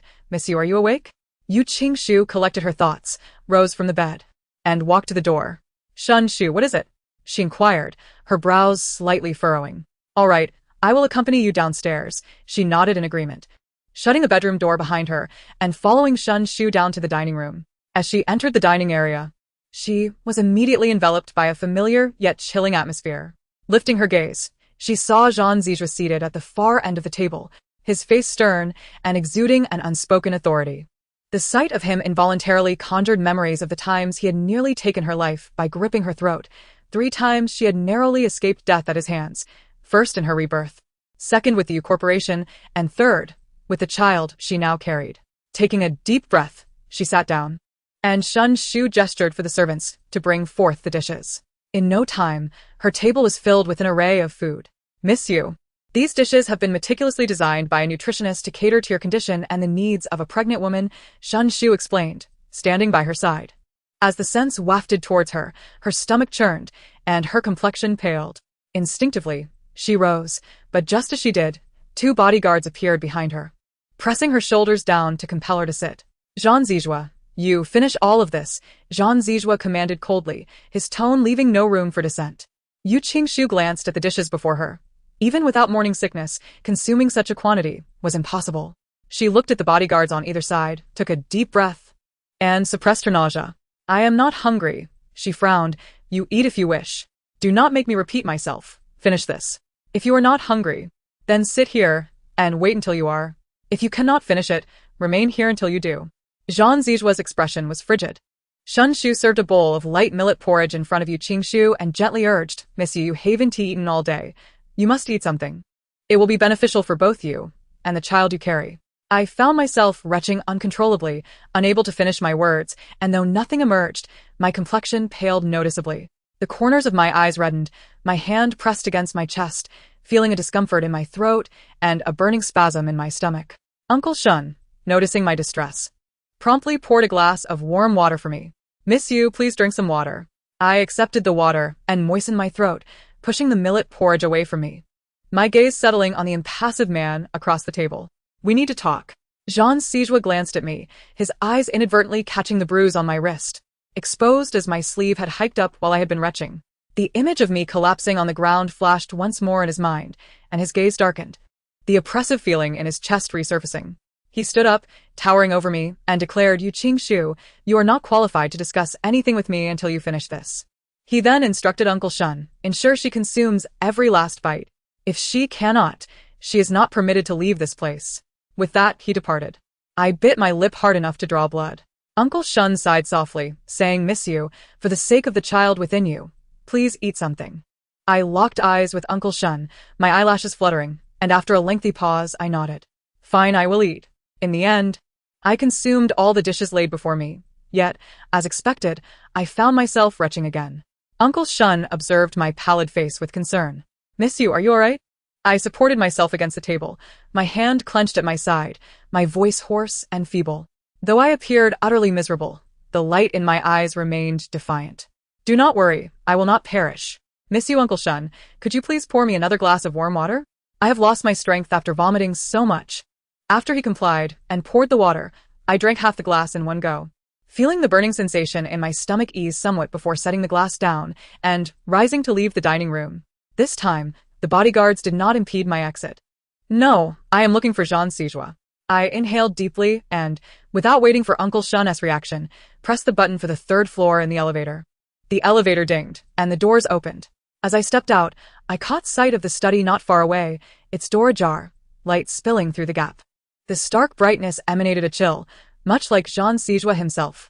I stood at the threshold for a moment before raising my hand to knock twice on the door. "Come in." Zhan Zijue's low, indifferent voice reached my ears through the door. Upon hearing his words, I pushed the door open and entered, immediately spotting him seated at the grand desk, focused on his emails as he clicked the mouse. From my vantage point, I could only see his profile, his sharp brows and striking eyes, his high nose and defined jawline.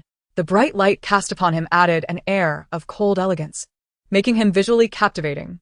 Yet, despite his striking beauty, his heart was as hard as stone.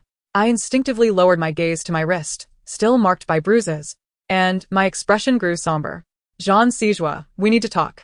Chapter 77. The Agreement. As Jean Sijua gazed at the figure of Yu Qingshu on the computer screen, he turned his attention to her and inquired, "What is it that you wish to discuss? Let me leave, and I promise I shall never appear before you again."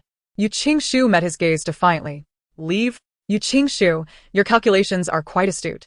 Carrying my child, do you truly believe I would allow you to depart?"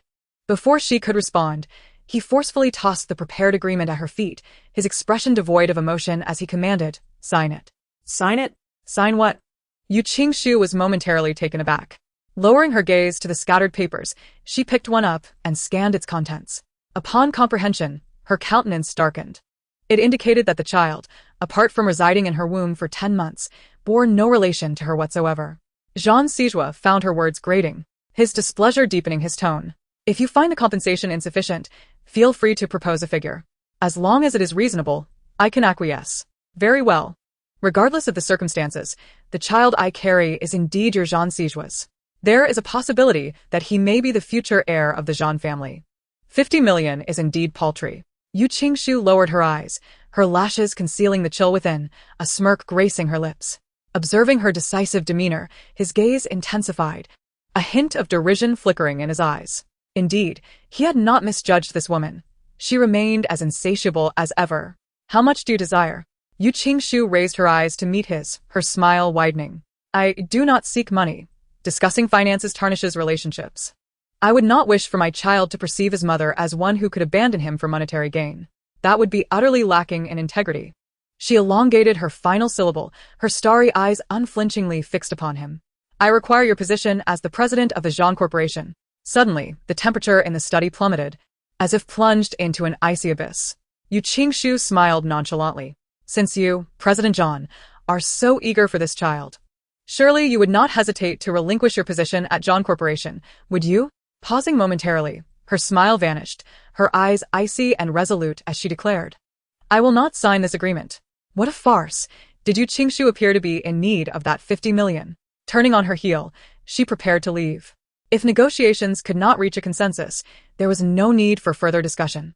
She had intended to engage in a peaceful dialogue with Jean Sijua, yet it had proven utterly impossible. Just as she reached the door, the cacophony of voices erupted behind her. "Are you Yi Xiao? We have received reports alleging that during your tenure as the director of the legal department at Yu Corporation, you accepted bribes." "Accept bribes? What nonsense! Surely, there is some misunderstanding. Please cooperate with our investigation and accompany us." "How can this be?" "Officer, you must have made a mistake." "I did not." The sound of handcuffs clicking echoed ominously. "Lawyer E, you must have apprehended the wrong person. How could Lawyer E possibly commit such acts?" In the video, several uniformed officers stormed into the Yu residence, surrounding Yi Xiao and Qiao. Yi Xiao's hands were shackled, and 2 police officers escorted him to the police car. Qiao rushed out in haste, only to stumble over a stone and fall heavily to the ground. "Jean Sijua, what have you done to them?" Yu Qingshu clenched her hands at her sides, glaring at him with fury, unaware that her voice trembled. Jean Sijua paused the video. The image frozen at the moment, Qiao fell and cried out. 3 days prior, Feng Qi had dispatched personnel to investigate the accounts of the Yu Group from 30 years ago, discovering a substantial transaction that did not align. Jean Zijua's gaze swept over the bruises on her neck and wrists, his eyes darkening, his tone frigid. The legal counsel responsible for that transaction was none other than Yi Xiao. 30 years ago, the accounts? Coincidentally, this transaction was conducted through Yi Xiao's hands. Yet Jean Zijua bypassed them and solely scrutinized Yi Xiao. To suggest this was mere coincidence and not targeted, Yu Qingshu could not believe it even 1,000 times. Moreover, she firmly believed that Yi Xiao would never commit such an act. If he had wished to, then the will left by Yu Wanjing would never have reached her hands. 24 years ago, when Yu Wanjing passed away, she was still an infant. Chen Haixing and Jia Manlan were not yet established. He could have easily leveraged that will, which would require a full 24 years to come into effect, to threaten Chen Haixing and Jia Manlan for a sum of money, living a carefree life. But he did not. Yixiao rented a corner of a basement, holding onto the promises and the will of that time, waiting patiently for 24 years. Anger surged within Yu Qingshu's eyes. Zhan Zijua, you are truly despicable. Zhan Zijua rose swiftly, stepping forward to grip her chin, his eyes laced with derision. Despicable? How ironic that such words come from the lips of a woman as shameless as you. Yu Qingshu, I possess far more despicable means. Would you care to test them? Yu Qingshu froze momentarily. The maid in the video was named Qiao. If a woman, in her dire straits, finds herself without money or employment, and someone extends a helping hand, would she not be filled with gratitude, willing to do anything for that person? A chill ran through Yu Qingshu's heart. You bastard. What have you done to Qiao? Tomorrow morning at 10 o'clock, Feng Qi will arrive to collect this agreement. If you have not signed it by then, the lawsuit from the Zhan Group will be formally submitted to the court, and your little maid will be taken to Juanhe Club, where the manager will give her a thorough lesson. With that, Zhan Zijua left the study without hesitation, leaving Yu Qingshu standing there, pale-faced. Her eyes were bloodshot, her nails digging painfully into her palms, her chest rising and falling rapidly. Zhan Zijua, you scoundrel. Scoundrel. Chapter 78. Signatures and 3 Conditions. Morning dawned.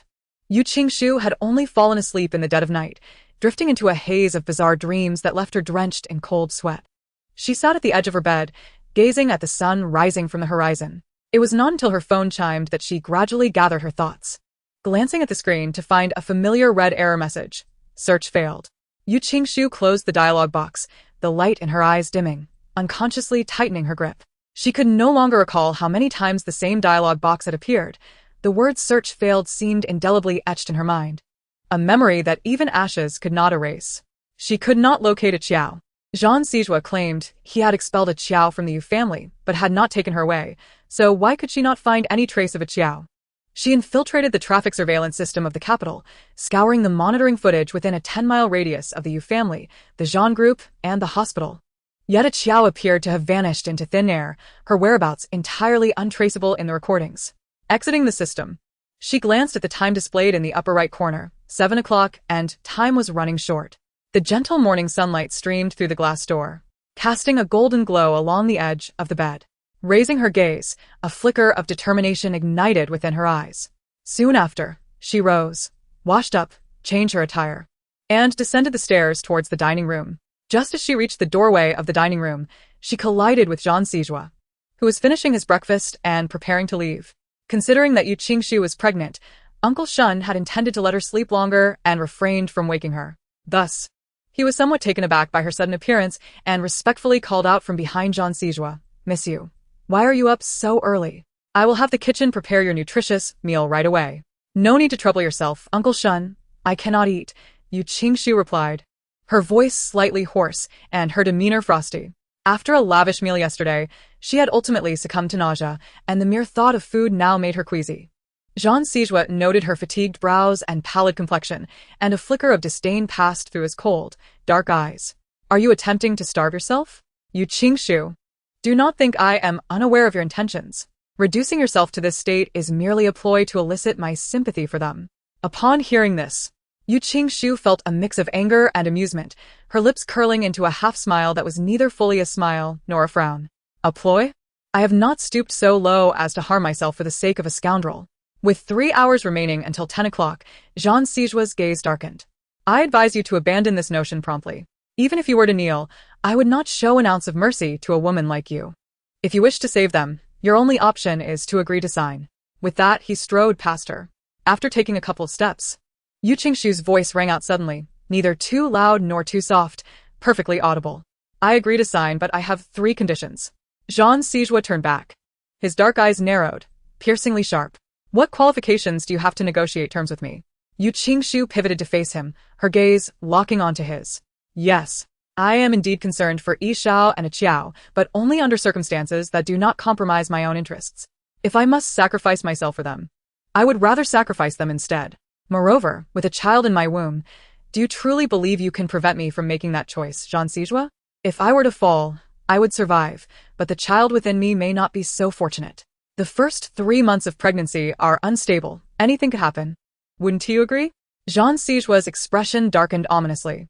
Yu Qingshu, your heart is truly ruthless. Yu Qingshu tilted her head slightly. the delicate strands of hair at her temples cascading down with her movement, partially obscuring her starry eyes and concealing the chilling coldness within. Her lips parted gently as she spoke. Jean Sijua, every individual harbors a degree of self-interest. Moreover, have you not already realized this? I am merely a woman in your eyes, entangled, obstinate, insatiable, shameless, and incorrigible. These words were not foreign. They were ones Jean Sijua had once hurled at her, each syllable piercing her heart like a dagger. Perhaps it was the sharpness of these words that ignited an unexpected fury within her, a fire that blazed in her heart, one that would ordinarily remain unscathed by such language. The deeper her anger grew, the colder the light in her eyes became. Jean Sijua paused momentarily. Hearing these words from her lips caused an inexplicable pain in his heart, a fleeting ache that dissipated almost as swiftly as it arose. He asked in a low voice, "What are your 3 conditions?" Yu Qingshu tucked the loose strands behind her ear, pausing for a moment before she slowly began to articulate. "The first condition is that I want the shares of the Yu group that you possess. The second condition is that I may reside in the Sioux Garden during my pregnancy, but you must not interfere with my freedom of movement. The third condition." She hesitated, raising her gaze to meet Jean Sijua's fathomless eyes, resembling 2 swirling vortices, and declared, "Dismiss Chen Qianqian." Jean Sijua's cold eyes narrowed, laced with sarcasm. "Dismiss Chen Qianqian? You truly are tenacious. Do you believe that by having me dismiss her, you can reclaim your position as the mistress of the Jean family?" The thought of being the mistress of the Jean family elicited a bitter smile within Yu Qingshu. That position was one she did not covet. "Think as you will," she replied with an indifferent expression. "I have completed my 3 conditions. As long as you agree, I will sign the agreement, and I can forego the 50 million stated in it."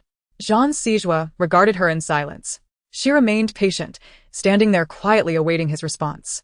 An eerie stillness enveloped the air, and after a long pause, Jean Sijua's gaze deepened, his thin lips parting slightly. "I can agree to your free access to the Sioux Garden, but someone must accompany you. That is acceptable. I will have Feng Qi redraft the agreement.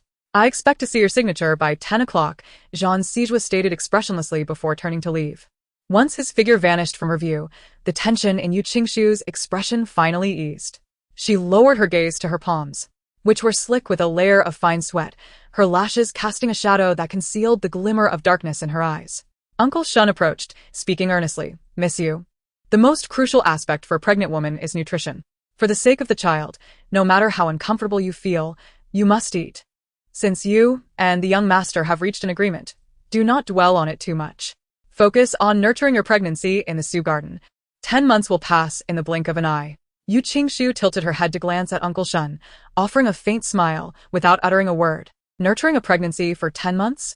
Only to be cast aside after the child is born, severing all ties with the child? Not a chance. Jean Sijua, since you are heartless, do not blame me for my lack of compassion. A month, at most a month. Once Yi Xiao and Qiao are settled, she is eager to see how he will attempt to obstruct her.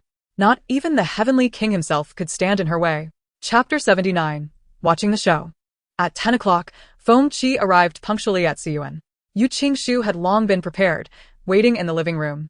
Feng Qi handed her the agreement and a pen, saying, "Miss Yu, this is the new agreement.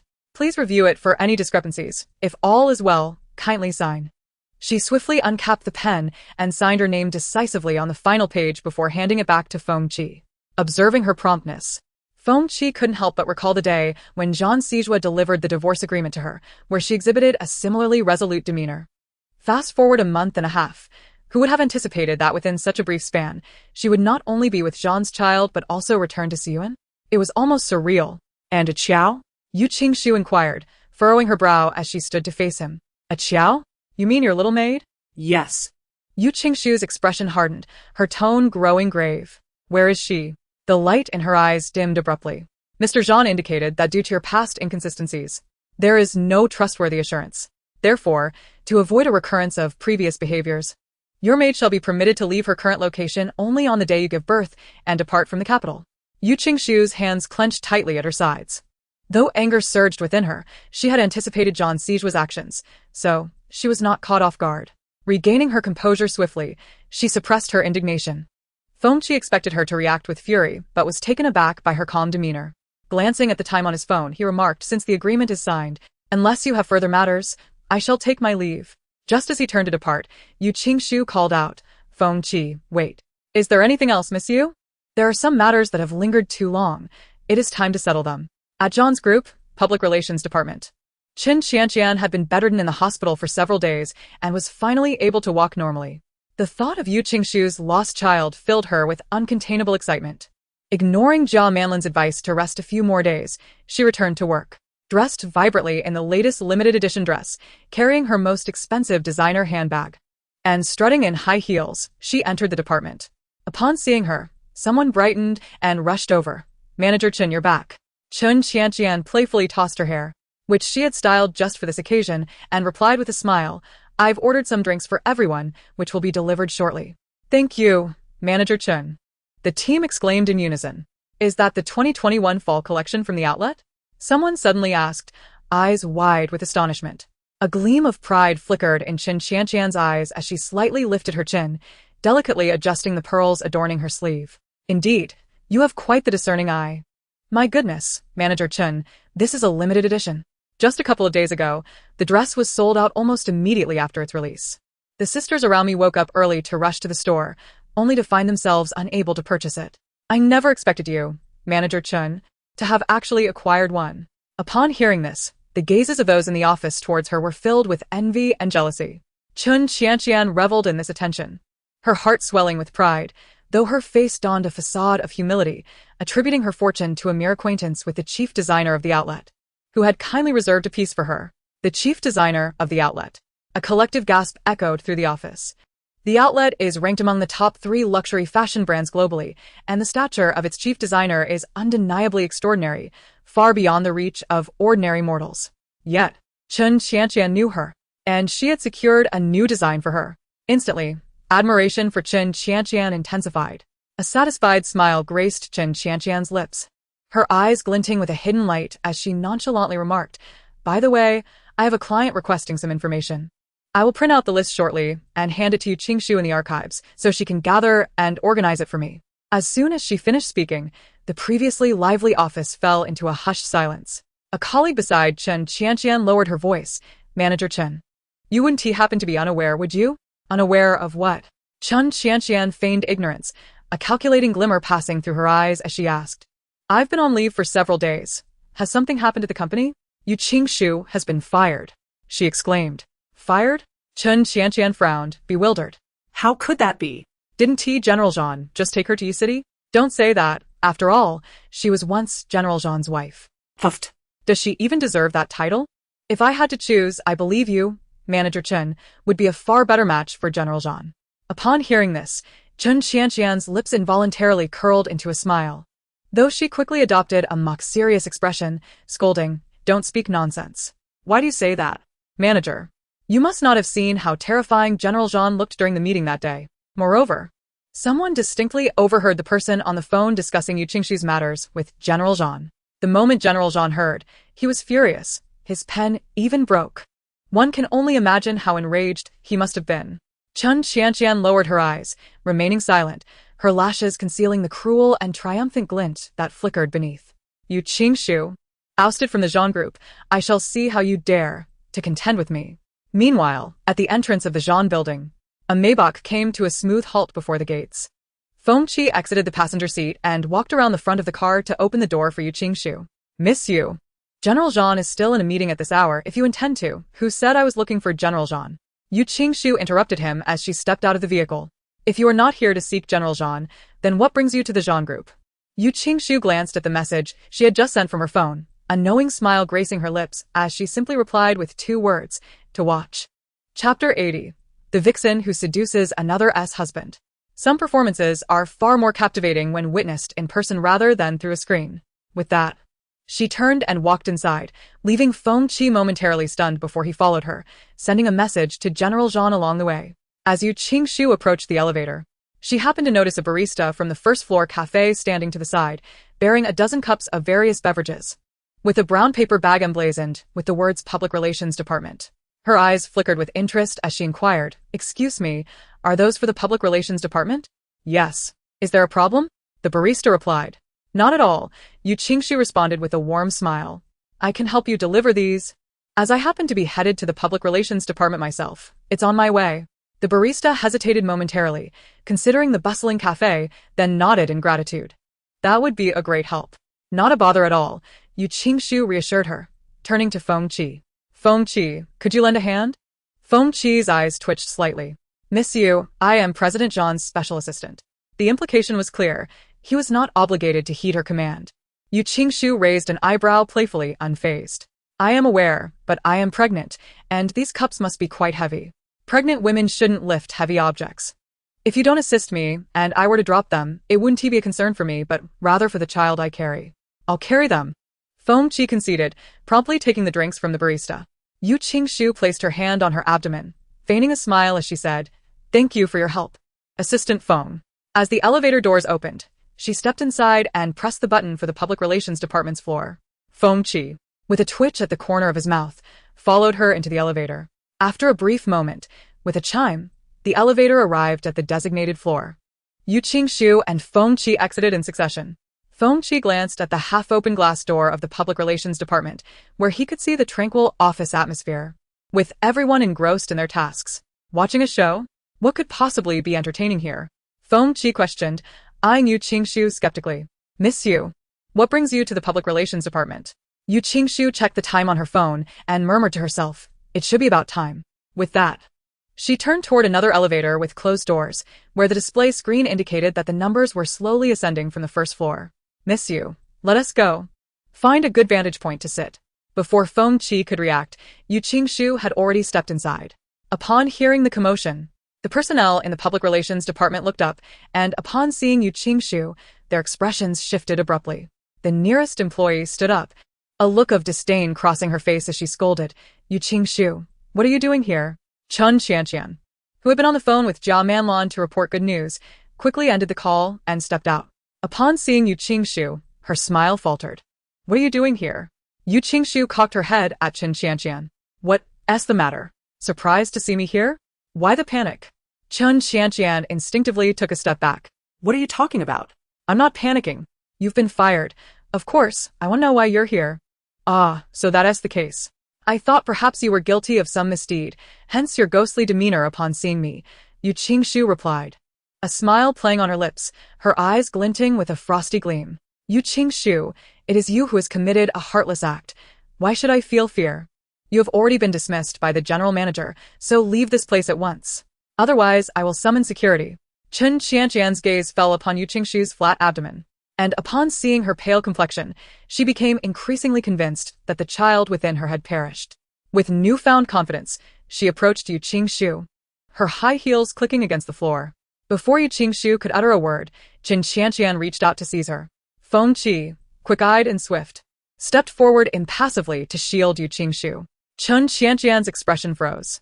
Assistant Feng, are you protecting her? She has been dismissed. I am merely asking her to leave. What does your obstruction signify? Are you implying there is something amiss between you and Yu Qingshu? Feng Qi's gaze turned icy. Miss Chun, please watch your words. Confronted by Feng Qi's chilling eyes, Chun Qianqian felt a tremor in her heart, yet a sense of unwillingness lingered. Gritting her teeth, she pressed on. If you have no secret relationship with Yu Qingshu, then why do you hinder me? Your interference suggests guilt. Feng Qi's expression darkened further, but he dismissed the need to explain himself to Chun Qianqian. Turning to Yu Qingshu, he stated, Miss Yu, it is time for us to depart. Indeed. He should not indulge Yu Qingshu's recklessness. A smirk graced Yu Qingshu's lips as her gaze lightly swept past Chun Qianqian before settling on Feng Qi. Not yet. Let us wait a moment longer. Feng Qi's brows furrowed ever so slightly, yet Yu Qingshu offered no explanation. Instead, she stepped forward, took a glass of freshly squeezed orange juice from his hand, sipped it, and then surveyed the entire office.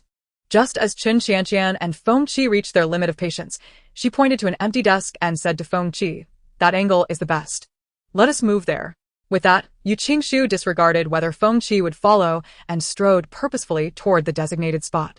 At that moment, the elevator outside the department chimed, its doors slowly parting, as a woman approached them with an imposing demeanor. Chun Qianqian gritted her teeth and stepped forward to grab Yu Qingshu's hand. But Yu Qingshu deftly sidestepped. Infuriated, she raised her voice, Yu Qingshu, this is the Public Relations Department. You do not belong here. Suddenly, a hand yanked her hair violently backward, almost tearing her scalp off, causing her to stumble uncontrollably. Chen Qianqian instinctively reached behind her to pry away the hand, her face flushing with anger. Who are you? How dare you ask who I am? Chen Qianqian, you shameless wretch. The woman behind her had a dark expression as she released Chen Qianqian's hair and seized her arm, pulling her close before delivering a resounding slap across her face. How dare you hit me? Chen Qianqian exclaimed in disbelief, staring at the woman before her. You. That slap was for you, the brazen hussy who entices another's husband. Wretch. Without hesitation, the woman struck her again. Chapter 81. The official wife's arrival. Chen Qianqian was completely stunned by the blows, and the employees in the office, who had been incensed by Yu Qingshu's intrusion just moments ago, were now also taken aback, unable to fathom the sudden turn of events. This is, after all, a company. Should the situation escalate, it would reflect poorly on us. He contemplated this, and decided to intervene in the confrontation between Chen Qianqian and the woman. However, he was unaware that Yu Qingshu had approached him, seizing his wrist and pulling him toward the spot she had previously selected. Miss Yu. Shuh. Yu Qingshu pressed her index finger against her rosy lips, glancing up at him to signal silence. She promptly placed the drinks he was holding onto the table, then casually took a cup of coffee and thrust a straw into his hand. Haven't you heard the saying? In a war between women, men should refrain from meddling, lest they suffer the consequences. Here, enjoy your coffee and watch the show. Feng Qiu glanced at the coffee in his hand, his eyes twitching slightly, then looked at Yu Qingshu, who was already seated, sipping orange juice and engrossed in the unfolding drama. Sensing his gaze, Yu Qingshu urged him, "Don't look at me. Focus on them." Such a spectacle is a rarity, far more riveting than any movie or television series. "Miss Yu, do you know that woman?" Feng Qiu asked, turning his attention to the scene where Chen Qianqian and the woman had begun to clash. A flicker of suspicion crossed Feng Qiu's eyes as he realized Yu Qingshu had evidently anticipated the woman's appearance and the ensuing altercation with Chen Qianqian. Yet, Chen Qianqian seemed entirely oblivious to the woman's identity. How did Yu Qingshu know her? Was this woman sent by Yu Qingshu to trouble Chen Qianqian? As this thought crossed his mind, Feng Qiu's expression darkened. "Miss Yu, some matters are best handled with restraint. President Zhang has already agreed to dismiss Chen Qianqian. There is no need to drive her to the brink." Yu Qingshu turned to look at Feng Qiu, her brow arching with playful defiance. "Surely you don't believe this woman was merely hired by me to trouble Chen Qianqian?" Feng Qiu remained expressionless, his silence speaking volumes, his gaze clearly questioning her assertion. "I do know this woman, but do not attribute her actions to me. I did not summon her," Yu Qingshu replied, taking a sip of her orange juice. Her eyes slightly lifted in amusement. This was her first experience with such drama. While she had seen similar events in the Red Alliance, they had never piqued her interest. Now, having been granted a second chance at life, she felt as if she had missed out on many intriguing experiences in her previous existence, living far too blandly. In this life, she intended to engage in all the activities she had previously overlooked, ensuring her existence was not in vain. "You little mistress, seducing my husband. I'll make you pay for this. Let me go. Call security. You madwoman, I don't even know you. Why should I not strike you? Simply because you are a seductress. I wondered why that scoundrel was absent so often. It's all because of you. I don't know your husband. Don't know? Then where did you get that dress? I provide for him, and he uses my money to keep a mistress. You'll see, I'll tear you apart. You shameless hussy." At the office entrance, the women were fiercely battling, both bearing various injuries, yet neither was willing to relent. They yanked hair, slapped faces, and shattered objects. The onlookers in the office stood frozen, captivated by the scene, fearful of repercussions, and hesitant to intervene. As Feng Qi was about to step forward to intervene, Yu Qingshu once again stopped him, casting a sharp glare his way. "Just enjoy your coffee and refrain from making any sudden movements. If you dare to approach, I shall follow suit. Should any harm befall me, and you injure the cherished heir of the Zhang family, would that not constitute a failure in your duty to protect?" At her words, Feng Qi halted abruptly. Yu Qingshu regarded him with satisfaction, reclining slightly and curling her lips into a smile laced with schadenfreude. "Oh. I almost forgot to mention, this woman could be considered half a member of your Zhang clan." Feng Qi was momentarily taken aback, directing his gaze towards Yu Qingshu. Her voice, neither too loud nor too soft, floated leisurely through the air, ensuring that everyone in the vicinity could hear her proclamation. Instantly, the attention of the crowd shifted from the two at the entrance to Yu Qingshu, eagerly awaiting her next words. She blinked and continued, This woman is the wife of your human resources director, Mr. Peng. No sooner had she spoken than a man rushed in, his expression shifting dramatically upon witnessing the scene of Chen Qianqian and the woman entangled on the floor. "Dear, please let go," he urged, panic evident in his voice. The onlookers in the office widened their eyes in disbelief, realizing that Yu Qingshu's claim was indeed true. The man desperately embracing his wife was none other than Mr. Peng, the human resources director of the Zhang family. Mrs. Peng, upon seeing him, erupted with fury, extricating herself from his grasp and delivering a stinging slap that turned Mr. Peng's head askew. "You still dare to obstruct me, scoundrel! Peng Guocheng, how blind was I to marry you against my family's wishes all those years ago? And you, behind my back, using my money to support a mistress."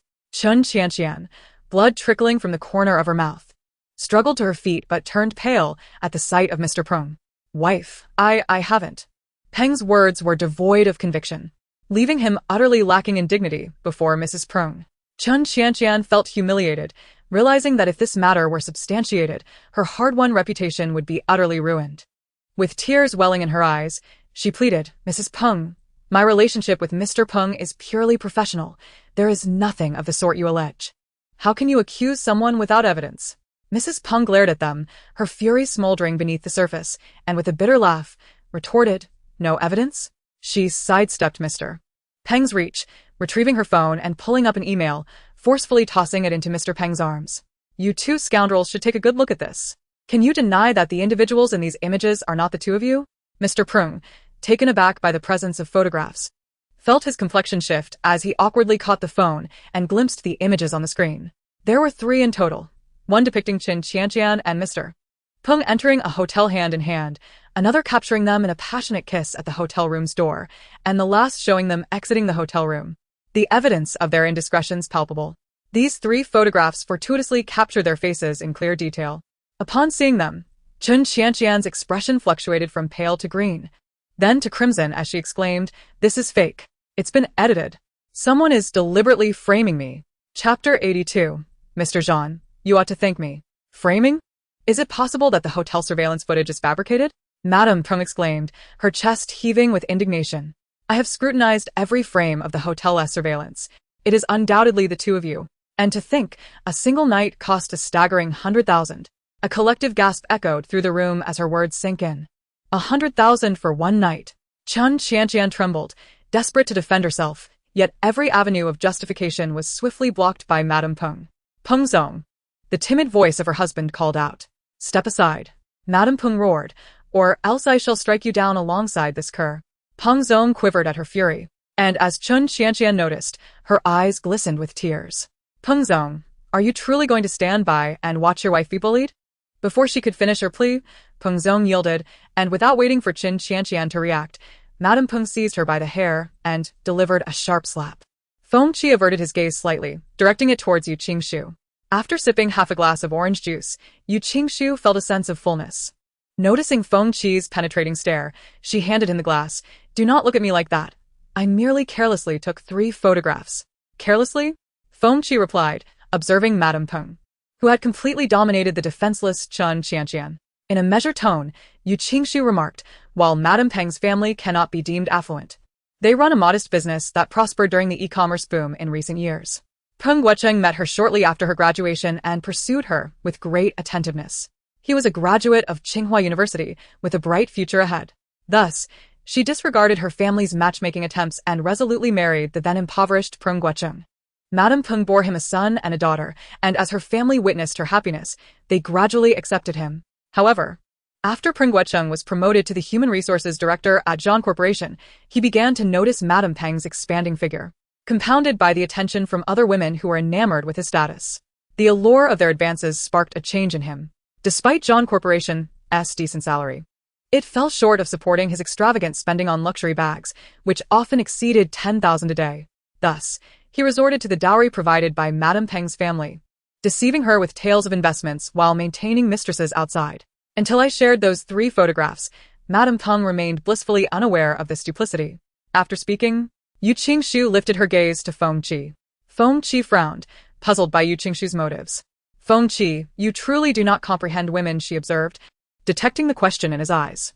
A faint smile graced her lips. You must believe that since Madame Prung is oblivious, as long as no one exposes the truth, she will continue to live in blissful ignorance. Isn't that so? Feng Qi replied coolly. You are mistaken, Yu Qingshu countered, her eyes dimming slightly as her fingers instinctively clenched. Living in a facade may indeed bring a sense of happiness, but one cannot conceal the fire with mere paper. These illusions are ultimately ephemeral. Sooner or later, they will burst. Whether it be through someone else's revelation or the conspiratorial machinations of her husband and his mistress. The day will come when she is confronted with the reality of her deception. Yu Qingshu averted her gaze, stating that what she had lost was not merely happiness and joy, but rather the very collapse of her world, which could destroy her and potentially cost her life. Upon hearing those words, Feng Qi's heart jolted violently, and he looked at Yu Qingshu in shock. Yu Qingshu suppressed the darkness and surging hatred in her eyes, dismissing the heavy topic they had just broached. That's enough, Feng Qi, call security. His expression hardened. Miss Yu, what is this? A playful smile graced Yu Qingshu's lips as she innocently blinked her eyes. Did you not see it? It's a live broadcast. Feng Qi was well aware it was a live stream, but the question lingered. Who was behind it? He cast a dubious glance at Yu Qingshu, who, understanding his thoughts, shrugged and spread her hands. This is not my concern. I merely stumbled upon this broadcast. As she spoke, she casually glanced at the camera facing the office door, a faint smile dancing on her lips. Besides inadvertently posting 3 photographs, she had also hacked into the public relations department's camera, connecting it to the live stream for the vast online audience to enjoy the spectacle. Investigate. I want to uncover the truth, no matter how deep you must dig. In the office, Jean Sijua commanded the neatly arranged technical department management with a grim face. Yes, they responded in unison, beads of nervous sweat forming on their foreheads as they promptly exited the office. No sooner had they left than Feng Qi entered. President Jean, the trending topic has been retracted and the live stream has been closed, but this matter has fermented for too long. It is unlikely we can halt the ensuing discussions. Jean Sijua's expression darkened ominously as he turned to Yu Qingshu. Is this the outcome you desired? Yu Qingshu, holding her half-finished glass of orange juice, innocently blinked. What outcome did I desire? Jean Sijua, do not wrongfully accuse me. I lack the capability to hack your Jean Corporation surveillance system and broadcast it. The information on Chen Qianqian was not provided by me to Madame Peng. I merely shared 3 photographs and said nothing else. If you doubt me, ask Feng Qi. He was right beside me the entire time, fully aware of my actions. Feng Qi lowered his gaze and replied, Miss Yu indeed only sat and watched, making no incendiary comments or taking any other actions. However, Feng Qi couldn't shake the feeling that the subsequent developments were inextricably linked to Yu Qingshu. You heard it. I was merely watching a show, she said, smiling innocently, her starry eyes reflecting Jean Sijua's rugged features. Is President Jean feeling concerned? Jean Sijua's dark eyes turned icy, narrowing slightly as he coldly echoed her words. Concerned? If not for concern, why was he so enraged? The affair involving Chen Qianqian being confronted by the legitimate wife had no bearing on the Jean Corporation, did it? Moreover, to be precise, Jean Sijua, you should be thanking me. Chapter 83. Chen Qianqian disgraced. The veins on Jean Sijua's temples throbbed as he spoke in a voice colder than ice, as if forced through clenched teeth. Thank you? Yu Qingshu, from where do you derive your confidence? Is it not so? Has President Jean perhaps forgotten the 3rd condition I stipulated? Dismiss Chen Qianqian. Currently, Chen Qianqian's character is tarnished. She is entangled in a scandal as a mistress, bringing disrepute to the Jean family's corporate image, providing an excellent rationale for her termination. If President Jean were to expel Chen Qianqian now, the public might even commend the Jean family for their moral integrity, perceiving it as a commendable company. Yu Qingshu articulates her point with reason and evidence. Had it not been for President Jean's acute awareness of Yu Qingshu's ulterior motives, he might have even applauded her astuteness. The mistress of the Jean group, the legitimate wife confronts the mistress, Chen Qianqian. The employees of the Jean family may be unaware of Chen Qianqian's true identity. Yet among the elite ladies in the imperial capital, who does not know of the infamous mother-daughter duo of Chen Qianqian and Jia Manlan? They are the subject of disdain among these affluent women. Although it is not uncommon for wealthy families to maintain mistresses and illegitimate children, they dare not make such affairs public, preferring to turn a blind eye. Thus, even though the eldest daughter of the Yu family, Yu Qingshu, is notorious in their eyes, she is still regarded as a legitimate young lady, far more respectable than the mother-daughter pair who have disrupted others' families. This situation has escalated dramatically. The image Chen Qianqian painstakingly cultivated over the years has crumbled in an instant. Ah, Chen Qianqian, with her eyes ablaze, violently smashed her phone against the wall. Trembling with rage, Jia Manlon, witnessing her daughter's breakdown, hurriedly embraced her, saying, "Darling, remain calm. Do not harm yourself." "Mother, how can I remain calm? How can I be calm?" Chen Qianqian tore herself away from Jia Manlon, tears streaming down her face. "I have been dismissed, expelled from the Jean Group. Mother, do you know how much effort I exerted to enter the Jean Group? How long it took me to become the manager of the public relations department, to stand before Sijua? And now I am dismissed. Moreover, I am permanently ineligible for rehire." Jia Manlon grasped Chen Qianqian's hand, saying, "Qianqian, I understand that you are hurting, but regardless of the circumstances, we must continue with our lives. If Jean Group does not want you, there are many other opportunities elsewhere. Once you ascend to a high position in another company, new prospects will arise. Mother, you simply do not comprehend." Chen Qianqian shook off Jia Manlon's hand, her eyes aflame. Being dismissed from Jean Group and permanently ineligible for rehire. Do you understand what that signifies? what? Chen Qianqian's hands hanging at her sides, clenched into fists. A person whom Jean Group does not wish to rehire will not be desired by any other company. Jia Manlon's complexion paled, disbelief washing over her as she murmured, "How could this be? Qianqian, you graduated from Qingbei University, a prestigious institution.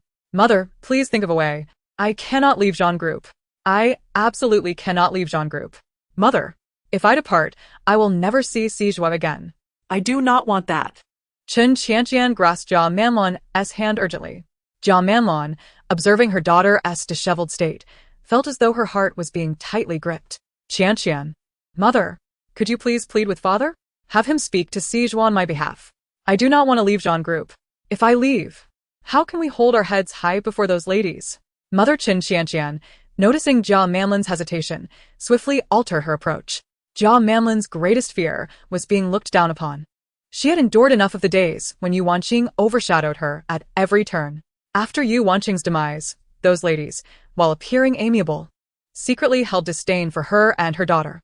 This realization weighed heavily on Jia Manlon's heart, hence her fervent desire for Chen Qianqian to unite with Jean Sijua. Hearing Chen Qianqian's words struck a chord deep within her pain. Chen Qianqian nodded, and as Jia Manlon observed her emotional steadiness, she pulled her to sit at the edge of the bed and inquired, "Qianqian, I still do not comprehend how this could happen. What exactly transpired?" Chen Qianqian's eyes gleamed with a sinister light, akin to the venom secreted by a serpent. "It must be Yu Qingshu.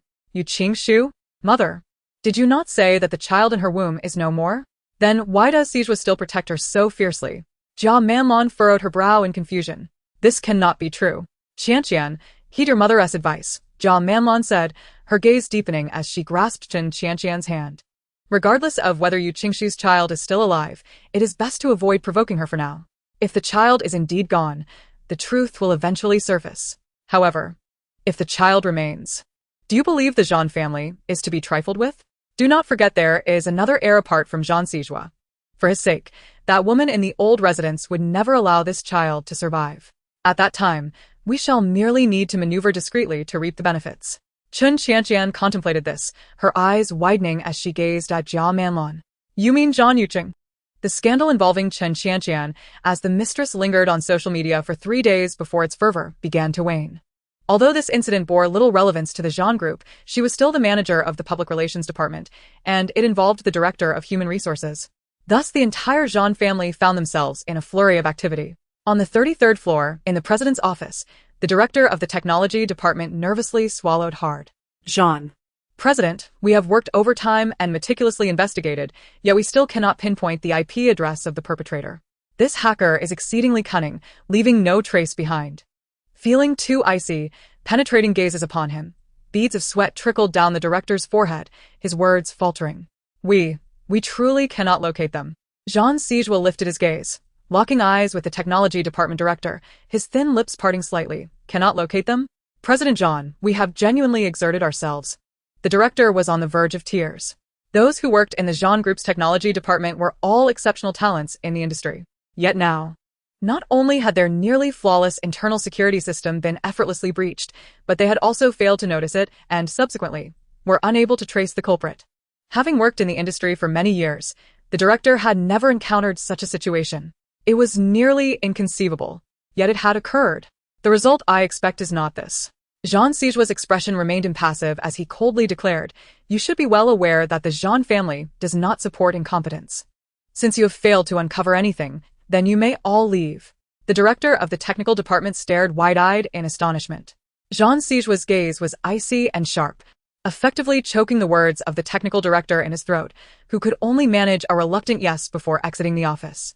Once the director departed, the atmosphere in the office plummeted to a chilling low. Feng Qi observed the technical director's disheveled exit, his temples throbbing. After 3 arduous days, he had finally found suitable candidates for the positions of Human Resources Director and Public Relations Manager, only to see the entire technical department dismissed. It seemed he would be burning the midnight oil for the foreseeable month. Had he known the subsequent repercussions would be so extensive, he would have never agreed to allow Yu Qingshu to hitch a ride with him from Su Yuan 3 days prior. It felt as though he had willingly invited trouble upon himself. "Feng Qi, have you made any progress on the matter I assigned you?" Jean Sijua lifted his gaze, his eyes deepening in intensity, waiting for Feng Qi to continue. This incident had caused quite a stir, plunging the century-old hotel into a security crisis that nearly led to its closure. The wife of a high-ranking official had brought forth irrefutable evidence against her husband, achieving her objective. According to her, the hacker who had provided her with the evidence was. Feng Qi's sentence remained unfinished as Jean Sijua coldly interjected, his tone flat. "Hearts of Red. How did you know, President John?" Feng Qi asked, somewhat taken aback. "Our surveillance system being compromised bears a striking resemblance to the events orchestrated by Hearts of Red 4 years ago. Thus, I pondered whether this incident could also be the work of Hearts of Red." Feng Qi furrowed his brow. Admitting this conjecture left him feeling uncertain. Following the clues from 4 years prior, he discovered that Hearts of Red had vanished for 3 years. No matter how many individuals were willing to pay exorbitant sums on the dark web for Hearts of Red's intervention, there had been no sign of them. If this incident were indeed a creation of Hearts of Red, what could their motive possibly be? It is not uncommon for a legitimate wife to confront a mistress. But why would Hearts of Red exert such effort to infiltrate the Jean family surveillance system to broadcast the scene? Was it for monetary gain?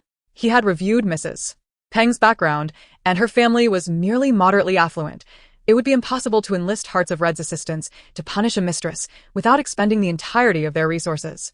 3 years ago, the price for hiring Hearts of Red had already soared to over 20 million, not to mention the inflated valuation of 80 million during their 3-year absence. Was it merely a case of standing up against injustice? This was entirely contrary to Hearts of Red's modus operandi. Jean Sijua remained silent, and the office felt as still as if a pin could be heard falling to the ground. Feng Qi could distinctly hear the anxious thumping of his own heart. After a prolonged silence, just as he was uncertain whether to speak, Jean Sijua coldly remarked, "You may leave now." Feng Qi's heart, which had been suspended in trepidation, finally settled. He responded affirmatively and promptly exited the office, nearly convinced he would share the same fate as the dismissed technical department staff.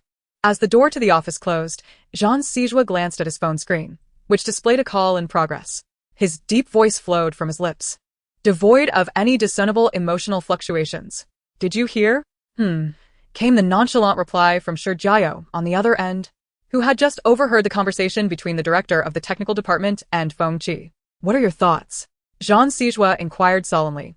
On the other end, Shi Jiao reclined lazily on the sofa, exuding an air of relaxation. "I share Feng Qi's sentiments. This method leaves little room for alternatives besides the Queen of Hearts."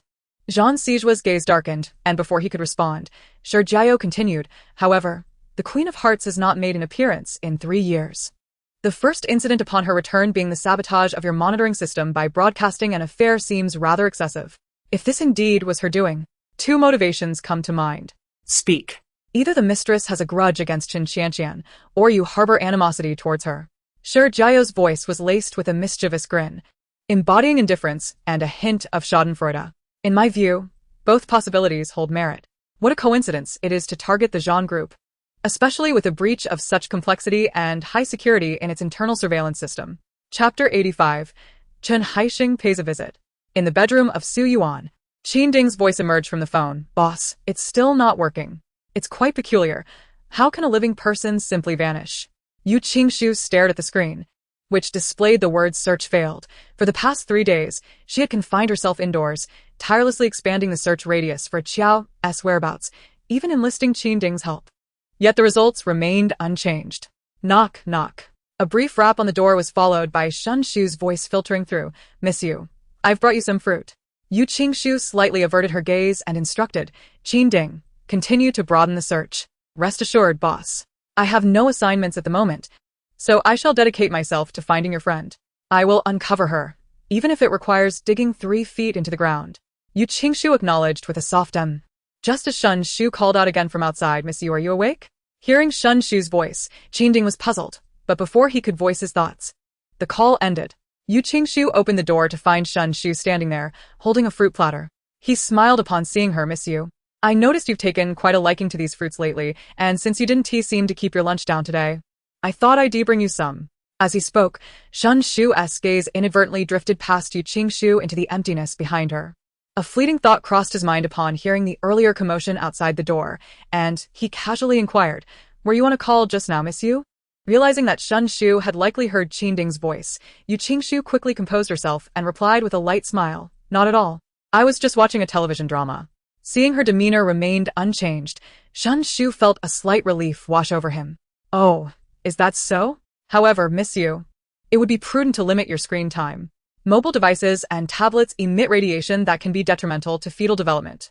Alright, I understand. Yu Qingshu obediently accepted the fruit platter from Uncle Shen, who, still somewhat uneasy, glanced into it. With a flicker in her eyes, she inquired, Uncle Shen, is there something else you wish to discuss? No, Uncle Shen shook his head. Miss Yu, please take care, and rest well. The facade of delivering fruit was merely a pretext to ascertain whether she remained quietly in her room. Having served as a steward in the Zhang family for the better part of his life, he was not one to pry or harbor suspicions. However, his earlier words and scrutinizing gaze were undoubtedly probing. If he had merely heard indistinct sounds emanating from her room, he would not have been overly concerned, unless certain individuals had fabricated stories in his presence. As for who these individuals might be. Suddenly, the ringtone of a phone interrupted Yu Qingshu's thoughts. Glancing at the caller ID, she answered, Lawyer E, what is it? Miss Yu, your father has arrived, Yi Xiao replied, casting a glance at Chen Haixing, who was seated in the living room. The Maybach smoothly glided into the Yu residence, and Yi Xiao was momentarily taken aback upon seeing the familiar license plate. It dawned on him that when Yu Qingshu mentioned staying outside, she was likely referring to being near Zhan Sijua. Before long, Yu Qingshu emerged from the vehicle, flanked by 2 bodyguards. Miss Yu, are you alright? Where is Qiao? Did she not come with you? I'm fine, Yu Qingshu responded. A fleeting shadow of darkness flickering in her eyes at the mention of Qiao. She wouldn't be of much help if she came, so I left her behind. Upon hearing this, Yi Zhao's concerns were alleviated. It was a relief that she was unharmed. If anything arises, please do not hesitate to inform me. Although my capabilities may be limited, I shall do my utmost. Yu Qingshu regarded him, her gaze shimmering momentarily, before she smiled lightly. All right. Your father has been waiting for you inside for quite some time, Yi Xiao noted. Yu Qingshu nodded. Thank you for your efforts. If you have matters to attend to, please do not hesitate to leave. Yi Xiao, still apprehensive, earnestly advised, Miss Yu. Mr. Chen has been waiting for a considerable period. It is only natural that he may be irritable. Should he utter anything unkind, please refrain from losing your temper, and certainly do not resort to violence. At his words, Yu Qingshu paused, turning her head to raise an eyebrow at him. Lawyer E, are you advocating for him? Of course not. I am merely concerned for your well-being. After all, you are a young woman, and presently, you are with child, Yi Xiao continued in a lowered voice, casting a glance at the bodyguards who stood a short distance behind Yu Qingshu. Arguments could easily provoke distress, and if things escalate to physical confrontation, it could be detrimental to you. Seeing Yi Xiao's serious demeanor, Yu Qingshu couldn't help but chuckle. Miss Yu, I speak earnestly. Although I shall be present, it is better to be cautious. What if I am unable to intervene in time? Yi Xiao frowned. Yu Qingshu tugged gently at Yi Zhao's sleeve, saying, Lawyer E, please look behind you. Obeying her request, Yi Xiao turned to find the 2 bodyguards, resembling stone pillars, standing 5 paces away. Their sunglasses obscured their expressions, but it was evident that they wore stoic, unsmiling faces. If a confrontation were to occur, do you truly believe Chen Haixing could overpower me? Yu Qingshu asked, a playful smile gracing her lips. Yi Zhao's lips twitched slightly as he chuckled. I was merely overthinking. Now, may we proceed inside? Nodding. Yi Zhao followed Yu Qingshu into the living room, with the bodyguard trailing behind at a distance of about 5 steps. You know, my mother waited for you in the hospital for 3 days and nights, yet you never showed up. Yu Qingshu entered the living room, a smile that was both mocking and amused gracing her lips. And here you are, after just 2 hours and 3 cups of tea, in such a hurry? Chapter 86. The Burden of Gratitude. Chen Haixing was taken aback by Yu Qingshu's sudden appearance, his expression faltering and revealing an awkwardness he could not conceal. What do you know? You were barely born at the time. With all the affairs of the Yu family, I was the only one left to handle everything while your mother was hospitalized. There was so much to manage.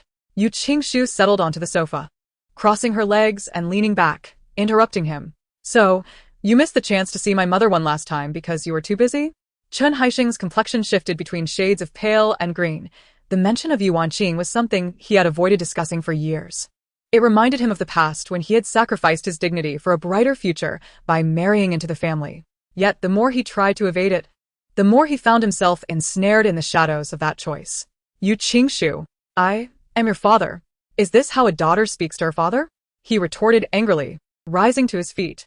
I told you, there were too many affairs at the company. I couldn't make it. Too many affairs at the company. Is that so? Yu Qingshu's gaze turned icy, the curve of her lips diminishing. Given that, I suppose I should indeed understand how busy you are, Mr. Chen. But tell me, how could you find the time to go to the Civil Affairs Bureau with Aunt Lon for a marriage certificate less than a week after my mother's passing? Chen Haixing was rendered speechless by her inquiry. Yu Qingshu raised her eyes to meet his, enunciating each word carefully. Chen Haixing, compared to the 3 days my mother waited before her death, your 2 hours are woefully insufficient. As her words hung in the air, Chen Haixing felt an overwhelming pressure emanating from Yu Qingshu, causing him to shiver involuntarily. Yi Zhao poured a glass of water and handed it to Yu Qingshu. Drink some water. You've spoken quite a bit.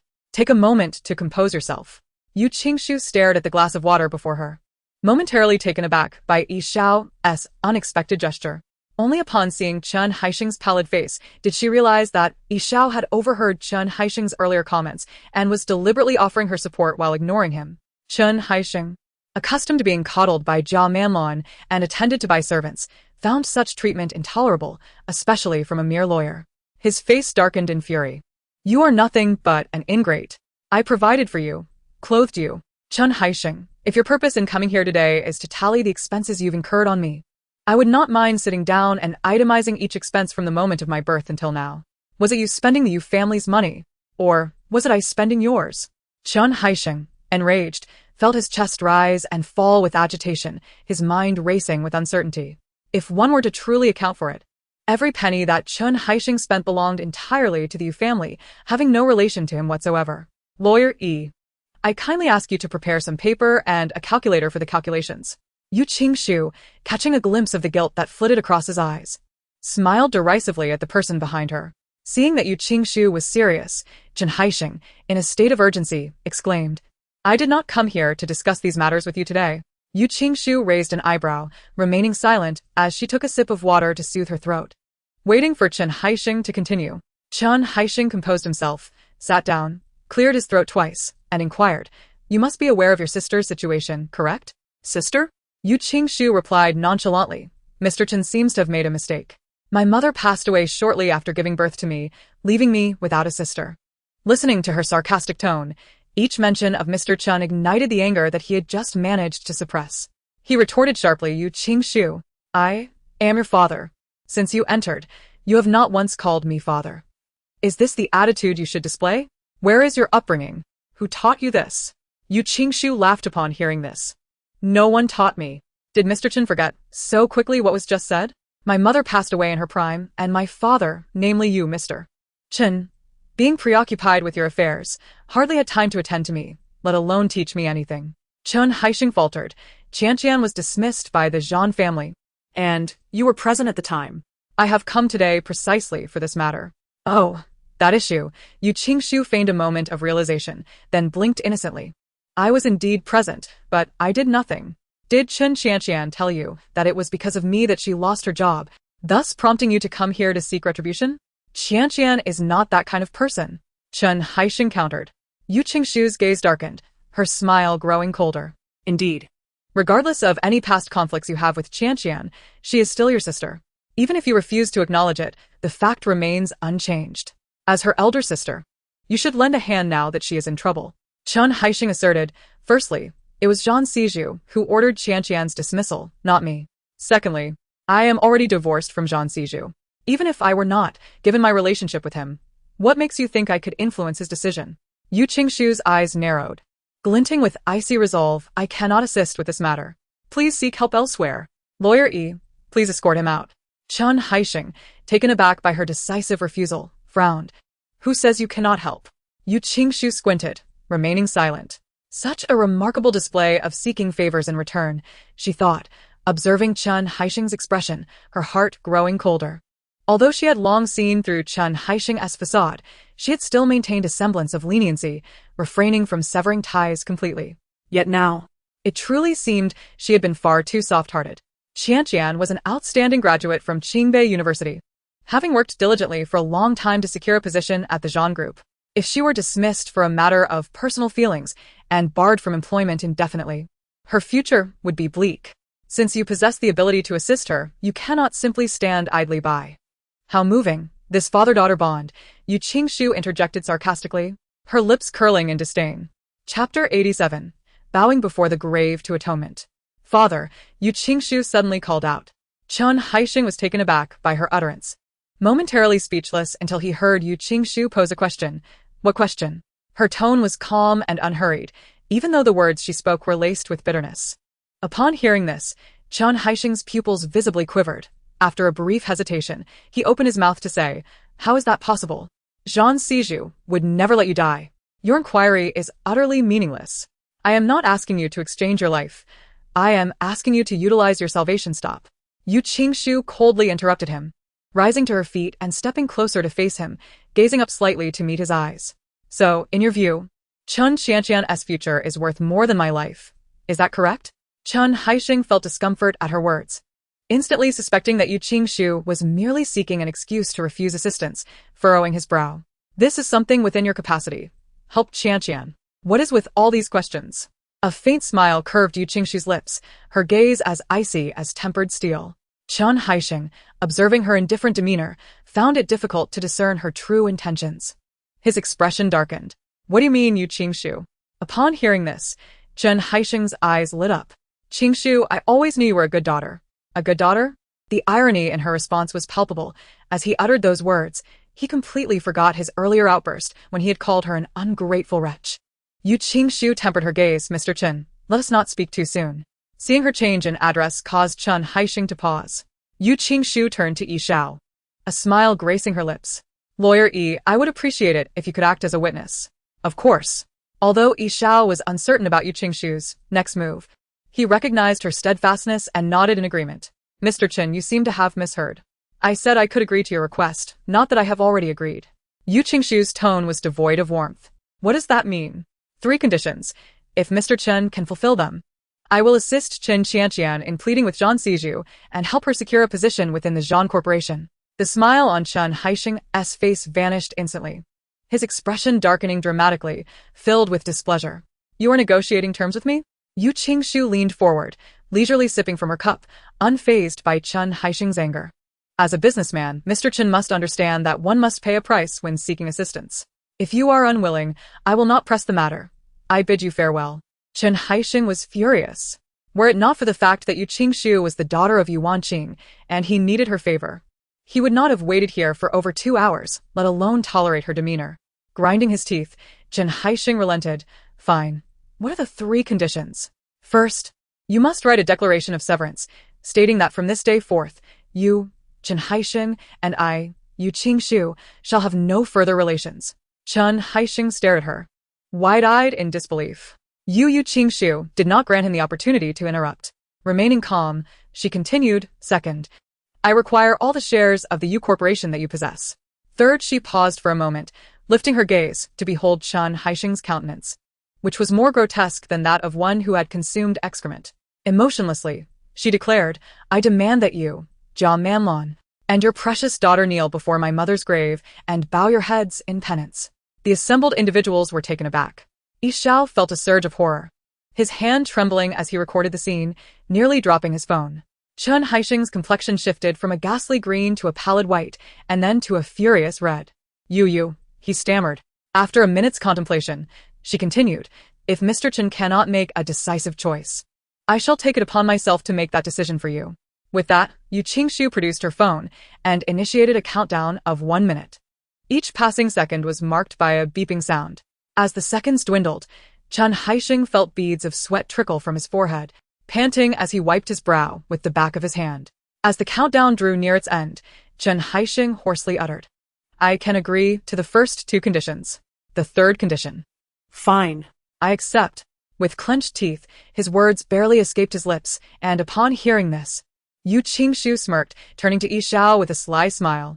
Lawyer Yi, prepare paper and pen for Mr. Chen. As dusk fell, the waning sunlight cast its golden glow upon the porch where Yu Qingshu stood, gazing at the front yard of the Yu family home. The autumn breeze stirred gently, causing the swing in the yard to sway.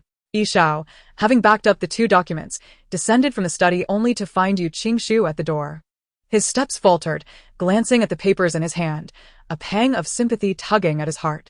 Though Chen Haixing was despicable, he was nonetheless the biological father of Miss Yu, who had endured the agonizing reality of her own father sacrificing her life for another woman and child. Such an occurrence would surely be a profound blow to anyone, and though Miss Yu exhibited no outward distress, her heart must have been aching. Reflecting on this, Yi Xiao approached her. Miss Yu, some individuals are unworthy of parenthood. They do not merit your sorrow. Yu Qingshu turned her head to look at Yi Xiao. Realizing he had misinterpreted her feelings, with a smile, she replied, I am not sorrowful. I am quite pleased. How could that be, Miss Yu? You mustn't feign strength. Yu Qingshu took the paternity termination document and the equity transfer agreement from him, stating, in my hands, nothing is impossible.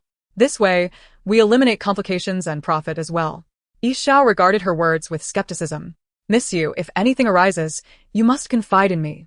Yu Qingshu nodded, casting a glance at the 2 bodyguards stationed outside. Lawyer Yi, I do indeed have something to discuss with you.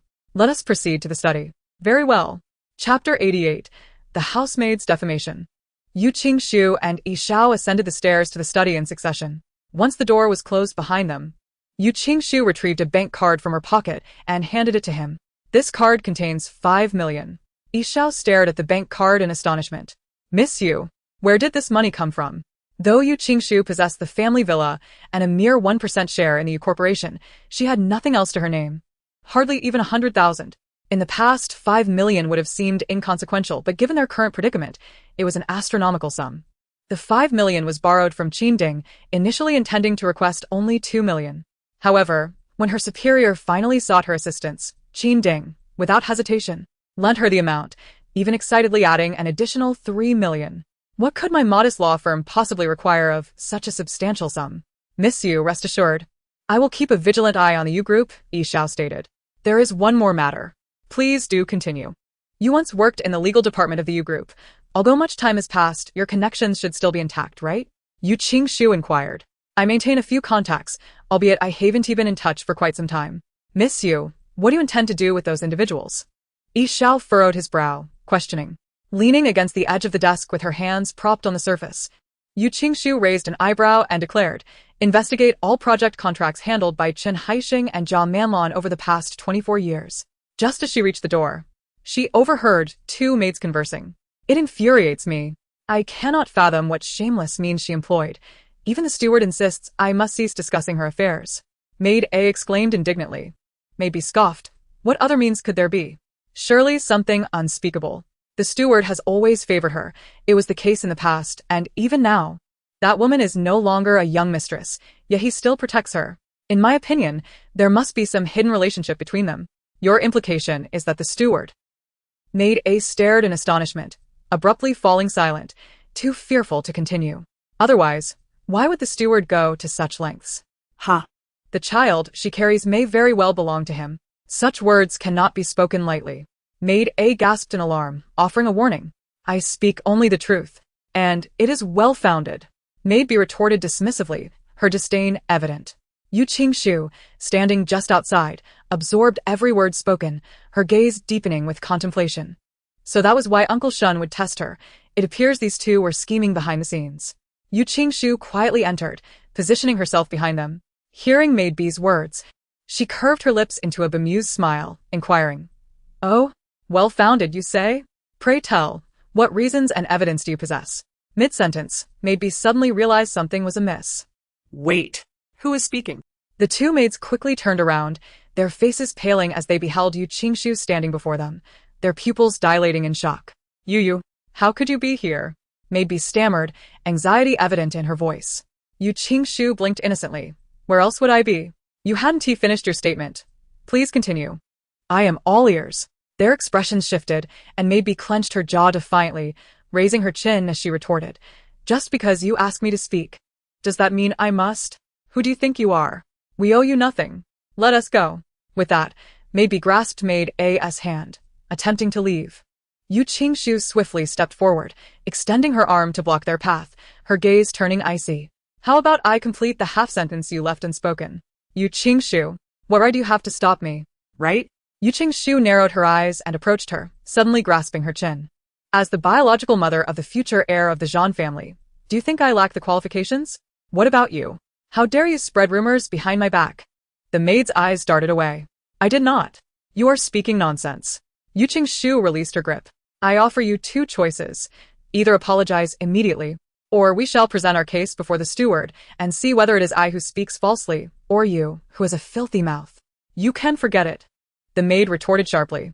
"Who doesn't know about your clandestine dealings with Steward Shun?" Slap.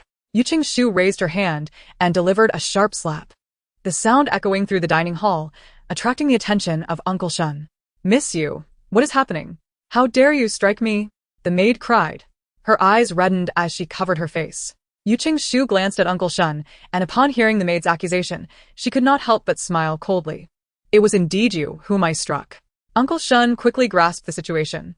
He had only warned these two earlier in the afternoon to refrain from gossiping about Yu Qingshu behind her back, yet it seemed they had not heeded his advice. "You too. Apologize to Miss Yu." The first maid, intimidated by Yu Qingshu's aura, turned pale, her lips trembling as she prepared to lower her head to apologize. However, before she could utter a word, the second maid raised her voice defiantly, pointing at Yu Qingshu. "Steward, she was the one who hit me. Why should we apologize to her?" Uncle Shun's expression darkened. "Young master, you must stand up for me." Zhan Siju cast a cold glance at the second maid, noticing the imprint of a hand on her face. His gaze turned steely. "Who struck you?" The maid covered her face, raising her head with tears welling in her eyes. Feigning timidity. I speak." Zhan Siju's voice was low and impatient, clearly lacking tolerance, as he commanded firmly. Chapter 89. The biological mother of the future heir of the Zhan family. "It is Miss Yu," the maid confessed, her cries growing more pitiful. "These past few days when I brought items upstairs for Miss Yu, I often heard a man's voice coming from her room, and she seldom emerged. I grew worried and inquired, only to be reprimanded harshly by her for meddling." Yu Qingshu stood by, listening to the maid's fabricated tale, her eyebrow twitching slightly. If not for the fact that she was the protagonist of this story, she might have believed it.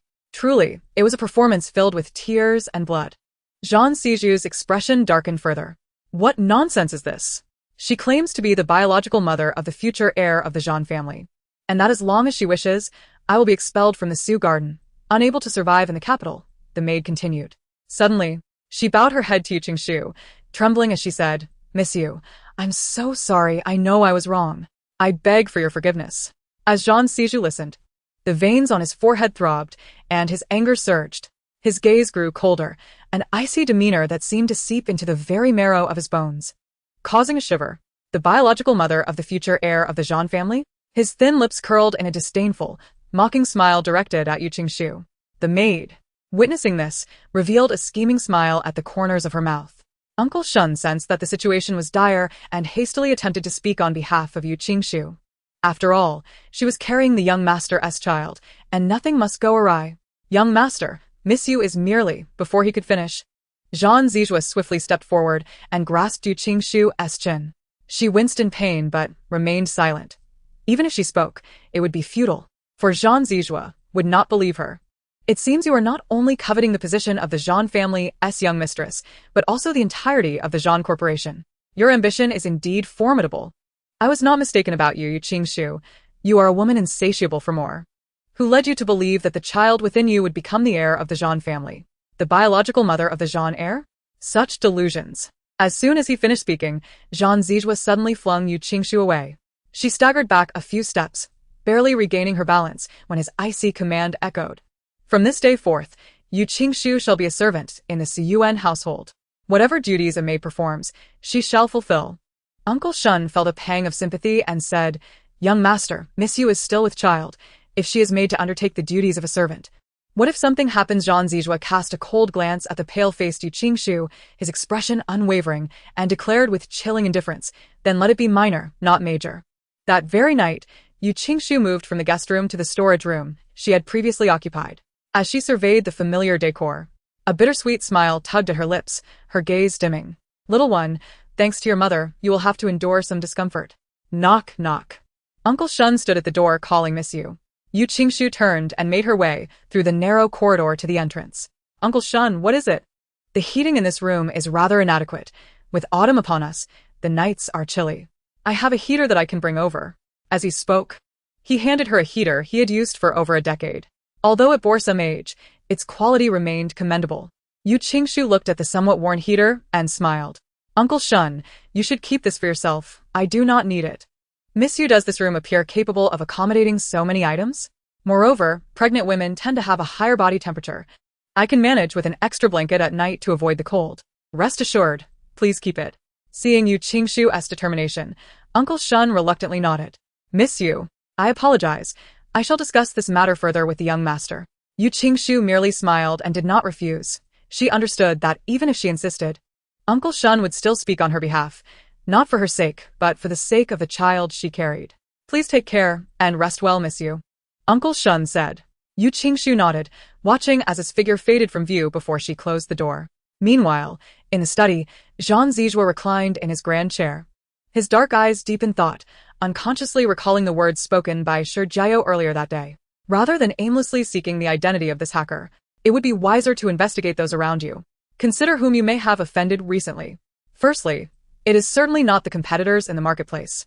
If they possessed such remarkable skills to infiltrate the monitoring system of the Jean family, they would not merely broadcast a trivial affair such as a legitimate wife confronting a mistress. Secondly, this individual is likely a woman, as such matters tend to pique the interest of the female gender. She harbors animosity towards both him and Qin Qianqian, and she is indeed a woman. An inexplicable image of Yu Qingshu's face flashed through Jean Zijua's mind, and he suddenly recalled her previous hacking of the Jean Group's surveillance.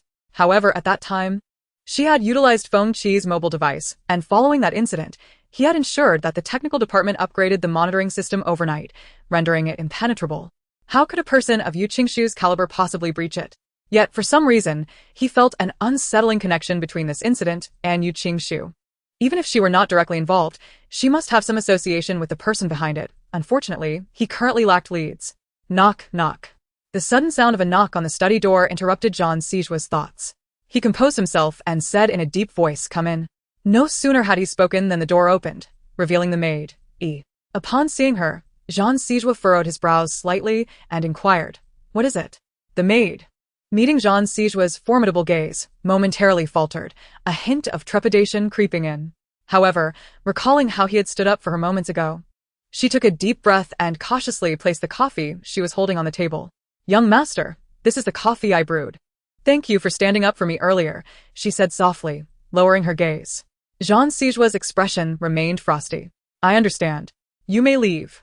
Upon hearing this, the maid bit her lip and looked up at Jean Zijua's strikingly handsome yet fearsome face, her heart fluttering. Gathering her courage, she took a few steps forward and suddenly knelt before him, attempting to place her hand on his thigh.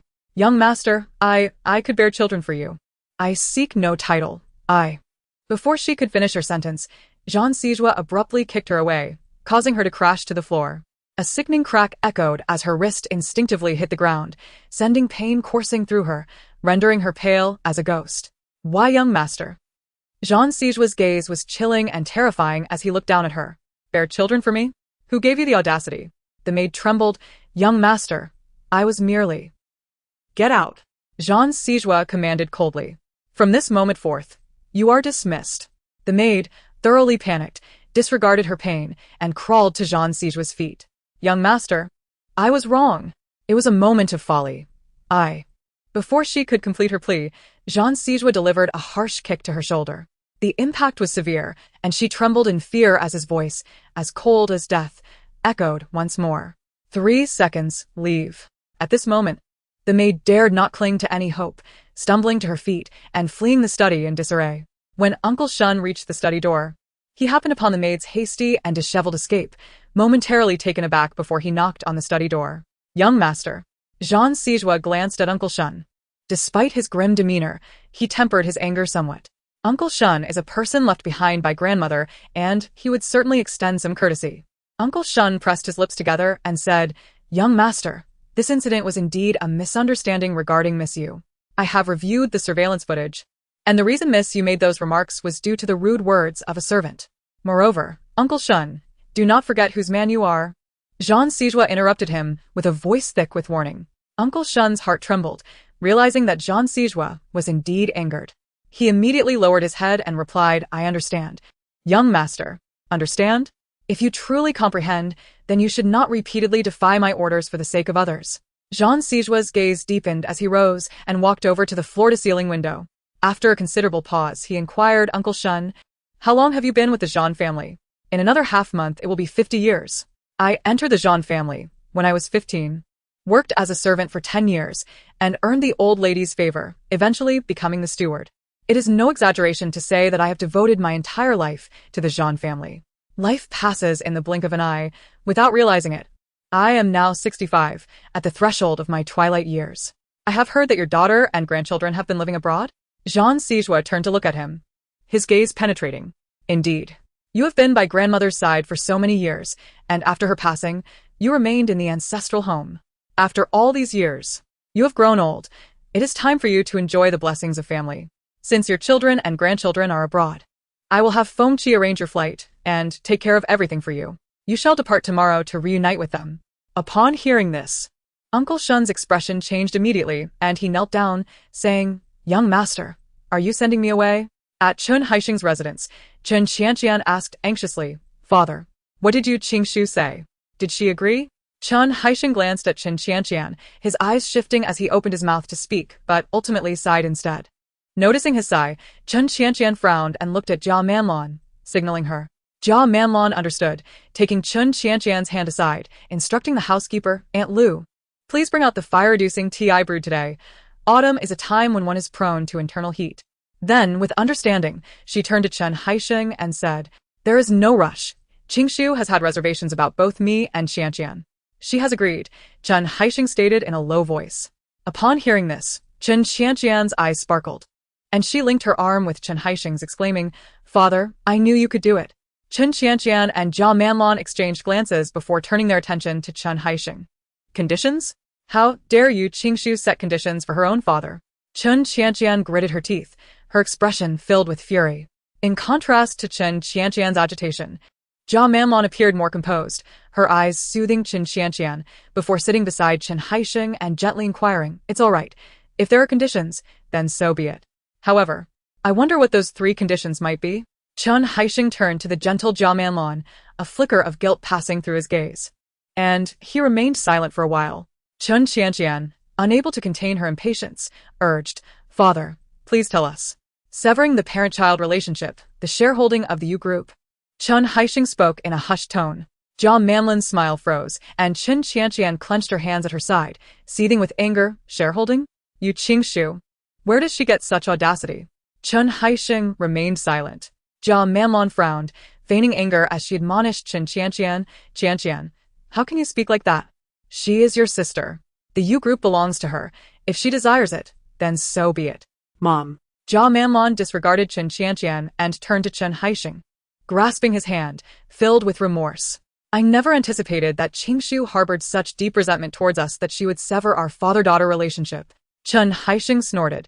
Yu Qingshu is nothing but an ungrateful wretch, a wolf in sheep's clothing. If she wishes to cut ties, let her. This is not your fault. Chen Qianqian pursed her lips, exchanging a glance with Jia Manlon. The severance of their relationship and the transfer of shares in the Yu Group mattered little to them. Their stake in the company was minimal, and with its imminent downfall, its loss would be inconsequential. Dad, didn't you say Yu Qingshu proposed 3 conditions? What about the third one? Chen Qianqian pressed. After a considerable pause, Chen Haisheng finally divulged the third condition. Upon hearing it, both Chen Qianqian and Jia Manlin's expressions shifted dramatically. You mean Yu Qingshu wants us to kneel and bow before Yu Wanqing's grave? Chen Qianqian exclaimed in disbelief, her eyes wide. Impossible? Why should I kneel before that wretched Yu Wanqing? I refuse. Jia Manlin was equally taken aback by this revelation, her pallor fading as her hands instinctively clenched. Chen Haisheng, with downcast eyes, offered no response. Fuming, he stormed upstairs. Chapter 91. Caught in the act. Chen Qianqian had not expected her father to erupt in such fury, her complexion alternating between shades of blue and white. Tears welled in her eyes as she turned to Jia Manlin. Mom, how could Dad? I absolutely refuse to bow before that vile woman's grave. Jia Manlin's gaze deepened with contemplation, a flicker of ruthlessness crossing her features before she regained her composure. Qianqian, heed your mother's advice. We must go. Mom. Chen Qianqian listened to Jia Manlin's reasoning, biting her lip in hesitation before finally acquiescing. The next day, the Chen family set off for the cemetery where Yu Wanqing was interred. The BMW glided smoothly into the parking lot, and as Chen Qianqian stepped out, linking arms with Jia Manlin, her disdain for the surroundings was palpable. This was her first visit since Yu Wanqing's death. Jia Manlin instinctively touched her own face, forcing a smile. Since entering the cemetery, a sense of discomfort enveloped Jia Manlin, a chilling sensation creeping along her spine, and the visage of Yu Wanqing haunted her thoughts, unshakable, causing beads of cold sweat to form. Chen Qianqian observed Jia Manlin with suspicion. Jia Manlin avoided her scrutinizing gaze and remarked, "Let us proceed." All right. It seemed Chen Haisheng had not visited in a long time, as the group searched for a considerable time before locating Yu Wanqing's gravestone. On the rectangular marble tombstone, the characters Yu Shiqing are clearly engraved, accompanied by a black and white photograph of Yu Shiqing in the upper right corner. From the image, it is evident that she possessed the grace and beauty of a first-class socialite. Her every smile and frown exuded elegance, with delicate features and gentle eyes. Oddly, who else could have arrived besides us? Chen Qianqian immediately noticed the bouquet of lilies at the foot of the gravestone and muttered. Jia Manlin was equally surprised by the pristine condition of Yu Shiqing's grave, devoid of any weeds, and the bouquet evidently had been placed there not long ago. She turned to Chen Haisheng, who wore a serious expression, seemingly unaware of the situation. Mr. Chen, Mrs. Chen, you have arrived. Yi Xiao, impeccably attired in a black suit, approached and overheard Chen Qianqian's confusion, saying, "These flowers are for me. Mr. Yu adored lilies in her lifetime." His gaze fell on the three of them, noticing their empty hands, devoid of any offerings. Chen Qianqian frowned and retorted, "What are you doing here?" "Naturally, I am here at Miss Yu's behest. To ensure that you fulfill your promise," Yi Xiao replied with a slight smile. "I have been waiting for you for quite some time. Miss Yu instructed that if you come to bow and apologize, I need to record a video for her." Chen Qianqian's eyes widened in shock. They had never intended to kneel. They merely planned to go through the motions, assuming Yu Qingshu would not send anyone to supervise them. However, it was clear that their plans had been thwarted. At that moment, Yu Qingshu received Yi Xiao's video while weeding. Uncle Shun had left Su Garden and had specifically sought her out before departing, offering numerous reminders, the essence of which was to avoid defying Zhang Zijua. After all, the child in her womb was of utmost importance. "Yu Qingshu, who permitted you to be idle here?" Suddenly, a sharp female voice pierced through the air from behind her. Yu Qingshu tucked her phone into her pocket, standing up to face the glaring midday sun, straining to discern the identity of the speaker. It was Su Bing, the newly appointed housekeeper of Su Garden, who had previously been timid and silent beside Maid B that night. Su Bing stood before her, glancing at the sparse patches of lawn behind her. "What sort of work ethic is this? I instructed you to weed, and you've only managed to clear this little." Yu Qingshu looked down, remaining silent. She had been rudely awakened by Su Bing early that morning to tend to the weeds, and now, nearing noon, she had yet to eat. The scorching sun made her reluctant to engage in further conversation with Su Bing. Su Bing, seeing Yu Qingshu's indifferent demeanor, felt a surge of anger. What is this attitude? Yu Qingshu lazily lifted her gaze, and in Su Bing's face, she perceived a perfect embodiment of the adage that those who attain power elevate even their dogs. Su Bing met Yu Qingshu's eyes and, inexplicably, a tinge of trepidation arose within her. She steeled herself and declared, "Yu Qingshu, you better understand your current status. You are nothing more than a servant in Su Garden. Don't think that because you carry a child, you are somehow exceptional. In the end, you are still just a maid. Stop looking at me with that expression. Su Bing hesitated, swallowed nervously, and awkwardly added, "Get back to work." Why are you staring at me? Yu Qingshu let out a faint "oh" and continued to pull weeds, showing no intention of engaging in a dispute.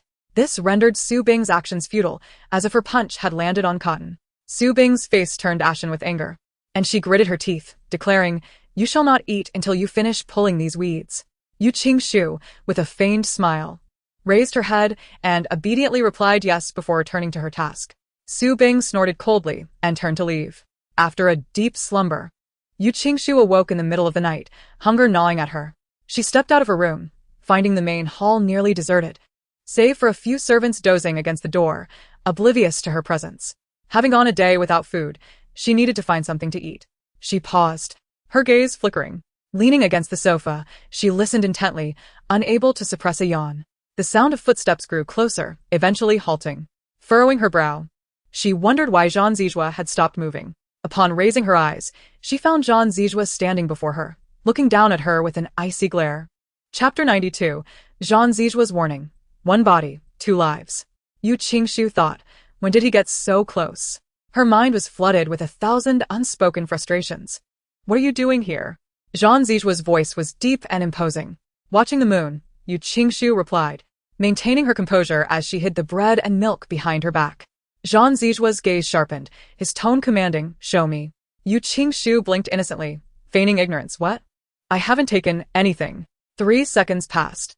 Jean Zijua's voice remained devoid of emotion, yet it bore a heavy pressure, chilling like the autumn night. Yu Qingshu remained undeterred. Jean Zijua's eyes darkened slightly. "3. All right, here." Yu Qingshu realized that Jean Zijua would not let her off easily. Taking a deep breath, she handed him the bread and milk. Upon seeing the items, Jean Zijua's stern expression faltered momentarily.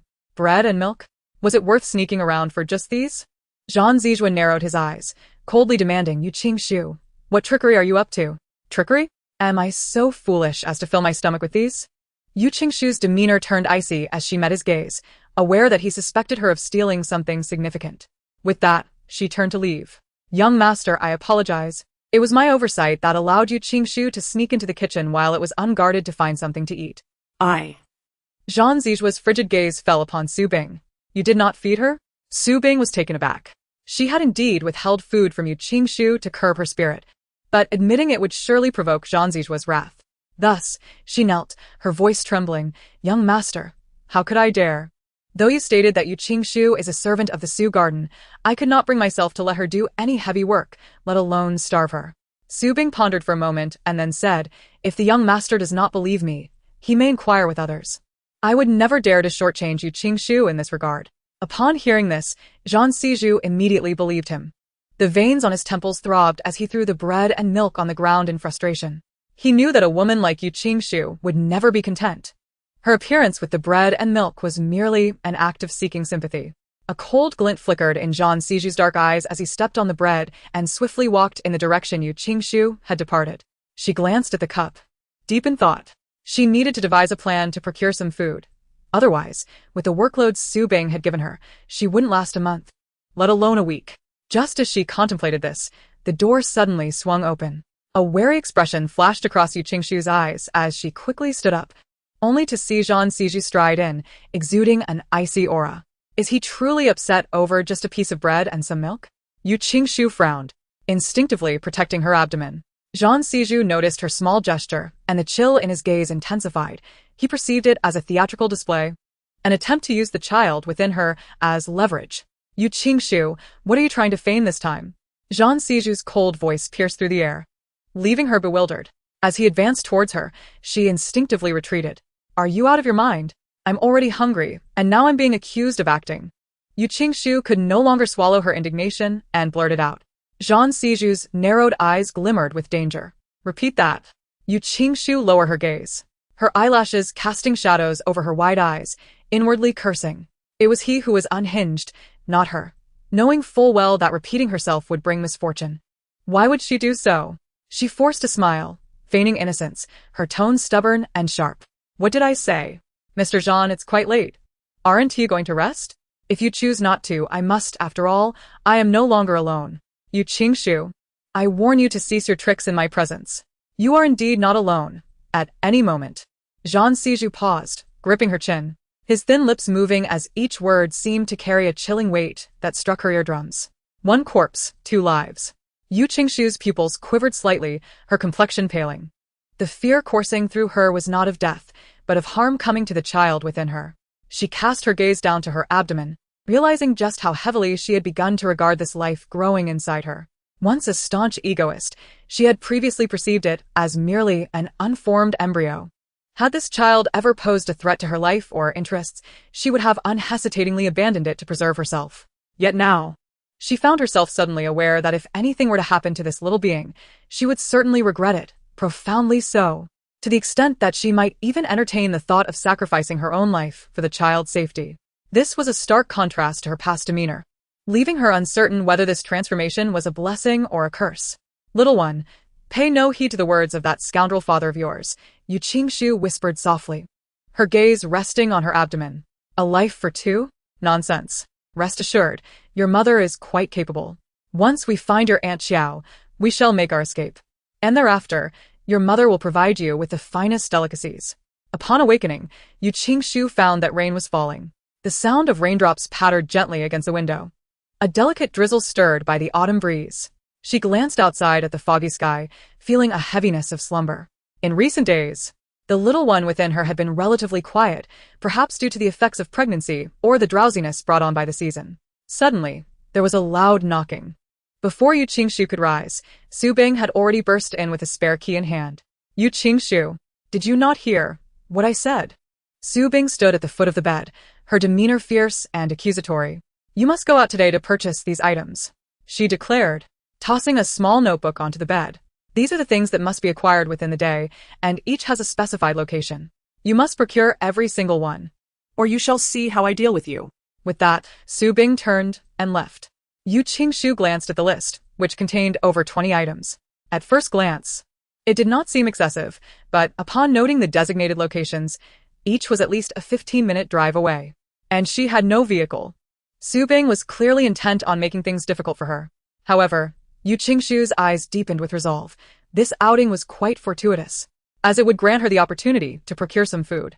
Before long, she had washed up, changed her attire, and departed Su Garden with the list in hand. At the entrance of the main building, Su Bing stood with her arms crossed, watching Yu Qingshu as she walked away with an umbrella.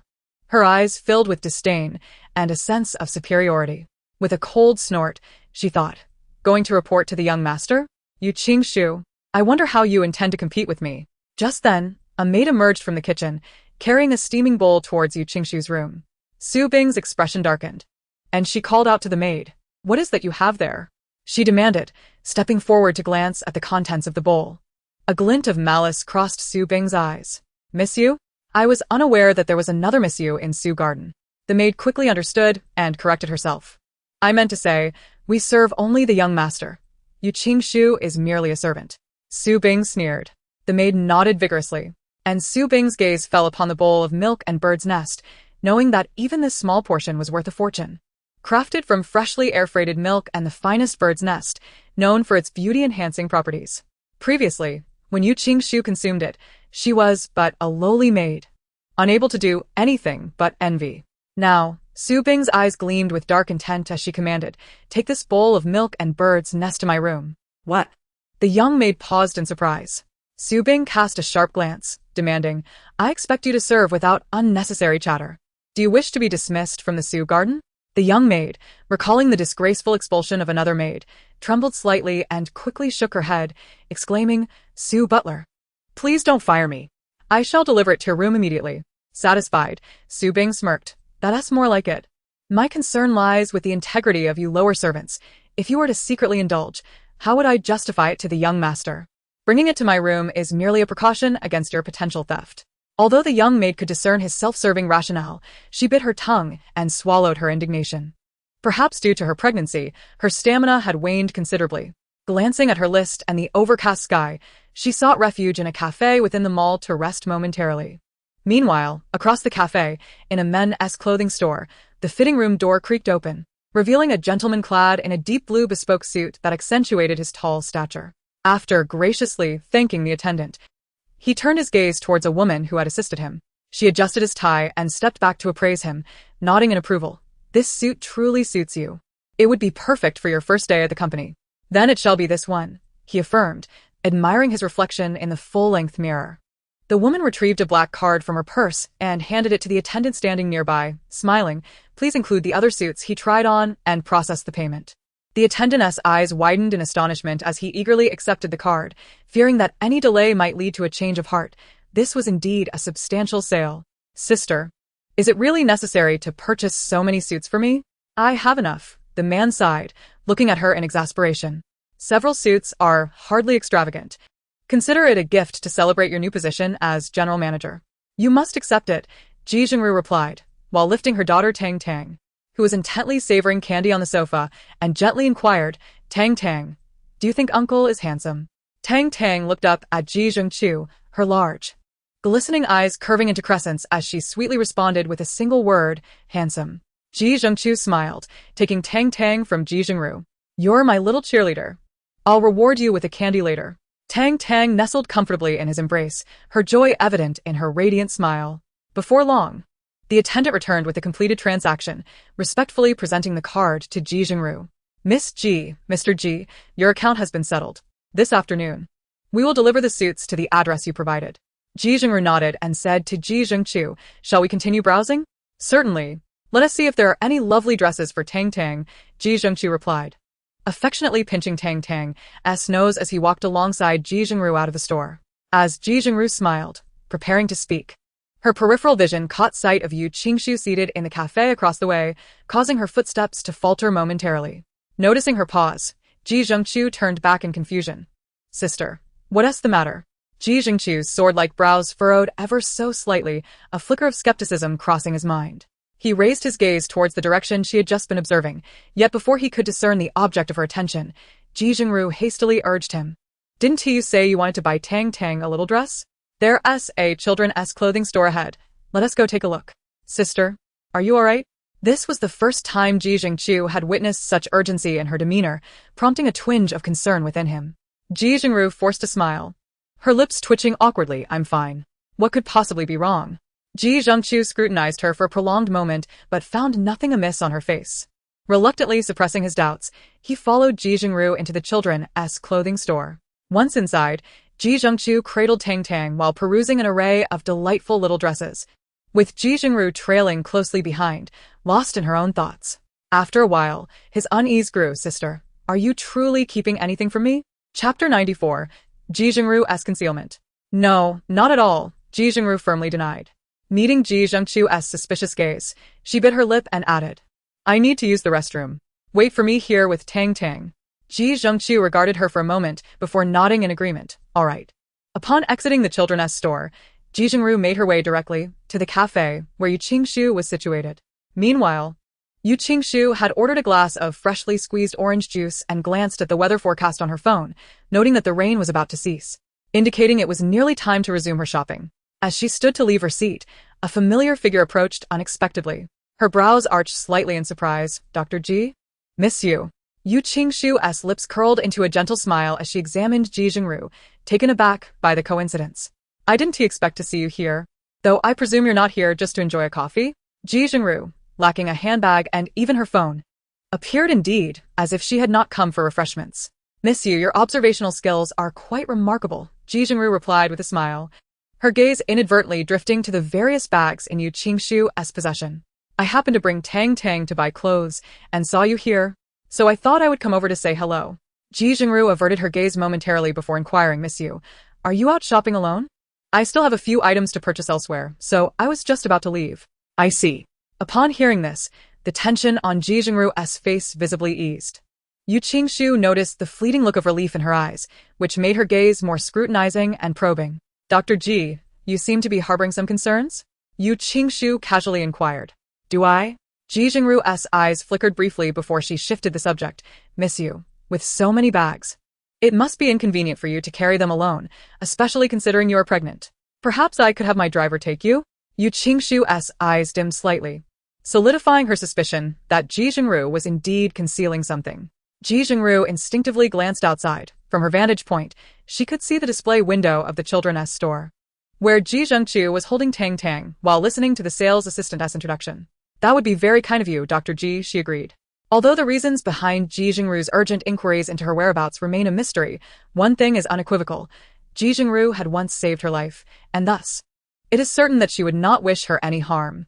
With a reiterated assurance of its no trouble, Ji Jingru took the initiative to help Yu Qingshu carry her belongings down the stairs. Yu Qingshu's gaze lingered on her, deepening with contemplation. Mommy. Just as she turned, Tang Tang's voice suddenly rang out nearby, causing Ji Jingru's heart to tremble as she looked up in astonishment. Ji Zhengqiu had appeared behind her, holding Tang Tang in his arms. Ji Jingru's expression shifted, her lips involuntarily pressed into a thin line, and it took her a moment to regain her voice. Zhengqiu. The Ji residence is situated in a renowned affluent district of the capital. In the dining room, a maid approached, bowing respectfully as she addressed them. Madam, miss, the young master has asked you to begin your meal. He has matters to attend to and will not be dining with you. Ji Madam furrowed her brows, setting down her spoon. How can one forego a meal for work? A person is made of flesh and blood, and neglecting nourishment while laboring will only lead to health issues. I shall go call him. With that, Ji Madam stood up. Nevertheless, he must eat. If it comes to it, Ruer, you should take the food to him. Ji Jingru smiled gently, nodding in agreement. All right, mother, do not worry excessively. You know he is a workaholic. She signaled the maid to serve some dishes, and as she heard Ji Madam's words, a complex emotion flickered in her eyes. With a light smile, she added, perhaps he wishes to prepare ahead of his upcoming report to the company. Ye Madam sighed softly. If only he had half the zeal for finding a partner and marrying as he does for his work, I would have far fewer worries. Ye Zhengru chuckled lightly, stepping closer and placing a hand on Ji Madam's shoulder. Mother, Zhengqiu is quite the catch. There are plenty of young ladies vying for a chance to marry him. Why fret? If you are worried, then think of the unmarried male doctors in my workplace. They must be in dire straits. How can I not worry? You claim there are many young ladies interested, yet your brother remains indifferent. Others are already marrying and starting families, while he has yet to even secure a girlfriend. Ji Madam's concerns deepened, recalling that Zhang Sijua, who was of similar age to Zhengqiu, had already married and divorced. Ye Zhengru paused, forcing a smile. Mother, such matters cannot be rushed. Every generation has its own blessings. You always favor your brother, Ji Madam teased, casting a fond glance her way. Well, I suppose I cannot expect Zhengqiu to marry quickly. He is quite set in his ways. But what of you? Me? The sudden shift in the conversation caught Ji Jingru off guard, and she blinked in confusion. What about me? When do you plan to have another child? Ji Madam asked with an affectionate smile. The maid had already prepared Jingqiu's meal, and Ji Jingru accepted it, saying, Mother, Tang Tang is barely over a year old. And you know how demanding my job is. I am so busy. Busy. You two siblings always tell me how busy you are. Zhengqiu was abroad before, and I barely saw him all year. Now you, who are in the capital, are also impossible to find. Whenever I inquire, it is always about work. Madame Ji let out a soft hum, remarking that the Ji family was certainly capable of supporting him. Why, as a proper young lady, must she aspire to be a surgeon, spending her days amidst blood and incisions? She chuckled, agreeing with several comments before steering the conversation anew. Mother, I shall take some food to Zhengqiu first, and later I will come down with him to hear your lecture, if that pleases you. Madame Ji chided, off you go. As her words fell, Ji Jingru gracefully ascended the stairs, heading towards Ji Jingqiu's room. Chapter 95. Ji Jingqiu's affection for Yu Qingshu. Knock, knock. Ji Jingru lingered at the entrance of Ji Jingqiu's room, hesitating for a considerable time before raising her hand to knock on the door. Shortly after, a faint rustle emanated from within, followed by the door being opened from the inside. Ji Zhengqiu stood at the threshold, already clad in comfortable home attire. Upon seeing Ji Jingru, his gaze deepened and he hoarsely uttered, Sister, Mother is concerned that you might neglect your meals and harm your stomach. So, I brought you something to eat, Ji Jingru said as she stepped into the room. Ji Zhengqiu closed the door, removed his glasses from the bridge of his nose, and with a slight movement of his throat, he muttered a non-committal HM. Zhengqiu, I am truly sorry. I did not intend to deceive you. Ji Zhengqiu paused in organizing his documents, his eyes downcast, remaining silent. Ji Jingru felt a pang of helplessness. She opened her mouth, yet found herself unable to voice her thoughts. Her eyelashes fluttered as she continued, Zhengqiu, it has been over 2 years. I thought you would have moved on. She married 2 years ago, so you should understand that you two are not meant to be. Ji Jingchu's gaze darkened slightly. She is divorced. Ji Jingru was taken aback, her hands clenching into fists at her sides, her brow furrowing. So now you think there's a chance because she is divorced? Zhengchu, wake up. Is she truly worth this? Do you have any idea of the absurdities she has committed over the past 2 years? She is utterly unworthy. Whether she is worthy or not is for me to decide, Ji Zhengchu firmly interrupted, his face darkening. Sister, you have delivered the meal. If there is nothing else, I have work to attend to. Ji Jingru gazed at Ji Jingchu's impenetrable demeanor, her eyes glistening with unshed tears. I knew you would react this way upon seeing her, which is why I sought to keep it from you. Do you believe that can prevent us from meeting for a lifetime? Ji Zhengchu inquired. His gaze flickered, and he remained silent. Ji Jingru took a deep breath, meeting Ji Jingchu's eyes directly. But she is pregnant. Ji Zhengchu froze, his lips moving slightly as he stammered. What did you say? Seeing Ji Jingchu's dazed expression, Ji Jingru felt as though her heart was suffocated by a lump of cotton, a tightness enveloping her. Unbeknownst to Madame. Ji Jingchu's disinterest in women was not due to an aversion but rather stemmed from the fact that the person he cherished had married 2 years prior. Ji Zhengchu held feelings for Yu Qingshu. This truth was clear to Ji Jingru. She had witnessed Ji Zhengchu braving a torrential downpour to learn how to bake a cake for Yu Qingshu's birthday and saw him, heartbroken and despondent, sitting on the steps with a drink on the day of Yu Qingshu's wedding. From the moment Ji Jingru first saw Ji Zhengchu walking alongside Yu Qingshu, she knew her brother had fallen for this girl. As for matters concerning Yu Qingshu, Ji Zhengchu always took a hands-on approach. It was precisely because she understood this that Ji Jingru dared not allow Yu Qingshu and Ji Zhengchu to meet, fearing that he would be unable to bear the truth if he found out. Although she knew it was impossible to keep it hidden forever, she truly wished to avoid witnessing the despondent and listless state Ji Zhengchu had been in 2 years prior. Thus, she sought to delay the inevitable as long as possible. When did she become pregnant? Ji Zhengchu's eyelashes fluttered, his voice hoarse. In a moment of carelessness, he dropped the documents in his hands, which scattered to the floor like drifting snow. Ji Jingru's eyes glistened with unshed tears as she stepped forward, urging, Zhengchu, it's time to let go. Some people are simply not meant for you, and no amount of force will yield results. Ji Jingru's body trembled violently as she gazed at him. From the very first moment he laid eyes on her in high school, he had never forgotten her. Ji Zhengchu forced a gentle smile, tinged with bitterness. If letting go were as simple as saying it, why then did I spend 2 years on Wall Street? Please do not advise me. But she was already pregnant.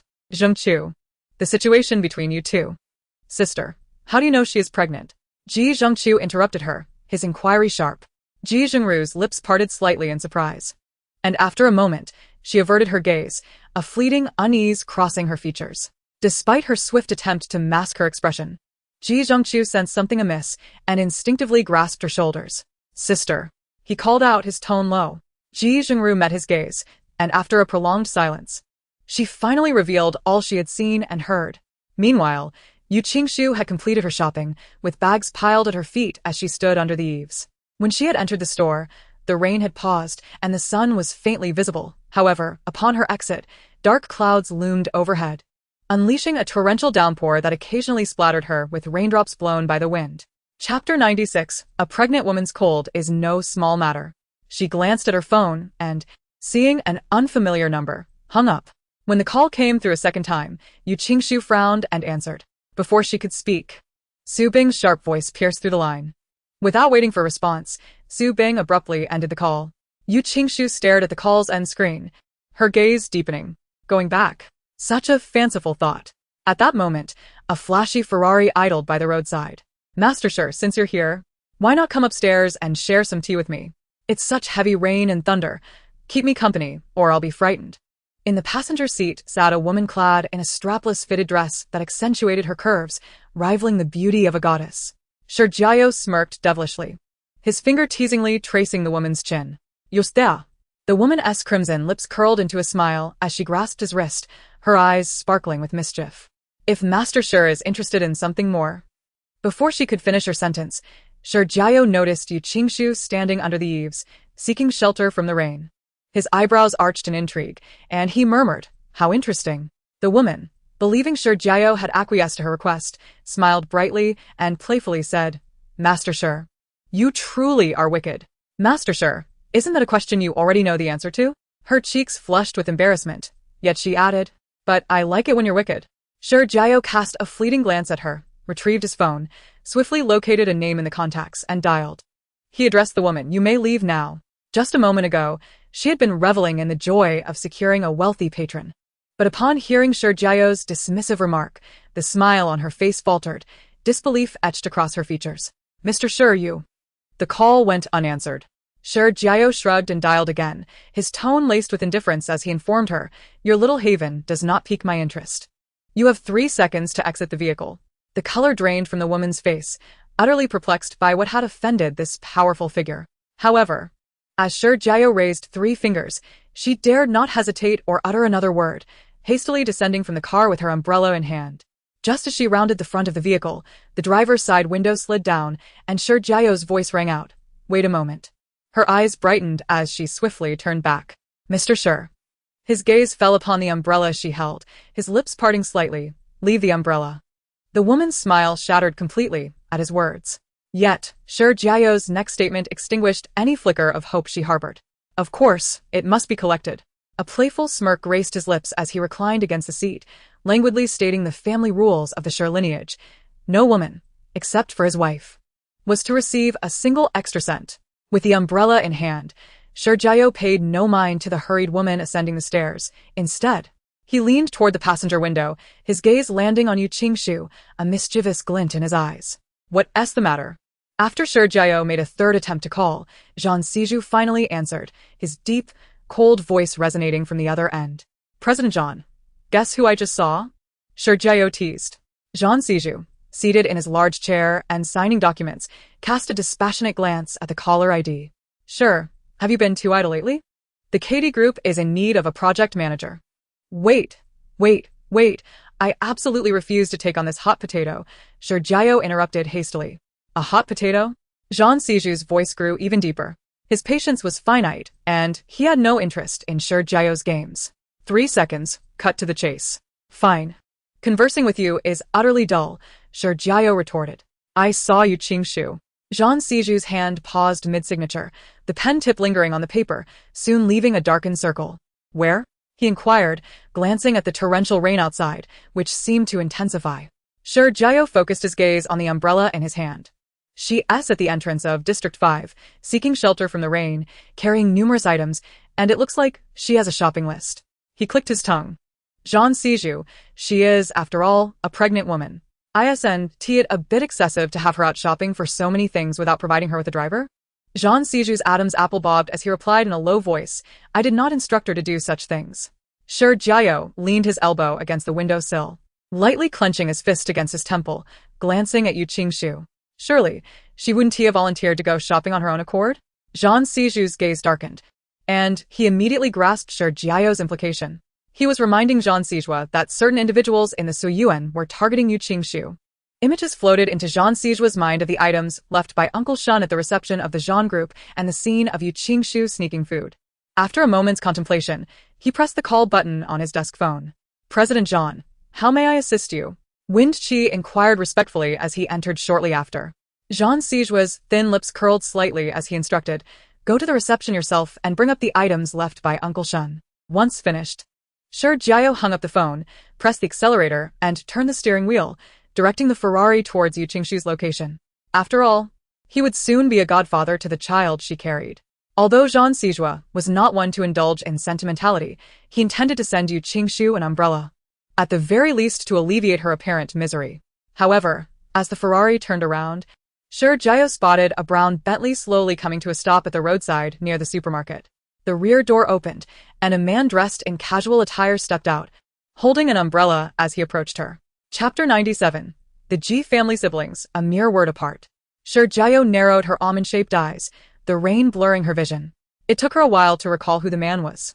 The second young master of the Ji family? What was his name again? She murmured to herself. Meanwhile, Ji Jingqiu had already positioned himself before Yu Qingshu, his deep voice imbued with warmth. Qingshu, it's been a long time. A cool breeze carried the gentle raindrops, and Yu Qingshu gazed up at the man towering over her, momentarily confused as to his identity. Who are you? She began to ask, but then recognition dawned on her. Her delicate brows furrowed as she finally recalled, "You are Ji Zhengqiu?" In the treacherous business realm of the capital, an old saying circulated, "Since there is a Zhan, why is there a Ji?" This implied that the Zhan and Ji families were of comparable strength, both deeply rooted clans, with Ji Zhengqiu being the anticipated heir of the renowned Ji family. Although the Zhan and Ji families were often compared, Zhan Sijua and Ji Zhengqiu seldom interacted. This was not due to competition, but rather because their life paths had diverged from the very beginning. Zhan Sijua, an illegitimate child, was not favored and rarely appeared in high society, having been sent abroad for studies at the age of 14. In contrast, Ji Zhengqiu was indeed a favored son of heaven, receiving the finest education and attention throughout his upbringing. When high society mentioned him, they thought of a humble gentleman, refined and gentle. Yu Qingxiu's acquaintance with Ji Zhengqiu stemmed from their shared high school experience. Interestingly, in that year's entrance examination, Yu Qingxiu had achieved the top score in the capital, surpassing Ji Zhengqiu by 0.5 points. However, due to the last admission slot being occupied by Chen Qianqian, both mother and daughter resorted to various pleas before Yu Qingxiu, urging her to relinquish her place in the prestigious high school so that Chen Qianqian could gain admission. Yu Qingxiu acquiesced and chose the second-ranked high school in the capital instead. Upon learning this news, Ji Zhengqiu decided to accompany Yu Qingxiu to the second middle school to see what kind of person had outscored him by a mere 0.5 points. This matter sparked considerable discussion back in the day, with some even speculating that prestigious high schools in the capital would undergo changes. By a stroke of fate, Yu Qingxiu and Ji Zhengqiu became high school classmates, albeit in different classes. However, their rivalry for the top two positions led to increased interactions between them. "Have I changed so much that you no longer recognize me?" Ye Zhenghu inquired gently. Yu Qingxiu smiled faintly, her eyes revealing a subtle detachment. While the original owner was acquainted with Ji Zhengqiu, she was not. Upon hearing his words, Yu Qingxiu regarded Ji Zhengqiu with a hint of confusion. Although the original owner knew him, they were not particularly close, let alone having been apart for several years. Ji Zhengqiu's exuberance caught her off guard. "It's all right. I can manage on my own. But with so many things, even you alone cannot carry them all, and it's rather inconvenient for you at the moment." "Inconvenient?" Yu Qingxiu's eyes narrowed, suddenly grasping the implication in Ji Zhengqiu's words. "How did you know I was at a disadvantage?" Ji Zhengqiu was taken aback, realizing he had inadvertently revealed knowledge of her pregnancy. "Qingxiu," Ji Zhengqiu called out, but upon meeting her guarded gaze, a sense of bitterness enveloped him. The names Ji Zhengqiu and Ji Zhengru were merely a letter apart. Yu Qingxiu scrutinized him, her thoughts racing. In the expansive office of the Zhan Group, a heavy, oppressive silence lingered. Feng Qi's gaze drifted from the computer screen, where a paused video played, to Zhan Sijua, who remained expressionless. "Mr. Zhan, shall we review it once more?" This is already the third replay. Zhan Sijua's eyes were inscrutable, his expression impassive, as he remained fixated on the screen, where the video concluded with a scene of a maid angrily rebuking Yu Qingxiu, while Su Bing observed coldly. This surveillance footage left behind by Uncle Shun documented the slanderous accusations leveled against Yu Qingxiu and her unborn child by Su Bing and Maid B that night. Yu Qingxiu's declaration regarding the biological mother of the future heir of the Zhan family stemmed from the relentless harassment by the two maids. If she did not retaliate, her lack of responsiveness could jeopardize the safety of her child. It was a desperate measure born of necessity. He had misjudged her. Zhan Sijua felt an inexplicable tightening in his chest, as if a mighty hand gripped him, making it hard to breathe, akin to countless needles piercing him with acute pain. Outside, the sky loomed dark and threatening, thunder rumbling ominously, while lightning sliced through the glass, illuminating the scene before Zhan Sijua and Feng Qi. From their elevated vantage point, they gazed out at the torrential downpour, reminiscent of ominous clouds threatening to engulf the city, instilling a sense of dread. Zhan Sijua recalled the words of Shi Jiao from earlier on the phone, as well as the image of Yu Qingxiu hiding behind the sofa with milk and bread last night. His agitation and the pain in his heart intensified. "Yes." Feng Qi promptly dialed Shuyuan, and the call was answered after just one ring. He switched to speaker mode, and Su Bing's soft, delicate voice came through. "Assistant Feng, did you call to inquire if the young master has any instructions?" Feng Qi lifted her gaze to glance at Zhan Sijua and inquired, "Butler Su, is Miss Yu available? I have matters to discuss with her, yet no one is answering her phone." A flicker of unease surged within Su Bingxin at the sudden request for Yu Qingxiu. "No. Please trouble Butler Su to have Miss Yu answer the call." Feng Qi's tone was frigid, devoid of any discernible emotion. The thunder roared again, echoing ominously. Su Bingxin instinctively turned to glance at the darkening sky, a wave of anxiety washing over her as her palms began to perspire. Perhaps she has simply fallen asleep. Assistant phone, is your matter of utmost importance? If Miss Yu is resting, we can defer until next time. After receiving a subtle signal from Zhang Xizhua, Feng Qi spoke in a low voice. With that, Feng Qi ceased further conversation and ended the call, leaving an even heavier, more oppressive atmosphere in the office. Chapter 98. Even the coldest of hearts may brave the storm in search of someone. President Zhang, if young Master Shi is not mistaken, Butler Su is indeed lying. And according to the weather forecast, the rain is only going to intensify. Miss, you may not be able to. Zhang Xizhua interrupted Feng Qi's words with a commanding tone. Feng Qi fell silent at once, acknowledging the order as he exited the office. The door slammed shut, and Zhang Xizhua gazed out at the tempestuous sky. His eyes shadowed with inscrutable thoughts. After a pause, he finally lowered his gaze and made a call. As soon as the line connected, Zhang Xizhua coldly demanded, "Where is she?" The moment the words left his lips, Shi Jiao felt a chilling aura descend upon him. Shi Jiao, do you believe that within half an hour, I could have you and everything about you airborne at 10,000 meters over Africa? The frigid tone of Zhang Xizhua carried an unmistakable threat. Shi Jiao shuddered. He believed it. I do not know her current whereabouts. I left right after our call. However, I can provide you with the address where she was before I departed. No sooner had he finished speaking than the line went dead with a beep. Staring at the phone screen, Shi Jiao ground his teeth, realizing the futility of his words. In the next moment, a WeChat notification chimed. It was Zhang Xizhua, sending only a scant address. Shortly thereafter, Shi Jiao sent the location. Outside, the storm raged on. He tossed his phone onto the bed, hands buried deep in the pockets of his robe as he stood before the floor-to-ceiling window.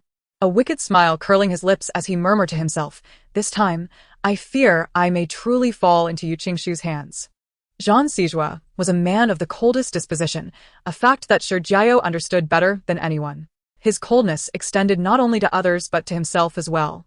He had witnessed Zhang Xizhua, bloodied and lying on a hospital bed, enduring 21 stitches in his wrist without a single anesthetic, each needle piercing flesh and drawing blood. While others might have cried out in agony, he remained impassive, not a sound escaping his lips. After the stitching was completed, he made no pause. Changing into a pristine suit and heading to the Zhang Corporation, appearing as if unscathed at the shareholders' meeting, calm and composed as he took his seat at the head of the table. Yet now, this seemingly cold and unfeeling individual is willing to forsake his work and brave the rain to seek out Yu Qingshu? It appears that his dear companion remains blissfully unaware of the gradual transformation he is undergoing, a metamorphosis spurred solely by the presence of one woman, Yu Qingshu. "Let us pause here," Yu Qingshu remarked, glancing out the window, where the iron gate of Su Garden stood not far away. She turned her head toward Ji Zhengqiu. Ji Zhengqiu, observing the curtain of rain, felt a twinge of concern. "I should escort you inside. The rain is quite heavy, and the roads are slippery. It would be unfortunate if you were to slip and injure yourself." As he spoke, Ji Zhengqiu's gaze inadvertently lingered on Yu Qingshu's lower abdomen. A bittersweet ache spreading through his heart. "No need for that. I will be careful. Thank you." Yu Qingshu's demeanor remained somewhat distant. Her words spoken softly as she opened the car door, raised her umbrella, and stepped into the water, making her way to the entrance of Su Garden. This is intended for Yu Qingshu, he thought. Despite having learned of her pregnancy through Ji Zhengru's words, he still chose to carry the ring, clinging to the faint hope that Ji Zhengru's claims were mere fabrications intended to dissuade him.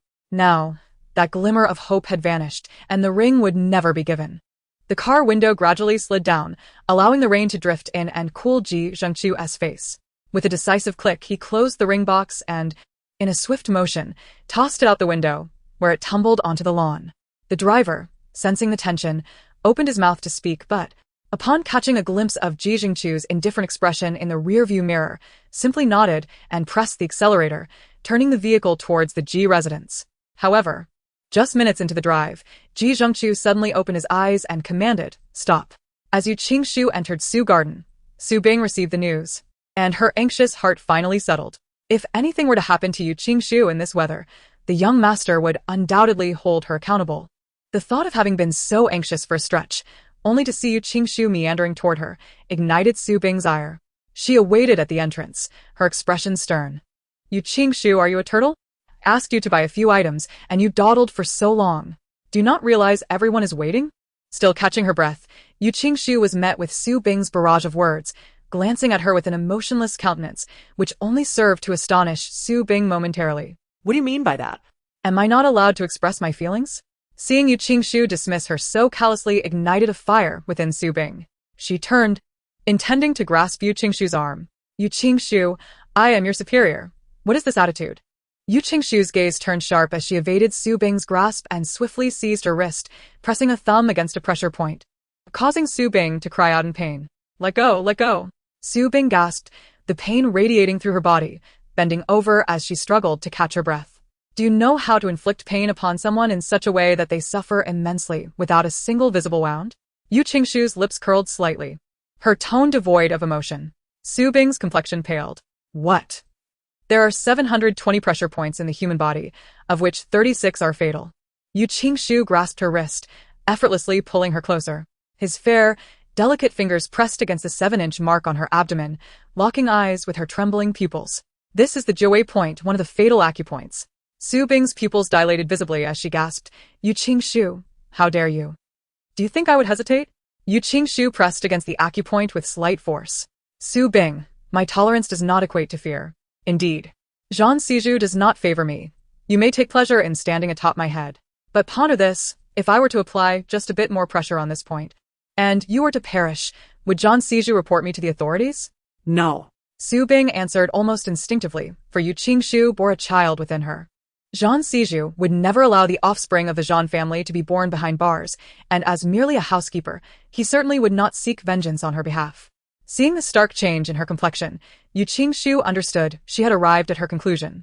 He promptly released her hand and turned to leave. Su Bing stood frozen. Trembling involuntarily, the sensation of Yu Qingshu's grip on her Jiwei point lingering, refusing to dissipate. The thought that Yu Qingshu could not remain in the Ciyuan became increasingly fervent, ultimately overshadowing all rationality. By the time Zhan Siju arrived at the address provided by Jiao, Yu Qingshu had already departed. After finishing her call with Feng Qi, Su Bing shattered a nearby vase, picked up a shard, and, gritting her teeth, inflicted a deep gash along her arm, 1 inch long and a deep crimson. Blood dripped onto the carpet, creating a crimson bloom. 40 minutes later, an Aston Martin glided smoothly into the Ciyuan, coming to a halt in the front garden. Zhan Siju and Feng Qi entered the main house in succession. Zhan Siju cast a cold glance at her, the pale silk scarf now stained a striking reddish brown. His dark eyes swept over her with frigid intensity as he inquired, "Where's Yu Qingshu?" As she began to respond, she instinctively paused. Her pale lips pressed together in a facade of delicate vulnerability. Zhan Siju regarded her coldly, pondering her intentions. She feigned innocence. I didn't mean to be overly intrusive. I threw the vase at the wall while dodging, and the shards just happened to cut my arm. Su Bing's eyes brimmed with tears as she spoke. Young master, I truly do not know what to do. No matter my efforts, Miss Yu has grievances against me. If it would bring her joy, I would willingly depart from the Ciyuan. As Su Bing finished, tears cascaded down her pallid cheeks, her reddened eyes and strained smile embodying the epitome of an innocent victim. Feng Qi, summon Yu Qingshu, Zhan Siju commanded coldly, striding towards the living room. Feng Qi paused, gazing at Zhan Siju's retreating figure. Perplexed as to why he insisted on calling for Yu Qingshu, knowing full well that Su Bing was likely fabricating lies, instead of simply ordering her to leave the Ciyuan. Meanwhile, Su Bing had lowered, couldn't help but allow a triumphant smile to curve her lips. Yu Qingshu, you are indeed correct. I am no longer alive. And the young master would not allow you to exchange your life for mine. However, what if he merely expels you? I shall observe how long you can endure in the Ciyuan as the young master's patience is pushed to its limits. When Yu Qingshu was summoned by Feng Qi, Zhan Zijua was seated on the sofa, while Su Bing stood to the side with her head bowed. The stark crimson on Su Bing's arm caught Yu Qingshu's eye immediately, and her mind raced as she quickly realized that Su Bing had disregarded her warning. Repeat what you just said, Zhan Zijua commanded Su Bing. Casting a glance at Yu Qingshu, Su Bing bit her lip nervously, and after a lengthy pause, she timidly recounted her previous words. The more she spoke, the deeper and colder the gaze in Yu Qingshu's eyes became, culminating in a wry, mocking smile. Zhan Zijua scrutinized Yu Qingshu's expression, expecting her to react with indignation, pointing fingers at Su Bing and accusing her of lying, as she would have done in the past, angry and desperate to explain herself, like a shrew. Yet she remained composed. only the hint of a smirk gracing her lips, her demeanor unflinching and serene. Once fierce enough to crack skulls with a bottle, sharp-tongued enough to leave Feng-Chi speechless, and stubbornly silent in her pain, she no longer sought to broadcast her grievances to the world. Instead, she handled matters with calmness and poise. Zhang Zijua felt a jolt in his chest, suddenly aware that Yu Qingshu seemed genuinely transformed, as if she had become an entirely different person, slipping away from his grasp. A sense of melancholy washed over him, an indescribable agitation stirring within him, even as he remained unaware of his own desire to keep her close. At last, Su Bing finished her recitation. Yu Qingshu, what do you have to say for yourself? Zhang Zijua inquired, his cold gaze reflecting Yu Qingshu's delicate features. Surprised by his question, Yu Qingshu had anticipated he would make a swift decision, either confining her to a room for introspection or banishing her from the Siyuan to fulfill her wishes. Yet, he had asked. She glanced at Su Bing, sensing her tension, before turning her gaze back to Zhang Zijua. With a slight parting of her lips, she stated deliberately, I have nothing to say. Zhang Zijua, evidently taken aback by her response, pressed further. Are you implying that you acknowledge Su Bing's claims? Upon hearing this, Su Bing's heart raced once more, her vigilance directed at Yu Qingshu. Confused, Yu Qingshu pondered. This was not the kind of statement one would expect from a man like him. In the past, he would have concluded that she had indeed harmed Su Bing and would have furiously demanded an apology after her utterance of I have nothing to say. Was the sun rising from the west today? No, it was a cloudy day without sun. Perhaps Zhang Zijua had simply miscalibrated his expectations? Chapter 100. Report the theft. Su Yuan is burgled. If I do not acknowledge the veracity of every word spoken by Su Bing, I remain oblivious to the origin of the injury upon her arm. And I have no knowledge of her prior visit to my room. Do you believe that? She raised her gaze to meet Zhang Zijua's eyes, her tone casual, as if indifferent to whether he believed her or not. Zhang Zijua regarded her intently, yet remained silent. Yu Qingshu, noticing his reticence, was not taken aback, however. Since the words had already been uttered, it was her principle to engage in a debate when warranted. If one spoke, it should be done thoroughly. Su Butler. Might I inquire what time you came to my room to summon me for a meal? What did you bring? Yu Qingshu asked with a hint of a smile. Su Bing's gaze faltered. Just an hour ago, I carried bird's nest milk intending to offer it to you. And where is that bird's nest milk now? A moment of silence fell upon Su Bing, rendered momentarily speechless. She had meticulously planned her rebuttal in her mind, yet for reasons unknown, the words eluded her when on the tip of her tongue. You claim I struck you with a vase. How large was that vase? Where did I procure it? How could I have thrown it at you? It was a small vase, Su Bing stammered, her eyes reddening as she turned to Zhang Zijua. Young master, I am uncertain of Yu Qingshu's intent with these inquiries, but surely I did not inflict this injury upon myself. Young master? Su Bing gasped. Disbelief etched across her features as she stared at Zhang Zijua. Yu Qingshu raised an eyebrow, her suspicions about Zhang Zijua's mental clarity solidifying. Su Bing met Zhang Zijua's frigid gaze, her body trembling involuntarily, her complexion paling, tears welling in her eyes. I cannot recall clearly. Then allow me to pose one final question, Yu Qingshu said, a smile playing at her lips. Was there water in that vase? How curious, Su Bing replied, still processing the implications. If you assert that I struck you with a vase containing water, then why is there not a single drop upon you? According to your account, the vase shattered upon impact with the wall, sending fragments flying, yet not a trace of water has touched your person. Yu Qingshu's voice rose sharply at the end, and Su Bing, already fraught with guilt, was thrown into a panic. I changed into another outfit afterward. Su Bing blurted out, instinctively retreating a step, only to stumble as her left foot collided with her right. Is that so? Then how is it that the sleeves of your current attire are also torn? By your own admission, you were cut by the shards of the vase, which would have similarly damaged your sleeve.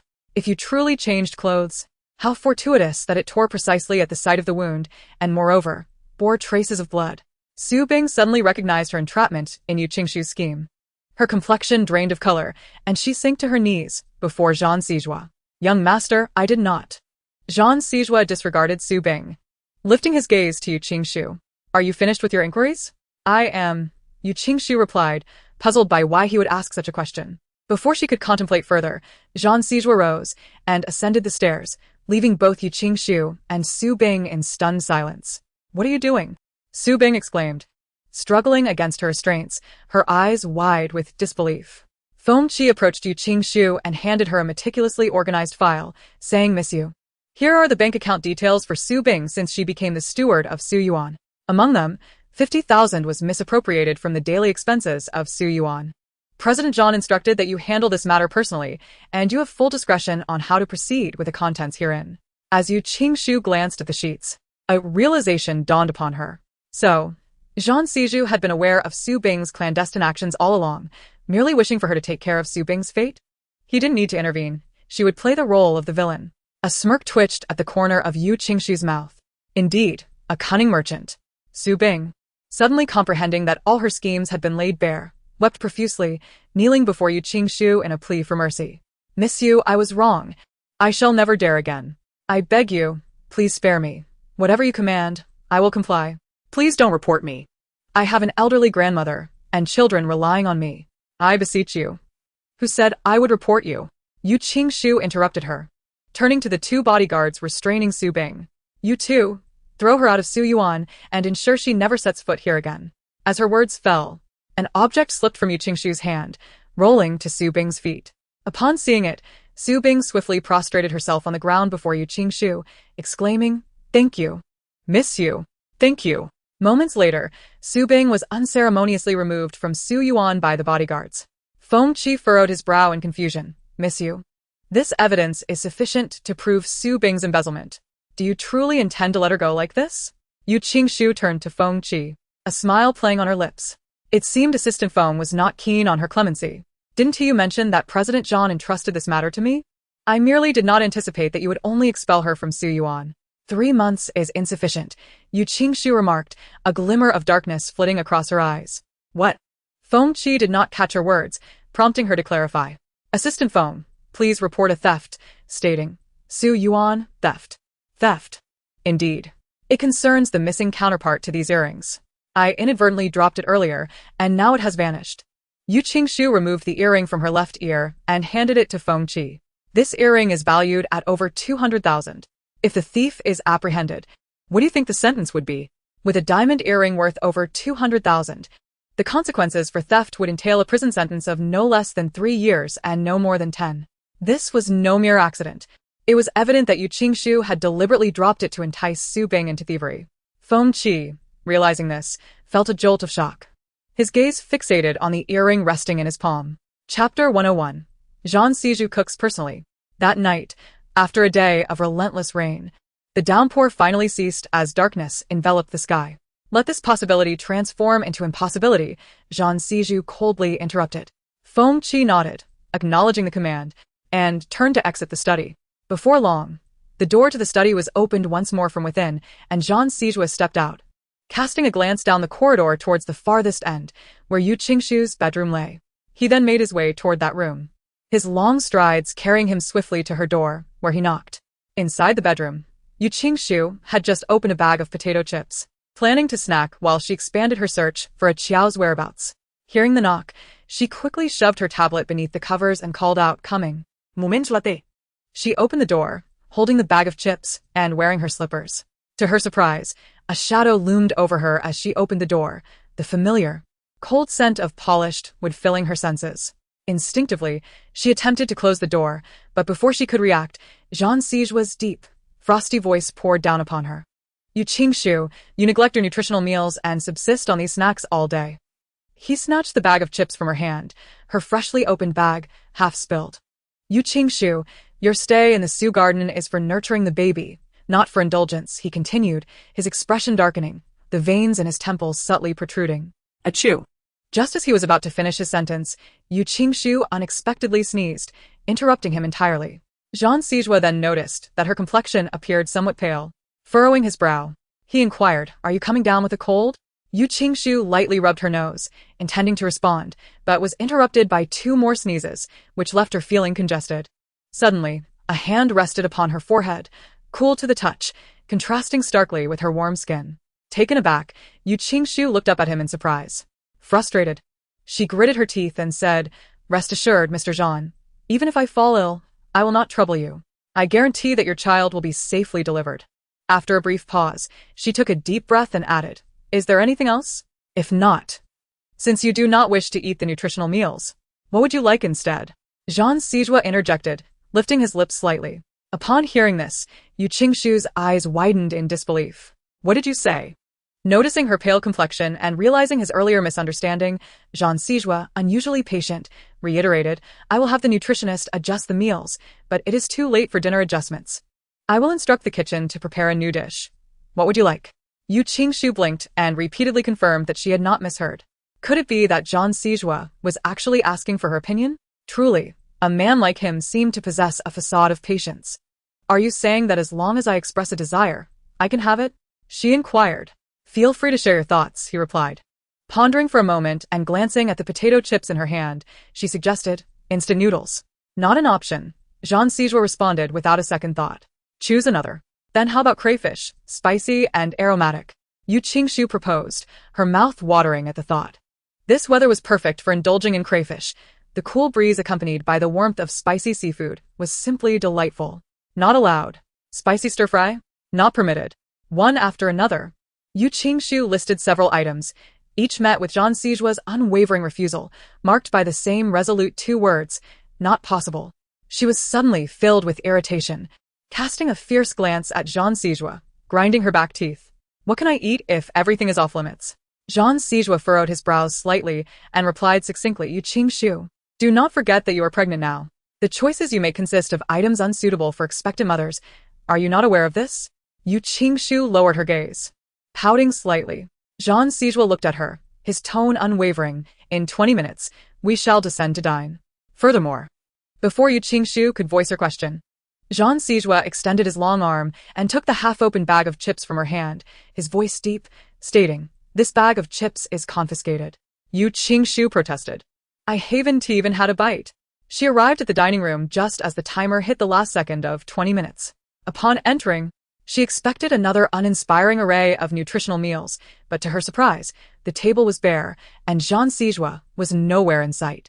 She turned to the nearby maid and inquired, where is Jean Sijua? In the kitchen?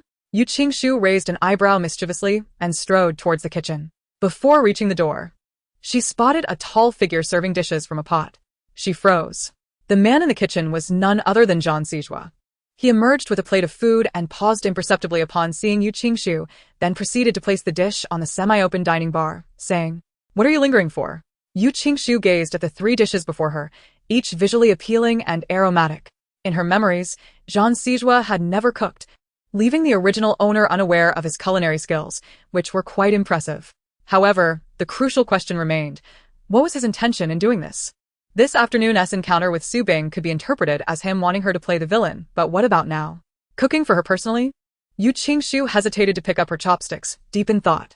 Chapter 102. Demands, parting ways unhappily. Is it not to your liking? Jean Sijua, noticing her reluctance, deepened the intensity of his gaze and inquired in a low voice. Yu Qingshu set down her chopsticks, raising her eyes warily towards him. Is this meal a prelude to you presenting me with some agreement for my signature? Knowing that those who benefit from a meal might be beholden, Yu Qingshu was not easily swayed to believe in Jean Sijua's sudden change of demeanor. Jean Sijua's eyes darkened. Upon hearing her words, he replied coldly, You possess a measure of self-awareness. Yu Qingshu took a mouthful of food, glanced at him without speaking, and continued to eat, her eyelashes casting shadows over her cheeks. Observing her demeanor, Jean Sijua felt as though he had struck a fist against cotton, a sense of suffocation brewing within him, and irritation flared in his brow. Yu Qingshu, since Su Bing has lied and slandered you, why do you not refute or explain? Yu Qingshu, chewing her food, found herself both amused and exasperated by his inquiry. She looked at him, nearly unable to suppress the urge to say, Do you not have any awareness of the situation? Just as the words were on the tip of her tongue, she pivoted her response, stating, The difference between saying and not saying is negligible. Perhaps I shall remain silent. The silence between them lingered for some time until Jean Sijua broke it by placing a small bag on the table and sliding it towards her. Su Bing has been apprehended. This is what the police sent over. Your earring. Yu Qingshu took the earring, inspected it, and felt relieved to confirm it was indeed the original piece, as it had been left to her by Yuan Qing. If it had truly been pawned by Su Bing, it would have posed quite a dilemma. Her scrutiny of the earring momentarily faltered. What did you say? Jean Sijua regarded her in silence. Any request is acceptable? After a pause, Yu Qingshu set down the earring, lifted her gaze to him, and inquired. As she popped a piece of sour soup beef into her mouth, her innocent, pure eyes blinked innocently. What medicine could I possibly sell? If my own father comes to plead with me, as a dutiful daughter, I cannot refuse him, and thus, I must comply. Jean Zizhua remained silent, clearly skeptical of her explanation. Yu Qingshu smiled slightly. Mr. Jean, you should be able to grant my request, shouldn't you? His penetrating gaze fell upon her smiling face, sharp and incisive, his thin lips parting and closing. I thought you would inquire about the whereabouts of that little maid. The smile on Yu Qingshu's face noticeably stiffened, her grip on the chopsticks tightening unconsciously. After a considerable time, she managed to smile, saying, if I ask, will you indeed provide me with an answer? Of course not. Yu Qingshu inhaled deeply, setting down her chopsticks, her smile fading as she spoke softly. Since inquiring would yield no answer, why should I ask? I shall refrain from engaging in matters that are detrimental and yield no benefit. Jean Zizhua rose, traversed around the dining bar and approached Yu Qingshu, grasping her chin. Yu Qingshu, you had best keep your word. Yu Qingshu met his icy gaze and remained silent. She rubbed her chin, looking at the dishes before her, suddenly losing her appetite. After a heavy downpour, the temperature had plummeted to around 17 or 18 degrees, heralding the onset of autumn. Early in the morning, Yu Qingshu received a phone call from Chen Haixing. Before she could speak, his furious reprimand echoed through the line. What is this call from President Chen for? Yu Qingshu inquired lazily, her eyes reflecting a carefree demeanor. Narrowing her eyes, she retorted. On what grounds do you think I would agree to your demands? I am your father. Chen Haixing bellowed in anger. Upon hearing the beeping sound of the call disconnecting, he felt a surge of frustration, slamming his phone onto the table. Seeing this, Chen Qianqian's eyes turned red as tears streamed down her face. Dad. I refuse to be a cleaner. How could Yu Qingshu do this? She clearly took our family shares in the Yu Corporation. How could she go back on her word? Enough. Why are you crying? Chen Haixing, noticing Chen Qianqian's tear-streaked face, felt an overwhelming irritation wash over him. He abandoned his usual gentle demeanor towards her and barked angrily. If you cry again, you can get out. His shout startled Chen Qianqian. Ji Manlon, feeling compassion for her, reached out to comfort her, but to her surprise, Chen Qianqian violently shrugged off her hand, running out with tears in her eyes. Ji Manlon hurried to chase after her, but failed to catch up. Standing in place, her hands clenched tightly at her sides, a deep gloom settled in her eyes. After a long moment, Ji Manlon retrieved her phone, hesitatingly opened her contact list to a number devoid of any notes, and finally dialed. Yu Qingshu, I will not allow you to trample on my daughter. Absolutely not. Chapter 103, Madame Zhen, Kang Xinshu. The Zhan family residence, nestled on the hillside of the eastern Third Ring Road, in the imperial capital, boasts an expansive area and grand architecture that commands awe. At this moment, in the main hall of the house, a woman gracefully descended the spiral staircase, her qipao accentuating her slender figure.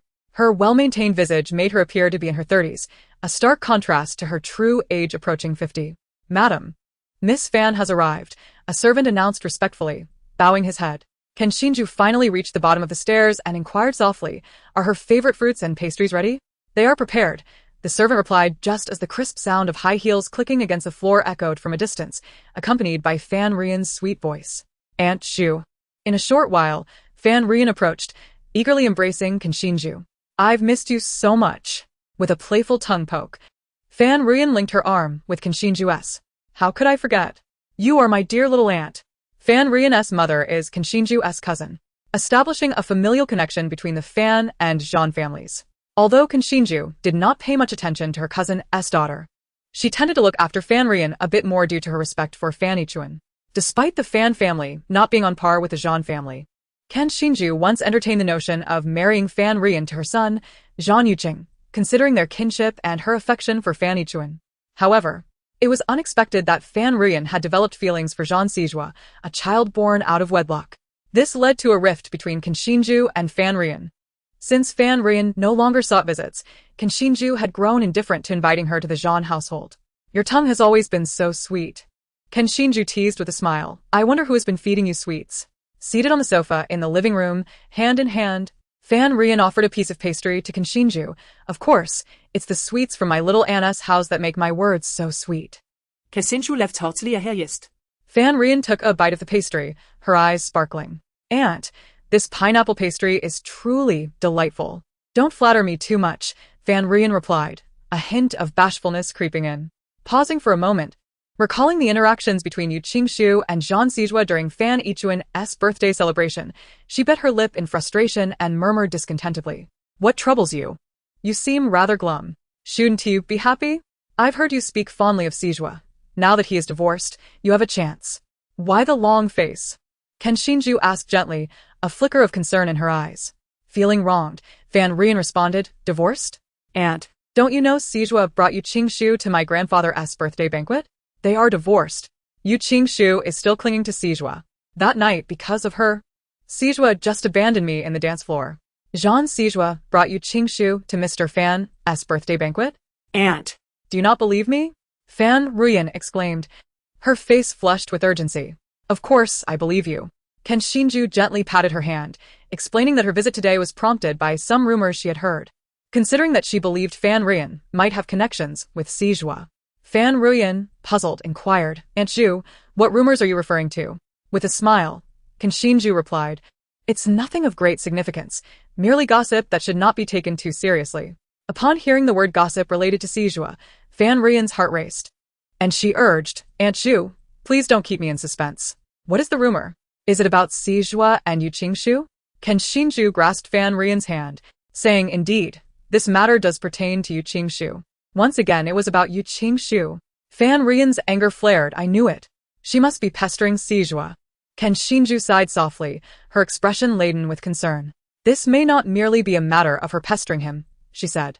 Fan Rian, observing Ken Xinju's demeanor, felt a sense of foreboding, asking, Aunt Zhu, what is it? Turning to meet Fan Rian's gaze, Ken Xinju hesitated before revealing. I have heard that Yu Qingshu may be pregnant with Xizhua's child. Instantly, Fan Rian sprang to her feet, her voice rising, impossible. I too find it hard to believe, Ken Xinju continued gently. Xizhua does not harbor feelings for Yu Qingshu. Their marriage was orchestrated by the matriarch of the Zhan family. It has been 2 years without any mention of children. How could she suddenly be pregnant after their divorce? Ken Xinju's tone softened further. This is merely a rumor. Do not take it to heart. You need not inquire with Xizhua about it. Promise me you won't. Why can't I ask? Fan Rian questioned, her brow furrowing. Oh, you silly girl, Ken Xinju cautioned. If the rumor is false and you confront him, he will surely be angered, perhaps even direct his ire towards you. He despises it when others pry into his personal affairs. Ken Xinju insisted, in any case, do not dwell on this matter, understand? Fan Rian bit her lip in silence. Following this, Ken Xinju shared other intriguing tidbits, but Fan Rian's mind was elsewhere. She hastily departed after lunch. Do you believe the outcome will be favorable? Ken Xinju mused. Fingering the pearl necklace she wore, her earlier gentleness replaced by a steely resolve. Do you think Yu Qingshu would confide in Fan Rian if she were indeed pregnant? If Fan Rian were to ask directly, Xizhua would immediately suspect me. As long as Yu Cheng remains abroad, I must endure this little interloper and tread carefully. The butler, his gaze lowered, remained silent. The thought of her biological son overseas, while an illegitimate child occupied the president's seat at the Zhan Group, made her seethe with resentment. Yet, she knew she must restrain herself. Chapter 104. International Food Festival. Farewell to Fan Rian. Ken Xinju closed her eyes, inhaling deeply. When she reopened them, the malevolence that had flickered in her gaze moments before had vanished, as if it had never existed. She set down her pearl necklace, rising gracefully to leave the living room and ascend the staircase, the butler following closely. Before long, she paused at the stairs, her hand lightly resting on the railing, and with her back to the butler, commanded, send someone to keep an eye on her. Although Ken Xinju did not explicitly state it, the butler quickly realized that she was referring to Yu Qingshu.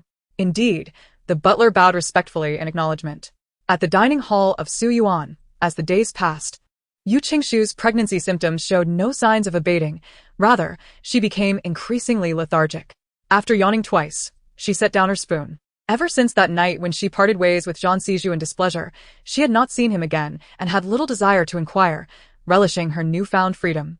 Upon noticing that she had finished her breakfast, Uncle Shun promptly handed her a cup of warm water along with the folic acid. Yu Qingshu accepted the warm water and promptly swallowed the folic acid with it. Glancing out the window at the weather, she casually remarked, the weather is quite pleasant today. Uncle Shun looked up and replied, indeed, it is nice. After several days of cooling down, it has finally warmed up a bit today. Miss Yu, would you like to take a stroll outside? It should be rather lively out there. Due to the early pregnancy fatigue compounded by the drop in temperature, Yu Qingshu was even less inclined to move. She had scarcely stepped out of her bedroom in recent days. However, remaining cooped up was not a feasible solution, and venturing out might invigorate her spirit, perhaps even provide some leads on a Qiao's whereabouts. With this thought, the corners of her lips lifted playfully. Lively? Yu Qingshu raised her gaze, her pupils reflecting the garden scenery outside, her thoughts swirling.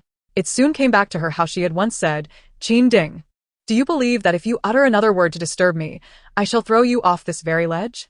Qin Ding's gaze shifted slowly from the engrossed Yu Qingshu to the edge where they stood on a 3-meter-high open balcony.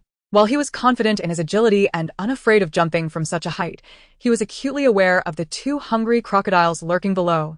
Gifts from a previous client to Yu Qingshu as a token of gratitude. Sensing Qin Ding's gaze, the crocodiles lifted their heads, opening their massive jaws in anticipation. Yu Qingshu subtly averted her eyes, gathering her thoughts, and stood up, saying, "Since it is so lively, let us take a stroll." Across the square stood the largest shopping mall in the East District, from which 2 women emerged, laden with bags. "Ruyan, it seems quite bustling over there. Shall we go and take a look?" One woman suggested, turning to her companion Fan Ruyan, only to find her disinterested demeanor. Frowning, she called out, "Ruyan?" Fan Ruyan remained silent, continuing to walk ahead. Observing this, the woman raised her voice slightly. "Ruyan, I was just about to ask you what's wrong. You seem so distracted these past few days. What is going on? Is there?" Fan Ruyan raised her hand to touch her face. In recent days, she had either been caught daydreaming in class or making repeated mistakes during experiments. Her roommate, noticing her unusual behavior, had seized the opportunity of a break from their mentor to drag her out shopping. Yet, Fan Ruyan was completely disengaged. "Has something happened at your aunt's place?" her roommate hesitantly inquired. "No," Fan Ruyan frowned, her mind suddenly flooded with the words Kanshinju had shared with her, piercing her heart like a thorn. She sought to ascertain whether Yu Qingshu was truly pregnant, yet she feared that a direct inquiry might provoke Zhang Sijua's ire. However, the uncertainty gnawed at her heart. "Then do enlighten me about what transpired. If you share, I may assist you in finding a resolution to your predicament." Observing her roommate's anxious expression, Fan Ruyan hesitated before suggesting, "Let us find a place to sit and discuss this." Before long, they settled in a makeshift lounge area, and under her roommate's urging, Fan Ruyan finally voiced her concerns. "What should I do?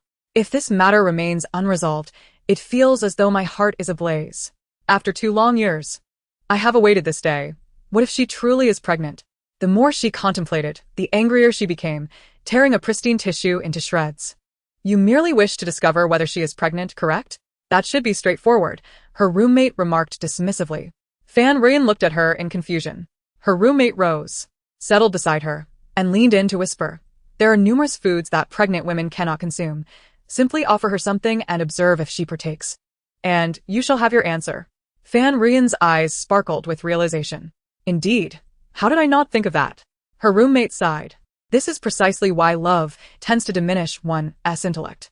Slightly embarrassed, Fan Ruyan chuckled, and her roommate, resting her chin on her hands, added, "Having solved one of your dilemmas, you must repay me handsomely. You were just eyeing that handbag, so I shall purchase it for you." With that, her roommate stood to find the restroom. A smile froze on Fan Ruyan's lips as she confirmed the license plate of a Maybach. Clenching her jaw, fury surged within her as she swiftly approached Yu Qingshu, blocking her path to the venue. "Yu Qingshu, how could you possibly emerge from Zhanzhua's car?" Chapter 105, Fan Ruyan's Banquet of Fate. The 2 bodyguards, tasked with protection yet effectively serving as watchers, positioned themselves defiantly before Yu Qingshu upon noticing Fan Ruyan's fierce approach.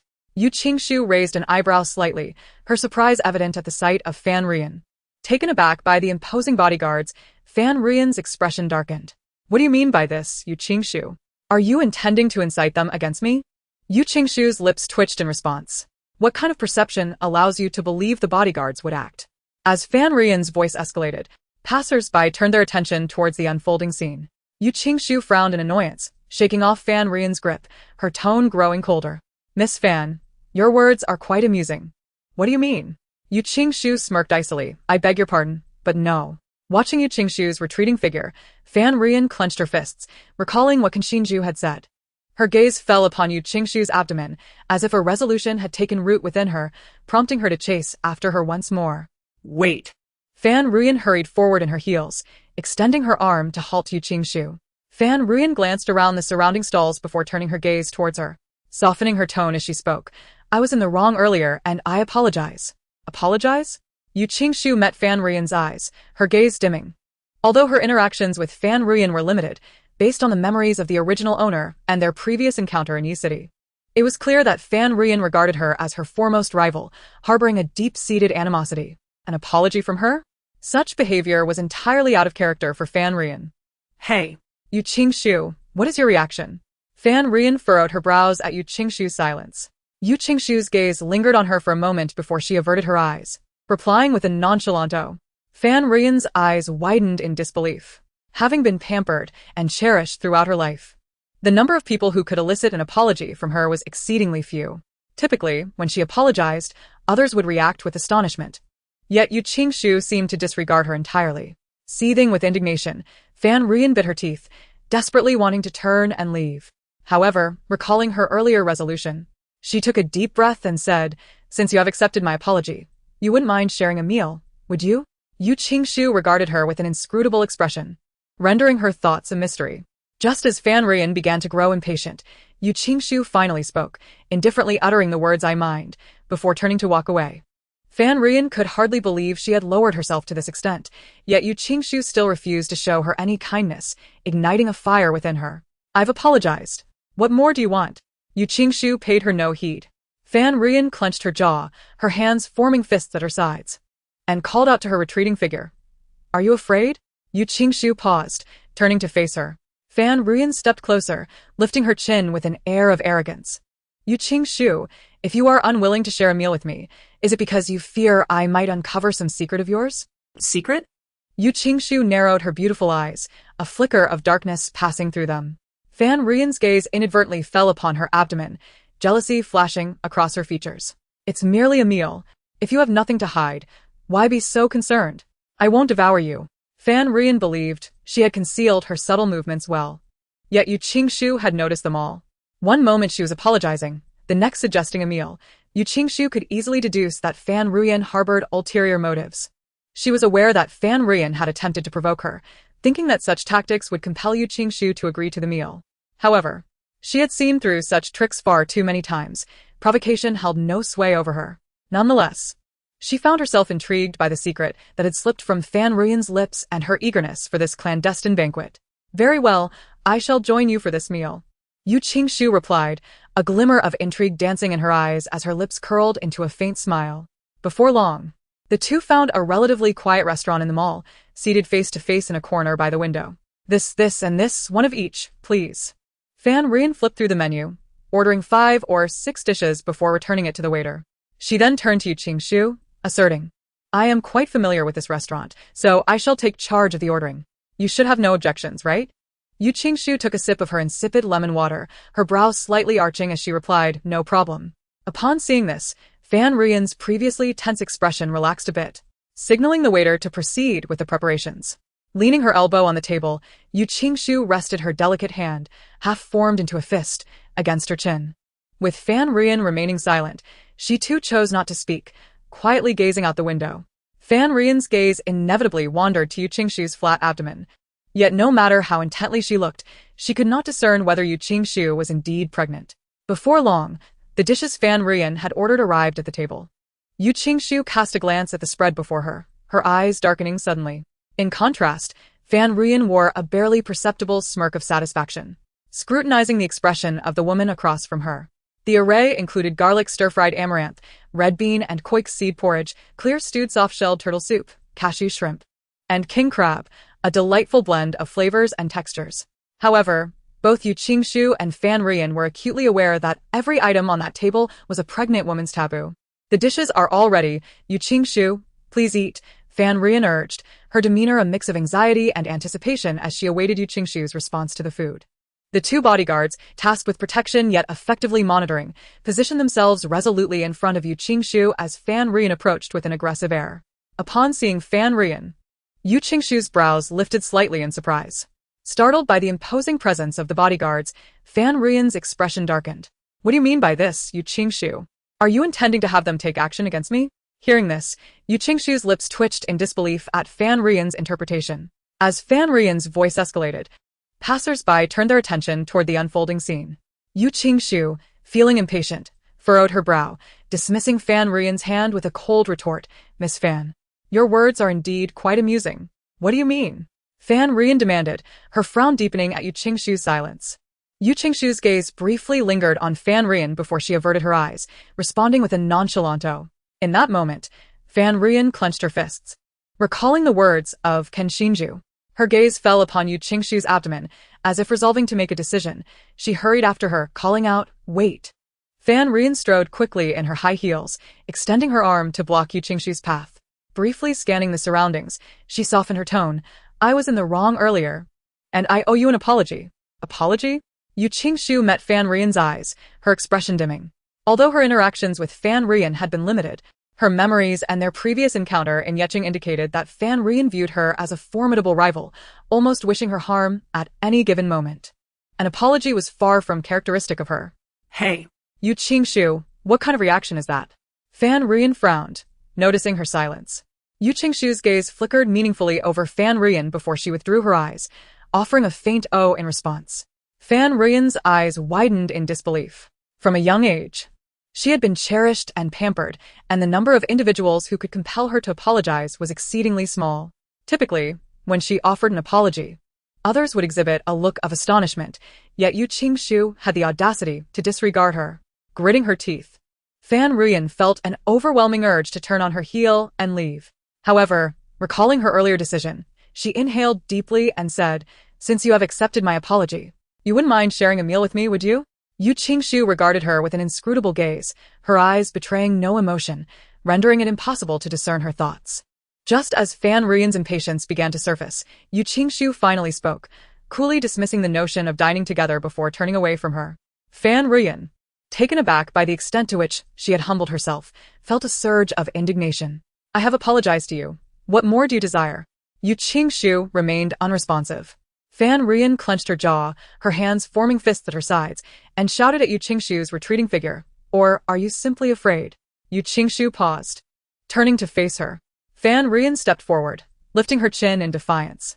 "Yu Qingshu, if you are unwilling to share even a meal with me, could it be that you fear I might uncover some secret of yours?" Secret? Yu Qingshu's eyes narrowed slightly, her gaze darkening. Fan Rian's eyes inadvertently drifted to her abdomen, a fleeting expression of jealousy crossing her features. "It's merely a meal. If you have nothing to hide, why are you so sensitive about it?"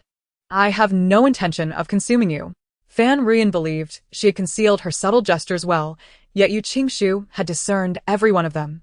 With her alternating offers of apology and invitations to dine, Yu Qingshu could easily surmise that Fan Rian harbored ulterior motives. She was not oblivious to Fan Rian's attempt to provoke her into accepting the invitation under the guise of coaxing. However, such tactics were all too familiar to her. They would not sway her. Nonetheless, she found herself intrigued by the secret that had slipped from Fan Rian's lips and the urgency behind her desire to partake in this meal. "Very well. I will join you for this dinner," Yu Qingshu responded, a glimmer of intrigue flickering in her eyes as she spoke. Before long, they found a relatively quiet restaurant in the mall and settled down at a table by the window. This, and this one of each," Fan Rian declared, perusing the menu and ordering 5 or 6 dishes before returning it to the server. She then turned to Yu Qingshu. "I am quite familiar with this restaurant, so I will take charge of the ordering. You have no objections, do you?" Yu Qingshu took a sip of the bland lemon water, her brows slightly raising as she replied, "No objections." Noticing this, Fan Rian relaxed, her tense expression easing, and signaled for the server to proceed with the preparations. Yu Qingshu rested her elbow on the table, her delicate fingers poised against her chin. As Fan Rian remained silent, Yu Qingshu was in no rush to speak, instead gazing quietly out the window. Fan Rian's gaze frequently wandered to Yu Qingshu's abdomen, which appeared flat, leaving her unable to ascertain whether Yu Qingshu was indeed pregnant. Soon, the dishes Fan Rian had ordered began to arrive at their table. As Yu Qingshu cast a glance at the array of dishes on the table, a sudden heaviness settled in her gaze. In contrast, Fan Rian's lips curved ever so slightly into a smirk, scrutinizing the expression of the person across from her. The spread included garlic choy, red bean and Job's tears porridge, clear stewed turtle soup, cashew shrimp, and king crab, an exquisite harmony of flavors and aesthetics. Yet, Both Yu Qingshu and Fan Rian were acutely aware of one undeniable truth.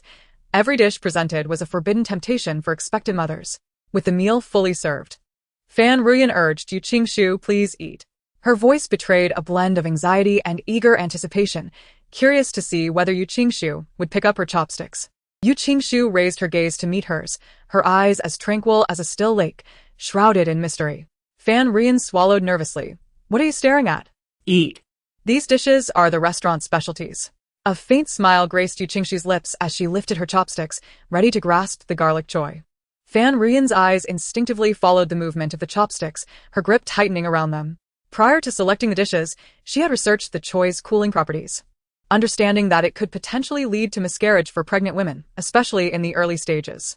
If Yu Qingshu were indeed pregnant, she would undoubtedly avoid such a dish. Yet, to Fan Rian's astonishment, Yu Qingshu appeared unfazed as she placed the choy into her bowl. Could it be that she was not pregnant? No, that seemed implausible. If Yu Qingshu were aware of her condition, she would certainly know which foods to avoid.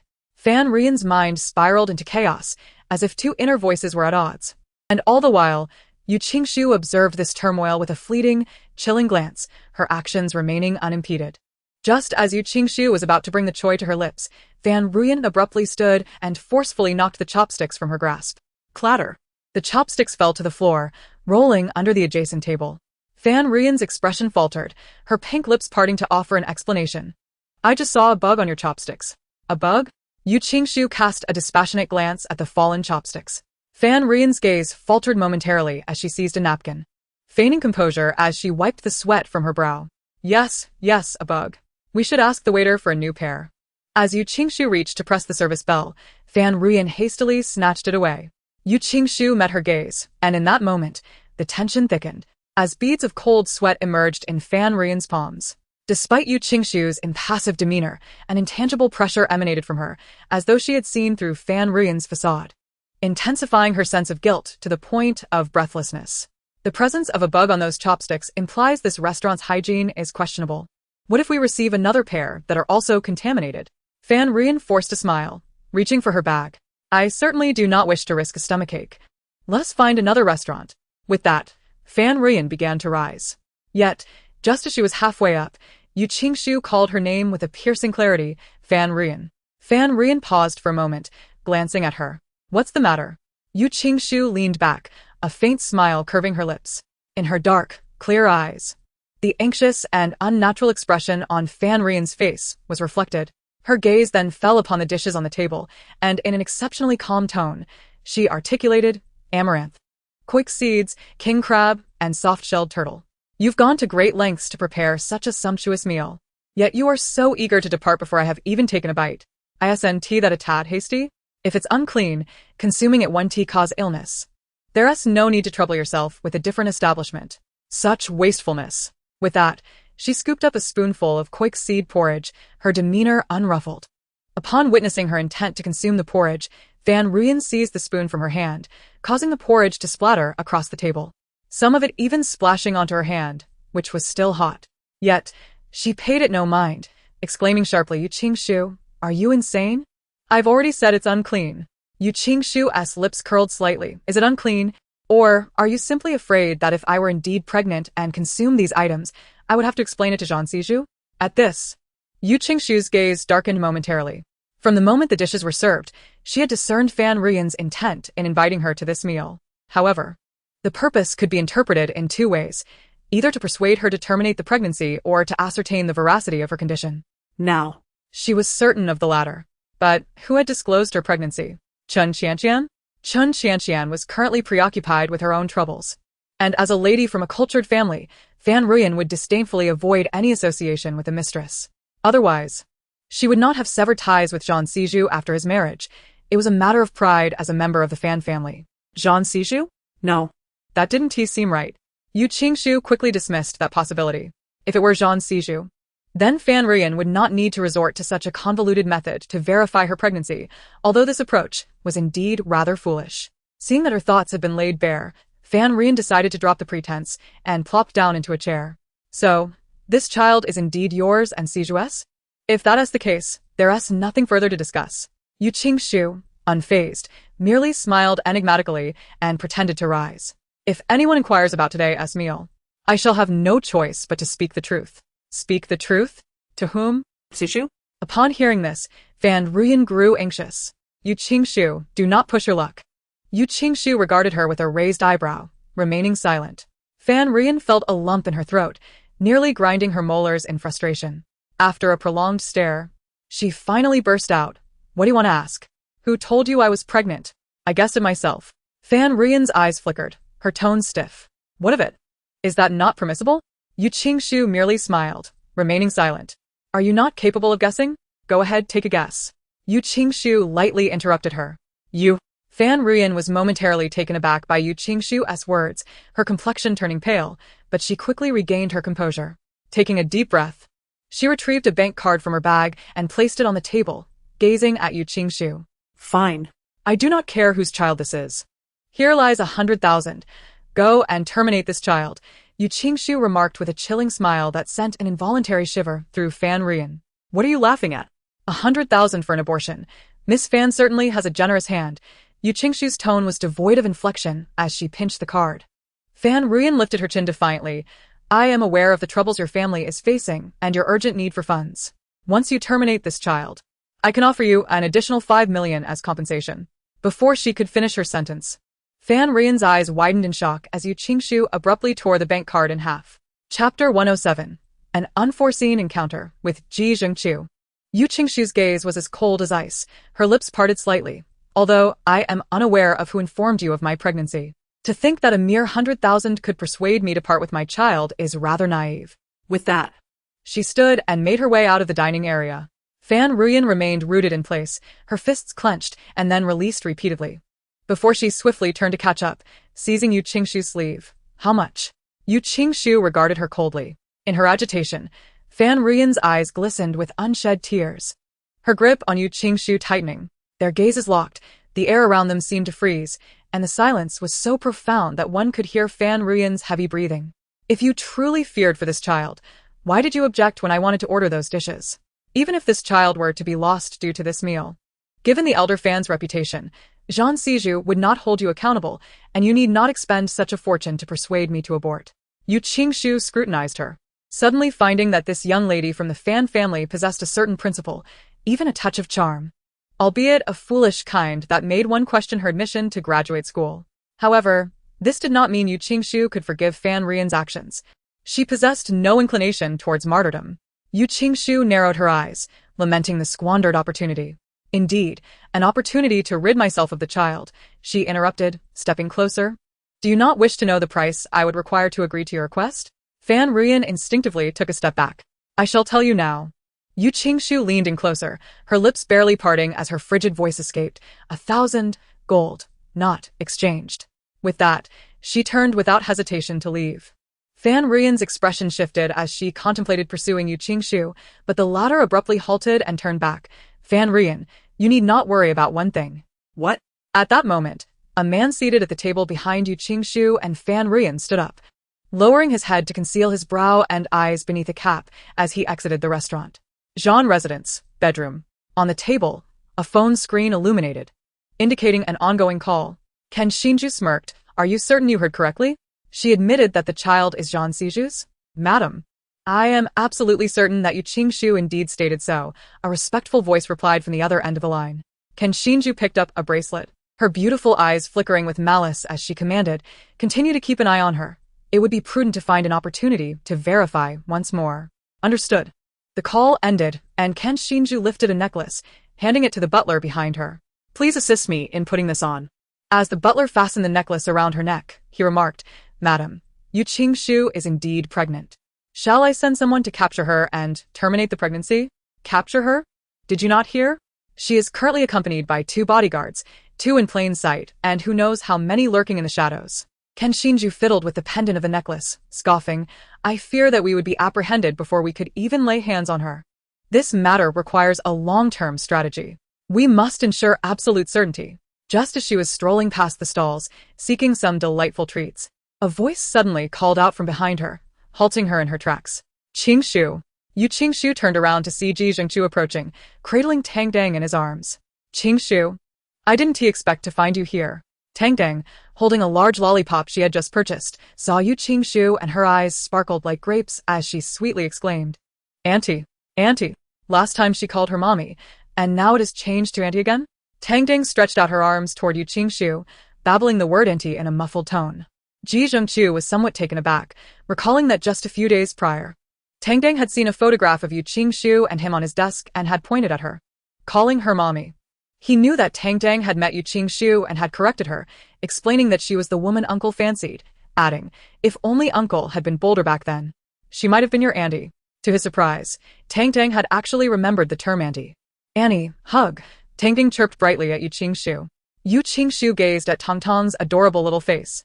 And perhaps due to the presence of the little one growing within her, she felt a pang of reluctance to deny Tang Tang's request for a hug. Reaching out to embrace her, Auntie, fragrant, Tang Tang chimed. Tang Tang, I am not your auntie. Please do not call me that. Yu Qingshu chuckled, playfully pinching her cheek.